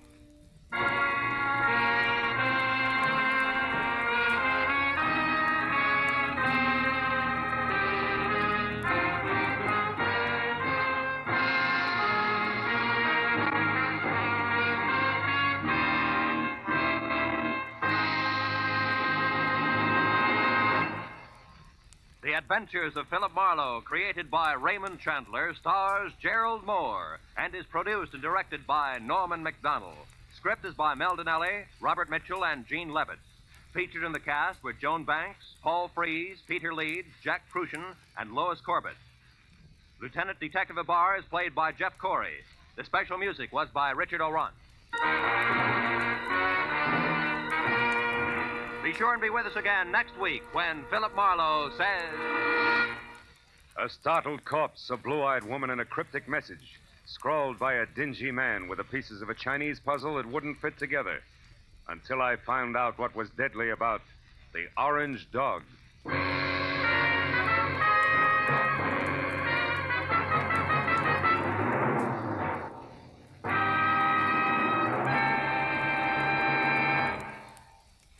You'll find a whole hour of fun, variety, music, and thrills on Sing It Again tonight and every Saturday, for it's heard over most of these same CBS network stations. Now, stay tuned for Gangbusters, which follows immediately over most of these same stations.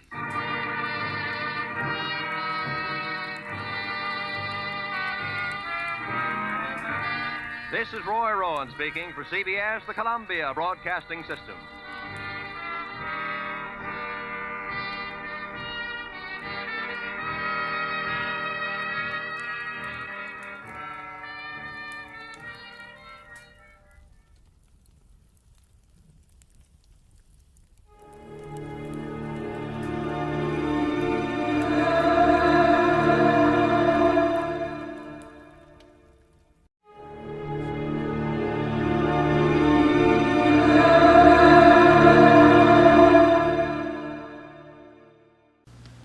Here is another in NBC's great parade of new shows.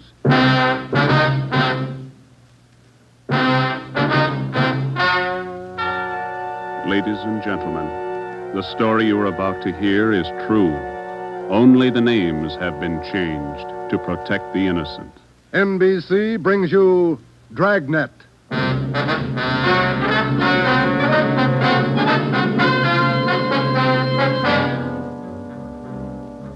You're a detective sergeant. You're assigned to auto theft detail. In 3 months, more than 250 cars have been broken into. Property mounting well into thousands of dollars has been stolen. 2 youthful members of the gang have been apprehended. The all-important brains of the criminal ring, the leaders, are still at large.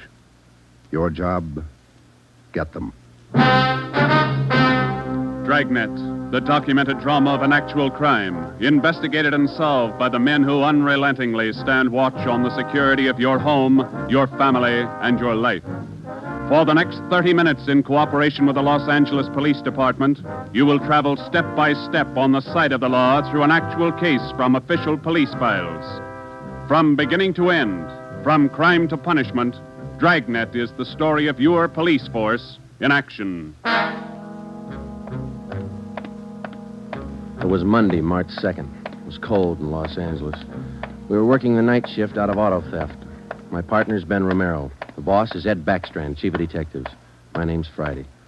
I was on the way back from the interrogation room, and it was 10:58 p.m. when I got to room 26, chief of detectives' office. Real tough kids, aren't they? Yeah, they won't admit a thing. Now, sit down. Thanks. When'd you pick him up? About 8:30 tonight in the parking lot behind the Star Theater out on Sunset. He was lifting the radio out of a 48 convertible. He's had lots of experience. The report says you picked up a 19-year-old girl with him. She was waiting for the guy in a parked car across the street from the theater. Car was full of loot. The first real break we've had on those auto burglaries in 3 months, and it's no good to us. Neither one of them will talk. They won't even admit they know each other. You run makes on them? Just did. We've been questioning the boy for an hour, getting nowhere. What's his name again? Freeman, Stanley Freeman. Oh, yeah. Age 20. Address? Butte, Montana. Down here for a vacation. He doesn't lie very well, Ed. He's never been to Butte, Montana in his life. Knows less about the town than I do. Well, get to him. Right, Ed. Where'd you put the girl? We had a policewoman take her to our office. We can talk to her when we finish with the boy. Well, what's her story? Hasn't any. She won't even open her mouth. 19 years old, probably needs a good spanking. Now get him to talk. Right.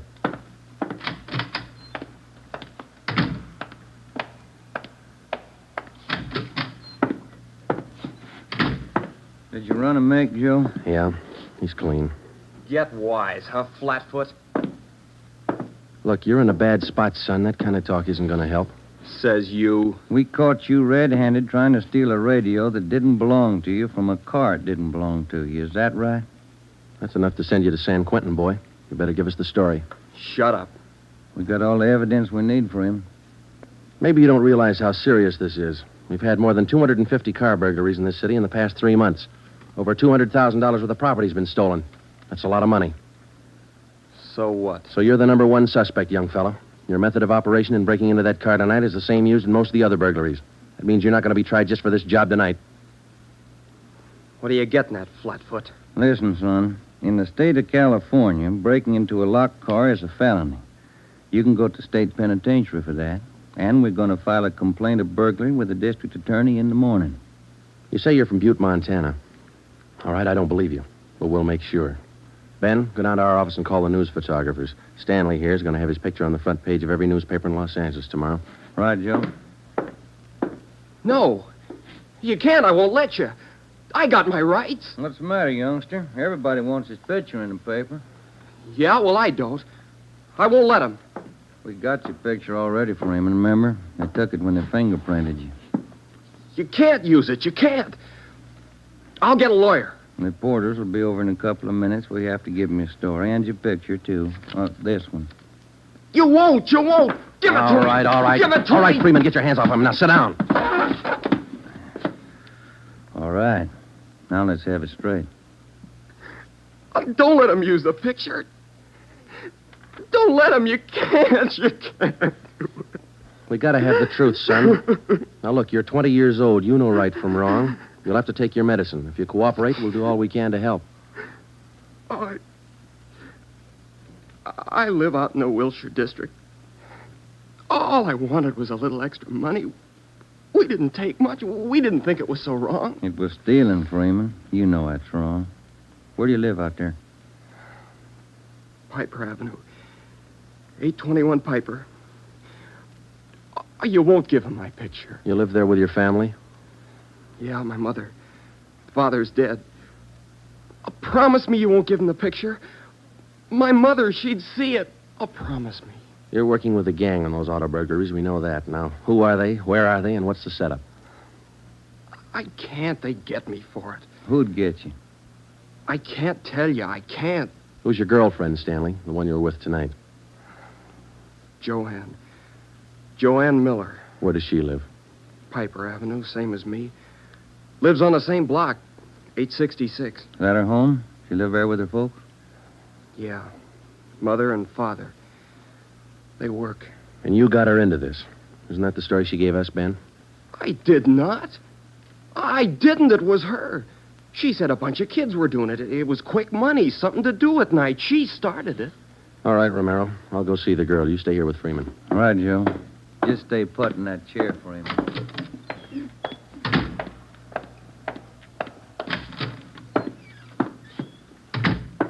Hi, Marge.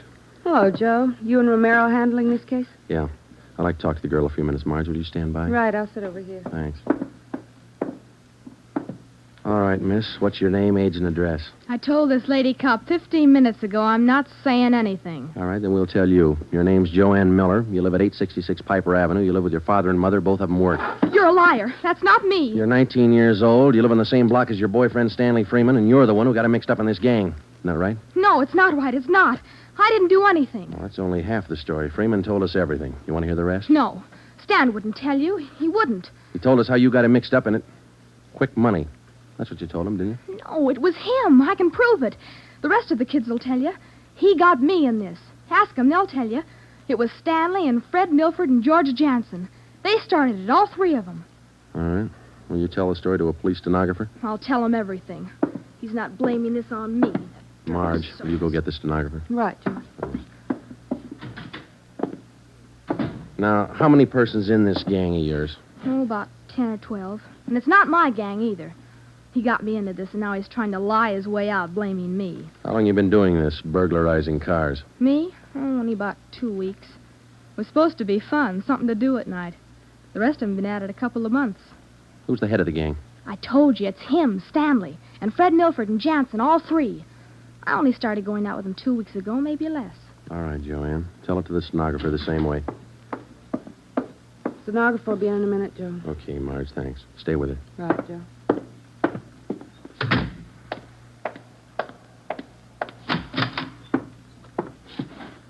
Just about a closed case, Ben. Girl gave us a full confession. She didn't.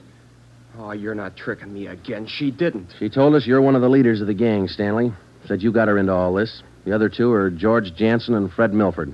About a dozen kids in the gang, all of them about your age. Isn't that right? She's lying, can't you tell? She's lying. She got me into the gang. Well, she did. She's Milford's girlfriend. Ask her. Oh, she can't lie out of that one.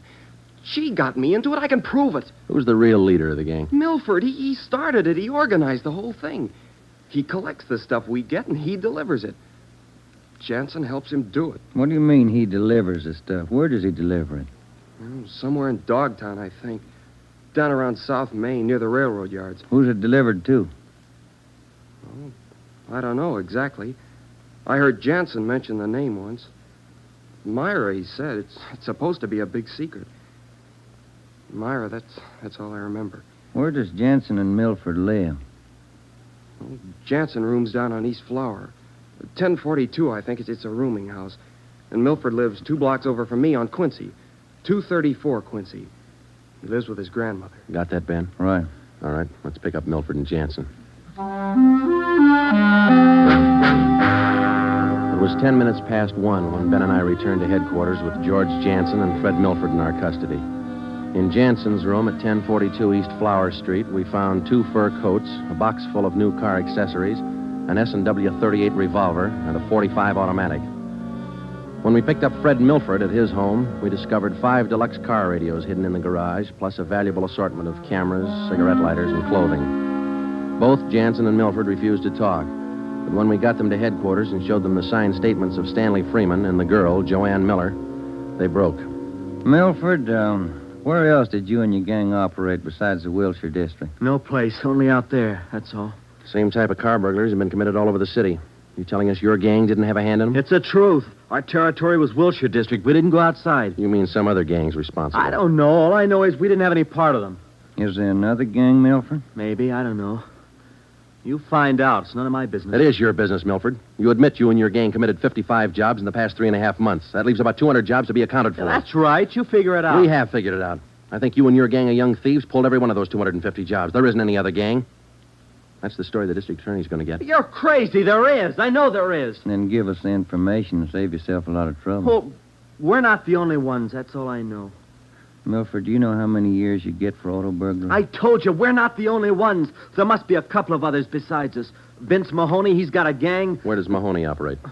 West Hollywood and Beverly. Where's he live? I don't know. Honest, I only met him a couple of times. Where'd you meet him? I don't remember. Where'd you meet him, Milford? Delivery. I met him down at the delivery place a couple of nights. When you delivered the property you stole from cars, is that right? Yeah. Where was that? Down by the railroad yards. Where? Chavez Street. It's a little alley off East Main. Who'd you deliver the stuff to? I told you, her name's Myra. That's all I know. We meet her and some guy on Tuesday nights. We give them the stuff and they pay us off. Mahoney delivers the same night I do. Do you meet her every Tuesday night? Yeah. You're going to meet her this Tuesday, tomorrow night? I don't know. I guess so. Same place? Yeah. Are you the only one she deals with? Sometimes Joanne. Me or Joanne. I know what you're thinking. You want to use me to trap Myra. Well, what's it worth? You know better than that. How about it, Milford? Oh, what else can I do? Give me another cigarette. By 3:30 that morning, the signed statements and confessions were piling up fast. Milford gave us a list of the names and addresses of each member in his gang, and within an hour, they were all under questioning at headquarters. Most of the suspects, about 1/3 of them girls, ranged in age from 18 to 21. As they told their individual stories, the scope of the case grew until it covered most of the city. By late afternoon of the next day, Tuesday, March 3rd, 3 more gangs operating in Venice, Bel Air, and North Hollywood had been apprehended. They confessed to more than 175 burglaries from locked cars during the past 3.5 months. At 5 o'clock that afternoon, Ben and I met with Chief Backstrand in his office. How many admissions you have now? Over 50, Ed. Here are the gang leaders' statements. What's their story? Yeah, it's pretty much the same. They all say this woman, Myra, set up the operation. You mean she got the kids and put them to work burglarizing cars? Well, not exactly. She picked the leaders, contacted them in bars or on the street, asked them if they wanted to pick up some spare money getting auto parts for her. Then she didn't tell them to go out and burglarize cars. Well, not in so many words, Ed, no. After they brought in auto parts for a couple of weeks, she told them to bring her everything they could find, outside the car or inside. Those are the words she used. 5 of the kids dictated those words into their signed confession. Oh, that should hold in court. What else did you get on this woman? Oh, she taught them how to work, told them to wear gloves, all angles. Well, we got most of the small fry. Now, where do we find this Myra woman? Any description on her? Yeah. Kids say she's about 33, 34. Good-looking redhead. 5'5", about 120, well-dressed. No description on the guy she runs with. You run a make on her yet? Yeah, no previous record. We set up a stakeout for her tonight. 2 of the gang leaders have volunteered to go along, this Milford and Vince Mahoney. Good. Down on Chavez, where she usually meets them? Yeah, that's right. When? 11:15. That's the regular time for the meet, according to the kid. All right, I'll be at home. Call me. I don't want to miss out on this one. When Ben and I left Ed Backstrand's office, we went home for dinner and a few hours' sleep. At 9:30 p.m., we were back at the office. We met the men in the special detail which Backstrand had assigned for the stakeout that night. We briefed them on their duties, and then we got Fred Milford and Vince Mahoney out of their cells. To avoid any possible suspicion of the presence of a trap, we had Milford's permission to use his car in the stakeout. The car which he had said he had driven to the delivery meetings with the woman Myra at least a dozen times before. We arrived at the stakeout area, Chavez Alley in East Main, at 9:58. The meeting was scheduled for 11:15. The moon was out, but the sky was overcast, and there was a cold wind blowing from the east. Hey, what time you got, Sergeant? About 10. Why, Milford? Getting nervous? No, just wondering. How you cops gonna rig this thing? In just a couple of minutes, we're going to plant you 2 in Milford's car parked up there in the alley. Now, you stay there until Myra shows up. We'll do the rest. Yeah, I know, but what'll we say? Suppose she asks for some stuff. We ain't got any. You won't need any. You won't have much time for talking. Suppose she wises up. Maybe she'll pull a gun. Maybe. Does she carry one? No, never saw her with one. Don't worry, Milford. We'll make sure you're not in danger. She's got an awful temper, that redhead. Got mad at me once when I squawked at the prices she was paying us for radios. What was she paying you, Mahoney? For an 8-tube radio, good shape, $7. She got all the gravy and you got all the grief. You're not kidding. Joe, are you? Yeah, Steve. What do you got? Well, the men are all staked out, Joe. Got the area covered from every angle. All right. You got an extra man to stay in Milford's car? I'll handle that myself. Fine, thanks. Okay. All set, Joe? Yeah. Now, Milford and Mahoney, we're going to put you 2 in your car now. There's going to be an officer with you, so there's no need to be nervous or afraid. You just sit in the car and act natural. When this Myra drives up, don't leave the car. Have her come to you. You got it? Sure. Okay. All right, Joe, let's go.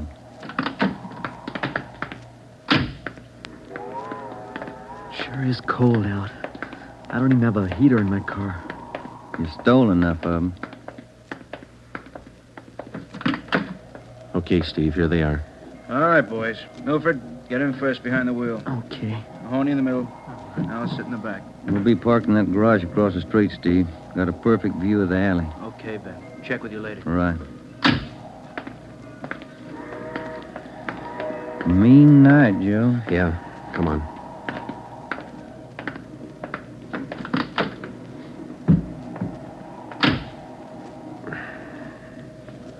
It's cold here in the garage, isn't it? Yeah. It might be a long wait. What time you got? 6 minutes past 10. Thank you.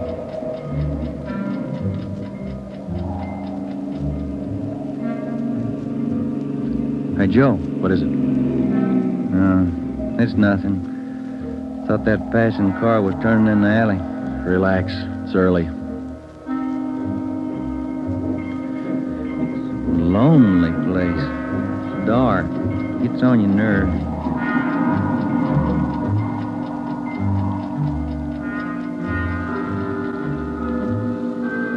That's it, Ben. 11:30. Nothing yet. Somebody might have tipped her off. Yeah, that's what I was afraid of. Well, let's wait it out anyway. Joe, That blue coupe. Yeah, just turned in the alley. Let's go. Come on, run, Ben. Behind you. All right, you fella. Quit your fighting. What'd you get, Steve? Here he is. Just drove up in the coupe. Got out and called Milford Mahoney by their first names. He's in on it. What about the girl? No sign. Kid was the only one in the car. All right. Tell them in the stakeout's off for tonight. Have them report back in. We'll take the kid with us. Okay. All right, young fella, this way. What do you cops think you're doing? I ain't done nothing. Look, sport, we heard that from 54 different kids yesterday. We're tired of that line. Come on. When we got back to the office, we took the boy to the interrogation room and questioned him. He gave his name as Matthew Leiter, age 21. He wouldn't break until Vince Mahoney definitely identified him as a member of his car burglary gang and the special favorite of the red-headed woman they called Myra. Then Leiter copped out and told Ben and I that he had talked with Myra as late as 10 o'clock tonight. He told us that she had heard that the police had picked up some of the gang members, and she asked Leiter to drive down to the Chavez Alley meeting place. He was supposed to tell Milford and Mahoney that the weekly delivery date was off until further notice. We questioned Matthew Leiter for an hour and a half. You told us a little while ago that you talked with this woman, Myra, late tonight. Yeah. Where'd you talk to her? At her home? Her home? Don't be stupid. Nobody knows where she lives. I met her at a bar. Which bar? Julia's. Out in Santa Monica. How did she contact you? Called me at home. She's not such a bad dame. She treats you right. Sure, that's why you're in jail.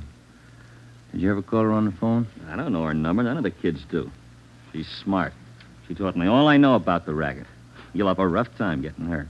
She taught me all I know about the racket. You'll have a rough time getting her. Maybe, but we'll get her. Ben and I left the office at 2 a.m. and went home to bed. We reported in at 8 that morning to head Backstrand. The three of us went down the street to Koken's restaurant for a cup of coffee. Nobody was in a good mood. We had most or all the small fry in the citywide burglary ring, but it seemed we were still a long way from cracking the inner circle. The latter kid said that none of them knows where she lives, what her phone number is, nothing. Pass the sugar, Ed. I think we still have a few angles to study on that score. Right now, I've got some more bad news for you. What's that? You been through your mail this morning? No, not yet. We haven't had a chance. I saw the overnight reports. There were 32 car burglaries last night. 32. All the way from Wilmington to North Hollywood. Now, you figure it. I can't. This girl Myra must have an army of kids working for her. How much did they get, Ed? Any idea? Rough estimate, about $3,000. Usual stuff people are foolish enough to leave in their cars. Watches, cameras, furs, expensive clothes. M.O.'s the same? And like the others. If the car happens to have a rigid handle lock, they slip a piece of pipe over the handle for a lever and break it. If that doesn't work, they pry open the wing window. Some of the windows were smashed out. Sounds like you're in an awful hurry, Joe. Yeah, maybe this Myra wants a few big nights before she peddles the stuff and gets out. If we're going to get her, we can't waste time. Any suspects picked up last night, Skipper? None. Well, where did they hit most of the cars? Outside the Pan Pacific. The parking lot. Hockey game going on. Must have been 4,000 cars for them to pick over. They picked the best. As usual. Well, you better get on it. There's one way to handle it. What's that? She works fast. You work a little faster. We got back to the office and we went over the reports one by one. Then we called the young gang members to the interrogation room and questioned them separately and re-questioned them. We got nowhere. Many of them had met Myra on the street, in a bar, but not one of them had any idea where she lived. At least that's what they told us. Ben had a hunch that Matthew Leiter knew more than he was telling. We had him brought to the interrogation room, and all that afternoon until 10 o'clock that night, with interruptions for his meal periods, we talked with Leiter. He would admit nothing more than what he'd already told us. Yeah, it's got me beat, Joe. Yeah. Well, let's check with Ed. Good morning, Joe. Ben? Hi, Mike. Skipper in? Just went down the hall for a minute. Be right back. Hold it a minute, will you? Yeah. Chief of Detectives always handing. Yeah. For you, Joe. Oh, thanks. Hello? Yeah. He does? We'll be right over. That was Sergeant Hopkins over at the jail. Yeah? Matthew Leiter's got something to tell us. Says it's important.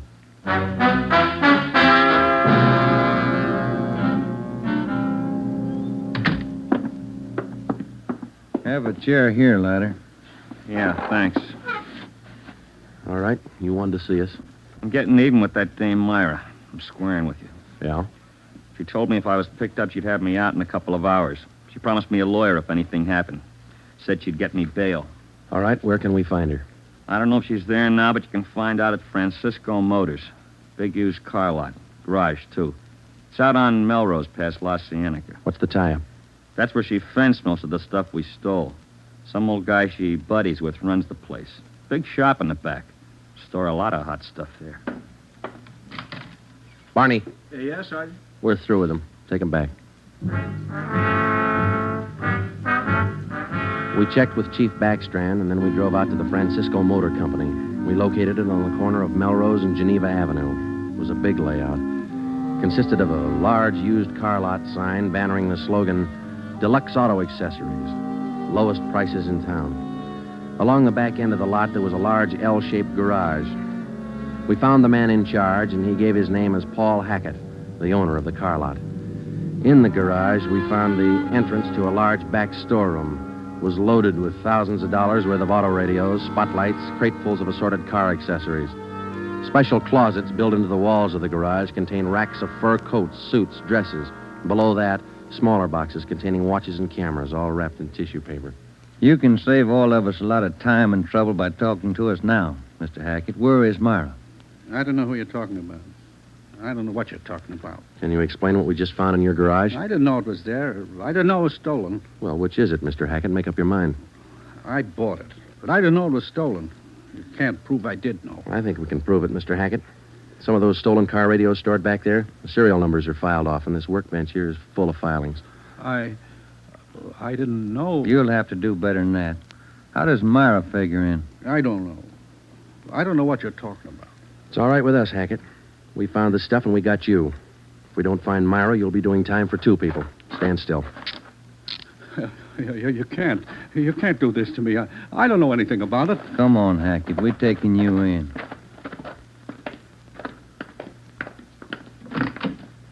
All right, get in the car. Come on, in the car. Am I going to jail? You're going to jail.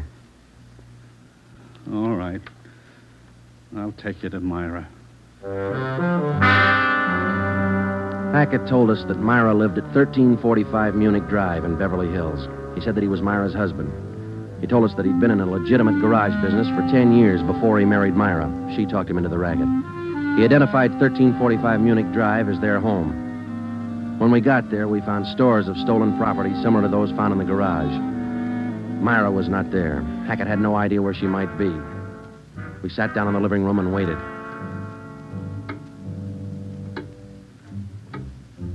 One hour, 2 hours, 3 hours.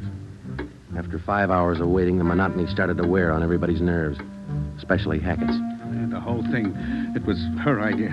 I should have known, all hers. She did this to me. I won't take it alone. Where is she? You tell us, Hackett. Told you, I don't know. She couldn't have gone. She didn't know. I'm not going to take All right, this quiet alone. down, quiet down. That you, Paul? Thought I heard you talking to some. Who's he? The police, Myra. The police. Your smart kids told them the whole story. What are you talking about, my smart kids?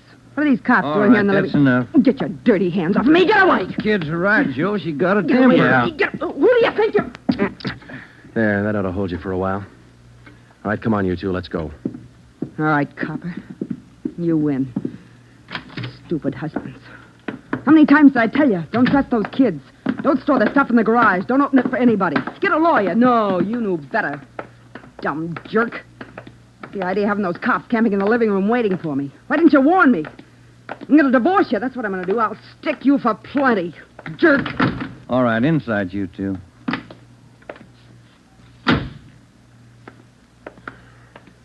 You got a smoke, Ben? Yeah. Here. Thanks. I was just thinking. What? Those kids were right. She's a pretty nice-looking woman. Yeah. Nice face. Beautiful figure. Mm-hmm. Sure talks a lot, though, doesn't she? Yeah. Hey, Joe, remind me to take home some flowers to my wife tonight, will you?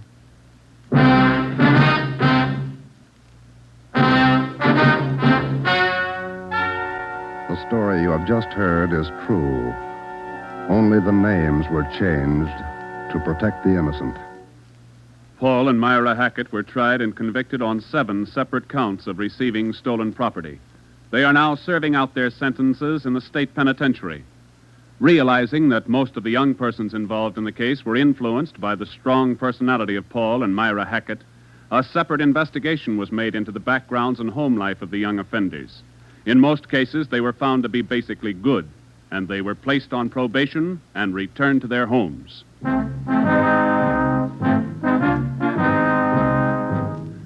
You have just heard the 13th in a new series of authentic cases from official files. Technical advice for Dragnet comes from the office of W.A. Wharton, Acting Chief of Police, Los Angeles Police Department. Tonight's program is dedicated to Detective Harry William Vosper of the Seattle, Washington Police Department, who on the night of July 21st, 1949, gave his life so that yours might be more secure. Dragnet came to you from Los Angeles. And now, an important announcement. Starting this Saturday, September 3rd, Dragnet will be heard at a new time over your NBC station. Consult your local newspaper for the new listening time. And now, speaking in behalf of the producers and the entire cast of Dragnet, we would like to take this opportunity to thank you for your many kind letters of encouragement and approval. Remember, next Saturday for Dragnet, this is NBC, the national broadcasting company.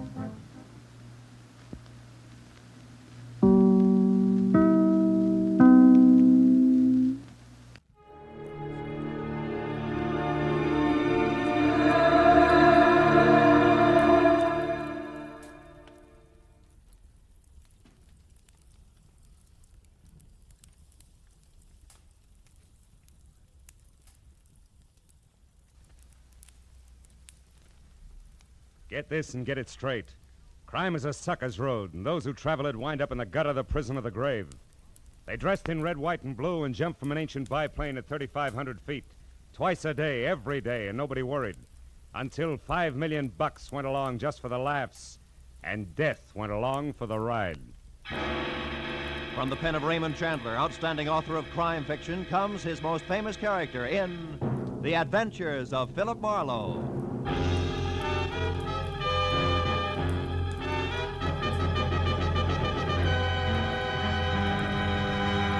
Now, with Gerald Moore starred as Philip Marlowe, we bring you tonight's exciting story, The Birds on the Wing.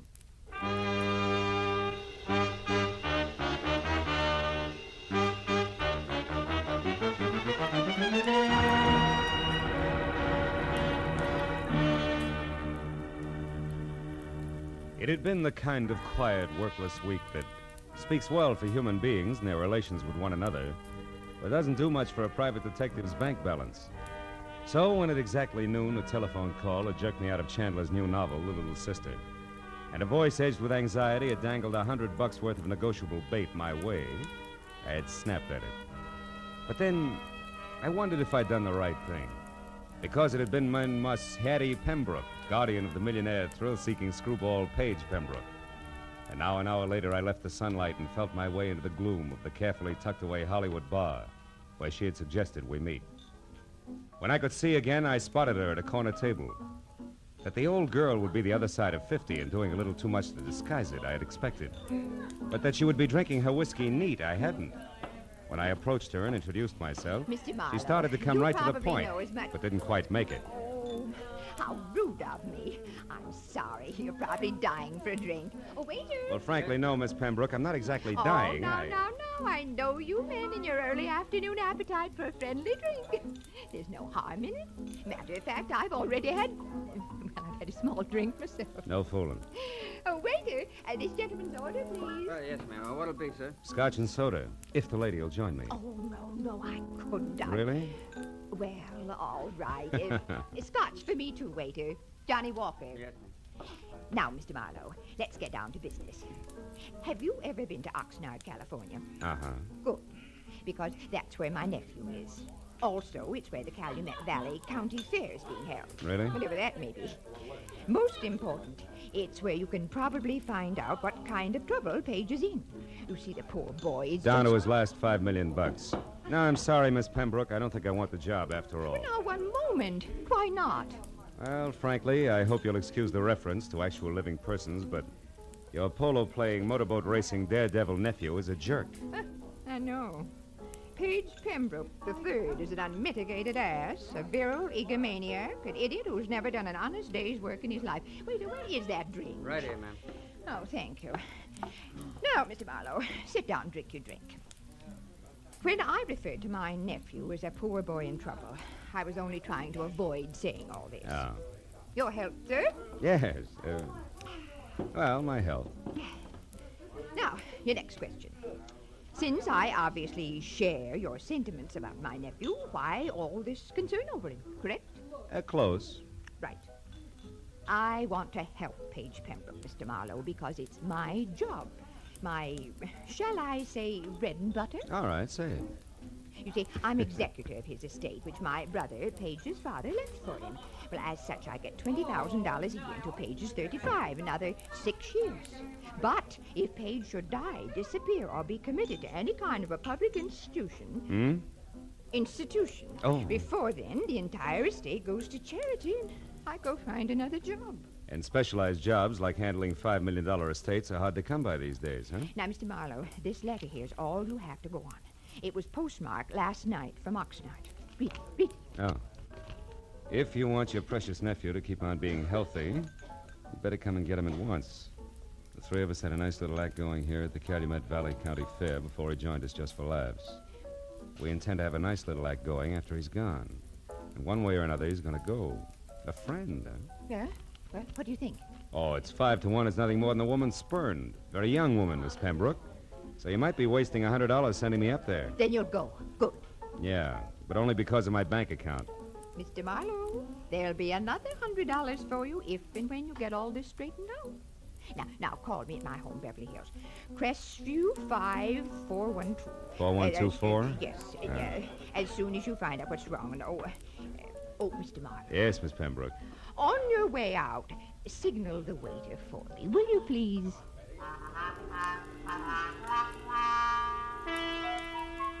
The ride to Oxnard was a pleasant but frustrating hour-and-a-half drive along the kind of beckoning, sun-scrubbed Pacific shoreline that always demands to know why you have to work for a living. The ride through Oxnard to the sprawling county fairgrounds located at a semi-retired airport was a fast 10 minutes. So all in all, it was a little better than 3 o'clock, and there was still a measure of boyish bounce in my stride when I started past the prize cows and plain and fancy leghorns and headed for the Midway, looking for the act Page Pembroke had joined just for laughs. But it was 4 o'clock, and I had checked a half a dozen death-defying numbers before I was standing in front of a banner Columbus could have used for a sail. It said I was getting warm. In iridescent orange cloth on black, it read, "The Plunging Comets. Taffy Starr and Midge Maynard on wings of death with fearless Eddie Knapp at the controls. The greatest parachute act in the world, admission free. 5 and 9 p.m., north end of the Midway. Come one, come all." Yeah, this had to be it. At the north end of the Midway, just outside of a sagging, weather-peeled hangar, I found the World War I biplane that went with the Plunging Comets being mothered by a mechanic who didn't have grease on his face. And beyond that, on an inside wall of the hangar, were the parachutes used in the act, each on a separate hook, its owner's name carefully block-lettered on a card tacked above. Taffy, Midge, and Eddie. And then, scrawled in black crayon, the name I wanted most of all to see, Page. Lost something, mister? The voice went with the woman and the woman with the act. At the top, there was what used to be called the boyish bob, sticking out of a white aviator's helmet circa 1918. Then a bright red leather jacket open wide at the throat, black riding breeches, black boots, a color of hair that stuck out and said this one was Taffy. I asked if you lost something. Have you? Well, come to think of it, yes. 6'2", eyes are blue, and carries a big, big checkbook. Seen one around? Maybe. Why? Who are you? Name's Philip Marlowe, the millionaire's friend. I'm a yacht salesman. Here's my card. Never mind your card or the very funny jokes. Now, what do you really want? Page Pembroke before he breaks his neck in your act, or isn't he in it yet? I don't remember. Now, your point. What is it? A letter you could have written? A letter that says Page is in trouble. Where is he? Goodbye, Mr. Marlowe. Take it easy, Wings. You wouldn't want to hold out on somebody who's only trying to help Brother Page, would you? I mean, what reason could you possibly have? Other than $5 million you might want for your very own. Why, you... I said goodbye. What's the matter, Taffy? You having problems? Yeah. This Mr. Yacht Salesman is Emmett Kingston, head of the fair's Midway. And you'll be surprised how popular he is with the concessionaries. Now where you going? What else? Good day, Miss Taffy, Mr. Kingston. You know, sometimes it works. Lead with your chin, ride with a punch, and watch for your opening. And I figured I'd try it just that way. So 10 minutes later, when Emmett Kingston, who was carnival people from checkered vest past ornate watch fob to high-button shoes, and shaped like a bowling pin, left Taffy and started trundling down the Midway, I went after him. When he stopped in front of a lunch wagon, I stopped too. And when he went in, approached a man playing pinball machine who was maybe 5'4", and from where I stood conscious of it, I was still behind him. At the pinball machine, a stranger with a thin face that wore a nervous toothpick was also watching the little man's game. Oh, boy, Doc, it's peachy. So when I moved closer to the trio, my face turned away from Kingston. Nobody seemed to mind. Hershey, jack of many trades, I see. What? Oh, Mr. Kingston, how are you, sir? Fine, Hershey, just fine. 800 more is jackpot, Doc. Come on. You wanted to speak to me, Mr. Kingston? No, Hershey, nothing important except about last night. Last night, sir? You were working late for a parachute rigger, weren't you, boy? Or am I wrong to consider 2 o'clock in the morning an odd hour for you to be folding these silks? Hey, Doc, you're going to shoot it, aren't you? Which? Of course she is. Go on, I'll shoot for the gentleman. Yes, sir. Hey, 2,000, 3,000, 4,000. Hey, that's great. Now do that again with your last ball, Doc. Was there something else, Mr. Kingston? Yes, Hershey. Why were you near the chutes at that hour? And don't bother denying that you were because Eddie Knapp saw you there. Well, son? Well, I was there to double-check the riggings, Mr. Kingston. Hey, look, I'm sick and tired of Midge Maynard complaining about the way I pack her chute. It's a stupid excuse, just trying to cover the fact that she's losing her nerve. Hey, boys, don't ignore me. Reach right for the jackpot. Shut up, you, and get going. Rosie, get this stumble bum out of here, will you? Sure, Mr. Kingston, whatever you say. Oh, and it's social, huh? All right, Doc, I'm going. Of my own free will, too. But I could stay if I wanted to. Hershey, you were saying? Well, just this, Mr. Kingston. Midge Maynard and Taffy Starr fighting because of that Pembroke fellow, or because Eddie Knapp is crazy about Taffy is one thing. But bringing me and my work into it is different. Meaning? The parachutes Midge and Taffy use are identical. In the act, both girls jump from the plane wing at the same time. But Midge always gets scared and opens her chute sooner than Taffy. So Taffy is on the ground long before Midge. But this has nothing to do with the way I rigged the chutes, and I think that All right, Hershey. Nobody's blaming you. Say, you. Yeah? You wouldn't be trying to sell another yacht in here, would you? Just waiting for the finish of an exciting pinball game. Is that all right, or is it time to call Rosie again? No, it's quite all right. We're leaving. You try for the jackpot. Come on, Hershey. It's about time for the 5 o'clock show. Oh, yes, Mr. Kingston. Only 40,000 to go.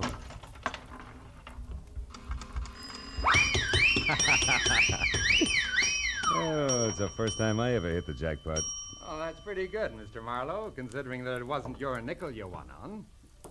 Oh. Now that you mention it, Mr. Pembroke, it wasn't. Which should take care of the introductions, Yeah. huh? And that leaves very little. But something. But definitely. Marlowe, you can tell Aunt Hattie from me that at the moment I don't need a watchdog. And when and if I do, I'll go to the nearest city pound for one, not to a private detective agency. I told myself it was foolish to slam the door on my way out.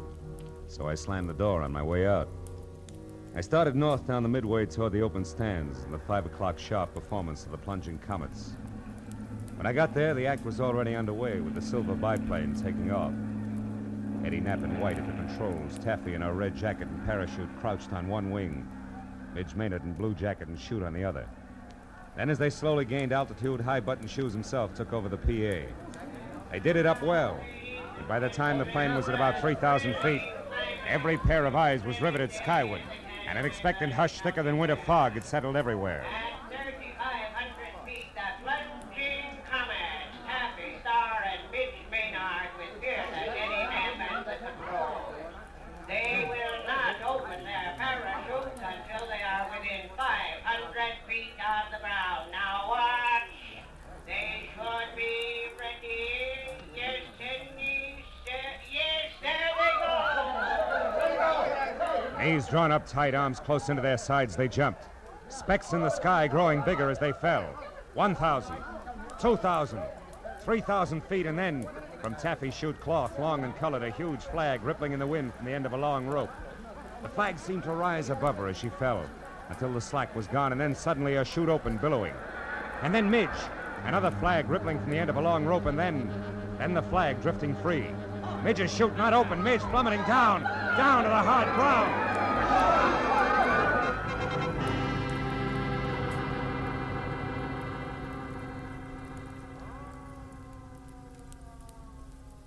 The thud slammed home all the way around, kicking hard at every stomach. A minute ago, a girl, very much alive. Now a smashed, still body. Someplace near me, a woman cried. There was a bitter, sick, sweet taste in my mouth as I headed for the hangar where I'd first met Taffy. At the moment, I figured the guy who packed the parachutes was a good man to see. When I got there, the only one present was Emmett Kingston. Stop right there, boy, and tell me straight and fast just who you are. Philip Marlowe, Los Angeles private detective, Mr. Kingston. You can prove that? Sure. Here's my business card, state license, county permit. I'm working for Paige Pembroke's aunt. She wants his nibs kept out of trouble. Which has what to do with your being here now, Marlowe? Here at this hangar, I mean. Close to where the parachutes are kept. I'm not sure, Kingston. I've only got a hunch.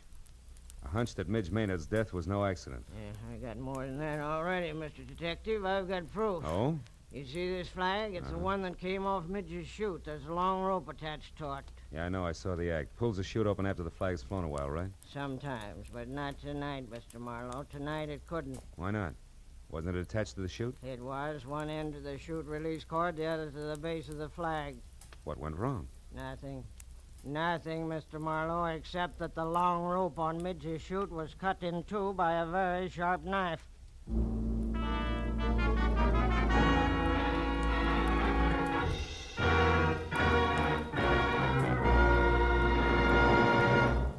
In just a moment, the second act of Philip Marlowe. But first, Sunday nights on CBS. The biggest bargain in show business today. Skelton, Bergen, and Benny without spending a penny. Amos and Andy, Eve Arden, Corliss Archer. 4 A's, 4-star entertainment. The Family Hour with its Hollywood stars and stirring dramas. The Contented Hour with its musical stars in brilliant form. Horace Heidt with his rising stars. 8 great shows heard on most of these same CBS stations every Sunday night, with the 9th, Jack Benny, being heard on them all. Hear them all this Sunday night. Now, with our star, Gerald Moore, we return to the second act of Philip Marlowe and tonight's story, The Birds on the Wing.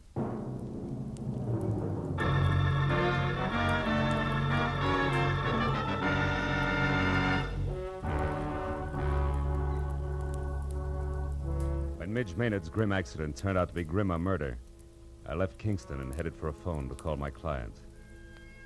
Everywhere the chill of the viciously spectacular death lay like a soggy blanket. At the exposition office, I found the phone and finally got through to Hattie Pembroke. She listened up to the word murder and then, between gasps, insisted on coming out to help me. When I hung up, I turned to see that the pilot, Eddie Knapp, had been standing in the door listening. He looked sick. What's it to you, mister? What's what to me? Midge. The long drop she took out there. And Pembroke. I heard you say Pembroke. What do you got to do with him? Just a minute, fella. I'm not sure it's any of your business. It's my business, all right. The kid gave me a big grin up there just before she jumped. And I watched her fall every inch of the way. So did everybody else. Look, I know how you feel, Eddie. You don't have any idea how I feel. Don't try to kid me. That mob out there loved it. That's the only reason they come to watch, the hypocritical buzzards. You got a finger in this pie, an angle all your own. I'm going to find out what it is. Take it easy, Knapp. You're talking yourself into something real silly. Yeah? Listen, ever since that louse Pembroke showed up here, there's been trouble brewing. Now Midge is dead. She was a friend of mine. Best friend I had. Aren't you pulling a switch, Buster? What happened to your red-hot passion for Taffy Star? Oh, you nosy... Come here, you jerk! Look out my arm, Buzz boy, and unless you want to take over the busted wing, stand still. Now get this, Eddie. I've got no beef with you yet. In fact, we might even be on the same team because I want Pembroke out of here just as much as you do. So cool off! Who are you? Private detective named Marlowe. I got news for you. Midge fell because her chute was fixed. She was murdered. Murdered? You heard me. Where's Hershey? He packed the chutes. Have you talked to him? No, I can't find him. You mean he's run away? With that filthy half-pint Now, psycho. listen, for your own sake, Eddie, leave Hershey to me and the police. You know where he's staying? No, I don't. In town someplace. Well, didn't he ever tell you where? Come on, think, Eddie. Well, yeah, he told me he had a buddy in town. Some guy who runs a pool hall. I didn't pay much attention. That's enough for a starter. I'll find him. And keep a lid on your temper, Eddie. I'll see you. As I crossed the grounds to my car, I looked back once at Eddie Knapp standing in the office door, rubbing the shoulder I twisted for him. I hoped he'd stay out of circulation until I got back because the barnstorming flyer was charged up like a high-tension wire. The way he felt there'd be sparks no matter who he touched, Taffy, Pembroke, or Lyle Hershey. But my immediate worry was the location of the lambing parachute packer, so I drove into Oxnard, found a phone booth, and went through the book calling pool parlors. I finally hit pay dirt at a joint called Pindy's. It's 212 B Street, upstairs in the back. 212 B Street was an apartment, second floor rear over a boarded-up fish market. I went up the stairs to the half-open door with my hand around my .38. But the shooting part was all over. Because Lyle Hershey was crumpled in the bedroom door with the slovenly abandon that violent death always has. From the look of the puddle of blood under him, he'd been that way over an hour. I started backing out, just as someone else started up the stairs. So I flattened myself against the wall beside the kitchen door and waited. Lyle, it's Taffy. Come on in. Take a good look, Taffy. What are you doing in here? Where's Lyle? It's a great act, baby. Holds water like a duck's back. What do you mean? That wherever there's murder, there's also motive, and you've got it, Taffy. Lots of it. Me? What are you talking about? Maybe he's dead, and maybe you killed him. Keep him quiet, because maybe he fouled up Midge Maynard's parachute on your orders. Consequently, he had you over a barrel. On my orders? You're out of your mind. And maybe you had to get Midge out of the way because you objected to Page Pembroke and his idle millions honing into the act. Pembroke and his idle millions honing into the act. Objected so strenuously that she was doing something about it, such as sending threats to his Aunt Hattie. Let's face it, baby, it fits. But not tight enough, Marlowe. Oh, Paige, darling. Taffy, I got worried when you didn't come back to the car, so I decided... Don't move, Marlowe, or I'll shoot. Pembroke, if you got any sense in that gold-plated skull of I'll yours... show it, Marlowe. I stood outside and listened to enough of your crackpot theories to know you're nuts. I don't need any advice from you at this point, so keep your long nose out of my business. Now listen, you harebrained dope. dope. You just stand there like a good little boy. Taffy and I are leaving, and don't try to follow too fast. Go on, Taffy, outside. I'll follow you. So long, detective. I let him go. Spent 20 useless minutes searching the almost bare apartment for any kind of an answer, but came up with nothing.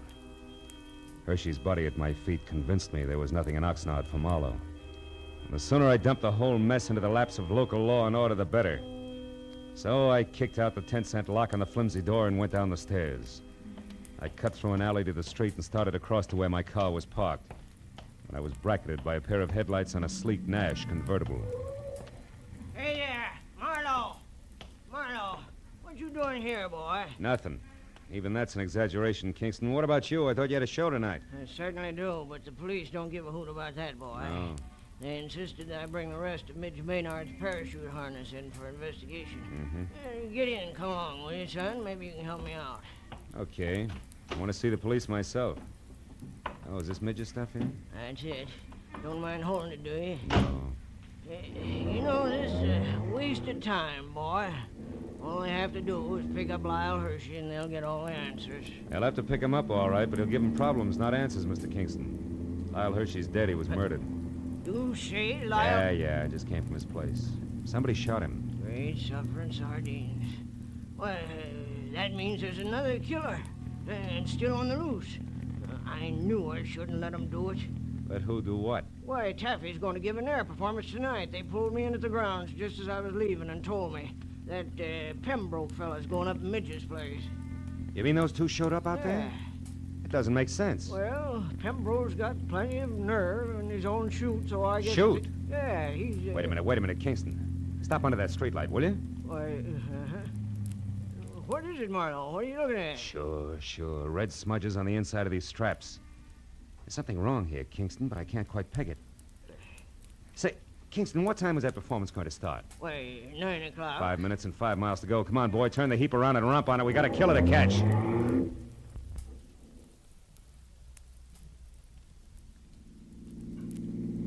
Swing out in front of the hangar, Kingston. Hurry. It's empty. They're already out on the runway. Yeah, there's one parachute still on the rack. Why, that's Eddie Knapp's chute, and he never goes up without it. So who's at the controls of that plane out there? I don't even have to guess. It's Eddie Knapp, all right, but he figures a suicide doesn't need a chute. Pile out, Kingston. It's as far as you go. I'm taking over from here. What are you Come talking on, move. about? Get out. They're turning around now. Okay, he's going to make us run back this way. So long, Kingston. Here he comes. What are you doing? Come back! I waited until there was no possible chance for a miss. Then I headed the car straight into the path of the plane, pulled the hand throttle out as far as it would go, and jumped.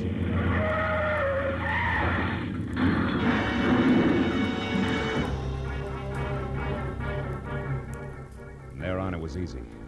The plane sort of stumbled over the car, rolled up on its nose, and stayed there. Quick work by the volunteer crash crew took care of that. A box of bandages took care of the collection of minor cuts and bruises all around, and the Oxnard police took care of Eddie Knapp. Everything had come out more or less even, except my client, Hattie Pembroke. She showed up at the finish line slightly on the bias, which no doubt was her normal late evening state. Also, she was as full of questions as an insurance adjuster. Now, young man, I paid you a substantial sum of money for this day's work, and therefore, as your employer, I'm certainly entitled to a comprehensive report of the entire business. And I insist All right, Hattie, whoa. I'll run through it once more, and that's all. Now, look.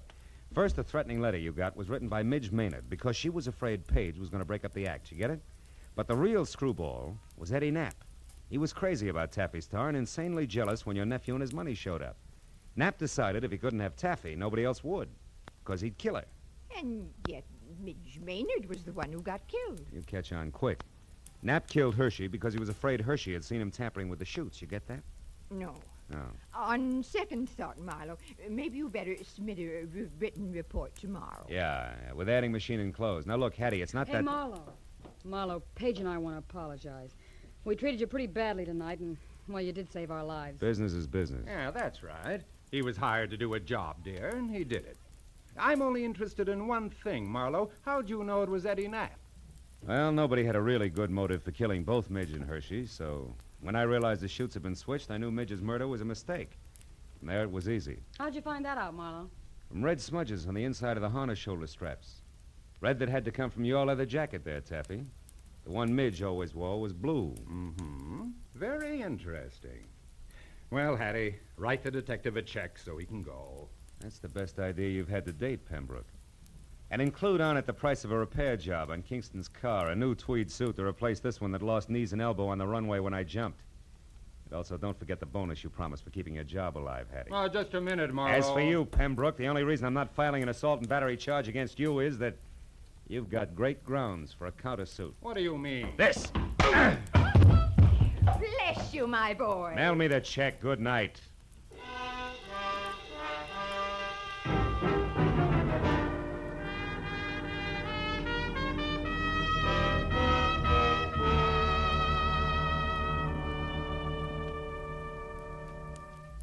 Well, a few informal cups of coffee at the Oxnard Police Headquarters cut through most of the paperwork. But at that, it was after 2 when I finally picked up my car and drove the inland highway for home, past dark, quiet farms, where down-to-earth people made down-to-earth livings and slept at night. Yeah, the countryside was full of them.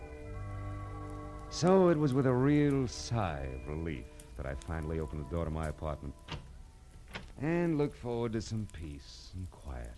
Hello, Mr. Marlowe. Aren't you Gracie Allen? Yes. Well, how'd you get into my apartment? Well, you see this key? Yeah. Well, it didn't fit, so I opened the door and walked in. Yeah, well, that figures. What can I do for you? Mr. Marlowe, you're a famous detective, and I think you're just the man to handle a very important case for me. Oh, really? Well, I'd be very happy to, Gracie. What's your problem? Well, you see, Mr. Marlowe, our sponsor won't let my husband, Sugarthroat Burns, sing on our program. Mm-hmm. And I want you to investigate the possibilities of another radio program George can sing on. Mm-hmm. And then our sponsor will realize he's wonderful and let him sing on our show. Oh. Well, I'm sorry, Gracie, and the next time you pass my house, I'll be very grateful. Oh, thank you. And I'll be looking for you, too. Goodbye. Goodbye.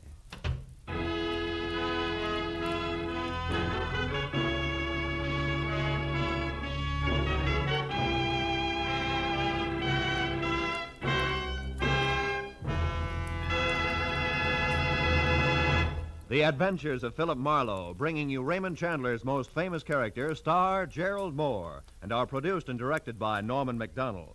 Script is by Robert Mitchell and Gene Levitt. Featured in the cast were Lois Corbett, Rita Lynn, Don Randolph, Junius Matthews, Jack Moyles, and Jimmy Eagles. The special music is composed and conducted by Richard Orant.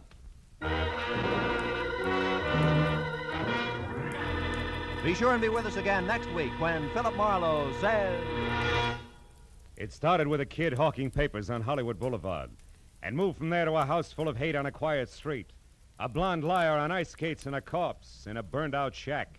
And it all wound up right where it began, in the heart of the kid, on the corner.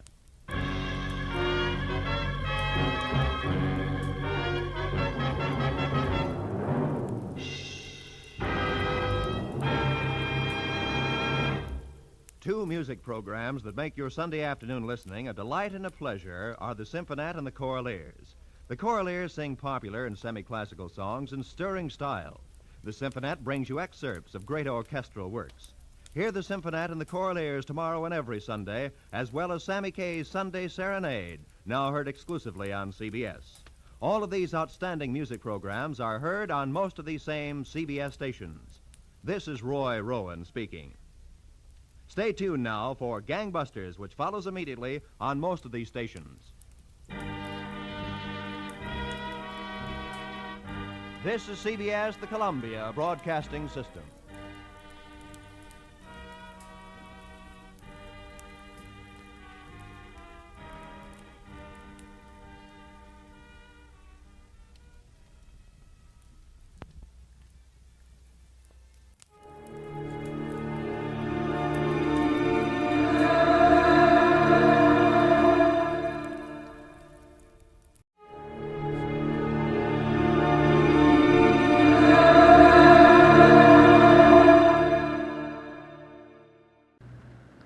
Here's another in NBC's great parade of new shows.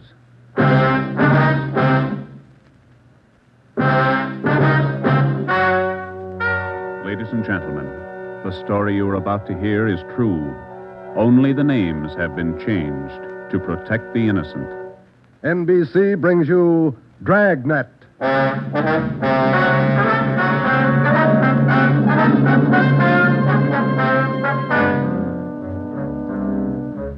You're a detective sergeant. You're assigned to narcotics detail. For more than 2 months, doctors' offices have been burglarized, hospital pharmacies pillaged, drugstores robbed, medical supply firms ransacked, with one purpose in mind: the theft of narcotics. The criminals are expert, cunning, vicious. Your job, get them. Dragnet, the documented drama of an actual crime, investigated and solved by the men who unrelentingly stand watch on the security of your home, your family, and your life. For the next 30 minutes, transcribed in cooperation with the Los Angeles Police Department, you will travel step by step on the side of the law through an actual case from official police files. From beginning to end, from crime to punishment, Dragnet is the story of your police force in action.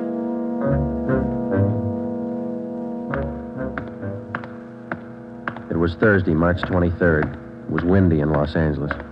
We were working the night watch out of narcotics. My partner's Ben Romero. The boss is Ed Backstrand, chief of detectives. My name's Friday. I was on my way back from the record bureau, and it was 10:35 p.m. when I got to room 24. Narcotics detail. Yeah, okay. Well, we'll be right over. Thank you. Get anything, Joe? Nothing we don't know already. How about you? That was the county hospital on the phone. Doc Welch. Pretty fair lead. I told him we'd be right over. What's he got? One of our informants, Benny Trounsel. Ready? Let's go. What's with Benny? It's bad shape. Somebody worked him over. They found him in an alley off of South Main. Yeah? Doc says Trounsel talked before he passed out. Anything good? He claimed he knows who's running the new dope racket in town. Says they got him. No, let's take the stairs here, huh? Why should they bother with small fry like Benny? That's what I'm wondering. Blackmail, maybe. Benny's still on the needle? Maybe that accounts for his story. Doc says his skull is fractured. Morphine doesn't do that to you. Yeah. Benny mention any names? I don't know. Doc didn't say. Here's the garage. Come on. When did they pick up Benny? About an hour ago. He had a pocket full of bundles on him. Heroin. Trounsel's small fry. He never had that much dope on him in his life. That's what makes it interesting. Let's go.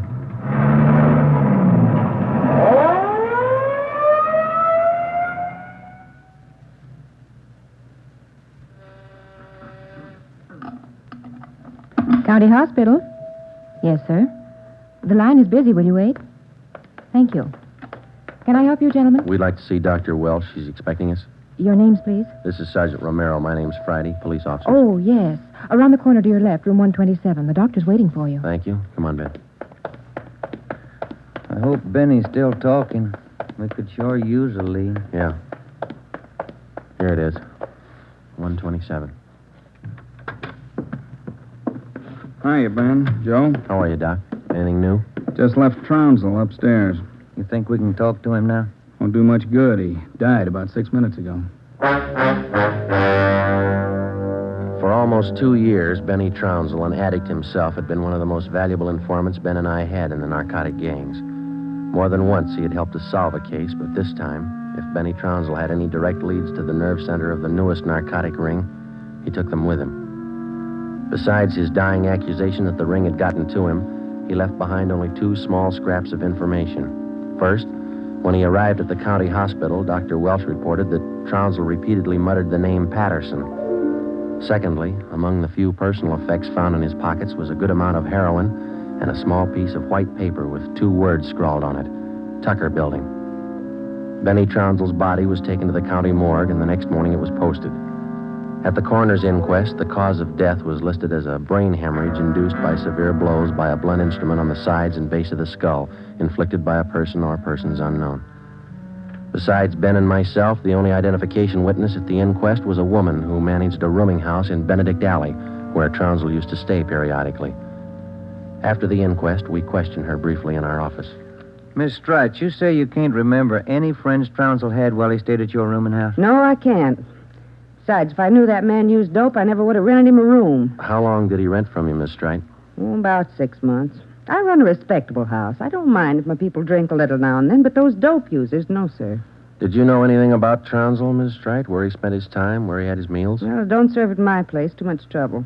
Most of the people eat at the Ace lunchroom, down the corner. Where's that, Miss Strite? Grant and South Main, right on the corner. And you think Trounsel might have spent some time there? He might have, I don't know. Miss Strite, did Trounsel ever mention anyone by the name of Patterson? No. Patterson? No. And you can't recall any friends he might have had? He had any friends and never set foot in my house. That's all I know. All right, Miss Strite, thank you. Here's a card, ma'am. If you come across any information about Trounsel, we'd appreciate it if you'd call us. All right. That all? That's all, ma'am. Thank you. Well, bye. Goodbye, ma'am. Big help. Yeah, not even a good identification witness. You got those listings we made on the Tucker Building? Yeah. Yeah, let's see. Here it is. Okay, let me have it, huh? Tucker Building, 7310 South Wilshire. I wonder what Benny Trounsel could have been doing out there. Shouldn't be too hard to check. It's a small building. Yeah. 6 listings for the whole place.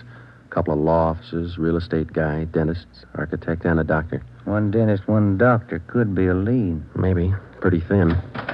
Friday, Romero. You got a minute? Yeah, Skipper. Come on, Joe. Yeah. What do you got, Ed? Letters. Here's a sample. Now listen to this. Chief of Detectives, Ed Backstrand, City Hall, Los Angeles. In view of mounting wave of narcotic robberies, strongly recommend that your efforts to curb this lawlessness be redoubled. They all like that? All of them.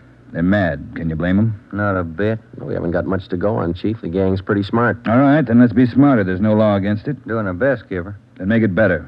I'm sick of that bunch, and I'm tired of these letters. And look at that record. In 2 months, 15 drugstore robs, 8 medical offices, 2 supply houses, 2 hospital pharmacies. Narcotics missing every time.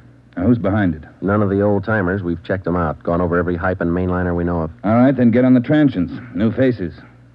Climb on every one of them that shoots the stuff until you get to that gang and break it. If you need help, holler. But get to that gang and break it. You understand? Okay, Skipper, we'll try. You dig up anything on that Trounsel case yet?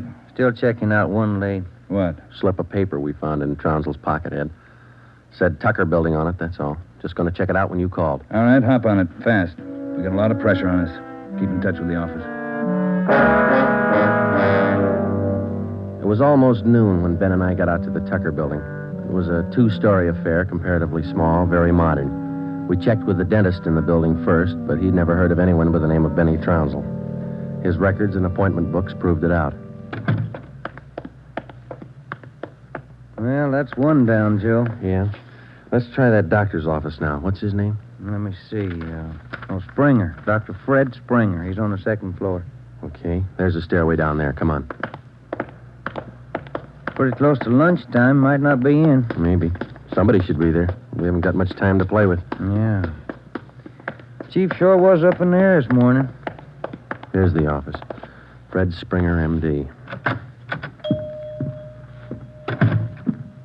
Good morning. May I help you, gentlemen? We'd like to see Dr. Springer, please.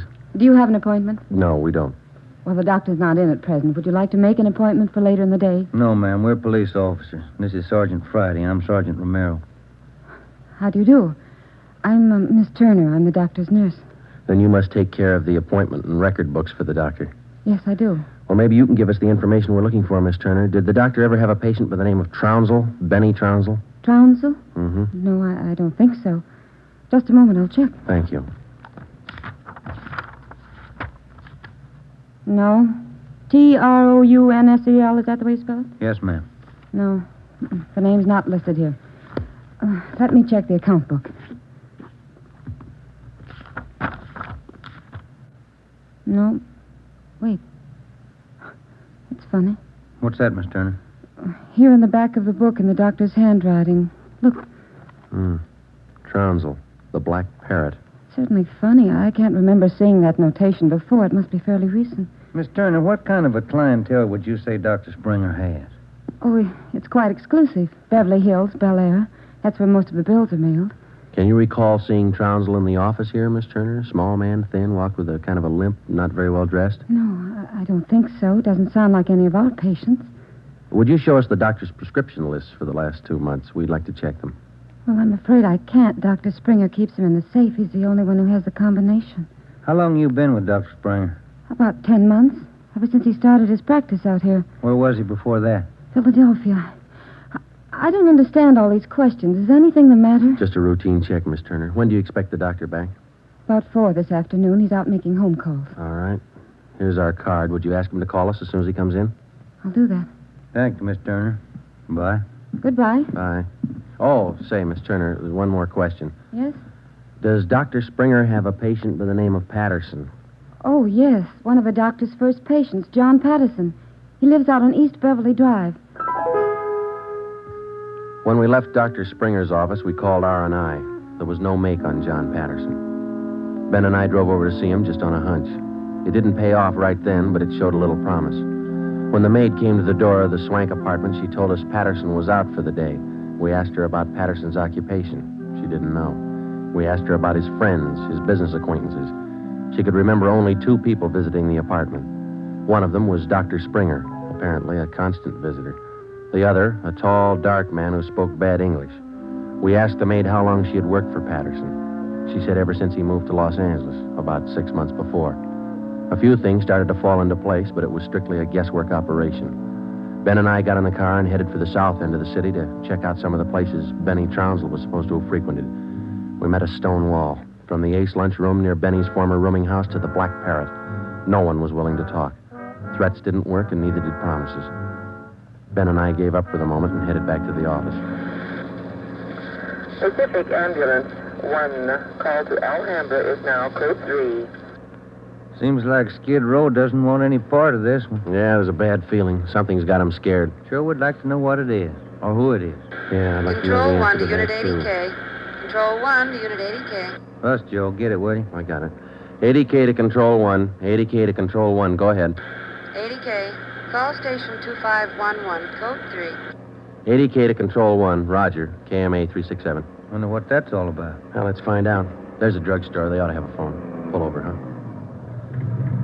You got a nickel? Oh, yeah, sure.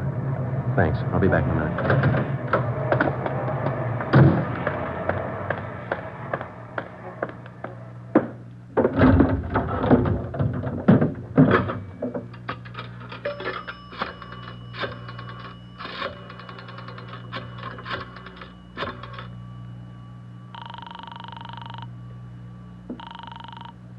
City Hall.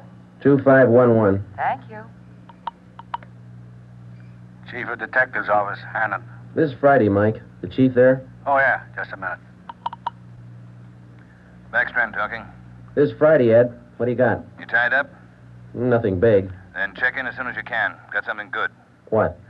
You remember the stick-up at St. Agnes Hospital about a month ago? Pharmacy there? What about it? 2 patrolmen picked up a user down near Union Station about an hour and a half ago. Yeah? Guy was way back on his heels. He had 2 vials of morphine on him. Vials had serial numbers. Good. Did they match out? Perfectly. Thanks, Ed. We'll be right in. When Ben and I got back to the office at 3:52 p.m., we picked up Chief Ed Backstrand and went directly to the crime lab, where Lieutenant Lee Jones analyzed the contents of the 2 vials taken from the suspect. Jones told us it was high-grade morphine. We went back to the office and double-checked the serial numbers on the vials with the crime report on the St. Agnes Hospital robbery. They matched. And there's a good break. These vials were in the loot when the gang knocked over the hospital 28 days ago. Now stay on the trail and we'll crack that gang wide open. This the arrest report on the guy, Ed? Yeah. Picked him up in a bar off South Main. Who is the guy? A transient? Yeah, here it is, Ben. James Steiner, Phoenix, Arizona, age 37, transient laborer. Anybody talk this guy yet, Ed? Not yet. He shouldn't be too hard. You better get on it. Right, Skipper. Come on, Joe. Check you later, Ed. What time you got, Ben? Let me see. 25 past 4. A phone call for you, Ben? Yeah, who was it? Your wife. Wants you to pick up some aspirin and a bottle of nose drops for your kid on your way home. Oh, yeah, almost forgot it. That the only call we had, Mike? That's right. Thanks. Okay. You got that Dr. Springer's number, Ben? Yeah. Here it is. Crestview 55284. Thanks. Nurse said he'd call us around 4, didn't she? Yeah.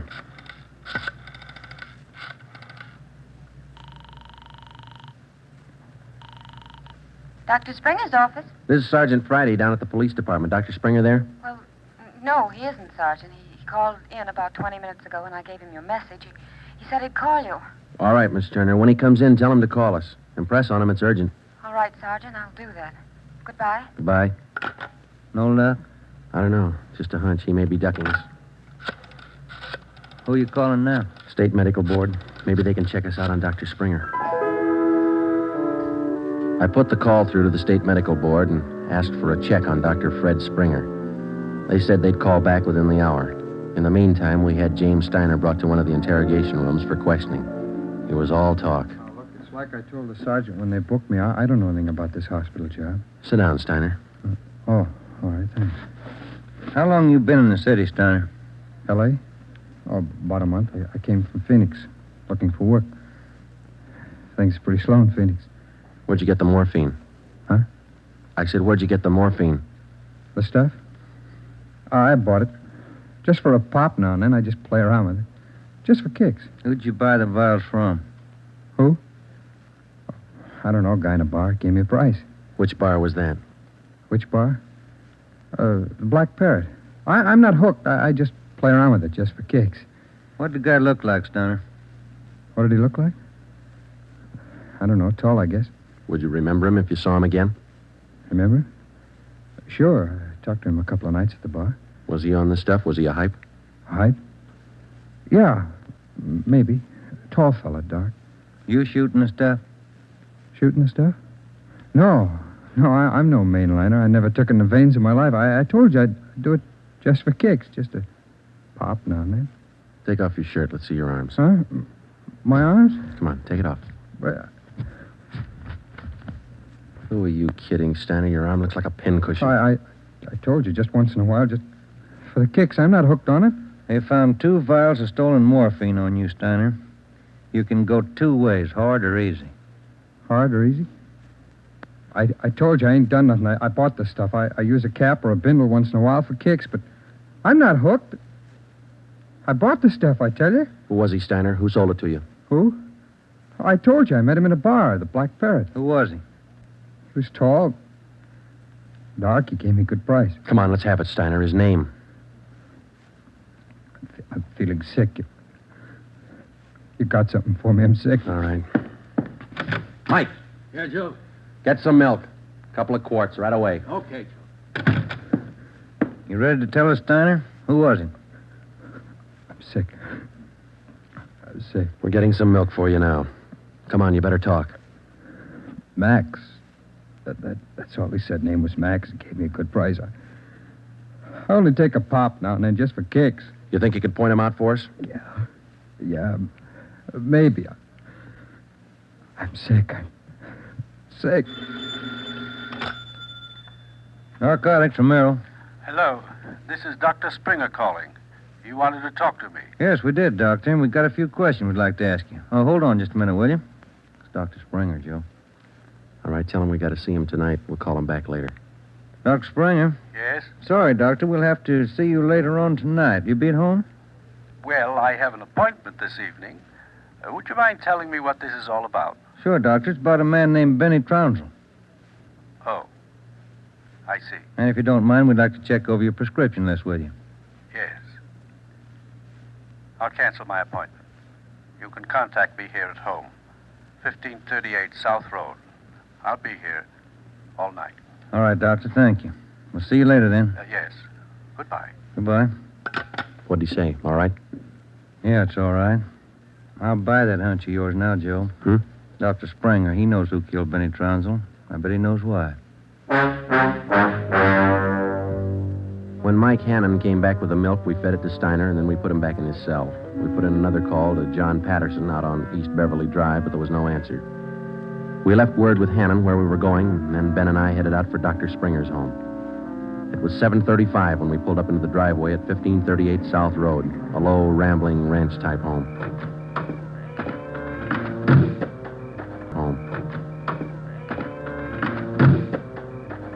We got out of the car and made our way down the path to the front door. A gray Persian cat followed us. The door was half open. We knocked, but there was no answer.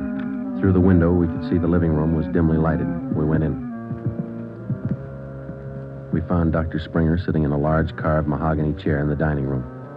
The room was hung with draperies. He was slumped forward, face down on the dining table. There was a bullet hole in his right temple. On the floor near his right hand was a .32 automatic pistol. In the center of the dining table was a piece of white paper. Looks like he beat us. Yeah. Any names on that confession? One says he killed Trounsel. No, wait a minute. It says, John Patterson. He forced me to this. What? I don't know. What's it look like to you? Here's another one. Norberg. That's all it says. Then he signed his name, Dr. Fred Springer. Ben, come over here. Look at these. Hypodermic needle. It works. This morphine? White powder. Could be. Then he was on it himself. Looks like it. We'll find out when they post him. I'll get it. Yeah. Sergeant Friday there, please. This is Joe, Mike. What do you got? Can you talk all right there? Yeah, go ahead. Just got a kickback on your call to the state medical board on this Dr. Fred Springer. Mm-hmm. He's not a registered physician in the state of California. Besides that, his license was revoked in Pennsylvania 2 years ago. Illegal operations. That explains it. Notify homicide. Get the crime lab in the corner out here, will you? Looks like Springer shot himself. Okay, Joe, right away. We'll wait for him, but hurry him up, Mike. We got a couple more places to check out tonight. Okay, Joe, see you later. Right. What's next? Patterson place? I don't know. Maybe we ought to try Steiner first. Sounds good to me. Feels like we're getting close. Yeah, Ben. Real close. 12 minutes later, homicide and the crime lab men checked in at the Springer house, and Ben and I checked out. We went back to the office and found Ed Backstrand waiting for us. We told him our story, and he sent 2 men out to keep an eye on the Patterson place. 2 other men went to work to try and track down the other name in Springer's confession note, Norberg. Ben and I went up to the county jail and picked up Steiner. The 3 of us started out to look for the man who sold Steiner the 2 vials of morphine stolen from the hospital pharmacy a month before. The man's name was Max. He was tall and dark. That was all we knew. The rest of it was up to Steiner. 2 other men from the detail, Davis and Emerson, came along with us to take care of Steiner if anything went wrong. Our first stop was the Black Parrot Tavern. Davis parked the car in an alley down the street. Steiner, Ben, and I got out and walked the rest of the way. You understand what you're supposed to do, Steiner? Me? Yeah. I go in first and sit at the bar. You 2 will follow me. I sit at the bar, and if I see Max, I give you the sign. That's okay, huh? That's right. And you don't try to break for it. Break for it? Me? I told you, I'm squaring with you guys. All right, Steiner. Go ahead. Let's hope it works, Joe. Yeah, there he goes inside. Come on. Now, look, try to grab one of the booths along the wall if you can, huh? Right. Here we are.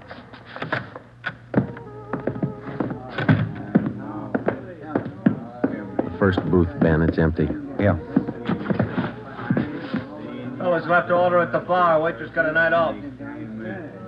Make it a couple of beers, will you? Couple of beers? Okay. Joe, so look at Steiner. Yeah, he's signaling. Must mean the guy putting on his coat over there. No, hold it, Ben. Wait till he gets past us.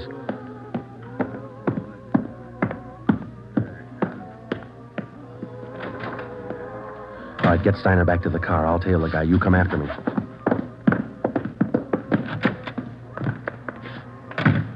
I didn't know how right Steiner was or how much we could trust him. All I knew was that the man I was following was tall and he was in a hurry. I followed him 3/4 of a block before he turned in at a motel. He went to a cottage at the rear of the lot, let himself in, and closed the door quickly behind him. A minute later, Ben and the others pulled up in the car. Got him staked first, Joe. Steiner says that was Max. Let's make sure. Come on. Which one's he in? The one down at the end here. Now be careful. You too. All right, here we are. Wait a minute right there.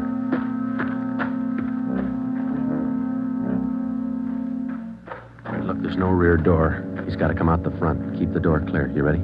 All set. Cover me.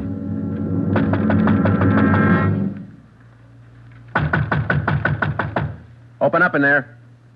Who is it? Police officers, open up. Just a minute. All right, Ben, give it back to him. Don't shoot. We'll come out. All right, throw your guns out first, then come out with your hands behind your head and make it fast. Watch it, Ben. He's making a break. All right, mister. That's far enough. Get out of my way. Get out of Get him, Ben. That's good, Ben. You all right? He didn't mean it, Copper. He didn't mean it. He didn't know what he was doing. Well, that must be a good excuse, lady. A lot of people use it. Come on, Ben. Let's take him in.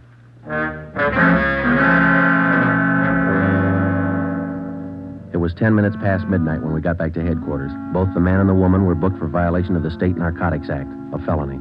He gave his name as Max Jansen. In his luggage, we found 13 vials of morphine, large quantities of heroin, and a small amount of Panopin. He gave us the names and addresses of 6 active members of the narcotics gang. He identified Dr. Springer as second in command. Just a few more questions, Jansen. Yeah, all right. Why did Springer kill Trounsel? He had it coming. Trounsel knew the score, and he was blackmailing them, bleeding them white. Why didn't the gang take care of him? The boss said no rough stuff. Things were going too good. He warned Springer, but he wouldn't listen. All right, Jensen, just one more question. Who's the boss? Do I get off light? State's witness? It might help. We can't promise you anything. Who's the boss, Patterson? Yeah. 138 East Beverly Drive? That's right. What about Norberg? How does he figure? It's the same guy. Patterson and Norberg, both the same. And what's his real name? Norberg. Tony Norberg. What's his front? He's legit, or he used to be. Importing business. Where? Here. Got an office downtown. Do I get protection? Where's Norberg now? Home out in Laurel Canyon. Do I get protection? I thought you said he lived out on East Beverly. His apartment. His home's out in the canyon. Where? What's the address? Do I get protection? You'll get protection. Winding Way. 860 Winding Way. All right, Friday. Romero, take some men with you.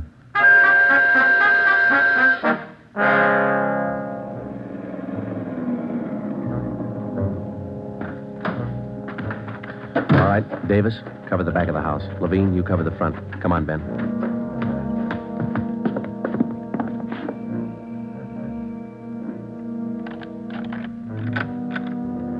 Yes? Mr. Norberg in? Who's calling? Police officers. Oh, come in, won't you? Thank you.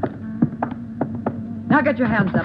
Face the wall. You'll never make it, lady. The house is surrounded. Tony, get the stuff. It's our only chance. They'll cut you down, Norberg. All right, Jeannie, give him the gun. Don't be a fool. They're going to march out the door in front of us, right to the car. I'm not going, Jeannie. Try it if you want. I'm not going. All right, Tony, stay. Come on, coppers. You'll never make it, lady. I said move. Fast. All right, Ben, hit the dirt. She's going for the car. See if you can get those tires.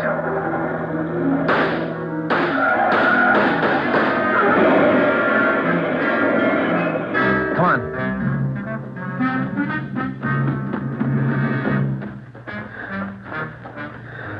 Dead? Yeah. Norberg was smart. Must be the girlfriend. Guess so. Wonder why they start. Why did they get on the stuff, Joe? For kicks, Ben. None of them ever get hooked. Just for kicks. The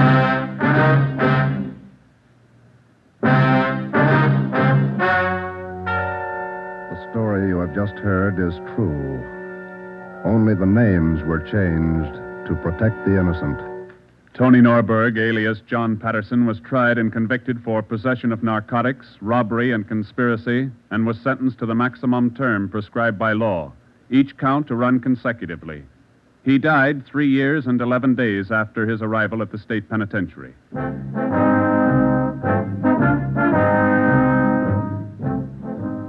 You have just heard the 9th in a new series of authentic cases transcribed from official files. Technical advice for Dragnet is furnished by the Los Angeles Police Department. Tonight's program is dedicated to Chief Erskine Fish of the North Sacramento Police Department, who on the night of August 11th, 1935, gave his life so that yours might be more secure.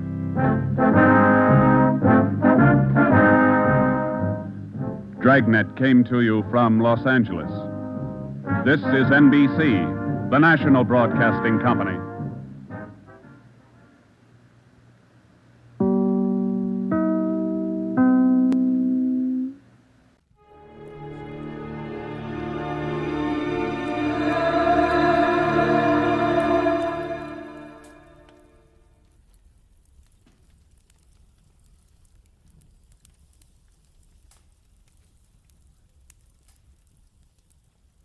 Get this and get it straight. Crime is a sucker's road, and those who travel it wind up in the gut of the prison or the grave. The lady tourist was a school teacher out after glamour, and she got it. But only after she learned that in Hollywood the 3 R's could be reading done in a dark room, writing found in a dead man's pocket, and arithmetic that added up to murder times 2. From the pen of Raymond Chandler, outstanding author of crime fiction, comes his most famous character in The Adventures of Philip Marlowe.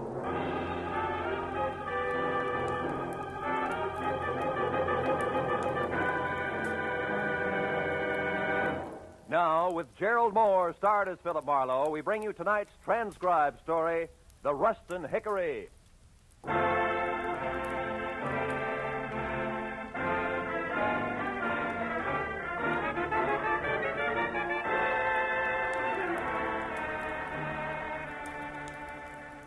It was hot in my apartment, even at 10 o'clock at night. The sultry wind blowing through curtains at the far side of the room didn't help a bit. It was the kind of night that made me wish I was something else, a butcher, baker, candlestick maker, anything. After a long, hot day spent in the downtown courts of law, listening to the petty arguments of a petty larceny case, I was tired of petty people. The paper I had picked up on my way home wasn't helping any. 10 killed in an air crash. Mental cruelty, says local songbird. I made myself another highball, lots of ice, easy with water, and picked up the paper again. It was still more of the same. Cy Nestor killed in office on Sunset Strip. Cy Nestor. He'd hit the papers before. Bookie, B-minus picture producer, general racketeer. Somehow I wasn't too surprised he was on the receiving end for a change. My drink was good for 10 more pages of equally dull reading, and I was set for the next in line when the phone rang. Mr. Philip Marlowe? It was the first attractive voice I'd heard all day. Mr. Marlowe? And you know, I thought she might be fun. My name is Joan Ruston, and I'm only here in Hollywood from Ferndale, Nebraska on a vacation, and I wanted to have some fun. You know, see the nightclubs and the stars hey. and that sort of thing. Wait a minute. I Joan. don't want trouble, Mr. Marlowe. Hold I it. reached a ball Teacher. Hey. Yes? Let's back up a little, huh? Now, your name is Joan Ruston. You're from Ferndale, Nebraska, which you're right, I've never heard of. Also, you're a school teacher. That much I got. But the rest about the sights, the last part, the trouble Oh, but don't you see? They're the one and the same. Oh? I wanted to step out. Nightclubs, movie stars, glamour. But it didn't end up like that because he was shot, and then I didn't Who know what was to shot? do. And his name's Aubrey Nichols. He's the man who took me out to show me the club. Anyhow, after it happened, I ran. Why? Why? The publicity, of course. Mr. Marlowe, I'd lose my job. You see, I'm a school teacher. Yeah, you and- said that, honey. Now, look, where are you, Joan? The Tulip Room. It's a bar on Sunset and La Cienega Boulevard. You'll come right over, huh? Huh? Yeah, I'll come right over, huh? Goodbye, Joan. Hey,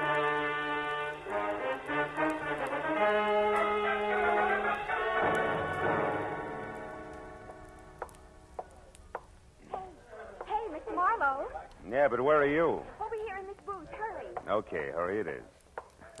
Hello. Now tell me why all the secrecy and you... Oh, And what? Oh, what are you staring at? you. Unexpected braids, Joan. Horn rims, calico maybe. Not ice blue satin, draped plunging, and, Yes? yes. Start at the top, honey, and slow this time, huh? Well, yesterday I met this man, this Aubrey Nickel I mentioned. Oh, he's really nice, Mr. Marlowe. He's a photographer, has a darling place up on the Sunset, Sunset Strip. You went there to have your picture taken? Uh-huh. I wanted something, well, something glamorous. That's easy. And look here what I got. Oh, by the way, I ordered a drink for you, a Scotch drink. Here. You like Scotch drinks, don't you? Yeah, Scotch drinks are my favorite drinks, Joan, thanks. You're welcome. Now, isn't it wonderful? The picture, I mean. I'll say it is. I'd never say school teacher. No, that's the idea. Just like a model in a fashion magazine, isn't it? Aubrey took it from inside his photo shop while I was outside on the street looking in his window. You know, like a smart career girl just strolling along the avenue. Mm-hmm. And see how he faded out the background? That way I'm the focal center. Focal center. Isn't it nice? Oh, yes, it is, yeah. But look, Joan, the rest of the story. Now, the man was shot. You don't want publicity, remember? Oh, yes, of course.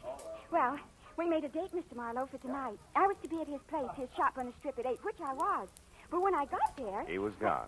Well, he might just as well have been for all the attention he paid to me. Oh? He had something on his mind. Acted as though he didn't even expect me. Why, I had to mention his picture here twice before he got it out of a drawer for me. But then, just like that, he changed. Said if I wanted glamour in nightclubs, why not? Oh, by all means. Why not? And off we went to Cyrano's, no less, and sat at a table with two men and a woman who was actually Irmgard Fury. Actually, who? Irmgard Fury, the starlet. Oh. Don't you read the papers? Oh, golly, her picture's been in every theater section and magazine for the last 6 months. Of course, she hasn't made a movie yet, but she probably will. Wait a minute. Irmgard Fury. She has red hair, a figure, lots of each, huh? Oh, that's right. Oh, and so sweet to talk to. Well, believe it or not, when we were in the powder room and she couldn't find her lipstick, she used mine. Now, that's really democratic. Look, Joan, there was a shooting. You remember that. Now, you were sitting at a table with 3 men in this Irmgard Fury? That's right. Well, go on. What happened next? Well, when Miss Fury and I got back to the table, Mr. Lacey and his friend were gone. And then a minute later, Aubrey excused himself to make a phone call. And then? And then a waiter brought me a note from Aubrey which said I should go back to my hotel and wait there till I heard from him. Then it happened. Look, Joan, if I'm going to help you on this, you got to tell the whole coherent story. Well, suddenly there were some shots, maybe from outside, and people were yelling. It was terrible. I was scared to death. And I ran outside. People were crowded around someone. It was Aubrey. He was dead. What'd you do then? I took the first taxi I could get to my hotel, the Beverly Crest. I started for my bungalow, but didn't go inside because there was a man hanging around. I'd seen him before someplace, and I didn't like his looks and turned away, and he called to me. Oh, he was awful, Mr. Marlowe. Awful looking like a frog, maybe? Sloping shoulders, bulging eyes? Yes, and when... Mr. Marlowe, how do you know what he looked like? Promise not to tell. Promise not to... Oh, Mr. Marlowe, he's here, isn't he? Mm-hmm. Been watching us for quite a while. Oh, holy smokes, and I didn't get away from him. Oh, Mr. Marlowe, I had nothing to do with this shooting. What can I do? I simply can't be mixed up in this terrible business. Oh, please, Mr. Marlowe, I'll pay you anything. Only get me out of this, please. We'll talk about that later, Joni. Now, look, when we get up, keep talking and don't look away from me. Then when we're outside and around the taxi stand there, duck away from me fast and get in close to the building and stay there till the frogman is gone. Then head for your hotel bungalow and wait there till you hear from me. Now, you got that? Oh, yes, but I don't understand why he's going to leave us. You will, if our little coup works. Come on.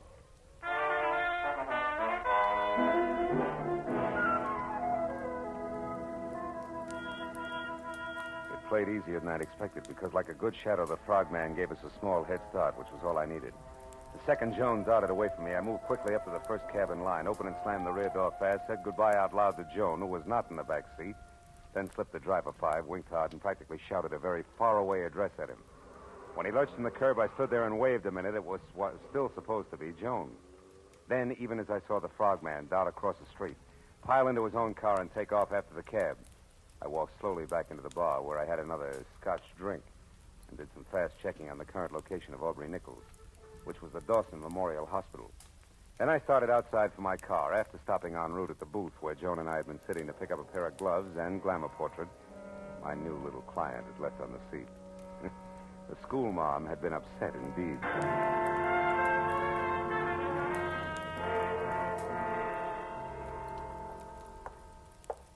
Johnson Memorial Hospital, Dr. Chambers? Yes, one moment, please. Go ahead. Yes, sir. Oh, I want to know the condition of a patient who was brought in here a little while ago, Mr. Aubrey Nickel. Oh, I'm sorry, sir. We're not allowed to give out such information. You'll have to inquire at the superintendent's office. Sir, Joe, I wouldn't bother, Phil. Well, Detective Lieutenant Matthews, good evening. Good evening. Nickel is dead, Marlowe. We Oh. did not get a statement from him. That's too bad. Any idea who did it? No. Have you? I didn't even know him. A client of mine. Yeah, Mr. Smith. That's right. That's remarkable. Mr. Smith, he asked me to inquire about his condition. Uh-huh. Well, it happened about an hour ago in an alley behind Cyrano's. Aubrey Nickel was a photographer up on the strip, but pretty much of a phony. A big front boy, strictly. That's all there was to it, huh? Walk down here with me a little. Oh, sure. We figure there may be some connection between this shooting and Cy Nestor's death this afternoon. Nestor also had an office on the strip. What do you figure the tie-in is, Matthew? A man named Ham Lacey. You ever hear of him? Yeah, he was one of Nestor's #1 boys in the racket, right? Yeah, something like that. Of course, officially, Ham Lacey is known as the vice president of Nestor Enterprises Incorporated. Also production manager of that second-rate movie studio Nestor owned. Well, anyway, Lacey, another man, and Aubrey Nickel were at Cyrano's tonight with a starlet named Irmgard Fury, and another gal we haven't been able to tag yet. Now, tell me, Wait a minute, Phil, Lieutenant. When Nestor what? was killed, did it look like the usual mob tactics? No. Nestor was beat up by fists. Not sapped, not cut up with brass knuckles. His death was caused by a blow to the temple from a poker that was standing next to a phony fireplace in which he could have hit his head when he fell. Well, probably not Lacey and Associates, huh? Probably not. He's got an alibi. Yeah? Besides, we already got a fair line on who did it and why. We found a note in Nestor's pocket signed D. Tobin, which threatened Nestor with a beating if he didn't stay away from the undersigned's wife and send her back home at once. Nestor, you may or may not happen to know, had this Irmgard Fury or something under contract to him, saw lots of her. So, again, the two deaths more or less tie together. Yeah, you've already talked to, oh, by the way, her name is Irmgard Fury. No, I ain't talking to her. I figured I'd wait till I knew a little more. Also, I didn't figure Nickel would die without saying anything. No. Well, now it's your turn. We found this negative in the alley near Nickel's body. This is a night shot of the Sunset Strip and nothing more. Means anything to you? No, why should it? Now, look, I told you before, Lieutenant, I never even met Nickel. Yeah, and I listened, didn't I? I noticed. Yeah, but now let's level a bit, huh, Phil? Who your client is and what he or she has to do with this is one thing as long as we're both on the same side. But playing dumb when it might count is quite another. Now, once more, Phil, huh? The picture? Still 0, Lieutenant. Honor bright. Anything else? Yeah, just to save you a little time, Phil. Yeah, let's do. Irmgard Fury's address, 441 West Bedford Drive, Beverly Hills. You got a pencil? 441 West Bedford Drive. Now, play it close. Be sure to call when you think it's time. And if you're wondering about why all this help from me, try this. What you know and won't tell, plus what I know and will tell, might do the trick. Say goodbye to me, Phil. Goodbye.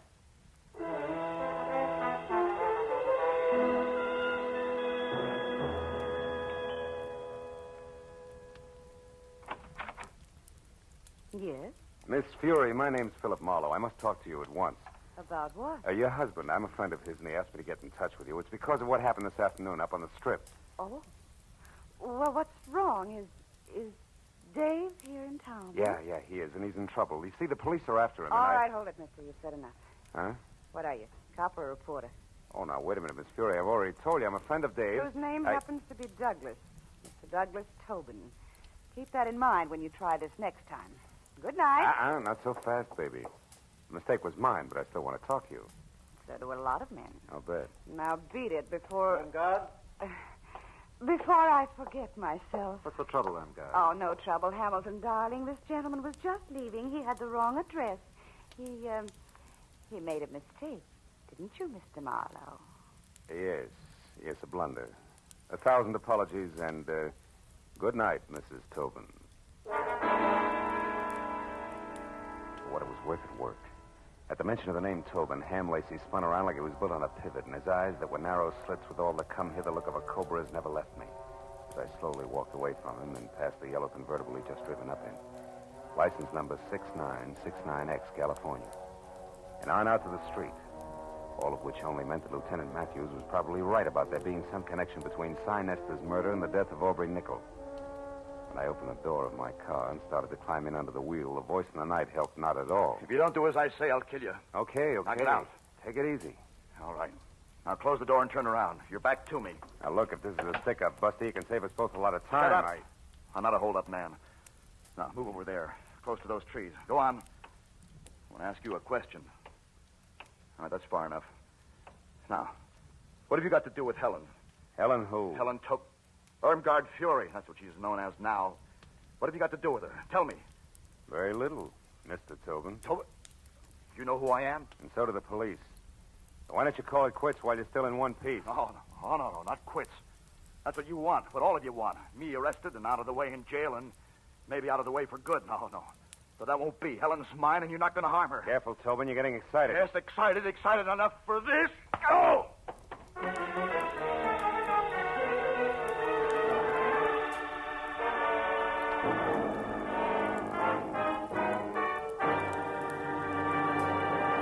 In just a moment, the second act of Philip Marlowe. But first, a thrill-a-minute, high-tension suspense from the word go. Dramatic excitement that builds and builds until it explodes in a smashing climax. That's Inner Sanctum, the great mystery show that's another of CBS's top-notch Monday night programs. You'll find Inner Sanctum one of the most entertaining spots in your Monday night listening schedule. And remember, Lux Radio Theater is back for its 15th year of great dramatic presentations. Inner Sanctum and Lux Radio Theater every Monday night over most of these same CBS stations. Now, with our star, Gerald Moore, we return to the second act of Philip Marlowe and tonight's story, The Rust and Hickory.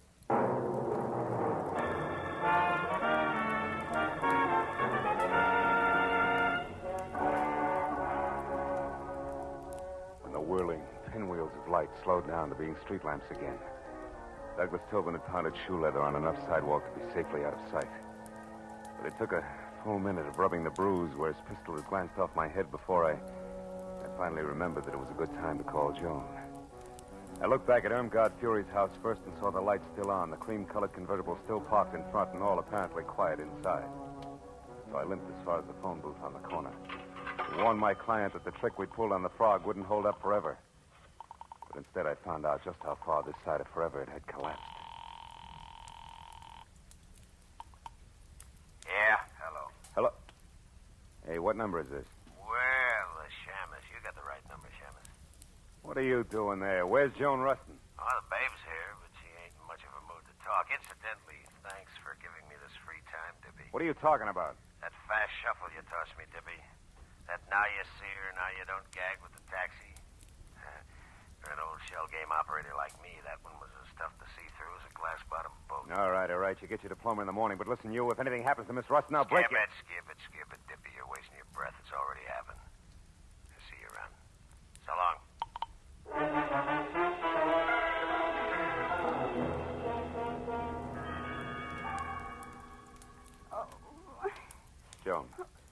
Joan, come on, baby. Come on, snap out of it. Oh, stay away from me. Hey. Get out of here, Hey, you hold ain't it. It's leave me, alone. Joni, Marlowe. Marlowe. Yeah. Oh, Marlowe. Come on, honey. What happened? Are you hurt, Joan? That man, the one with the gruff voice. Yeah? He forced his way in here, Marlowe. He was looking for something. I tried to stop him. I was going to scream, but I guess that's when he put the bite on me. That slug, baby. Well, anyway, he hit me hard. And I've never been treated that way before in my whole life. You've never been buddies with murder before, either. Come on, honey. Get up off the floor, huh? Easy now. There. Hey, he turned your place inside out, too, didn't he? What was he after, Joni? Oh, I don't know. He just told me to quit stalling and hand it over. I didn't know what he meant, so he shoved me. Then he pulled out all the books there, tore up the rugs. He was looking for something small and flat like a... Wait a minute. Sure. The cops found a negative near Aubrey Nickel tonight, but it was worthless. There must have been another one, an important one. And Lacey and Froggy, who no doubt is Helmbay, must think you've got it. Me? Well, that's impossible. All I had was my picture, and, well, I don't even have that now. No, but I do, out in my car, and it gives me a great idea. Come on. Well, where, Marlowe? I don't get it. What's my photograph got to do with this? Maybe plenty. You see, When Aubrey printed that picture of you, he faded out the background almost completely. You remember? Uh-huh. That's a stunt in fashion photography to make a subject stand out. But in this case, Joan, I figure it was played strictly in reverse. So how do you mean? That Aubrey took you to Cyrano's tonight on business, big business. And you were holding the merchandise for him all the way. Oh, Here, let's take a look. oh Marlowe, my pretty picture frame. Better this than your pretty head later, sweetheart, believe me. Uh-huh, yeah, here it is. Look, see?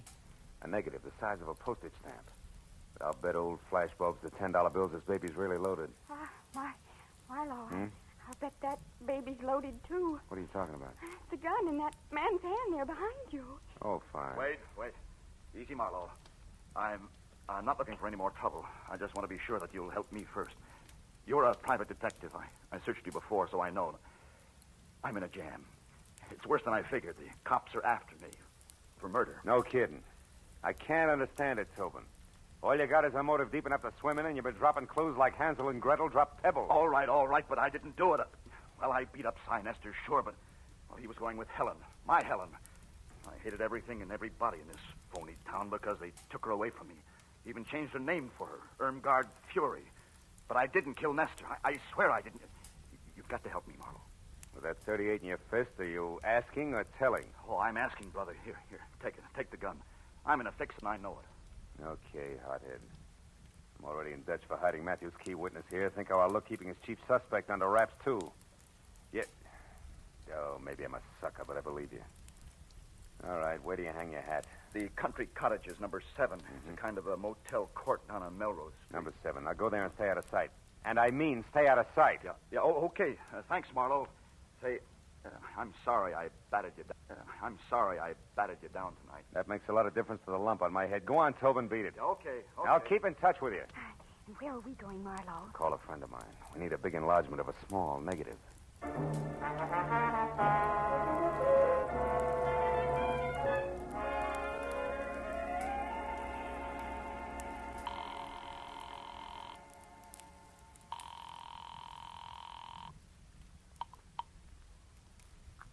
Chronicle Photo Lab, Sherman speaking. Hiya, Shermy. This is Phil Marlowe. No kidding. Gee, how's business, Phil? Long time no see. Yeah, I know. Now, look, are you busy? I got a job that's right down your alley, Sherman. It's important. What is it, Marlowe? Well, it's a 35-millimeter negative. I want it blown up to about half as big as a house. Okay, bring it in. I can't. I've got to check a couple of other things at the same time. Now, look, Shermy, can you meet me at the Aubrey Nickel studio on the Strip in about 10 minutes, back door? Wait a minute, back door? Yeah. How come the back door, Phil? So we can kick it in without attracting too much attention. Shermy, I'll see you in 10 minutes. I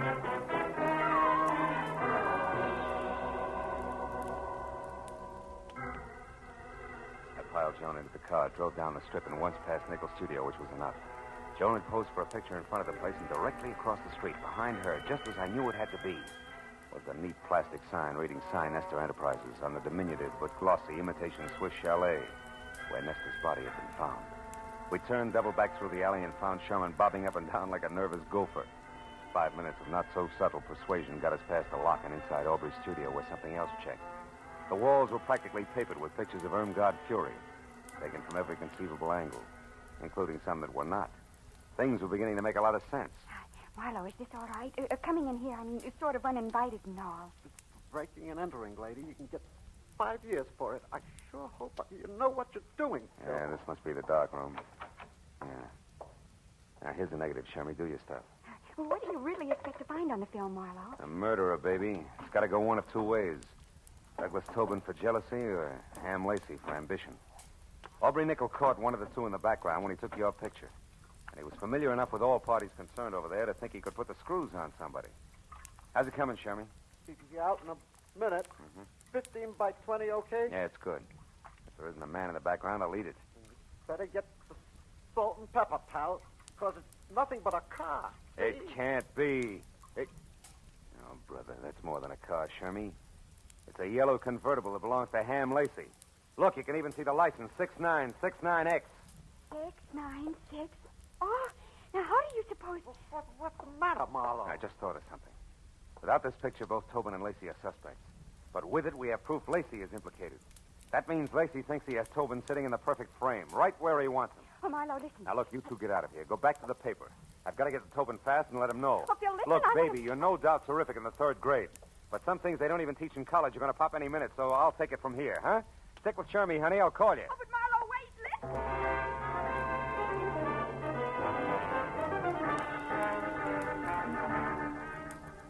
I made it from the strip down to Melrose and then east to the cluster of dusty lean-tos with baths known as country cottages in something under 10 minutes. Parked down the street and cut back through the alley on foot. I got to the door of cottage number 7 with about 30 seconds to spare. No. Wait a minute, mister. You got me wrong. Oh, no, I haven't, pal. You can tell me you didn't knock off Sinestro, and I'll believe you. But nobody else will. I've got you right where I want you. Now, wait a minute. Because of your note found in Nestor's pocket. You're the jilted boyfriend, the hick from back home, who came to Hollywood with murder in your heart and knocked off the guy who stole your wife. Now, look, Yeah, and then you went after the cheap photographer who gave her her star. Oh, yeah? And after that, you knew you couldn't escape, so you blew your brains out. And by the time I leave here, that's the way it's going to look. Not tonight, Ham. Yeah, stand still, Lacey. Toss the gun over on the bed. Go on. That's better. So you figured Aubrey was lying about having a picture that pegged you as Sinester's killer, didn't you? You figured Aubrey saw something but had no proof, so you shot him. But you were wrong, Ham. He had all the proof we need. What's that? Joan, who's out there? Oh, Phil. Joan. Phil. Joan, are you all right? Fury, I hit her. She's the one who killed Sinester. I tried to tell you that.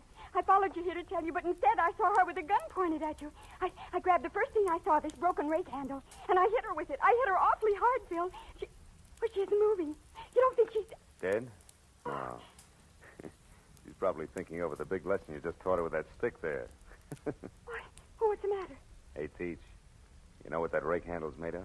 Why, it's hickory, isn't it? Yeah. What else could it possibly be but a hickory stick?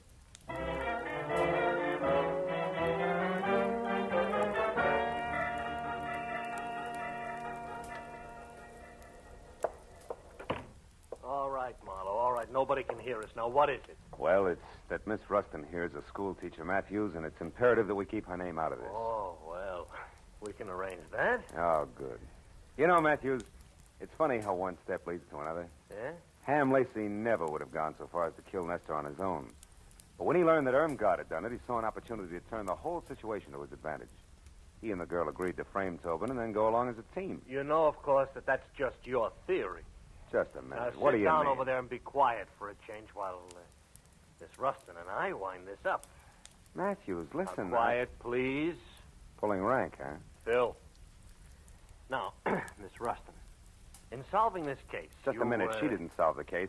Miss Rustin, if you hadn't solved it, and right when you did, you'd be talking to this guy exclusively via Ouija board from now on, let's face it. Oh, what a corny pitch. Now, tell me, Miss Rustin, how did you peg Irmgard Fury? Well, when we got the picture of the yellow convertible, I remembered that I'd gone to the powder room at Cyrano's with Miss Fury to freshen our makeup. But she couldn't find her lipstick. She emptied her purse looking for it, and she finally had to borrow mine, you know. Oh, how democratic. I said that. So now you own it? Now tell me, Miss Rustin, how do you figure the lipstick figures? Oh, it wasn't a lipstick. I happened to notice among the things from her purse a keychain chain with car keys on it and an identification tag in the form of a little license plate. Oh, and the numbers were... 6969X. That's right. And since Ham Lacey had an alibi and those keys were in Miss Fury's bag, you figured it was her who'd been driving. It was she who'd been driving, yes. Isn't this revolting? Yeah, yes. She wanted to kill Nestor because he wouldn't turn loose of her so she could claw her way on up to the bitter top. And when she found him unconscious, it was easy. How literary. Well, that's that, I guess. Thank you very much, Miss Rustin. I hope your stay in our town has been... Oh, what's the matter? Tony, baby, don't cry. I just thought of the most dreadful thing. I've had a wonderful time. I went to Cyrano's. I hit a movie star on the head, and I helped solve a murder. But I'll never, ever be able to say one single word about it to anybody in Ferndale, Nebraska. Darn it all.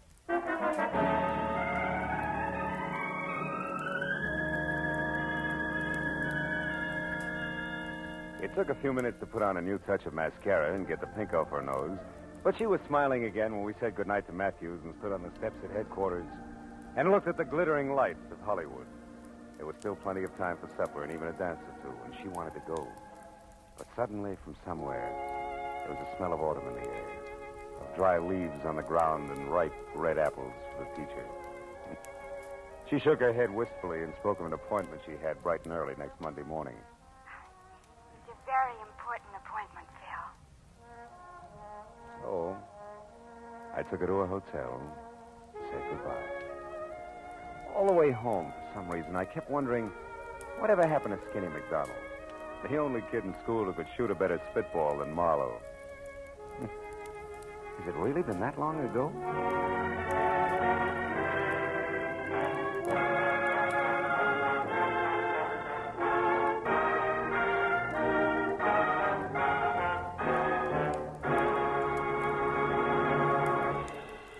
The Adventures of Philip Marlowe star Gerald Moore and are transcribed and directed by Norman MacDonald. Script is by Mel Donnelly, Robert Mitchell, and Gene Levitt. The special music is composed and conducted by Richard Arant. Be sure and be with us again next week when Philip Marlowe says... There was a tapestry found under a tomb. They were all after it.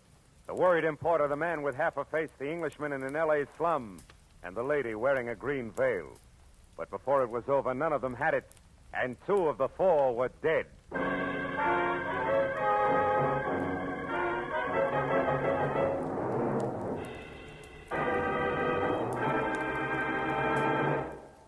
Now, stay tuned for Gangbusters, which follows immediately over most of these same CBS stations. This is Roy Rowan speaking.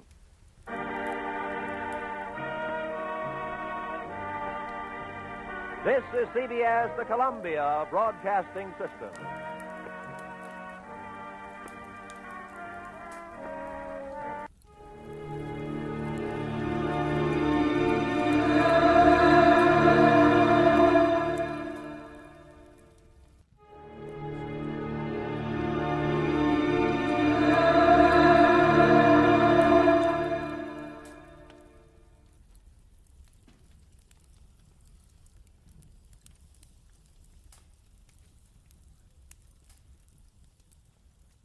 Get this and get it straight. Crime is a sucker's road, and those who travel it wind up in the gutter, the prison, or the grave. The trail started in Montana with a bum with 2 names rushing away from his lady love, and led fast into L.A., past a southerner from Canada, a worried wool dealer, and a chorus girl with a .45. When it finally stopped at Murder in the Park, the tramp was still in a hurry. From the pen of Raymond Chandler, outstanding author of crime fiction, comes his most famous character in The Adventures of Philip Marlowe.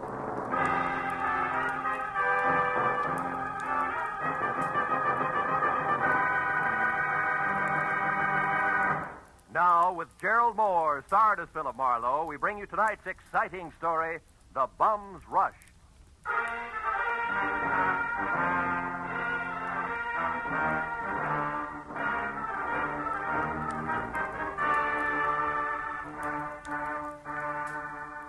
You know, there comes a time in everyone's life when a relative wants a favor. But this was a particularly nice relative. In fact, a great old gal. She'd written my name and address in the center, and her name, Jessie Gavins, Eagles Rock, Montana, in the upper left corner of the envelope. The stamp totaled away a mail special, and the letter inside started off like one of those, "I was wrong, you've got to find him for me, you've got to" type. But it didn't wind up that way. Clipped to the letter was a $100 check, and under that, a not-too-good snapshot of a bald man holding a rake, who wouldn't have been helped any by better photography. 10 minutes later, at exactly 8 p.m., my long-distance call was put through, and the voice that belonged to Aunt Jessie was snapping at me from Eagles Rock, Montana, like the end of a whip. Certainly I wrote it. How many Jessie Gavinses do you think there are in Eagles Rock? Philip, I want you to find Jonathan Miter and see if he's all right. Yeah, you said that in your letter. Jonathan Miter is my fiancé. Aunt Jessie. Oh, I know what you're thinking, young man, but I'm 51 and he's 55, and there's nothing wrong with the September song if the harmony's close enough. Yeah, I hope my harmony's that good when I'm 55. Why are you worried, honey? Because he left here last week on some kind of a big deal. It's a secret. That's all he'd tell me, and I haven't heard a word from him since. I see. Well, tell me, what sort of a deal would it be? I mean, what business? He's not in any business. Oh. What was his work before he retired? Well, he's not exactly retired either. He's not exactly... Look, Aunt Jessie, I'm getting at this. What does he do, or what did he used to do for a living? Frankly, not... Well, I might as well tell you. Most folks around here, Philip, think Jonathan Miter's just a bum. Maybe he is.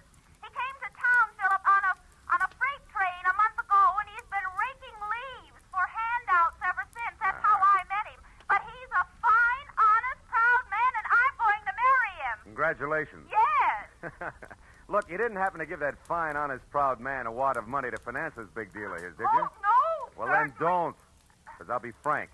Sounds to me like a broken-down con man warming up a new routine. Then I'll gladly pay to find that out, Philip.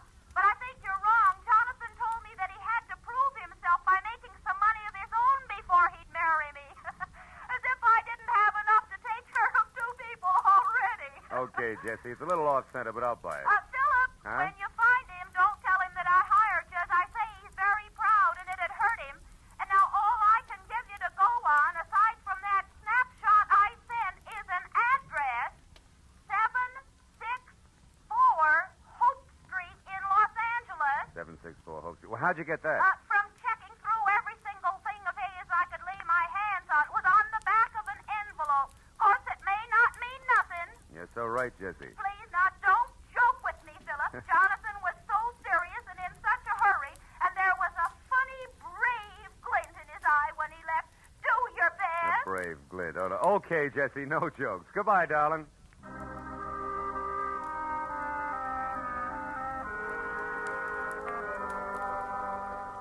I felt a little sorry for my Aunt Jessie Gavins because the concept of a knight of the road rushing off on a secret quest to prove himself worthy of marriage held up like a celluloid shovel. And it got no help when I pulled to a stop in front of 764 Hope Street. It was a cramped combination warehouse and office of corrugated iron and glass brick, respectively, with a shy red and black sign reading Hirsch Woolens over a door that looked like... Well, it looked like it handled about as much business recently as a repair shop for spinning wheels. It was half open, however, so I went in just in time to catch the last round of what must have been a healthy spat going on behind a frosted glass door marked private. Well, I'll tell you something, Mr. Eldenhurst. Keep your eyes more on wool and less on nylon, and you'll be better off. All right, all right. Heaven's sake, Martha, this is no time to quibble. We've got more important things to do. Unless, of course, you want to keep that chorus job at the Plumes forever. Well? Okay. You just watch your step. Goodbye, Eldon. Stand aside, stupid. This is a hallway, not an art gallery. Yeah, there's a petty girl if ever I've seen one. Well, what do you want? Oh, Mr. Hirsch. Yes? Yeah, well, I'm Ned Johnson. I'm looking for a job. What kind? Oh, salesman. Wool's my line. I see. And how long have you been waiting out here? Oh, I just stepped in. Come inside. Thanks. Sit down. Now, what is your specialty? Woolens, worsteds, or felts? Well, I've handled them all. We confine ourselves largely to a very high-grade merino woolen, Mr. Johnson, Ned Johnson. I've worked with merino. Well, what about the others? Lester, perhaps? Lincoln? Oh, sure. Lester, Lincoln. Certainly, I find it all a fascinating business. So do I. A very romantic background. Yeah. By the way, what do you think of Lanatal as against merino? Lanatal. Well, not good. No, you see, I've watched the Lanatals from the range right through shearing and on up to weaving. It just doesn't compare with... what's the matter? What are you really after? I slipped, huh? You fell on your face. Lanatal is synthetic wool made from milk. Now, who are you? Okay. I'm from the Sequoia Credit Association. We're investigating you. Just a periodic routine thing. It's strictly confidential. Get out of here and stay out if I ever catch you. All right, take it easy. I was clumsy, that's all. Don't start a riot about it. Look, you pry into my That's affairs quite again. a temper you got there. Better watch it, Hirsch. It'll get you in trouble. So long.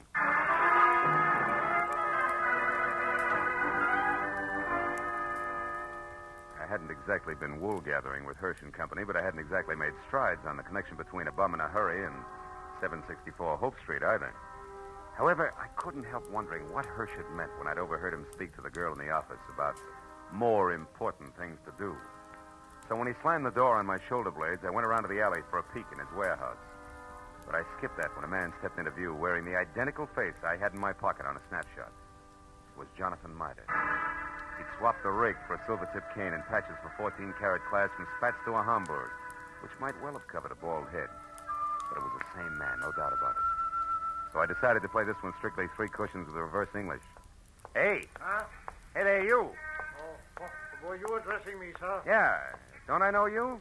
Oh, sure I do. Points east, huh? You're mistaken, my man. I haven't been east in 30 years. Oh, come on, friend. I'd know you anyway. You're good old Jonathan Miter. Sir, I am Ross J. Crowley of Canada, and I have never had the dubious pleasure of your acquaintanceship until this very moment. Ross J. Crowley of Canada, huh? Mm-hmm. Okay, Midas, that's the way you want it. What are you doing around the wool business? Setting it up for a fleecing or just pulling us over somebody's eyes? My good man, you've obviously confused me with someone else. Now, pack off, like a nice fella. I'm in a hurry. Now, wait a minute, Pop, wait a minute. Let's get this straight first. Your name's not Crowley. Why are you using it? By Godfrey, sir, you're trying my patience. Stand aside. Come on, let's have it. Oh, very well, if you insist. Here it is. Look out. Hey, come back here, you old goat. Why don't you look out? Why, you awkward roughneck. Why don't you look where you're going? I was, but I couldn't get around all three of you. Three? What do you mean? You and your 2 big feet. If you can't keep those gunboats out of people's way by yourself, hire a pilot. Oh, by now my boy's so far ahead I couldn't catch him if he stopped for lunch. Thanks to you. Goodbye. Went as far as the corner anyway, but I'd been right the first time. Jonathan Maida, alias Ross J. Crowley of Canada, was long gone, and I had no idea where. It left me with one slim, lovely lead, a lady named Marcia. If I'd eavesdropped correctly, she would shortly be making with the legs in the chorus of the Plume Theater restaurant. It was 7:30 when I entered the platinum-plated tourist trap on Hollywood Boulevard that featured small portions of bad food under glass and large helpings of good skin under lights. It cost me $10 and a fast ad-lib backstage, but it would have been worse out front, so when the chorus high kicked its way out into the wings, I nailed Marcia as she went by. She narrowed a half a pound of mascara at me and let her footlight smile drop, which left very little else. Yeah, my name's Marcia. What do you want? Make it snappy. I gotta change. Change what? Your hairdo? This won't take a minute, baby.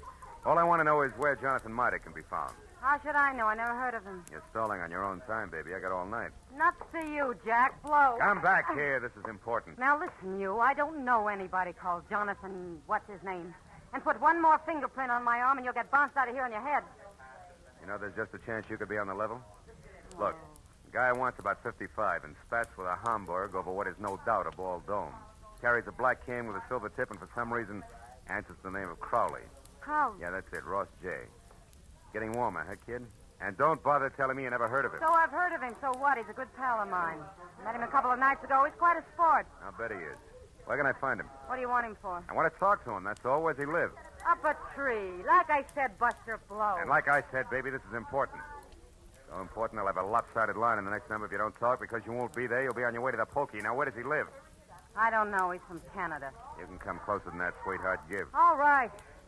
He tells me he takes a walk in the park every night. He raves about the gladiolas. Like they grow in Coldwater Canyon Park, maybe? Maybe. Thanks, you're a good kid. Keep your powder dry, baby. I'll see you.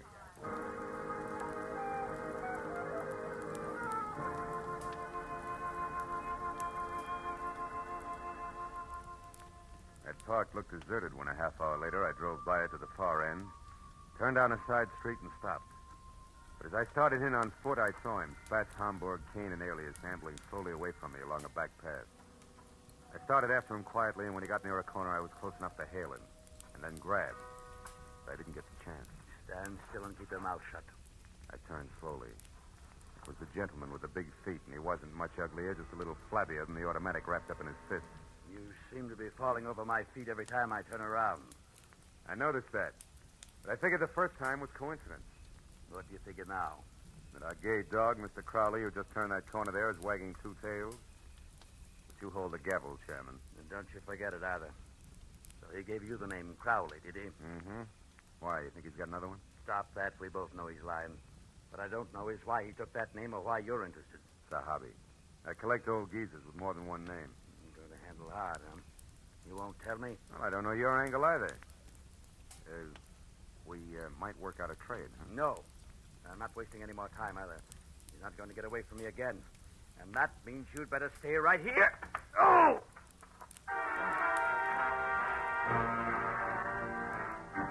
He piled me up on the ground with a stomach full of pain. I saw him run down the path.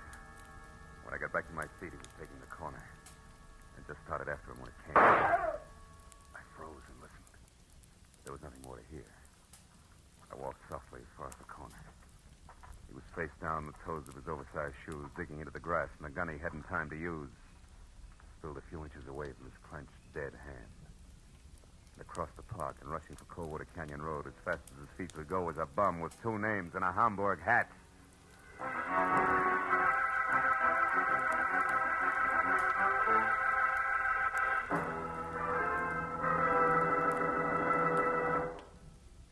just a moment, the second act of Philip Marlowe. But first, 30 minutes packed full of talent, music, and fun. That's the Horace Heidt Original Youth Opportunity Show, coming your way every Sunday evening on CBS. Yes, this fall, you'll hear them all on CBS. A galaxy of stars.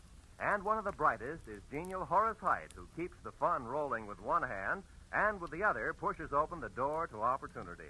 Gives a talented youngster his big break toward fame and fortune in show business. Remember, Sunday night, it's Horace Heidt and his original Youth Opportunity Program. Listen every Sunday, starting this Sunday, over most of these same CBS stations. Tune in this fall for the shows that you love best of all.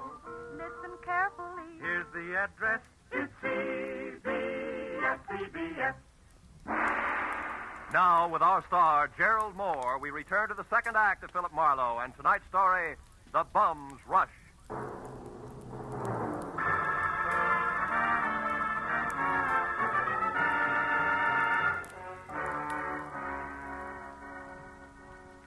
When I took after the fleeing figure known to my Aunt Jessie as Jonathan Mitre, or Ross J. Crowley, he was still barely visible ahead with arms and legs flailing the night air like so many test streamers in a wind tunnel.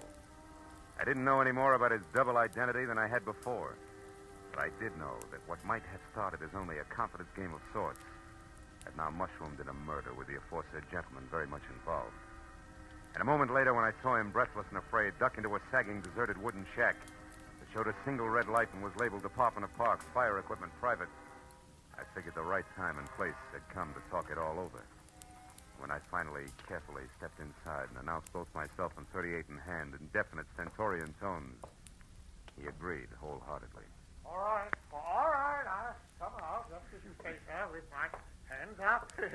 After all, I've no reason to hide. Other than murder, no. What murder? That noise I heard, that's what it was. Somebody was shot. No, somebody was run over by a bullet rolling downhill at a terrific rate of speed. Now shut up and turn around, Pop. Hands still high. Time we got cautious. Are you searching for a gun on me, sir? Young man, you must be out of your mind. First, you insist that I'm a Mr. Mitre. Well, somebody I never heard of. And you're convinced that I'm a murderer. I don't understand you. There. No gun? Now, you satisfied? No, intrigued. Where'd you throw it? I did. I never had one. Anything else? Yeah, the name Crowley, Ross J. Why do you use it? Because it's mine. And that young man is a very common custom. Now, do you mind if I leave? I do. Now, look, old-timer.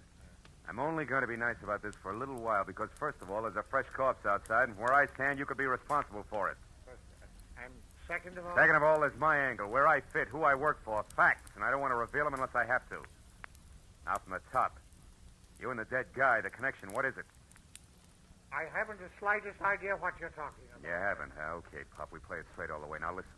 My name's Philip Marlowe. I'm a private detective, and I know when it's time to blow a whistle. Don't move, Marlowe, or you never will again. Oh, fine. Marcia. That's right, Marcia. And all loaded down with a nasty old .45 automatic that makes her look and feel very unladylike. Drop it, Marlowe. Come on. That's better. Now, Mr. Crowley, without waiting for Marlowe to apologize, go on. Go, but where? To the hotel. It's important, so hurry. Oh, yes, very well. I won't waste a second. The key. You won't need the key. Somebody's waiting for you. Goodbye, Mr. Crowley. Goodbye. I hope I never meet you again, Mr. Maitland. Good night. It's cute, isn't it? Uh-huh, darling. The moment unimportant. Right now, you're my only concern, Marlowe. Oh, that's nice, Marcia. It's cozy, just the three of us. You and that giant U.S. pistol, caliber 45. Say, baby, that's not your gun, is it? No. You feel slighted? Oh, no, sweet. Happy. Stay back, Marlowe. Why? I'll shoot. Oh, no, you won't. You I can't. warn you, Marlowe. No. You see, baby, Take another step, of the you're three through. safety devices I on that mean- army gun, that doohickey Marlowe, there I'm on the gonna side is one. It won't Stay work back. unless it's in the Go forward on, position. You big jerk. Let go of me. When school's out, I will. Now, the first question, teacher. Come on, You and listen. Grandpa, alias Jonathan Mitre, also alias Ross J. Crowley. What's the game you two are playing? I don't know. Where does Hirsch fit in? Oh. Come on, it's getting late. The star pupil wants an answer. He's anxious to get to the head of the class. Talk. What is it? I don't remember, and I won't, so don't bother getting masculine or polishing apples, pupil. When I forget for a long, long time. Is that clear? Yeah, it is. And since I can't wait, since I want to go out and play, Come we'll on. put you in Come here on. for safekeeping. Yeah. Hey, honey, you don't mind if I go through your bag, do you? I didn't think you would. Oh, here's a key that says in what room I'll find a team of Crowley and Mitre. Oh, my, such a temper. After I'd picked up my .38, which the lady, who no longer sounded like one, had made me drop, and had checked the hotel key that read Villa 12, Wilshire Gardens, Beverly Hills, I ran outside and back toward my car in what I figured should be a big hurry. But when I was halfway there, I had a premonition that speed was not to be. A premonition that was a head dressed in blue, carrying a club, wearing a badge, and leaning on my right front fender. And it wasn't until I was next to him that I quit worrying about a long, involved delay. Because the officer on hand, one Kurt Lemley, was an old and I hope still good friend. Well, hiya, Phil. Been waiting here for you since I called in about that body up there. Some kid heard the shot. Oh. So you had once pegged this all alone and very suspicious-looking car, huh? Yeah, surprised it was yours and disappointed. I'd hoped the name of the owner's tag was going to be Raleigh Newcomb. Hey, wait a minute. You know his name? Don't you? No. No, we were on different sides when he got shot. No, he's from Canada. What? Yeah, Vancouver. He had a business up there with a guy named Ross J. Crowley. Crowley? Mm-hmm. Hey, Kurt, how'd you find all this out? I found a clipping in his wallet. It's got a picture on it. Oh, wait, right here. Wait a second. I'll put a light on it. Yeah, hurry up, will you? I see. See? Two guys in front of a building. That's Raleigh right. Newcomb and Ross J. Crowley officiated the Kurt. opening of the... Wait a minute. Sure, it's what I figured. The guy's a liar. I've already met a guy who insists that that's his name and he's bald like the Crowley in the picture. Yeah, but there's the similarity ends, even though the picture's anything but clear. What guy are you talking about, Phil? Jonathan Mitre, an old geezer I was hired to find. Bum who's pulling something fancy that incidentally ties in real tight with that murder over there. You know where he is, Phil? Sure, I know. That's where I was heading when I ran into you. Oh. Ran into what, Phil? What is it? The picture. What is it? The picture. What? Kurt. Yeah? Move your thumb up a little, will you? The way you just had it. My thumb? Yeah, move it. That's it, like that.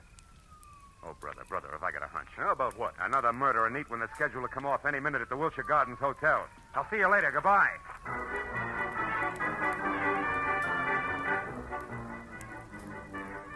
At best, it was 10 screeching stop-and-go minutes from Coldwater Canyon Park across Beverly Hills to the Wilshire Gardens Hotel on the boulevard of the same name.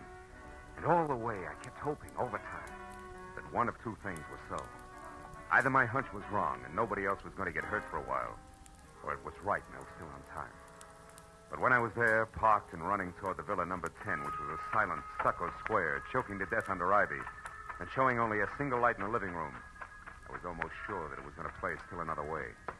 Me right and too late to do any good. When I tried the door and found it open, and inside saw at once the letter propped up against a lamp on an end table that I'd been afraid I'd find, there was no longer any doubt. And even as I crossed the room, I knew that I was going to read a suicide note addressed to the police, telling them that the undersigned Ross J. Crowley had taken his own life, as well as that of the partner he'd been stealing from, Raleigh Newcomb, who had currently been pursuing him. But I didn't know until I reached for the letter to make sure that I'd figured right was the last line, just before the signature. It read, also, rather than face the humility of being dragged through the courts for killing Newcomb, they have taken the life of a man who would have caught me. A private detective named Philip Marlowe. You did well, Marlowe. What? Especially when it's your own obituary. No, don't move. Well, Mr. Hirsch, huh? Or do I call you Crowley now? Doesn't matter, Marlowe. Suit yourself. What does matter is that you're not quite the boy genius you think you are. Meaning what? Meaning Marcia. You talked to her at the Plumes, then she talked to me. Between the two of us, we've maneuvered you around just like we wanted to. So we could include you in our plans. In other words, Marlowe, when Marcia sent Mida here from the park, we knew you'd follow. Marcia's reliable. Yeah, all year round, I'll bet. Okay, Crowley, so the one with two heads isn't Jonathan Mitre, it's you. You is Eldon Hirsch here in L.A. Is Ross J. Crowley, Newcomb's partner up in Canada. A crooked partner, Crowley, who, when he knew he was going to be caught, decided to kill himself, but with another guy's body, Jonathan Mitre, so it wouldn't hurt. Exactly. Also, Marlowe, nobody will bother to look past what will pass as Crowley's buddy, or the murderer of Newcomb, who I didn't expect on the scene. I think you'll admit it's all accounted for in that letter there in Crowley's, my handwriting. Bravo, you skipped nothing. Now, what about me? Yes, you. You must go before Jonathan Mitre, you know. Otherwise, the coroner might find something wrong with the sequence of death. So it's you first, then Mitre. Who no doubt is unconscious in the bedroom right now? No, Mr. Marlowe, who no doubt is standing right here listening carefully. Maida, you crazy fool. Stay where you are. No, Mr. Crowley, I won't. That way I die. This way, at least I have a chance. Crowley! My shoulder. Maida, you all right? Yeah, I think so. Just winged. Oh, you got him, didn't you, Mr. Marlowe? Yeah, No. No, Jonathan, you got him. That rush did it, you big... Bum, Mr. Marlowe? Yeah, bum.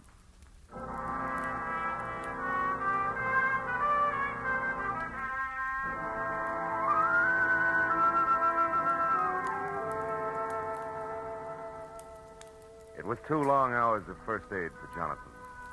Arrest on the charge of murder for both Crowley and the accomplice before and after the fact, Martha.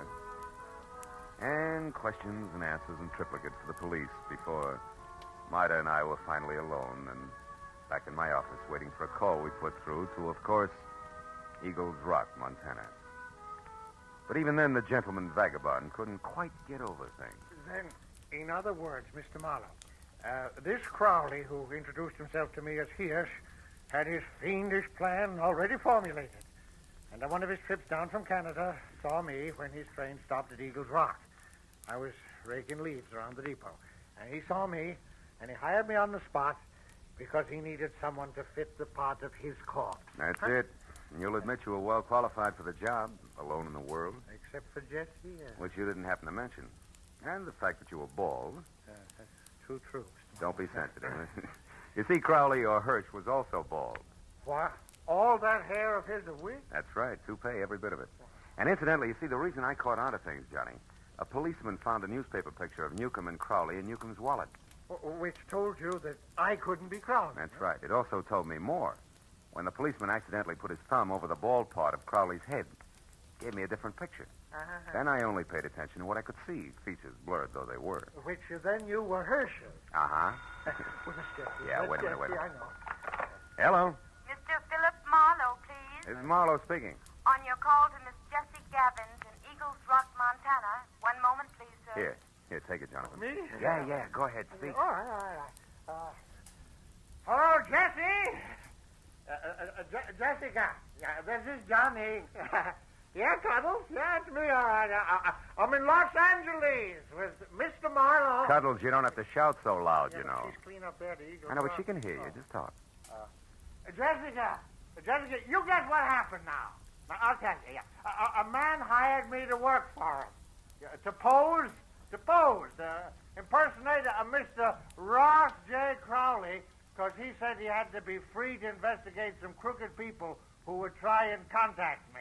Yeah. And since he offered good money right on the spot there, Jessica, I took the job. I thought you'd be proud of me making extra money. No, wait a minute, Jessica. Mr. Marlowe, I better cut this short, hadn't I? It's long distance. It's cost money. Don't worry about it, Johnny. There's no hurry. Take your time. Oh, Jessica. Now, what this man really wanted, you there, Jessica? Was to use me as a corpse. That's right, a body.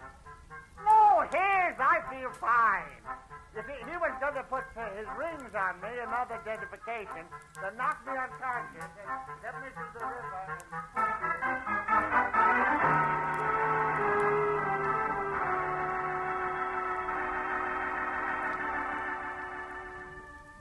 By the time I got Jonathan Maida down to Union Station and aboard a northbound train with specific instructions to stay away from strangers, and got back to my own apartment on Franklin, it was better than 3 o'clock in the morning.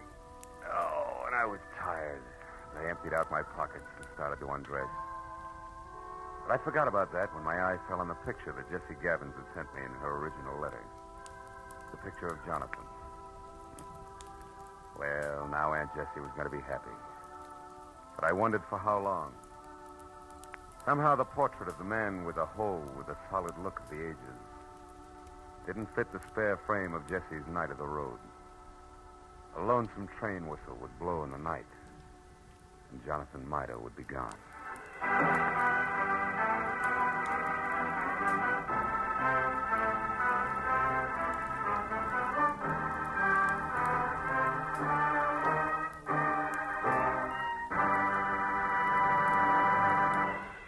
Adventures of Philip Marlowe star Gerald Moore and are produced and directed by Norman MacDonald. Script is by Mel Donnelly, Robert Mitchell, and Gene Levitt. Featured in the cast were Georgia Ellis, Hans Conried, Ann Morrison, Herb Butterfield, Wilms Herbert, and Bill Boucher. The special music is composed and conducted by Richard Arant. Be sure and be with us again next week when Philip Marlowe says... The lady tourist was a school teacher out after glamour, and she got it. But only after she learned that in Hollywood, the 3 R's could be reading, done in a dark room, writing found in a dead man's pocket, and arithmetic that added up to murder, ×2.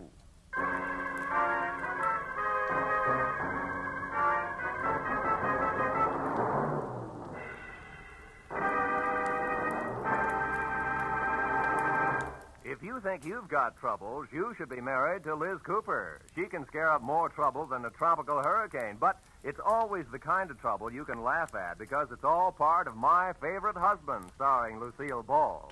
My Favorite Husband is part of CBS's great laugh lineup for Friday nights.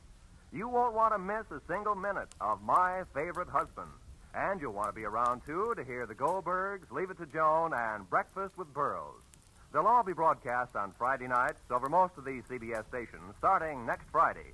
This is Roy Rowan speaking. Now, stay tuned for Gangbusters, which follows immediately over most of these same stations.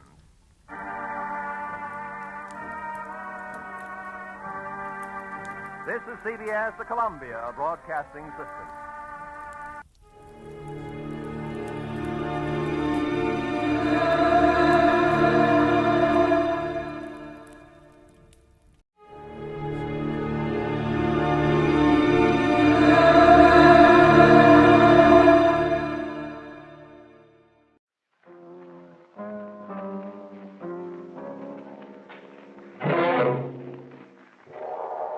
The Columbia Broadcasting System presents yours truly, Johnny Dollar.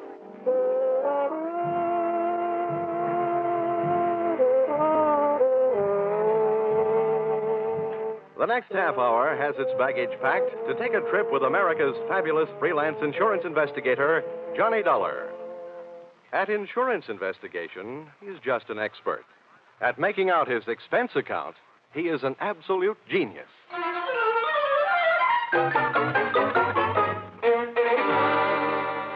Expense account submitted by Special Investigator Johnny Dollar to Home Office, Honesty Life Insurance Underwriters, Terminal Building, Hartford, Connecticut. Attention, Austin Farnsworth, General Manager. The following is an accounting of my expenditures in the investigation of policyholder Milfred Brooks III for your company. Expense account item 1, 75 cents. Cab fare to your office in answer to your original hurry call. Tip to driver, $1. Expense account item 2, 25 cents. Shoe shine. You remember I got my shoes scuffed when I unsuspectingly walked through the private door to your office. Dollar, grab him. He's trying to jump out that window. Let go. Get off. I'll show you. Oh, no, you don't. Hey, let go, you fool. Get away. Had a nice try, sonny boy. Now pay attention to teacher. No. Class dismissed. Well, Mr. Farnsworth, why didn't you tell me what you had waiting for me? I'd have worn my boxing gloves. Dollar, this was all a complete surprise to me. Well, just in case your little chum on the floor there wakes up in a hurry, I think I'll close the window.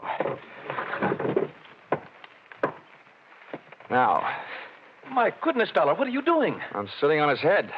I don't care if this guy tries killing himself again. I just don't want him to try and kill me. After all, we haven't even been introduced. Dollar, that happens to be one of our largest policyholders. His life is insured with this company in the amount of $2 million. Oh, now I can see why you're so anxious to keep him from putting a dent in the sidewalk. Precisely. He'd also put quite a dent in your company's bank account.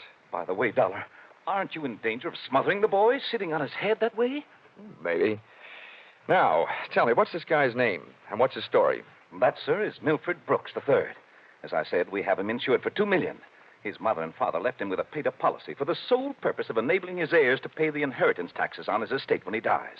Unfortunately, due to the kind of life he's been leading, Brooks not only hasn't any heirs, he hasn't any money. He blew all his cash? That's right. Now he's trying to get some out of us by threatening to kill himself. And that policy pays off on suicide. In a mortuary, he'd be a millionaire, huh? Please, Dollar. Sorry, go on. Well, 1/2 hour ago, Milford walked into this office and changed the beneficiary in his policy. When that was done, he proceeded to demand, not request, mind you, $500,000 in cash. Oh, well, say, that's quite a touch. When I explained to him that there was no loan provision in his insurance policy, he threatened suicide.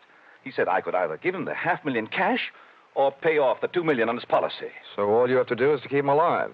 And he's managed to make that no small problem. The man he named as his new beneficiary, just before he made his demand for the cash, is, well, it's downright frightening.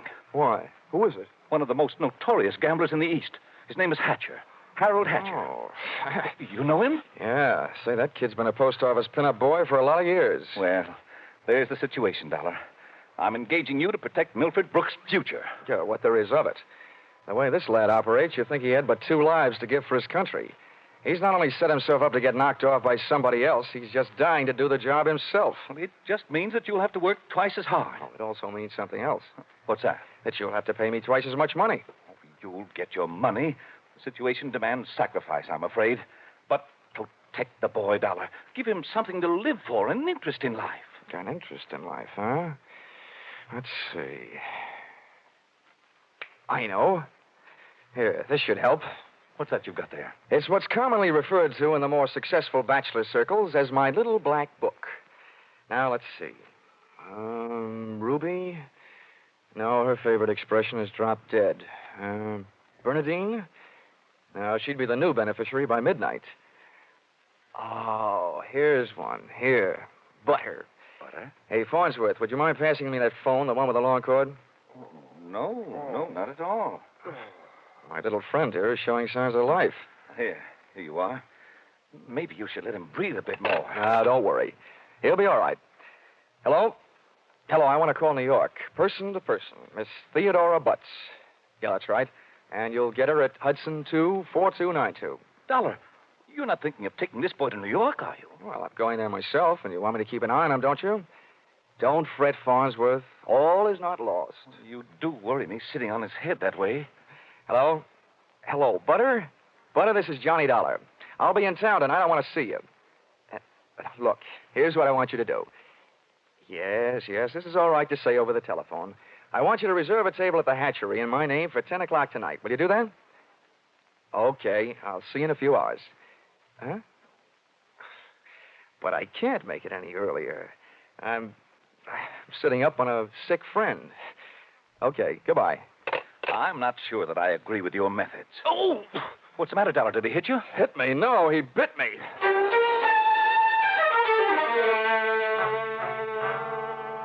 Expense account, item 3. Liquor, $18. Keeping Milford Brooks III peaceful seemed to be the immediate problem, and a bottle of rare old brandy seemed to be the immediate answer. I poured most of it into him, loaded him into my car, and we headed for New York.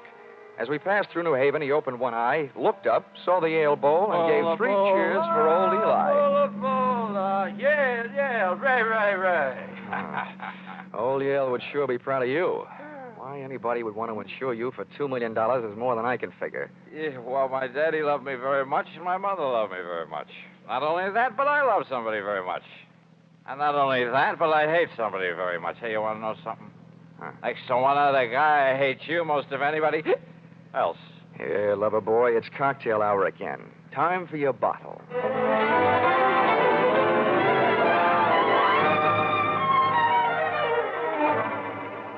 Rolling along the Merritt Parkway, I felt very much alone with my own thoughts.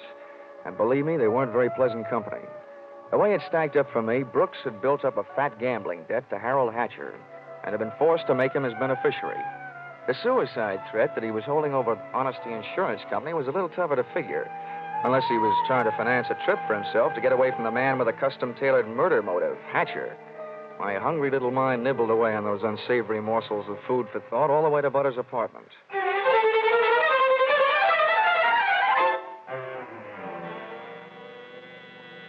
Hey, where are you taking me? I want to go to New York. If you don't behave, Buster, I'll punch your ticket. Johnny, darling, welcome to New York. Fastest trip I ever made. Quiet. Well, where did you find this? In a box of Cracker Jacks. Come on, let me in. Oh, I don't know about you, Johnny. Some men bring me flowers and some bring me candy. What do you bring me? A boiled owl in a Brooks Brothers suit. Oh, I'm pleased to meet you. My name is Brooks, but I haven't got any brothers. Lucky them. Fix the pillows on the couch, will you? They look more at home in the bathtub. Oh, come on, Buster. Lie down. Oh, I'm charmed. Thank you.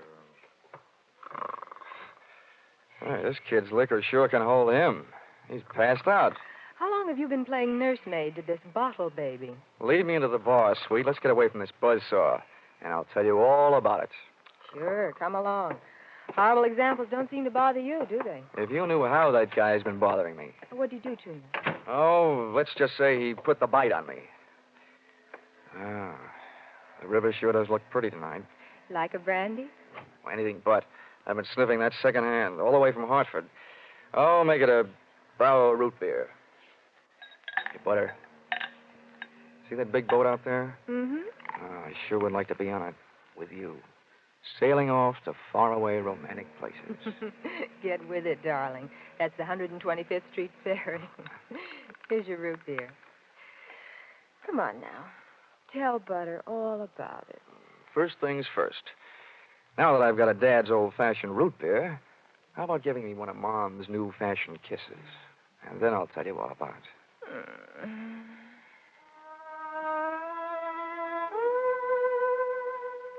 A few seconds later, I proceeded to tell her all about it, and it wasn't easy. Everything about her kept flagging down my train of thought. She was a sympathetic listener to my story until I gave her the answer to her first and only question. Where do I fit into all this? Well, baby, I thought you understood. My job is to give the poor, misguided boy something to live for. That's you. Well, he should live so long. Now, Butter, wait a minute. Well, don't butter me. Now, don't get excited now. You misunderstand. I really mean it. I thought if he just got a look at you, realized that things like you exist, you'd make any man glad to be alive. If you can't stand it, I'll take him away. But I sure need you, Butter. Come on, baby. Melt a little. I wouldn't let you get hurt. You know that. Did I hurt you? No, I'm getting used to it. People have been taking pokes at me all day. I'm sorry. Ah, that's better. Want some more root beer? I want some more of you. How about another kiss? Well, help yourself. Darn. I'll get it, Johnny. Okay, and if a man answers, hang up, will you? Oh, don't worry. Hello. Yes, this is Hudson 24292. Well, that depends. Who's calling? Oh, just a moment. It's for you, Johnny. Mr. Farnsworth. Huh? Oh, okay, I'll take it. Thanks. Say, while I'm talking, be a good girl, will you? And take a look at Milford in the other room. And while you're at it, get me in the root beer, huh? Oh, sure. The service is good around here. Hello, Farnsworth? Yes, Dollar, I'm glad I got you. How'd you get this number? It's the one you called from my office. I remembered it. I have a photographic mind. I hope you haven't got a picture of what I'm thinking. What do you want? I want to know how Milford is. I mean, is he still alive? Of course he's alive. Good, good. Do you suppose I could talk to him? I mean, do you think he'll talk to me? Well, the last time I saw him, he was sound asleep. I'll take a look. Hold the phone. Oh, Butter. Oh, Butter. Hey, Butter.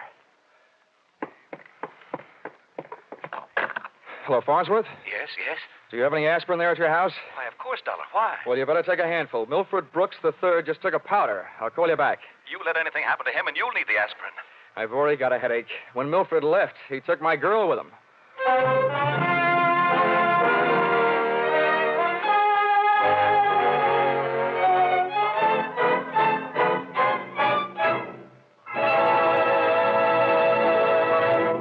In just a moment, we'll return to the second act of Yours Truly, Johnny Dollar. But first, we want to remind you that it was 437 years ago, next Sunday, the famed Spanish explorer Ponce de Leon began his search for the Fountain of Youth. By sheer coincidence, the man who's still looking for it, Jack Benny, will be heard on CBS next Sunday at 7 o'clock Eastern Time. And now, back to Yours Truly, Johnny Dollar.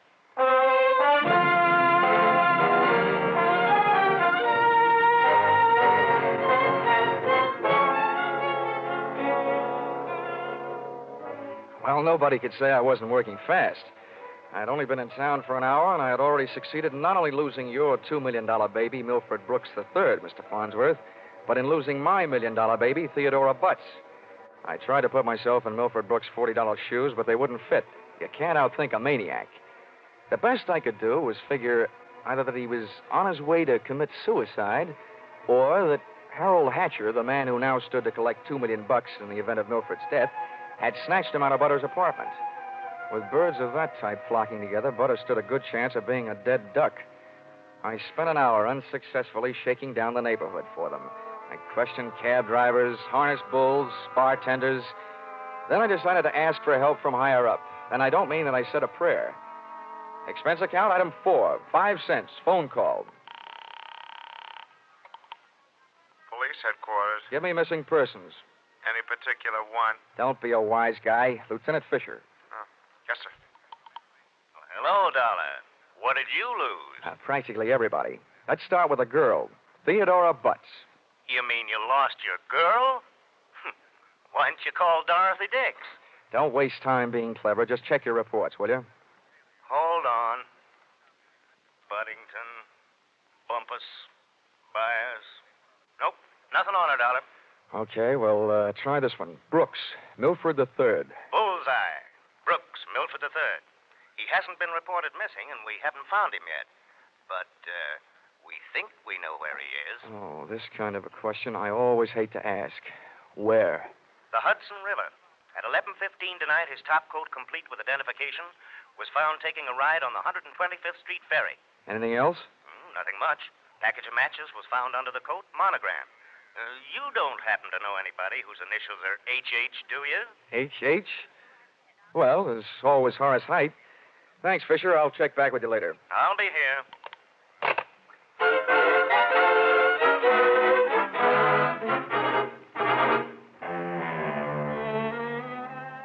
Expense account, item 5.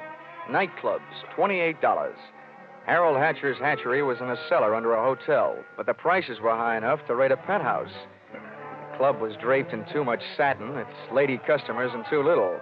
The decor was French provincial, music Brazilian, and the food was nowhere.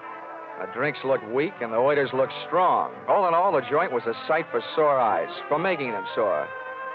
The only pretty thing in the place was a blonde. She came strolling up to my table, her hips unconsciously sending subtle little messages back to the rumba band. She opened her mouth, slid her tongue over her lower lip, and let a few warm, soft words slide out. Looking for someone? Oh, well, you'll do until the real thing comes along. Sit down. Thanks. No, I won't have a drink. My name is Janelle. I understand you were asking about Mr. Hatcher. Yeah. You know him? More than somewhat. Are you Mrs. Hatcher by any chance? I might be. Does that mean you might admit it or that you might talk him into it someday? I'll ignore that. What do you want to see him about? A mutual friend, Milford Brooks. I know most of the quiet-clothes boys around here, so you aren't a cop. You don't look like the type to be a society friend of the Brooks family. So what are you? I'll ignore that. Is Hatcher around? He might be. Oh, come on now. Where is this office? At the top of the stairs in the back. Can I expect any trouble getting in? You act like you just saw a B picture. Harold is doing his best to act like an honest businessman these nights. You won't have any trouble. How do you know? Because Harold sent me down here to look you over. I think you're all right. Oh, so I've won myself the good housekeeping seal of approval, huh? Keeping house with you would meet with my approval. I ran for my life, had a slow walk across the dance floor, edged my way through a cluster of tables, and went up the back stairs. When I located the door to Hatcher's office, I knocked once and went in. Come on in. Thanks. I'm Johnny Dollar. I've been hired by Honesty Life Insurance Underwriters to protect the interest of a guy named Milford Brooks III. What's that supposed to mean to me? You know him, don't you? Well, he isn't exactly one of my boozing buddies. How much money does he owe you? We've got him on the books for a few grand. Why? They picked up his top coat tonight on the 125th Street ferry. He wasn't in it. It might have been a suicide, or it might have been a knockover made to look like a suicide. What's your choice? Where do you get off asking me to make a choice? Where were you around 11:30 tonight? What's it to you? Oh, I don't know. I just thought you might like to rehearse a few answers. The law will be asking you some questions real soon now. I don't know why I should tell you, but I was driving around in my car getting some air. You better do better than that. They found a match folder under Brooks' coat. It had your initials on it. You're out of your mind. The guy owed me $200,000. You think I'm going around knocking off my own assets? I don't know whether you're stupid or bright, Hatcher. Don't worry about it. I know. What about that insurance policy? What insurance policy? Now, look, Hatcher, we're big boys now. We both know that changing the beneficiary of an insurance policy is a legal transaction. That means witnesses. That means it isn't secret. You mind telling me what you're trying to say? That you and the Honesty Insurance Company and I all know that Brooks made you the beneficiary in his policy and that you stand to come in at $2 million when they fish out his body. I don't know anything about it. Motives don't come much bigger. I'm telling you, this is all news to me. You or nobody else is going to move me off that story. I feel the same about mine. It doesn't take a genius to know that Brooks didn't love you $2 million worth. There's only one logical reason for his making you the beneficiary that I can see. You forced him into it. Who'd believe anything else? Who cares? They'd have to prove it. And, brother, that can't be done. Now, how would you like... Wait a minute. Yeah? Yeah. Oh, okay, Rocky. Thanks for the news. Dollar, did you turn me in? Oh, they're here, huh? Yeah. No, I didn't turn you in. What's the matter? You got a good story, Hatcher? You're not worried, are you? Here, have a cigarette. Thanks. Oh, I got like... Oh, worked the first time. Yeah. Nope, I'm not worried. I'll be out in 48 hours. You'll be lucky if you're out in 48 years. Okay, boys, come on in. The homicide boys invited Hatcher down to headquarters. He accepted and invited them down to the bar for a no-hard-feelings drink. They accepted. I walked back down the stairs into the club. The place hadn't changed. Same stale customers, the same stale music, same stale air. And the same lovely Janelle sitting at the same unlovely table. Hello. How'd you make out? Oh, I left before they started playing 20 questions. But I wouldn't worry. You've got a smart boy in the bar there. In some ways, maybe. What'd he hand you? A big round zero. Wouldn't talk, huh? Round zero. Wouldn't talk, huh? About what? Oh, just a little doodad, a $2 million life insurance policy. Wait a minute. That young Brooks kid? Yeah, that's right. Oh, I knew it. I tried to tell him, but he wouldn't listen to me. Trying to tell who what? Hatcher. But he'd get into trouble about that policy. It just looks funny, him being made the beneficiary. You knew about it, huh? I suppose you also know what was behind it. Sure, Milford owed him some money. A lot of money. It's in writing. What kind of writing? It's a personal note that Brooks was going to get back if he made Harold beneficiary. It's up in his office. Hey, you must be awful close to Hatcher. I'm the close, friendly type. I'll have that drink now. You've earned it, beautiful. She had earned it, and I had a hunch as to why. If ever I saw a gal busy putting the skids under her boyfriend, she was. Even if she helped send him up on a murder rap. I would have bet a quick 50 that she'd tipped him to the police. It's happened before if the boyfriend is the murdering type, and it's a nice, neat legal method of disposal. Janelle led me back up the stairs and into Hatcher's office. I sent her back down to watch the bar to divert Hatcher in case he decided he'd forgotten something. Brooks's personal note made out to the gambler was easy to find, lying neatly in the middle of the top desk drawer. But I found something even more interesting when I went through his wardrobe closet. I began to see a glimmer of light. And then, encouraged by not too much thinking on my part, it turned into a veritable bonfire, which I hoped wouldn't be too hot for me to handle.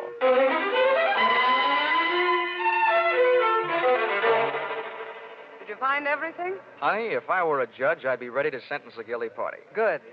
Oh, waiter, the check. Where are you going? To the police? Bright girl. I'll see you later.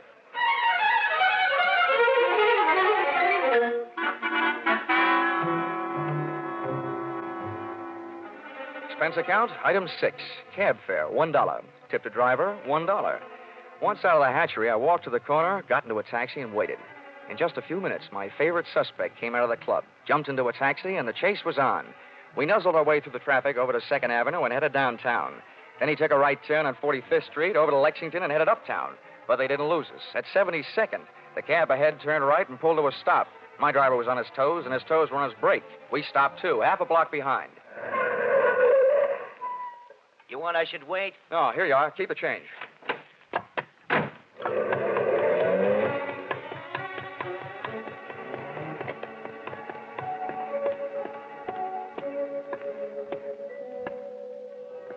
It was a garage that belonged to a residence on the parallel street a block away.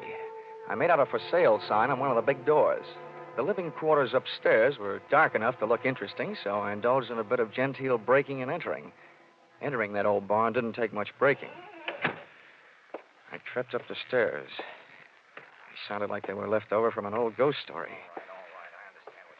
And so did the first voice I heard when I stopped, halfway up. So we've got to be careful, especially about that Johnny Dollar. Are you sure he didn't follow you? That voice sounded awful dry to be coming from a guy who supposedly had spent most of the night snoozing on the bottom of the Hudson River. It was Milford Brooks III.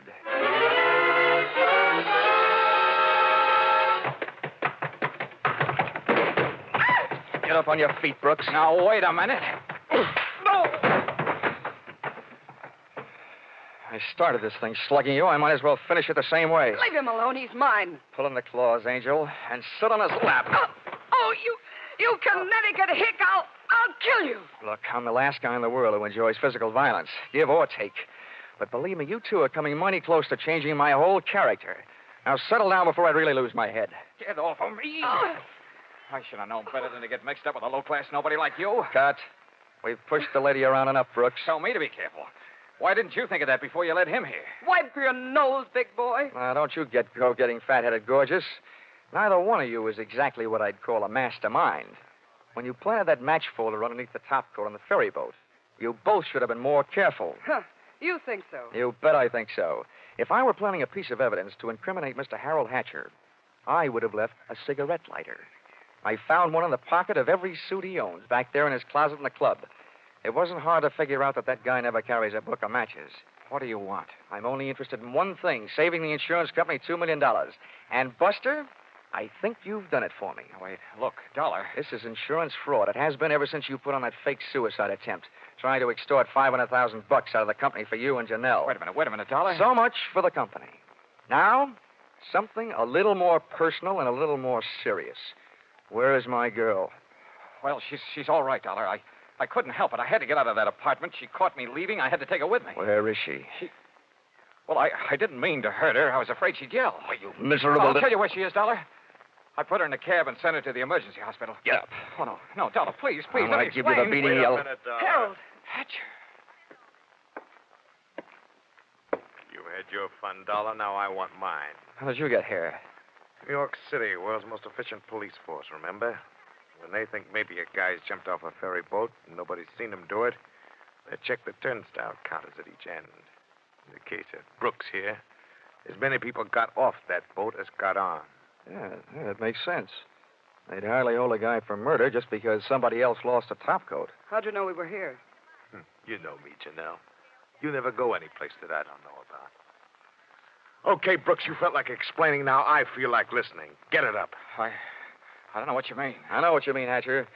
One, he gave you a big, fat $2 million motive for murder. And two, he did his best to make it look like you did murder him with that broken-down match cover plan on the ferry boat.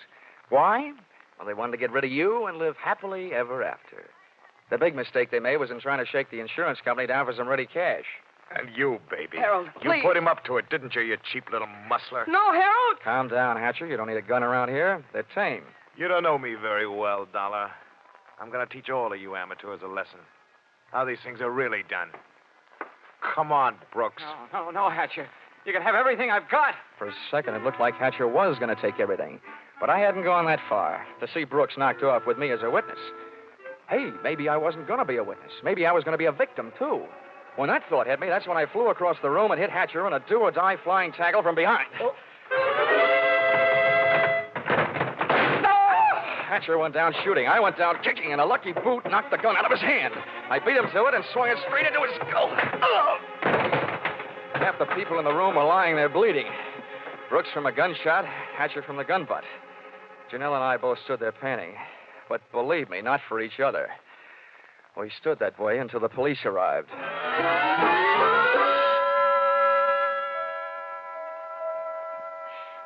Johnny, I hate being in the hospital.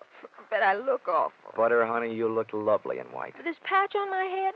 Johnny, they had to cut a big hunk of my hair off to put in the stitches. Oh, that awful man. Well, if it'll make you feel any better, baby, that awful man got taken care of. He's upstairs in the same hospital. Oh, Johnny, you didn't shoot No, him. Butter, I didn't have to.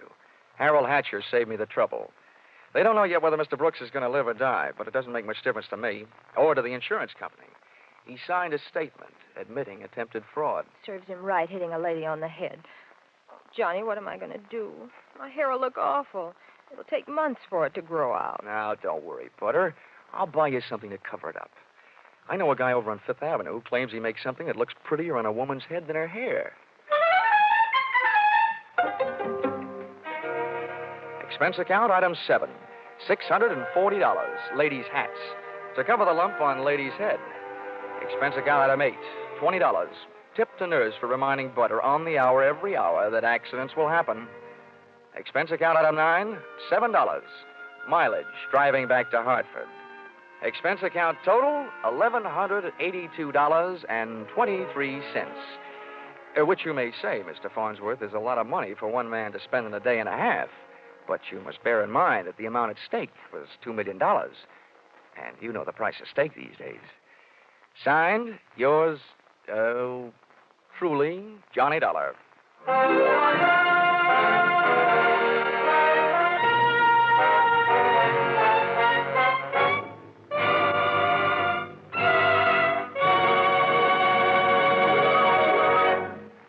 Listen in again next week when CBS brings you yours truly, Johnny Dollar, with Charles Russell as Johnny.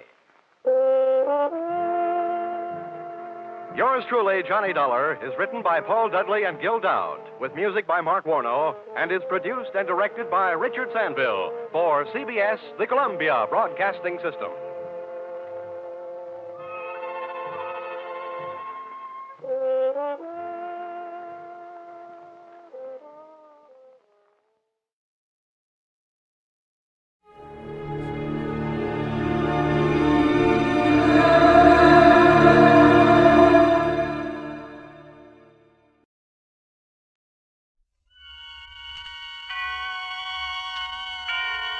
Autolite and its 96,000 dealers present Suspense. Tonight, Autolite brings you A Killing in Abilene, a suspense play starring Mr. Alan Ladd.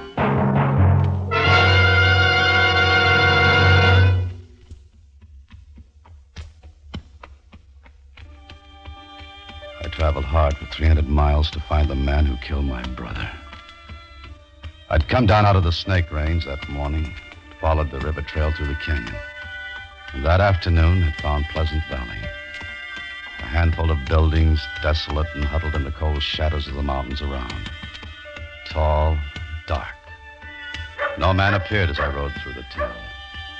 Only a dog challenged, and he from a safe distance. Then it was quiet. About a quarter of a mile beyond an easy rise, I saw what had happened to the people of the town. There were maybe 60 or 70 standing in a circle. And as I got closer, I saw they were gathered around two men. Two men who were digging. You stay put, horse.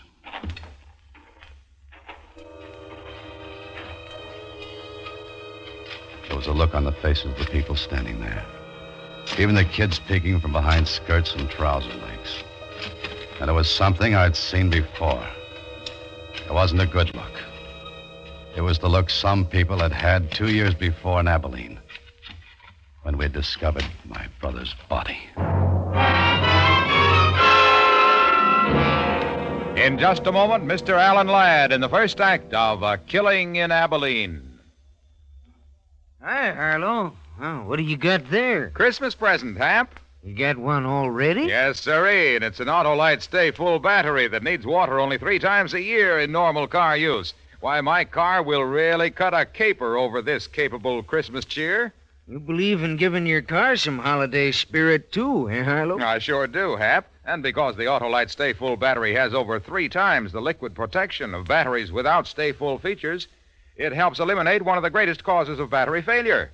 And that's mighty important to the spirit of every car owner. And your gift will last a long, long time, too, Harlow. Right you are, because the Autolite Stay Full battery gives longer life. 70% longer life, in fact, as proved by tests conducted according to SAE minimum life cycle standards. A wise selection, Harlow. Yes, friends, for quick, dependable starting, treat your car to an Autolite Stay Full battery. the battery that needs water only 3 times a year in normal car use. See your neighborhood Autolite battery dealer. And remember, you're always right with Autolite. And now, with the killing in Abilene and the performance of Mr. Alan Ladd, Autolite answers many requests in bringing you a story of the Old West, hoping once again to keep you in suspense.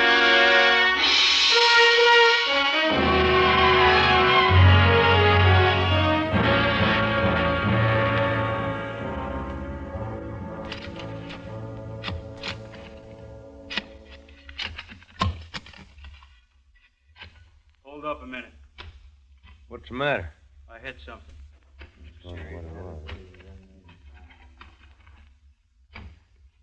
Wait. Better go slow. Dig around this side.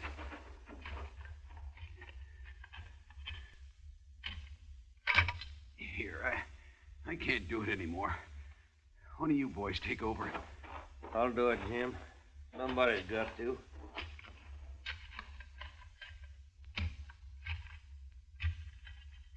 It's him, all right. I seen his shirt. You were right then, Ben.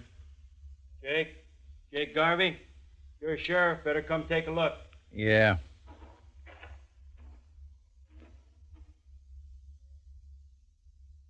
That's him. That's Fred Costin, all right.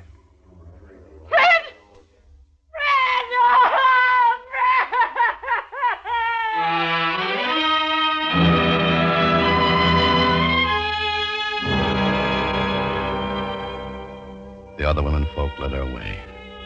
The men stayed and pushed in a little closer to the pit and waited there until the job was finished. Then they noticed me. What are you doing here, stranger? Where are you from? You're the sheriff? That's right. Jake Garvey. Amanda's my name, from Abilene. So? I'm looking for a man in these parts. Calls himself Lee Burridge. Who did he say, Sheriff? He said Lee Burridge, Ben. You tell him we'll take care of him. What do you want him for? What's it matter what he wants him for? We know what we want him for. Come on. Now, there ain't going to be no trouble. I'm the law in Pleasant Valley. I'll say what we do. We elected you, Sheriff Jake. We could unelect you. Like Ben said, it was Burridge killed him, and you know it. I've got to talk to you about Burridge, Sheriff. It's important. All right. My office back of the meeting house. We don't need no talk about Burridge. We need to do something about the ugly son. Come down, boys. Let's get on back to town. We'll take her as she comes.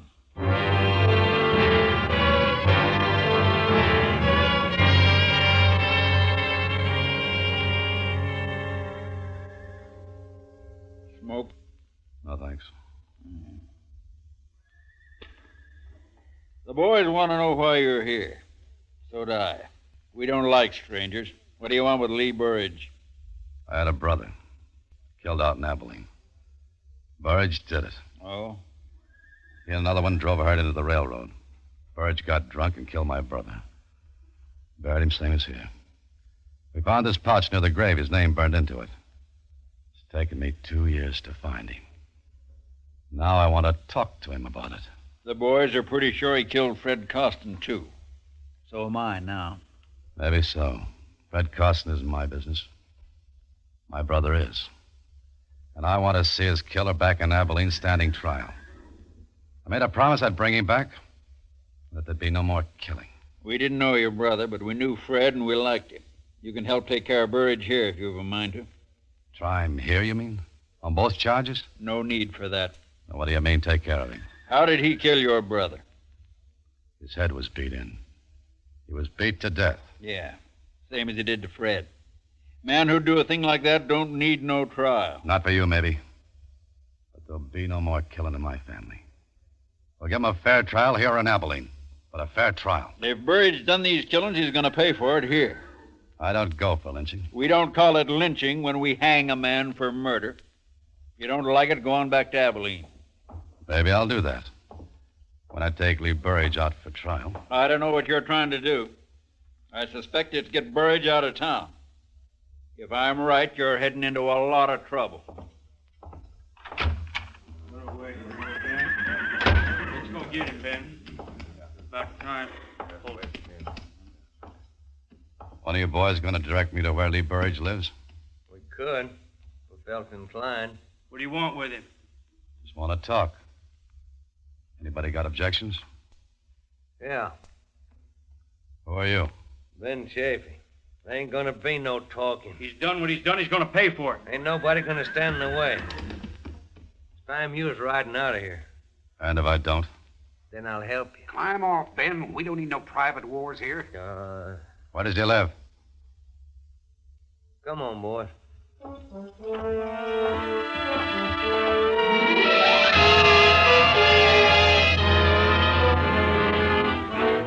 He turned away from me and moved into the sheriff's office, leaving me alone to walk down the strangely quiet street. Towards the hills, the thunderhead was beginning to gather, moving in slowly. Near the end of the street, two men were building a coffin in front of a small house.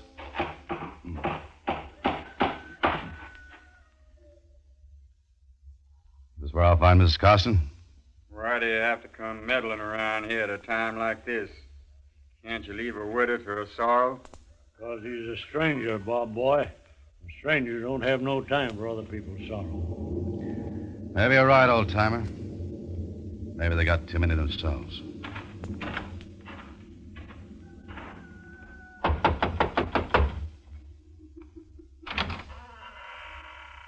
Yes? I'd like to talk to you, ma'am. Could I come in? Can't you see this house is in mourning? Ma'am, I know how you feel. How can you know what I feel? I had a brother once. Killed by this man, Burge. Oh, I'd like you to help me. It was 2 years ago my brother was killed. His wife would like the killer brought back to Abilene for trial. I'd like you to speak to your friends and let me take him away. he didn't give my Fred a chance before he killed him.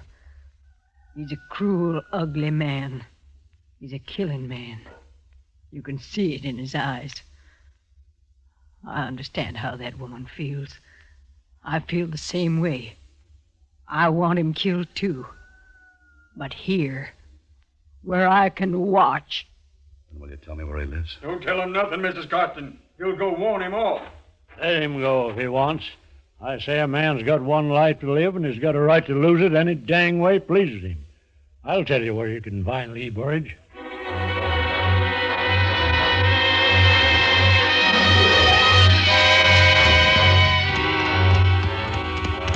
A few miles outside of town where the canyon spread, I saw his hut. Set against a fire-blackened hill. There was no growing thing in the rocky ground except one sick, twisted tree. Stunted limbs reaching out empty, waiting. Hold it. Easy, horse. Easy. Throw your gun down, you. Or I won't miss with the next one. Lee Burge? Throw it down. I'm Jeff Mander. It's my brother Seth you killed in Abilene. That's who you are. You've caused me enough trouble. Get out of here. They'll give you a fair trial there. Stay here and you're going to be lynched for Fred Costin's killing. Don't come no closer. Nobody's going to lynch me while I got this. Listen to me. I don't hold no love for you. I shouldn't care what happens to you. But it took me 2 years to find you. Now I'm taking you out. Don't come no closer. Put up your gun. I'm warning you. Put up your gun! I knew he was shooting to miss. But I didn't know what would happen if I moved closer.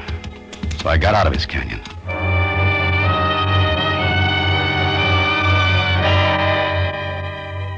It was clouding over heavy when I rode into town again.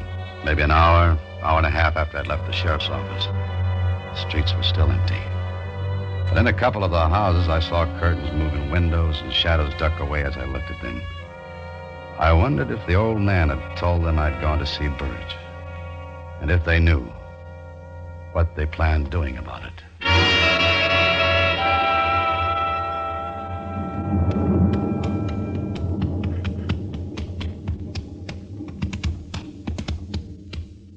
Old-timer?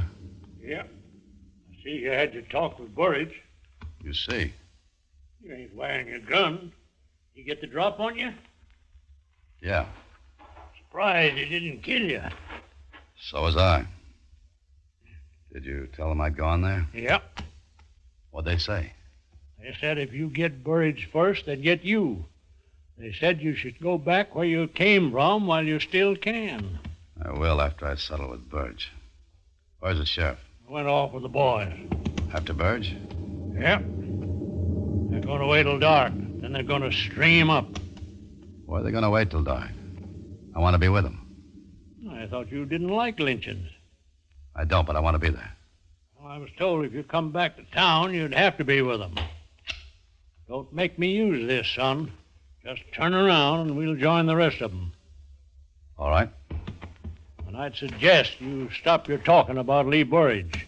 From what I overheard, you close to sharing a rope with him.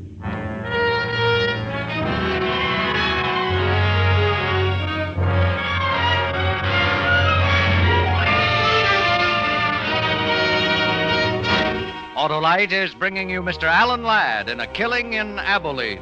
Tonight's production in radio's outstanding theater of thrills, Suspense.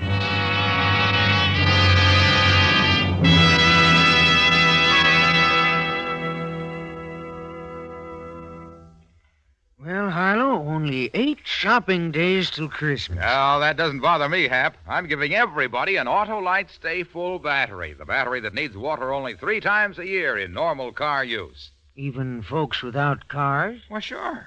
Why should they be denied the pleasure of having that fine, fit, faithful friend that gives 70% longer life? Says who, Harlow? Why, everyone knows the Autolite Stay Full battery gives 70% longer life. And this is proven by tests conducted according to SAE minimum life cycle standards. Sounds mighty powerful. It sure does, and it's because every positive plate in an Autolite Stay Full battery is protected by a fiberglass retaining mat to help reduce shedding and flaking and keep the power-producing materials in place. Go on, Harlow, go on. Well, friends, this Christmas, present your car with a famous Autolite Stay Full battery. A battery that needs water only 3 times a year in normal car use. See your neighborhood Autolite battery dealer tomorrow. And remember, you're always right with Autolite. And now Autolite brings back to our Hollywood soundstage Mr. Alan Ladd in Elliott Lewis's production of A Killing in Abilene, a tale well calculated to keep you in suspense.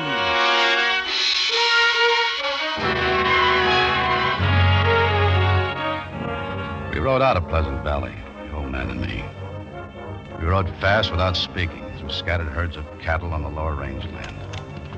Rolling in from the east, the black clouds smothered the mountaintops. The old man still held the gun on me. No use winding the horses. Won't be dark for a couple hours yet. Lynching parties get their guts after dark. How come you went with them? Waiting for you. I thought you'd be around. Besides, I seen a lynching once. Too much trouble. Yeah. You still figuring to take Burridge with you to Abilene? I can try. Ain't that going to be a mite daring without a shooting iron? Might be. I'm surprised after 2 years looking for him, you didn't shoot him when you found him. That's not what I come for. Why not? Killed your brother. I made a promise to somebody. His wife? Yeah. Mine, too. What was it between Costin and Burge? Well, I don't know. Nobody's seen much of Burridge in the past couple of years. Ever since Ben told us about how he was a killer. Ugly man. Just ugly mean. You said Ben told all of you Burge was a killer? Yeah. Guess it's your brother he killed. That right? That's right. And now because of him, you might get killed. But why? They think you made it up about your brother. They think you're trying to take Burridge away. Do you? Well, I haven't decided yet. We ford the stream here. I'll watch your footing.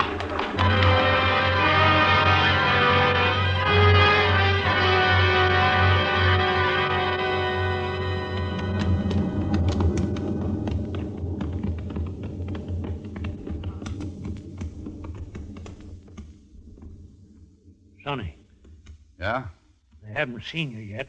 You still got time to get out. You let me go? No. I Come this far, I'll finish him. Well, I always said a man's got one life, and he's got a right to lose it any dang way pleases him.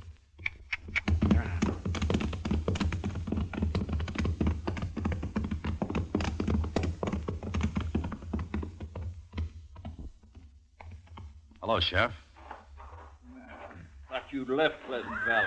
We decided he ought to come with us where we can watch him. You decided, Ben. What do you say, mister? I'll tell you what he says, Sheriff. He says he wants Burridge one way or the other. He has to join. That's what he says. Get off of the horse, mister. All right. Now say that lie to me, and I'll make you choke on it. I want Burge as bad as the rest of you. I'd prefer him to stand trial. That's the difference. I don't want this lynching if we can avoid it. Why, you... Take your hand off your gun, Ben. He ain't armed. Take it easy, Ben. We decided what to do. You're here because I want you here. Burge killed Fred Costin in a fight, now we're going to settle it. Burge kills easy. I've seen him do it once before. He's not going to do it again. You saw him kill my brother? I thought you didn't believe me. I saw it. You need more of a trial than that.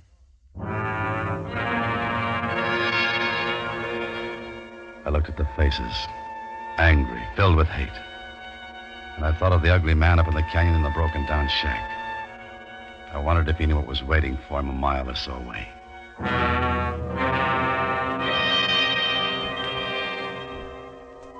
It was quiet then. Storm clouds are quickening the end of the day. The party became shadows sitting nervously or smoking. Two of the men had some whiskey and were building their courage for the night's work.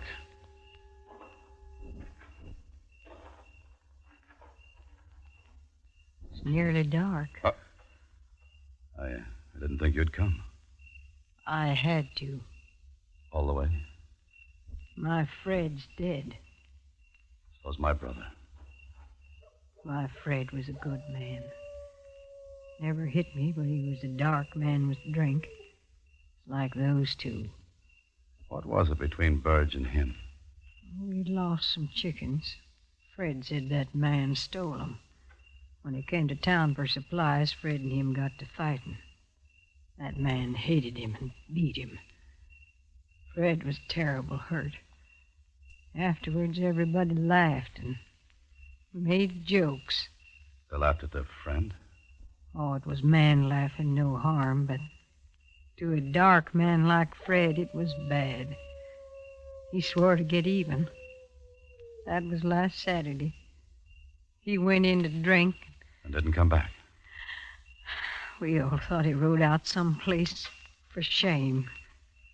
Why do you think Burge killed him? They were all talking about it. Who was? All the men, Saturday night. They said Fred and that man were arguing. Who heard them? Ben did. When Fred didn't come back, we all knew that man had killed him. He did, and he's going to pay for it. Who found the grave, ma'am? Ben did. I'm sorry for your brother's wife. But it's got to be this way. Just like the Holy Book says. An eye for an eye. Let's go, boys. It's time to ride.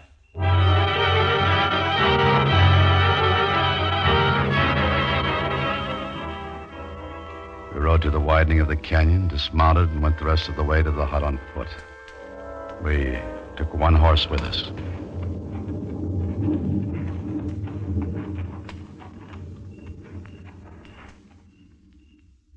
He's there, all right. There's a light inside. Hold up, boys.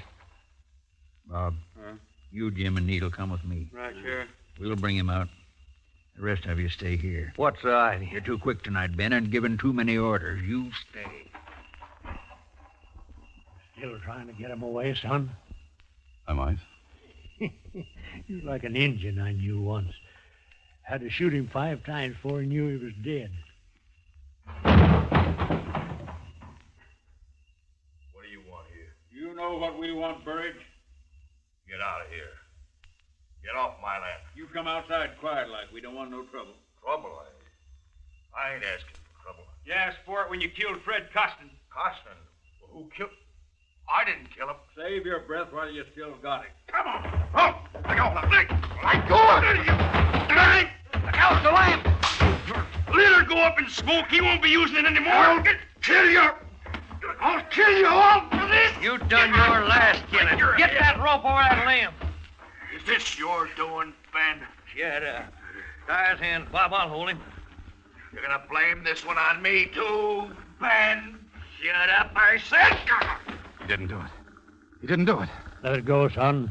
You can't stop him now. I gotta talk to him before they do. He didn't do it. Now I know it. Wait a minute. Take my gun. Thanks.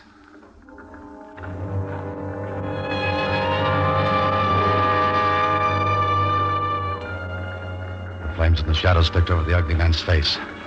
The rope was around his neck. He knew he was going to die. As I came near him, I could see in the light there was no fear in his eyes, only hate. He lifted onto a horse. The rope was tightened. He was ready to be lynched. Then he saw me. One request, Sheriff. What, Burridge? Let me talk to him a minute. The stranger here? For a minute. No more talking. Kick that horse out from under him. No, don't, Bob. Not yet. Let him talk. Why do you think I killed your brother? They're trying to get away with something, Jake. Shut up, Ben. Let them have their say. Why? We found your pouch near my brother's grave. Your name on it. And tonight Ben told me he saw you do it. I didn't. I wasn't with Ben that night. Ben wanted to drink, and I didn't. He left me. Took my pouch with him. What does it matter about his brother? It's Fred Costin we're hanging him for. I didn't kill Fred Costin either. Listen, mister, I didn't kill your brother. He's talked enough. He killed Fred Costin. I told you that. What about it, Burge? I didn't kill Fred Costin. He's a lying skunk. Let's get it over with. I say let him talk. Where'd you get that gun, mister? How did you know where Fred was buried, Ben? How did you know where Fred was buried? Mrs. Costin says you found the grave. How'd you know where it was? Answer him, Ben. You told me where it was, Ben. I saw him burying poor Fred. That's how I knew. If you saw the burial, why didn't you stop Burge then? Wasn't none of my business. But it is now. What made you change your mind so fast? Stay away from that horse, Ben. Get up, get up, get up. Cut him down. You, Bob, cut him down. I think you'll be coming back to Abilene with me, Ben. You think so?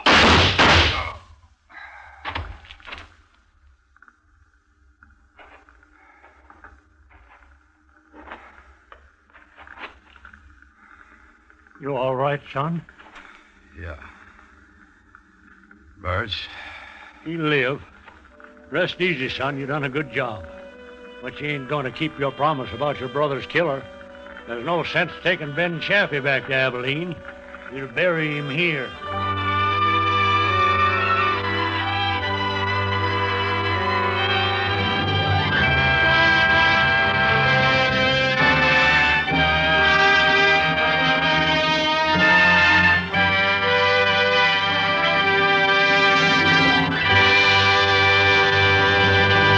Suspense, presented by Autolite. Tonight's star, Mr. Alan Ladd. Christmas shopping can be fun. It doesn't have to kill one. Give an Autolite Stay Full battery. Only 3 times a year do you fill one. And that's because the Autolite Stay Full battery is the battery that needs water only 3 times a year in normal car use. And it's one of more than 400 products for cars, trucks, planes, and boats made by Autolite in 28 plants coast to coast. These include complete electrical systems used as original equipment on many leading makes of America's finest cars. Electric windshield wipers, starting motors, voltage regulators, coils, distributors, wire and cable, generators, all engineered to fit together perfectly, work together perfectly, because they're a perfect team. So, friends, don't accept electrical parts supposed to be as good. Ask for and insist on original factory parts at your neighborhood service station, car dealer, garage, or repair shop. And because all Autolite parts are original factory parts, you can be sure you're right, because you're always right with Autolite.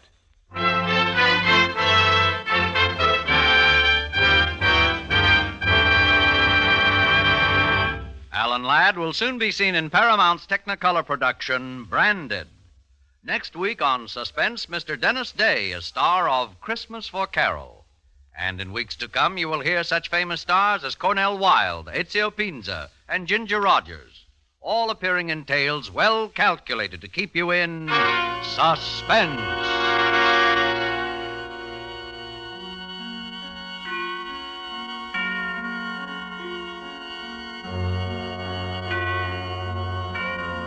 Suspense is produced and directed by Elliott Lewis, with music composed by Lucien Moraweck and conducted by Lud Bluskin. Portions of this program were transcribed. A Killing in Abilene was written for Suspense by Gil Dowd and Anthony Ellis. And remember, next week on Suspense, Mr. Dennis Day in Christmas for Carol.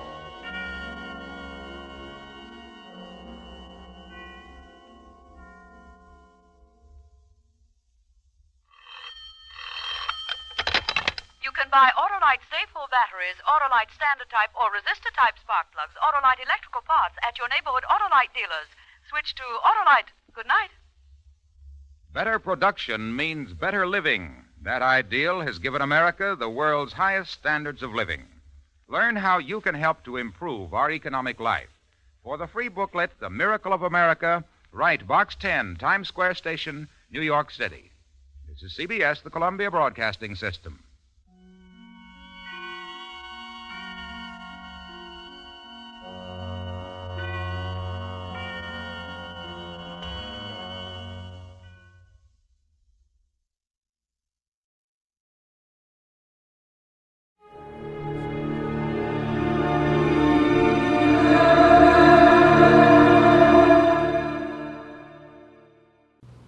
Here is another in NBC's great parade of new shows.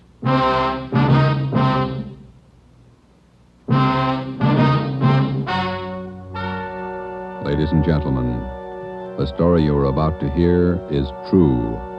Only the names have been changed to protect the innocent. NBC brings you Dragnet.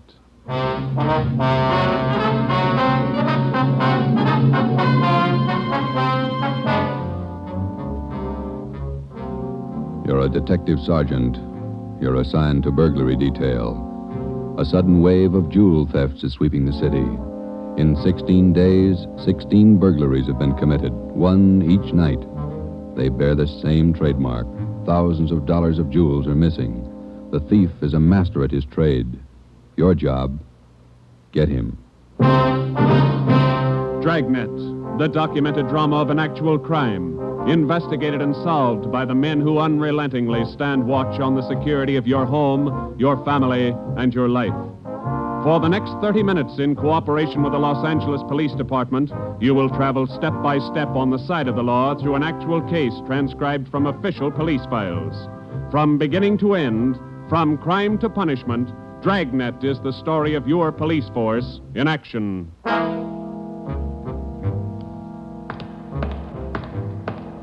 It was Tuesday, June 17th. It was warm in Los Angeles. We were working the day watch out of burglary. My partner's Ben Romero. The boss is Ed Backstrand, chief of detectives. My name's Friday. I was on the way into work that morning, and it was 7:53 a.m. when I got to room 45. Burglary detail. Hi, Joe. How are you, Walker? Gonna be a scorcher out today. Yeah, just like yesterday. Ben in yet? I think he's over in communications picking up the mail. Thanks. You guys been busy? Yeah, kind of. Jewel thefts. Anything big? No big hauls, but he's consistent. 16 nights in a row. Same guy? Think so. Same M.O. Yeah, everybody's got troubles. Gotta check some records. See you later, Joe. Okay, Willie. Burglary Friday. Yeah. Okay, Mike, soon as Ben gets back. He's picking up the mail. Right, bye.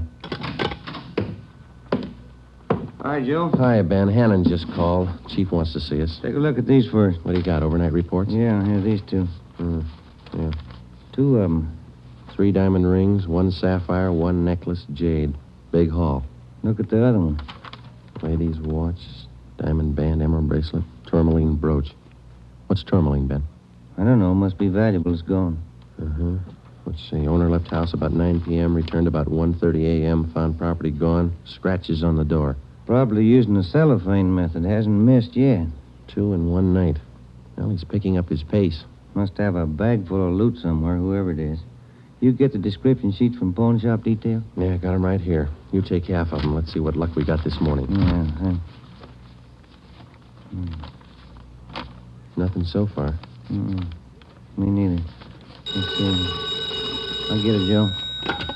Burglar Romero. Hi, Ben. Chief still wants to talk to you, boys. He's got an appointment at 8:30. Wants to see you before he leaves. Okay, Mike. Just checking some buy sheets. Be right in. Better make it fast. He's in a bad mood this morning. Okay, Mike. Thank you. Backstrand again? Yeah, he's in a bad mood. Come on. Wonder what's bothering him. Something's bad. He doesn't blow very often. Chief of Detective's Office, Hannon. Go ahead in, boys. He's waiting. Thank you, Mike. All right, ma'am. I'll connect you. Friday, Romero, sit down. Wait till I get the phone. Backstrand. Oh, yes, Mrs. Winthrop. Yes, ma'am. We're doing all we can. Yes, ma'am. Yes, ma'am. Yes, I'll do that. Yes, ma'am. Goodbye. Got trouble, Ed? Taxpayer, Mrs. Winthrop. You two ought to remember the name. We do, Skipper. 10 days ago, somebody lifted $2,000 worth of diamonds from her bedroom while she was at the symphony. Last night, she was hit again. A diamond watch, an emerald bracelet, and some kind of a brooch. Tourmaline. I don't care what kind it was. It's gone. What's the pitch? We just read a report a couple of minutes ago, Skipper. Could be a tie-in with those other 16 jobs. 16 jobs in 16 days. You haven't got a lead on the thief yet? Nothing shows up. No prints, nothing. What about the pawn shops? Nobody's tried to soak any hot stuff as far as we know. We double-checked the detail. We got every hock shop in town on the alert. Whoever it is, they've got to try to pawn the stuff sometime. Unless they're going to give diamond rings for Christmas presents. And they haven't tried the pawn shops yet, Skipper. We're sure of that. Look, 16 burglaries in 16 days. Jewels and watches. Good ones. Well, it's got to stop. It's got to stop soon, you understand? We'll stay right on top of it, Ed. We're doing all we can. For 2 weeks, I've had half a dozen women calling me every day. Society women. Some of them figure they should get extra treatment. They're only DR numbers to us, Skipper. They all get the same attention. I'll try and explain that to some of them. They think you're in on the racket. Maybe you boys would like to take these calls some morning. No thanks, Ed. All right, then, let's get some action. Keep the pawn shop operators on their toes and get after every known fence in town. That's all. I've got an appointment. All right, Ed. Check you later. Holding a call for you, Ben. Oh, thank you. Hello. Oh, hi, Max. What? Well, hold it. Be right down. First break, Joe. What do you got? Necklace and a watch. Both of them on the stolen property list. Where? Henry's Pawn Shop. 5th and Main. 6 minutes later, at 8:25 a.m., Ben and I drove up in front of Henry's Square Deal Pawn Shop. Quick cash, no red tape, watches bought and sold. The proprietor was Max Murphy, an old friend of Ben's. Well, pal, of all days, it had to happen yesterday. Took the day off and went fishing up at Big Bear. I left my nephew in charge, Harry. A real knothead, that kid. How do you mean, Max? Joe, if I told him once, I told him 101. Whatever you do, whatever they come in with to Hawk, check it with the list. Check it with the stolen property list. What does he do? He forgot. He forgot. Oh, a real knothead, that boy. How old is he, Max? 32. A real knothead. I checked the slips from yesterday. Then I checked the stolen property list. There it is. Hot stuff. When did the stuff come in, Max, do you know? About 4 o'clock yesterday afternoon. Can we look at it? Oh, sure. Back here behind the counter. There it is. Did you check out the serial numbers on the watch yet, Max? When I found out, yes. They match to a T. All right, let's see. Yeah. Description on this necklace matches, too. Let's have a look at your buy book, huh, Max? Yes, sir, Joe. Here you are. There's a deal right there. Here? Yeah, that's him. That's how he gave his name. Walter Tracy, 132 and a half Blackstone Court, Los Angeles. Let me check the book for the description, Max. Oh, sure. Yeah, here. Mm-hmm. Okay, Max, thanks. We'll be checking with you later. Sure, Joe. Anytime. Sorry. All right, Max. See you later. You fellas take it easy. Right.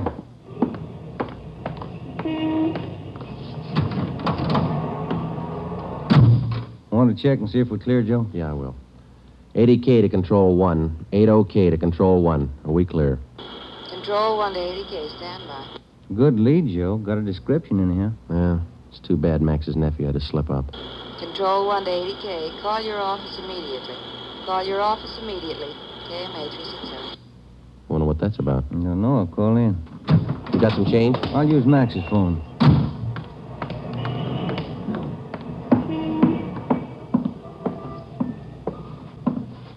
Use your phone a minute, Max. Oh, You, Ben? Sure, help yourself. Thank you.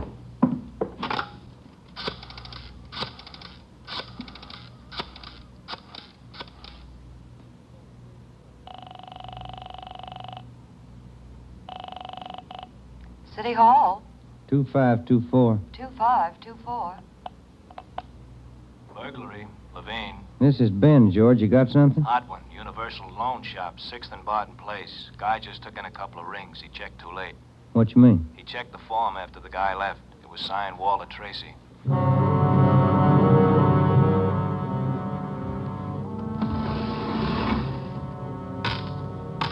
There they are, Sergeant. Both rings.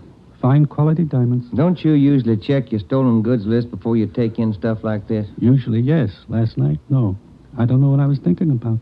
Can we have a look at your buy book? Right here. There it is. Walter Tracy. 699 Olive Street. 145 pounds, 5'9", dark hair, build, thin. We'll have to slap a hold on these rings. I know. I should have thought. Can you think of anything else that might help us to identify the man? Well, no. Had a light suit on. Nice cut. Very well dressed. Thank you. That's all for now. Here's a card. If the guy happens to drop back, give us a call, will you? Sure will, Sergeant. Say, Yeah? I've got some nice watch bands. Yours look old. Can I interest you? No, thanks. Some other time. Come on, Ben.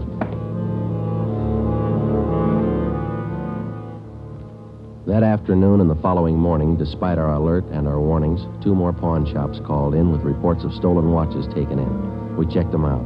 The serial numbers on the watches matched those on the stolen property list. On the pawn shop account books, the loan was listed under the name Walter Tracy. The addresses were given as number 12 St. Vincent Place and 700 East Flower. The descriptions of the man were the same. Slight build, well-dressed, about 145 pounds, 5 feet 9 inches tall, dark wavy hair. We had the name and description distributed to every pawn shop in Los Angeles and surrounding communities. Through our informants, we checked up on every known fence in the city. For the next 2 nights, we received no reports of stolen jewels. That made up for the double burglary the night before. On June 19th, the box score read 18 successive nights, 18 successive jewel burglaries. At 3:25 in the afternoon, Ben and I sat down to check over the late incoming reports. Got anything, Joe? No, not yet, no. Nothing here. Maybe the guy's left town. Nope. No such luck. Take a look. That's it, number 19. He may set a record. Well, he's making monkeys out of us, isn't he? Look, man's watch, lady's watch, Chinese amber necklace, diamond shirt studs, and a bracelet with 2 large rubies. He's getting ambitious. How's the value listing? I see. $1,800. 1 haul. I'll get it. Burglary Friday. Yeah. What? Yeah. Be right down. Stall him. Let's go, Ben. Where? Kaplan's down on East 2nd. Walter Tracy's in there now, trying to hock a gold watch.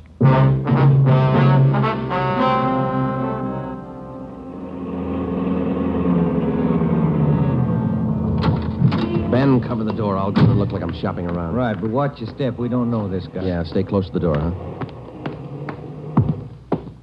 I'm sorry, that's the best we can do on the watch. Look, Mac, this is gold. 21 jewels. Well, it's the best I can do. Drop dead. Well, it's the best I can do. Don't get sore. Yeah, sure. See you later. That's him, Sergeant. Walter Tracy. I stalled him as long as I could. All right, I'll check back with you later.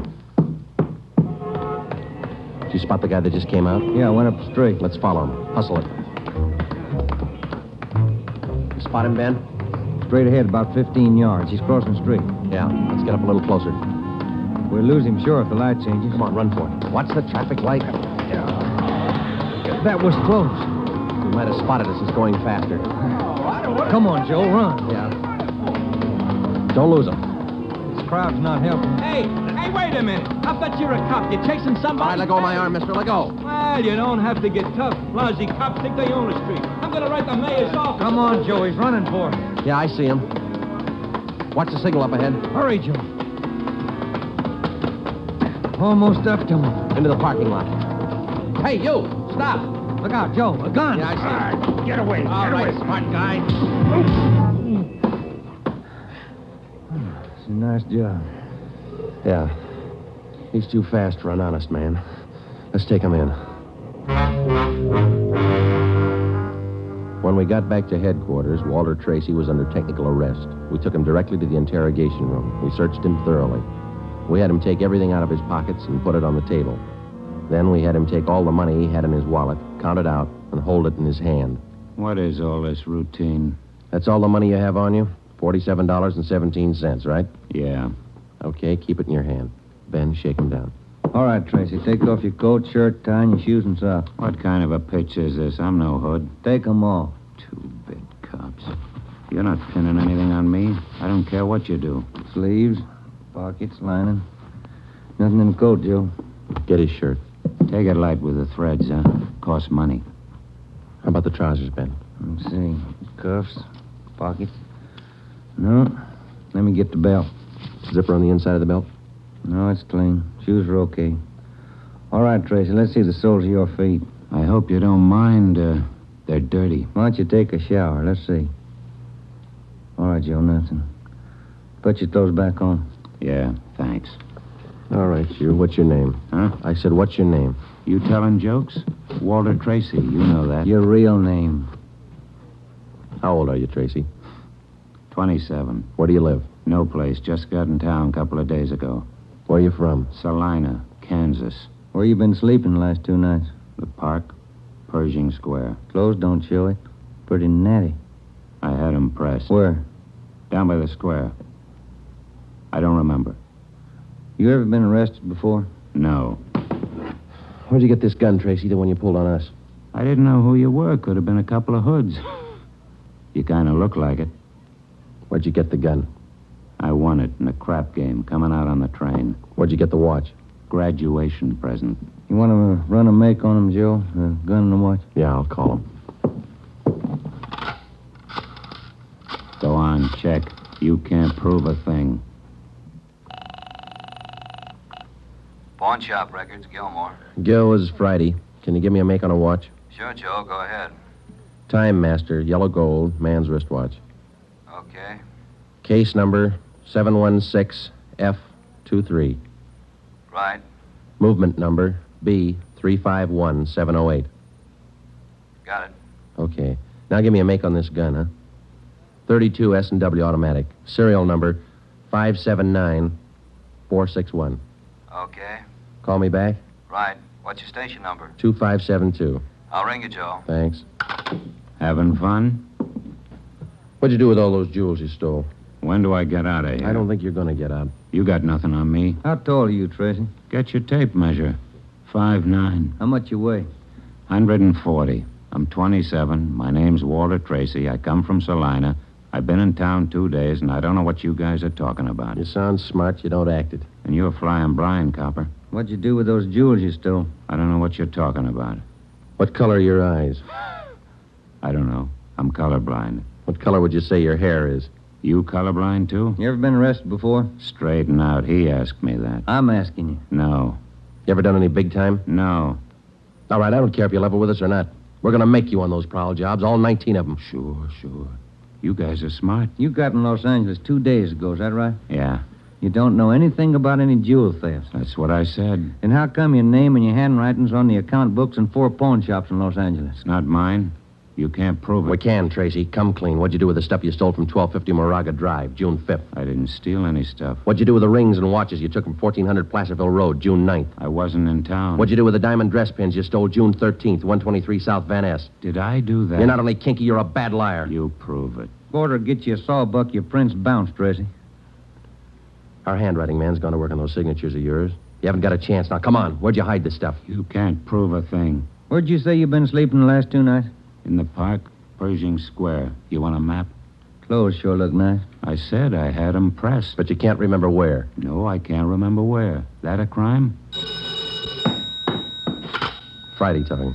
Joe, this is Gilmore. Here's the stuff you asked for. Let's have it, Gil. No make on the watch, no make on the gun. Okay, Gil. Thanks a lot. Yeah. You're in up to your neck. You said that, didn't you? You're gonna talk, Tracy. Kind of tired. All right, we'll let you sleep on it. Come on, Ben. Let's book him. Right. I'll get your jobs, coppers. Sure. Come on. We took Walter Tracy to the county jail and had him booked on suspicion of burglary. He was still sullen. We knew we had the guilty man. Now we had to prove it. As it often happens, the victims never see the burglar. They only know he's been there. They can't identify him, but they can identify their property. Our job was to find the property. When we did, we'd have Walter Tracy. And the 19 victims would have their property returned. But Tracy wasn't talking, and we knew he'd never talk unless he thought it might help him. We took the problem to Ed Backstrand. Smart punk, Skipper, but he's done time before. How do you know? Tried him out last night when we brought him in. He talks like it and he acts like it. But he won't cop out. Are you sure? He won't talk in 100 years. He knows he's got us in a spot. Well, one thing's sure. We're not going to send him up without finding the loot first. He's planted the stuff somewhere in this city. We've got to find it. Ben and I have got an idea, Ed. It's not going to be easy, but it might work. What is it? Tracy tried to soak some of the stolen property at 4 separate pawn shops in the downtown area. Yeah? At each one of those 4 pawn shops, he gave a local address. Now, we're sure he must have a room or an apartment someplace in town. All right. Where? That's where guesswork comes in, Skipper. Every one of those addresses he gave falls within a certain area. How big an area? Oh, you got that street diagram, Joe? Yeah. Here it is, Ed. From Figueroa here to San Pedro, and from Pico down to 1st Street. The area's about 12 blocks wide, 14 blocks long. That's a lot of territory. How are you going to cover it? On foot. We'll take Tracy with us. Plenty of legwork. You sure it's the answer? We got to find the stuff, and it's the only way we can figure it. Hotels, apartments, rooming houses. There must be hundreds of places he could stay in that territory. It'll take a couple of weeks. Yeah, on foot it will. All right. It's tough, but it's your idea. Go to it. An hour after we left Chief Backstrand, we got Tracy out of his cell in the county jail and started our canvass of the appointed area. We took the usual precautions and handcuffed Tracy's wrists to our own. We started the search for his hideout at 1st Street and Figueroa. It was a warm day in Los Angeles. The temperature was 91. After the first 3 hours, I could tell Ben's feet were ready to give out, and so were mine. We couldn't even have the comfort of complaining. That had encouraged Tracy, and he was cocky enough already. He cursed and threatened every step of the way. My legs off. All right, quit pulling, will you? Come on, Tracy, up the stairs. Another one to check. Warm day, Joe. Yeah, a little. What do you mean, a little? Must be 110. Yes? What is it? You the manager? Yes. Could you tell me which apartment this man has in your house, ma'am? Who, him? Yes, ma'am, this one. Never saw him before. He don't live here. All right, ma'am, thank you. Yeah. Hot, ain't it? When are you going to get wise? Come on, Tracy. Well, that finishes this side of the street. You want to cross over, Joe? Yeah, let's go. I'm hungry. I want to eat. After we cover the other side of the street. You can't do this to me. I'm going to get a lawyer. I'll have your jobs, both of you. Yeah, come on. We only got a couple of 100 places to cover.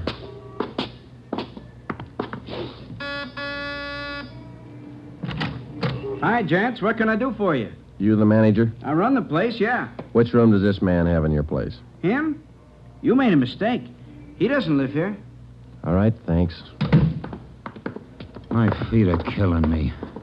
Wait till I get a lawyer. I'll burn both of you dumb cops.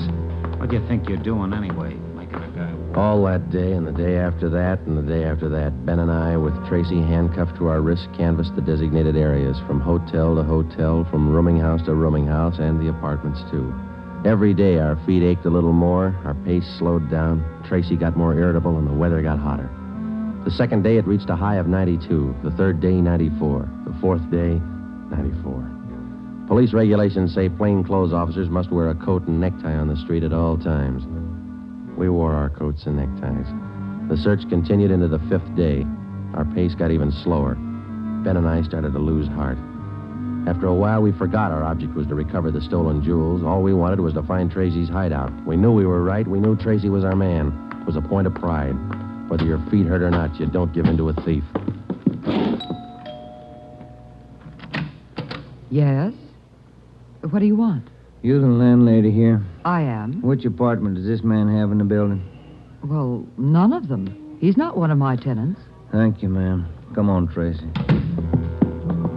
By the sixth day, all three of us had special pads in our shoes. Our feet ached worse than ever.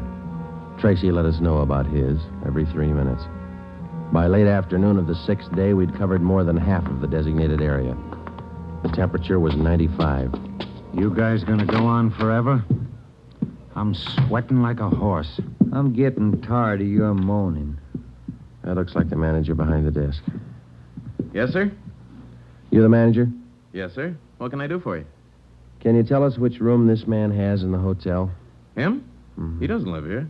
Hey, you fellas look awfully warm. Like to cool off in the lobby? We're air-conditioned. No, thanks.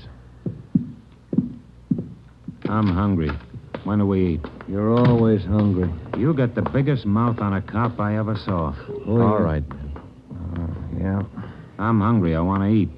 Now. Wait till I give this story to the papers. Mistreating innocent guys. They'll break you. All right. Come on, up the stairs. I'm going to get a lawyer. Tonight. I'll show you. Yes? Why, Mr. Baker, where have you been? We questioned the landlady, a Miss Elizabeth Hunter.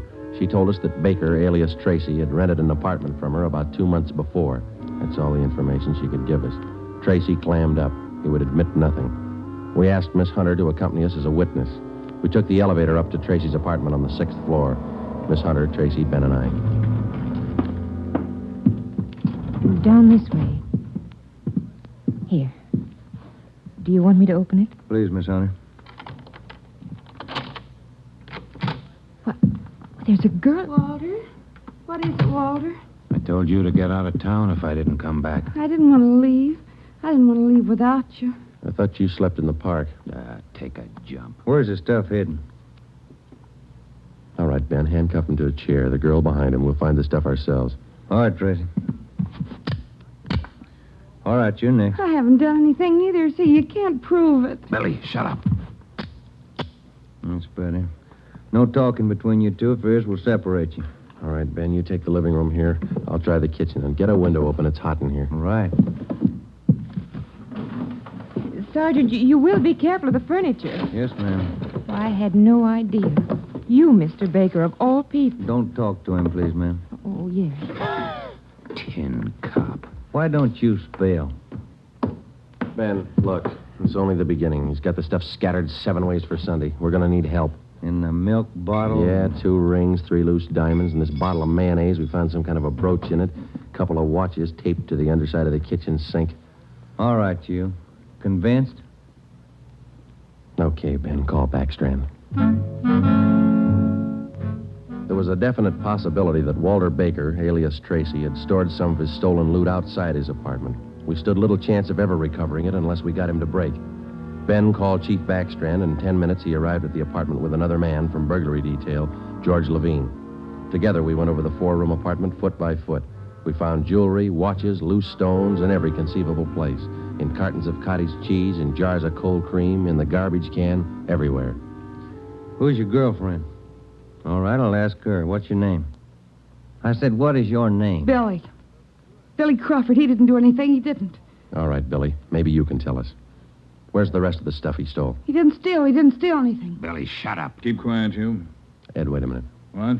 Just a minute. I want to look over here. Papers. Taped to the underside of that top drawer. What is it, Friday? No, you can't. You can't. Look at these. All right, you found them. I'll talk. No, Walter, don't. Parole papers. He's an ex-con. Yeah, I'll cop out. Don't do it, Walter. Billy, shut up. Dumb dame. The rest of the stuff, where is it? On the roof.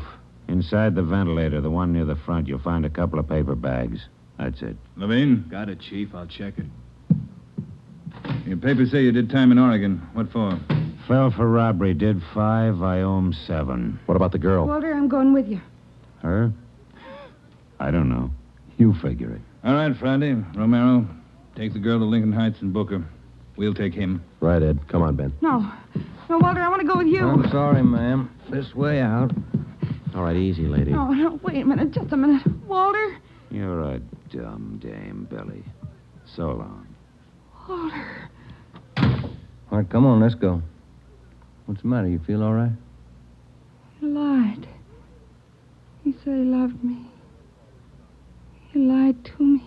Don't feel hurt, lady. He lied to everybody.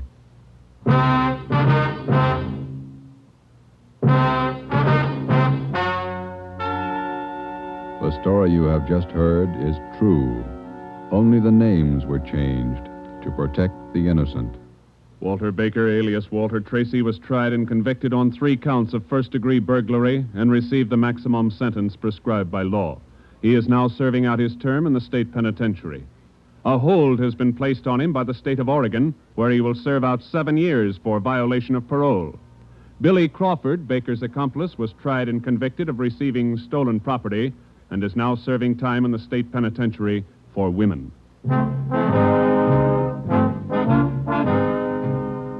You have just heard the 11th in a new series of authentic cases transcribed from official police files. Technical advice for Dragnet is furnished by the Los Angeles Police Department. Tonight's program is dedicated to Warden Clarence A. Larkin of Folsom Prison, Sacramento, who, on the evening of September 24th, 1937, gave his life so that yours might be more secure.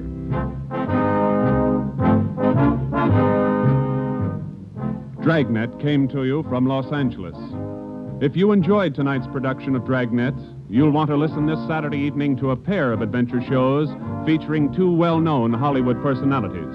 You'll enjoy Brian Donlevy, star of Dangerous Assignment. Also on Saturday's schedule is Richard Diamond, private detective, as played by the screen's romantic tough guy, Dick Powell. Listen to both of these exciting programs this Saturday over most of these same NBC stations. This is NBC, the national broadcasting company.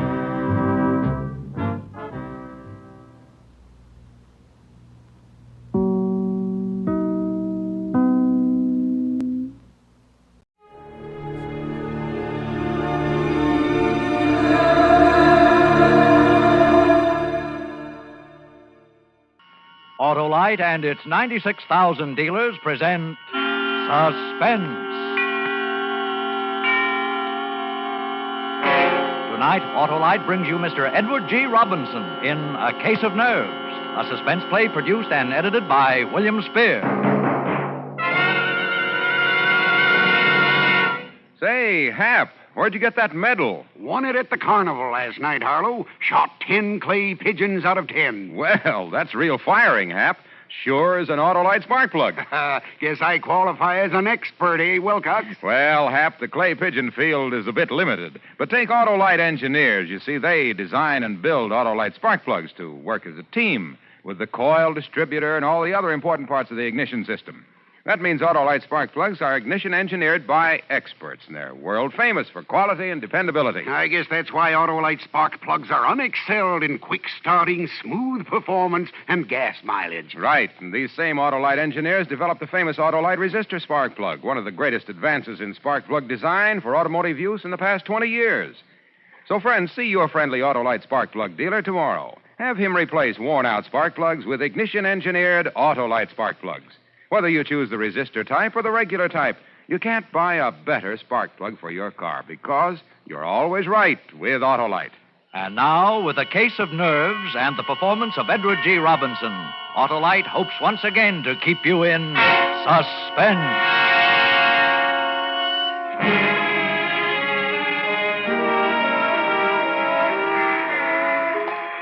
I got off the train in Toledo and walked through the station to the street. I passed up the waiting taxis and swung aboard a bus. Taxi drivers are likely to remember you, and I couldn't take a chance on that. I hadn't paid any attention to the bus. I didn't know what the line was or where it was going. It didn't make any difference. I didn't know Toledo very well anyway. I watched out the window, and when I came to a likely neighborhood, I got off. Strange, unfamiliar quarter of the city, and yet familiar because every city has neighborhoods like it. Drab, faceless houses looking almost alike. And then most of them, drab men and women anxious to make $1 by renting a room. Now, this here is a nice room. It's the best one I got. Your windows on 2 sides. There's a nice soft bed. Well, I'll take it. How long you figure on staying? Oh, just overnight. I'll pay you now. Oh, well, that's $2, please. Yeah. Oh. What's the matter, mister? Are you sick? Yes, I'm very sick. Is there a doctor near here? Hey, you are sick. Yeah, I think I'll go to bed. That doctor. Oh, yeah. There's Dr. Martin just around the corner. He's young, but he's good. Well, would you call him for me, please? Ask him to come right up. Oh. Yeah, sure. Right away.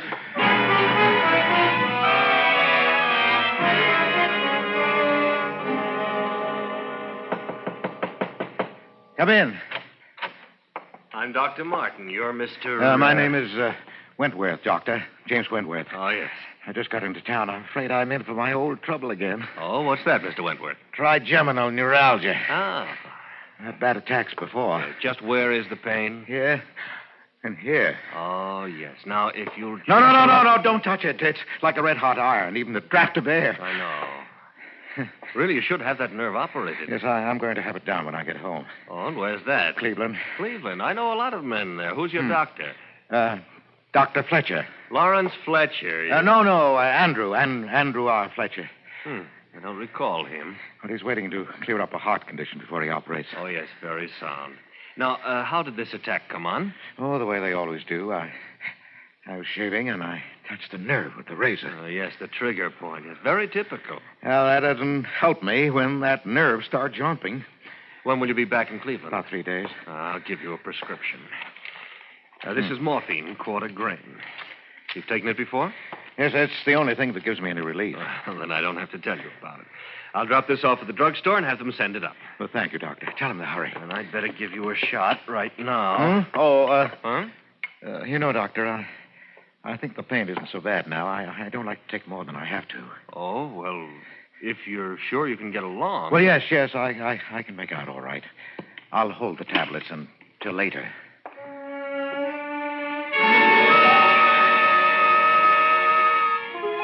I paid Dr. Martin, young Dr. Martin of Toledo, and he left. I waited for the package to arrive from the drugstore. Then I stayed the night so the landlady wouldn't think it was peculiar. In the morning, I got on the train, went back to Cleveland, to the hospital with the little white tablets in my pocket. The little white tablets with which I would kill Louise.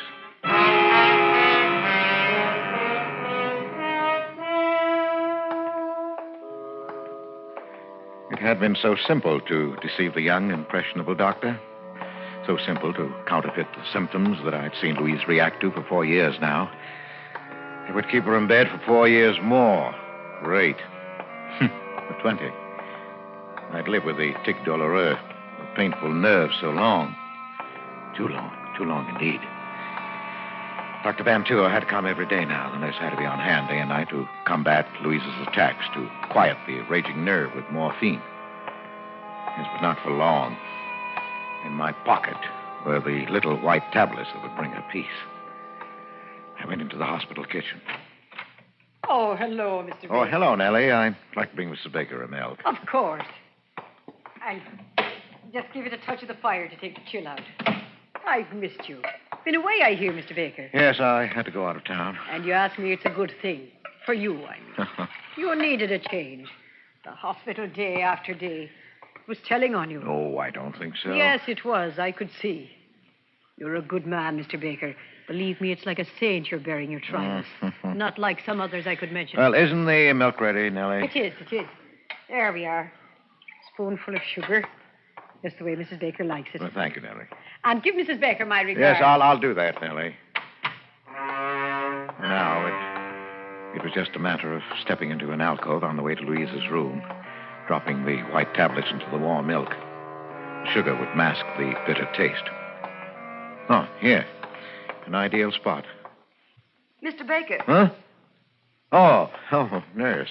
Did I startle you? I didn't mean to. No, of course not. Oh, bringing Mrs. Baker a milk, I see. Well, I'm going up there myself. May I keep you company? Yes, of course. Nurse White walked beside me to Louise's room. The chance for the night was gone. Another night of pain for Louise. I felt the sudden anger of the nurse. And a moment later, I realized how unreasonable it was. It was hard to be angry with anyone so pert, so alive, so beautiful. Even in her severe uniform, she managed to remain feminine, provocative. There was always a flower at her shoulder. Today, it was a sprig of flowering dogwood. And her quiet, unprofessional perfume was an exciting tingle in my nostrils. And then, we were in front of Louise's door. Hello, Mrs. Baker. Look what I brought you. Albert, dear. Hello, darling. Oh, I'm so glad you're back, darling. I missed you. I missed you, too. Here's your milk. You never forget, do you, Albert? How was your day? Just fine. Wasn't it, Miss White? Oh, yes, Mrs. Baker. A very good day, all things considered. Well, I'm glad. I brought you something else, Louise. Oh, the locket. Hmm. Oh, thank you, Albert, for remembering. Look, nurse, isn't it beautiful? Oh, it is. It's an old piece, isn't it? It belonged to my mother. I had to hunt all over the house for it. Whatever gave you the sudden notion you wanted it anyway? I don't know. I've had a feeling I'll be joining Mother soon. Oh, Louise, please don't talk that way. Now, Mrs. Baker, you're going to be up on your feet before you know it. And that's almost enough talking tonight, Mr. Baker. No. Mrs. Baker, do you want me to leave a tablet for you? Yes, thank you, dear. Here you are. I hope you don't need to take it. Well, good night. Good night, Miss White. The tablet. You've been taking it every night? Well, I try not to. But lately, the pain... Yes, I know. Oh, Albert, dear, you deserve something better than this. Please, dear. Now, your nose to the grindstone to pay for the doctors and nurses. Oh, don't worry. A little handball at the club, and then this room. Yes, but you're going to get better, dear. You must believe the doctor. That's what Pauline says. Pauline? The nurse. Oh, yes, of course. Oh, is she looking out for you all right? She's a dear. And very pretty, don't you think? Pretty? Yes, I suppose so. I hadn't noticed. I used to be pretty. You used to embarrass me sometimes the way you looked at me. But you're still beautiful, Louise. You'll always be. I'm sorry, dear. I won't talk like that again. You'd better go now, Albert. I'll try to sleep. Yes. Well, good night, dear. I'll see you tomorrow.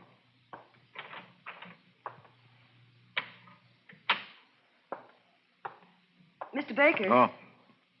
Miss White. I thought you'd gone. I wanted to talk to you, Mr. Baker. Yes? It's about Mrs. Baker. She worries me. Her mental state is very low.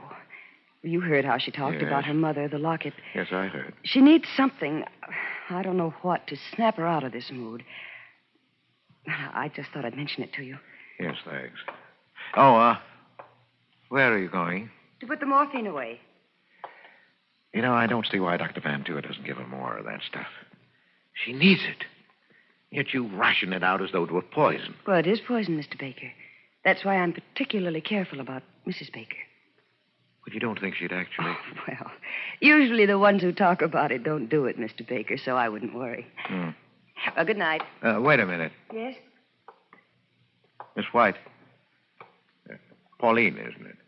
Why, yes, I didn't think you knew. Well, would you mind, when we were alone, if I called you Pauline? I'd like it. Thanks. Well, you know, this is an awful thing to ask, but, well, you know, it's been pretty lonely for me. Oh, yes, I know. That is, I can guess. Well, would you let me take you to dinner this evening? Why, thank you, Mr. Baker. I'd love it. I'm off duty at 8. Well, I'll pick you up then. And, Pauline. Yes, Mr. Baker. My name's Albert. At 8, then. Albert.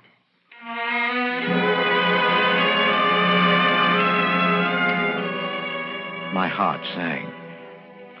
She was perfect. Everything was perfect. I had my poison. I had my witnesses. Louise had said just the right things in their presence, talking about her locket, making her veiled hints at suicide. How beautifully everything fell into place. I started toward the lobby door when I heard my name. Oh, Baker. I say, Baker. Oh, Dr. Van Tour. How are you? Oh, fine. Say, I want you to meet someone. This is Dr. Martin of Toledo. I looked at him, at the man who stepped forward to shake hands with me, and my mouth went dry. This was Dr. Martin of Toledo who had given me my murder prescription. The eager, bumptious young man who stood there now looking straight into my eyes and saying, Hello. How's that bad nerve of yours?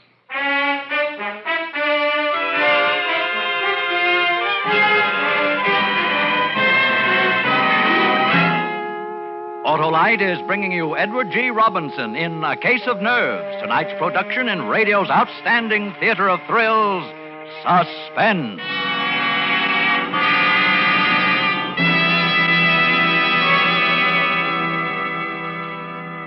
Say, Harlow, I had my fortune told at the carnival, too. Oh, that's so. What'd the gypsy see in the crystal ball, huh? Well, he said I would soon consult with an expert about... Ignition-engineered Autolite spark plugs? Yeah. Well, they're built by experts because Autolite engineers are the experts who design and build complete ignition systems used as original factory equipment on many makes of America's finest cars. So naturally, they engineer Autolite spark plugs to work as a team with the coil, distributor, and all the other important parts of the ignition system. You mean, of course, they know how to build ignition-engineered Autolite spark plugs that can't be beat for quick starting, smooth performance, and gas mileage. Precisely. And it was these same Autolite engineers who developed the famous Autolite resistor spark plug, one of the greatest advances in spark plug design for automotive use in the past 20 years. Oh, that gypsy had nothing on you, Wilcox. Well, friends, see your friendly Autolite dealer tomorrow. Have him replace worn-out spark plugs with world-famous ignition-engineered Autolite spark plugs. Whether you choose the resistor type or the regular type, you can't buy better spark plugs for your car because you're always right with Autolite.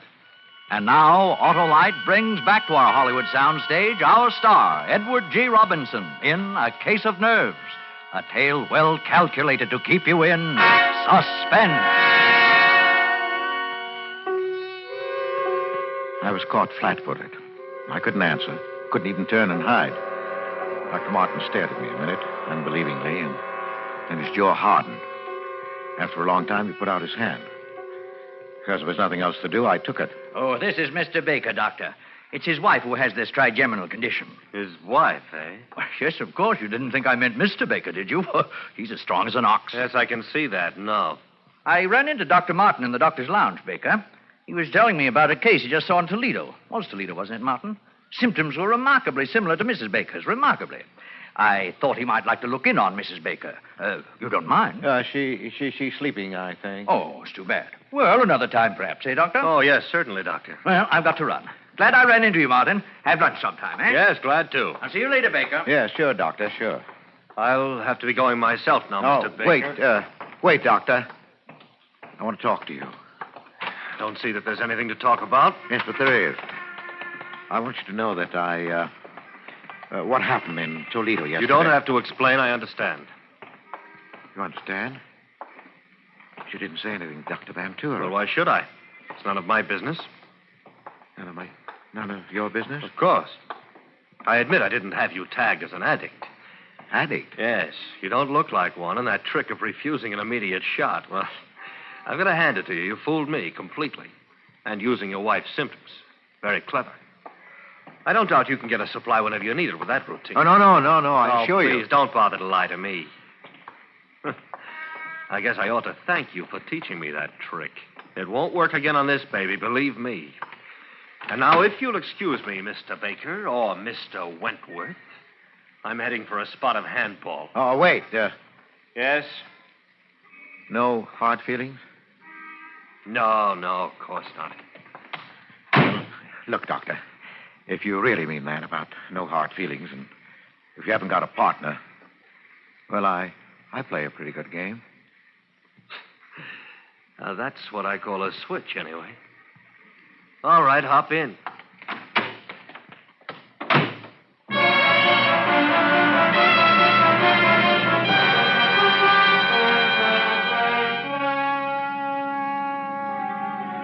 An addict. He took me for an addict, working on any dodge I could to get a supply of dope. Yes, but later, when he heard of Louise's death, he'd remember. I had no idea what I was going to do. I only knew that I couldn't let him go. He drove me over to the athletic club. He wasn't a member, but he held a courtesy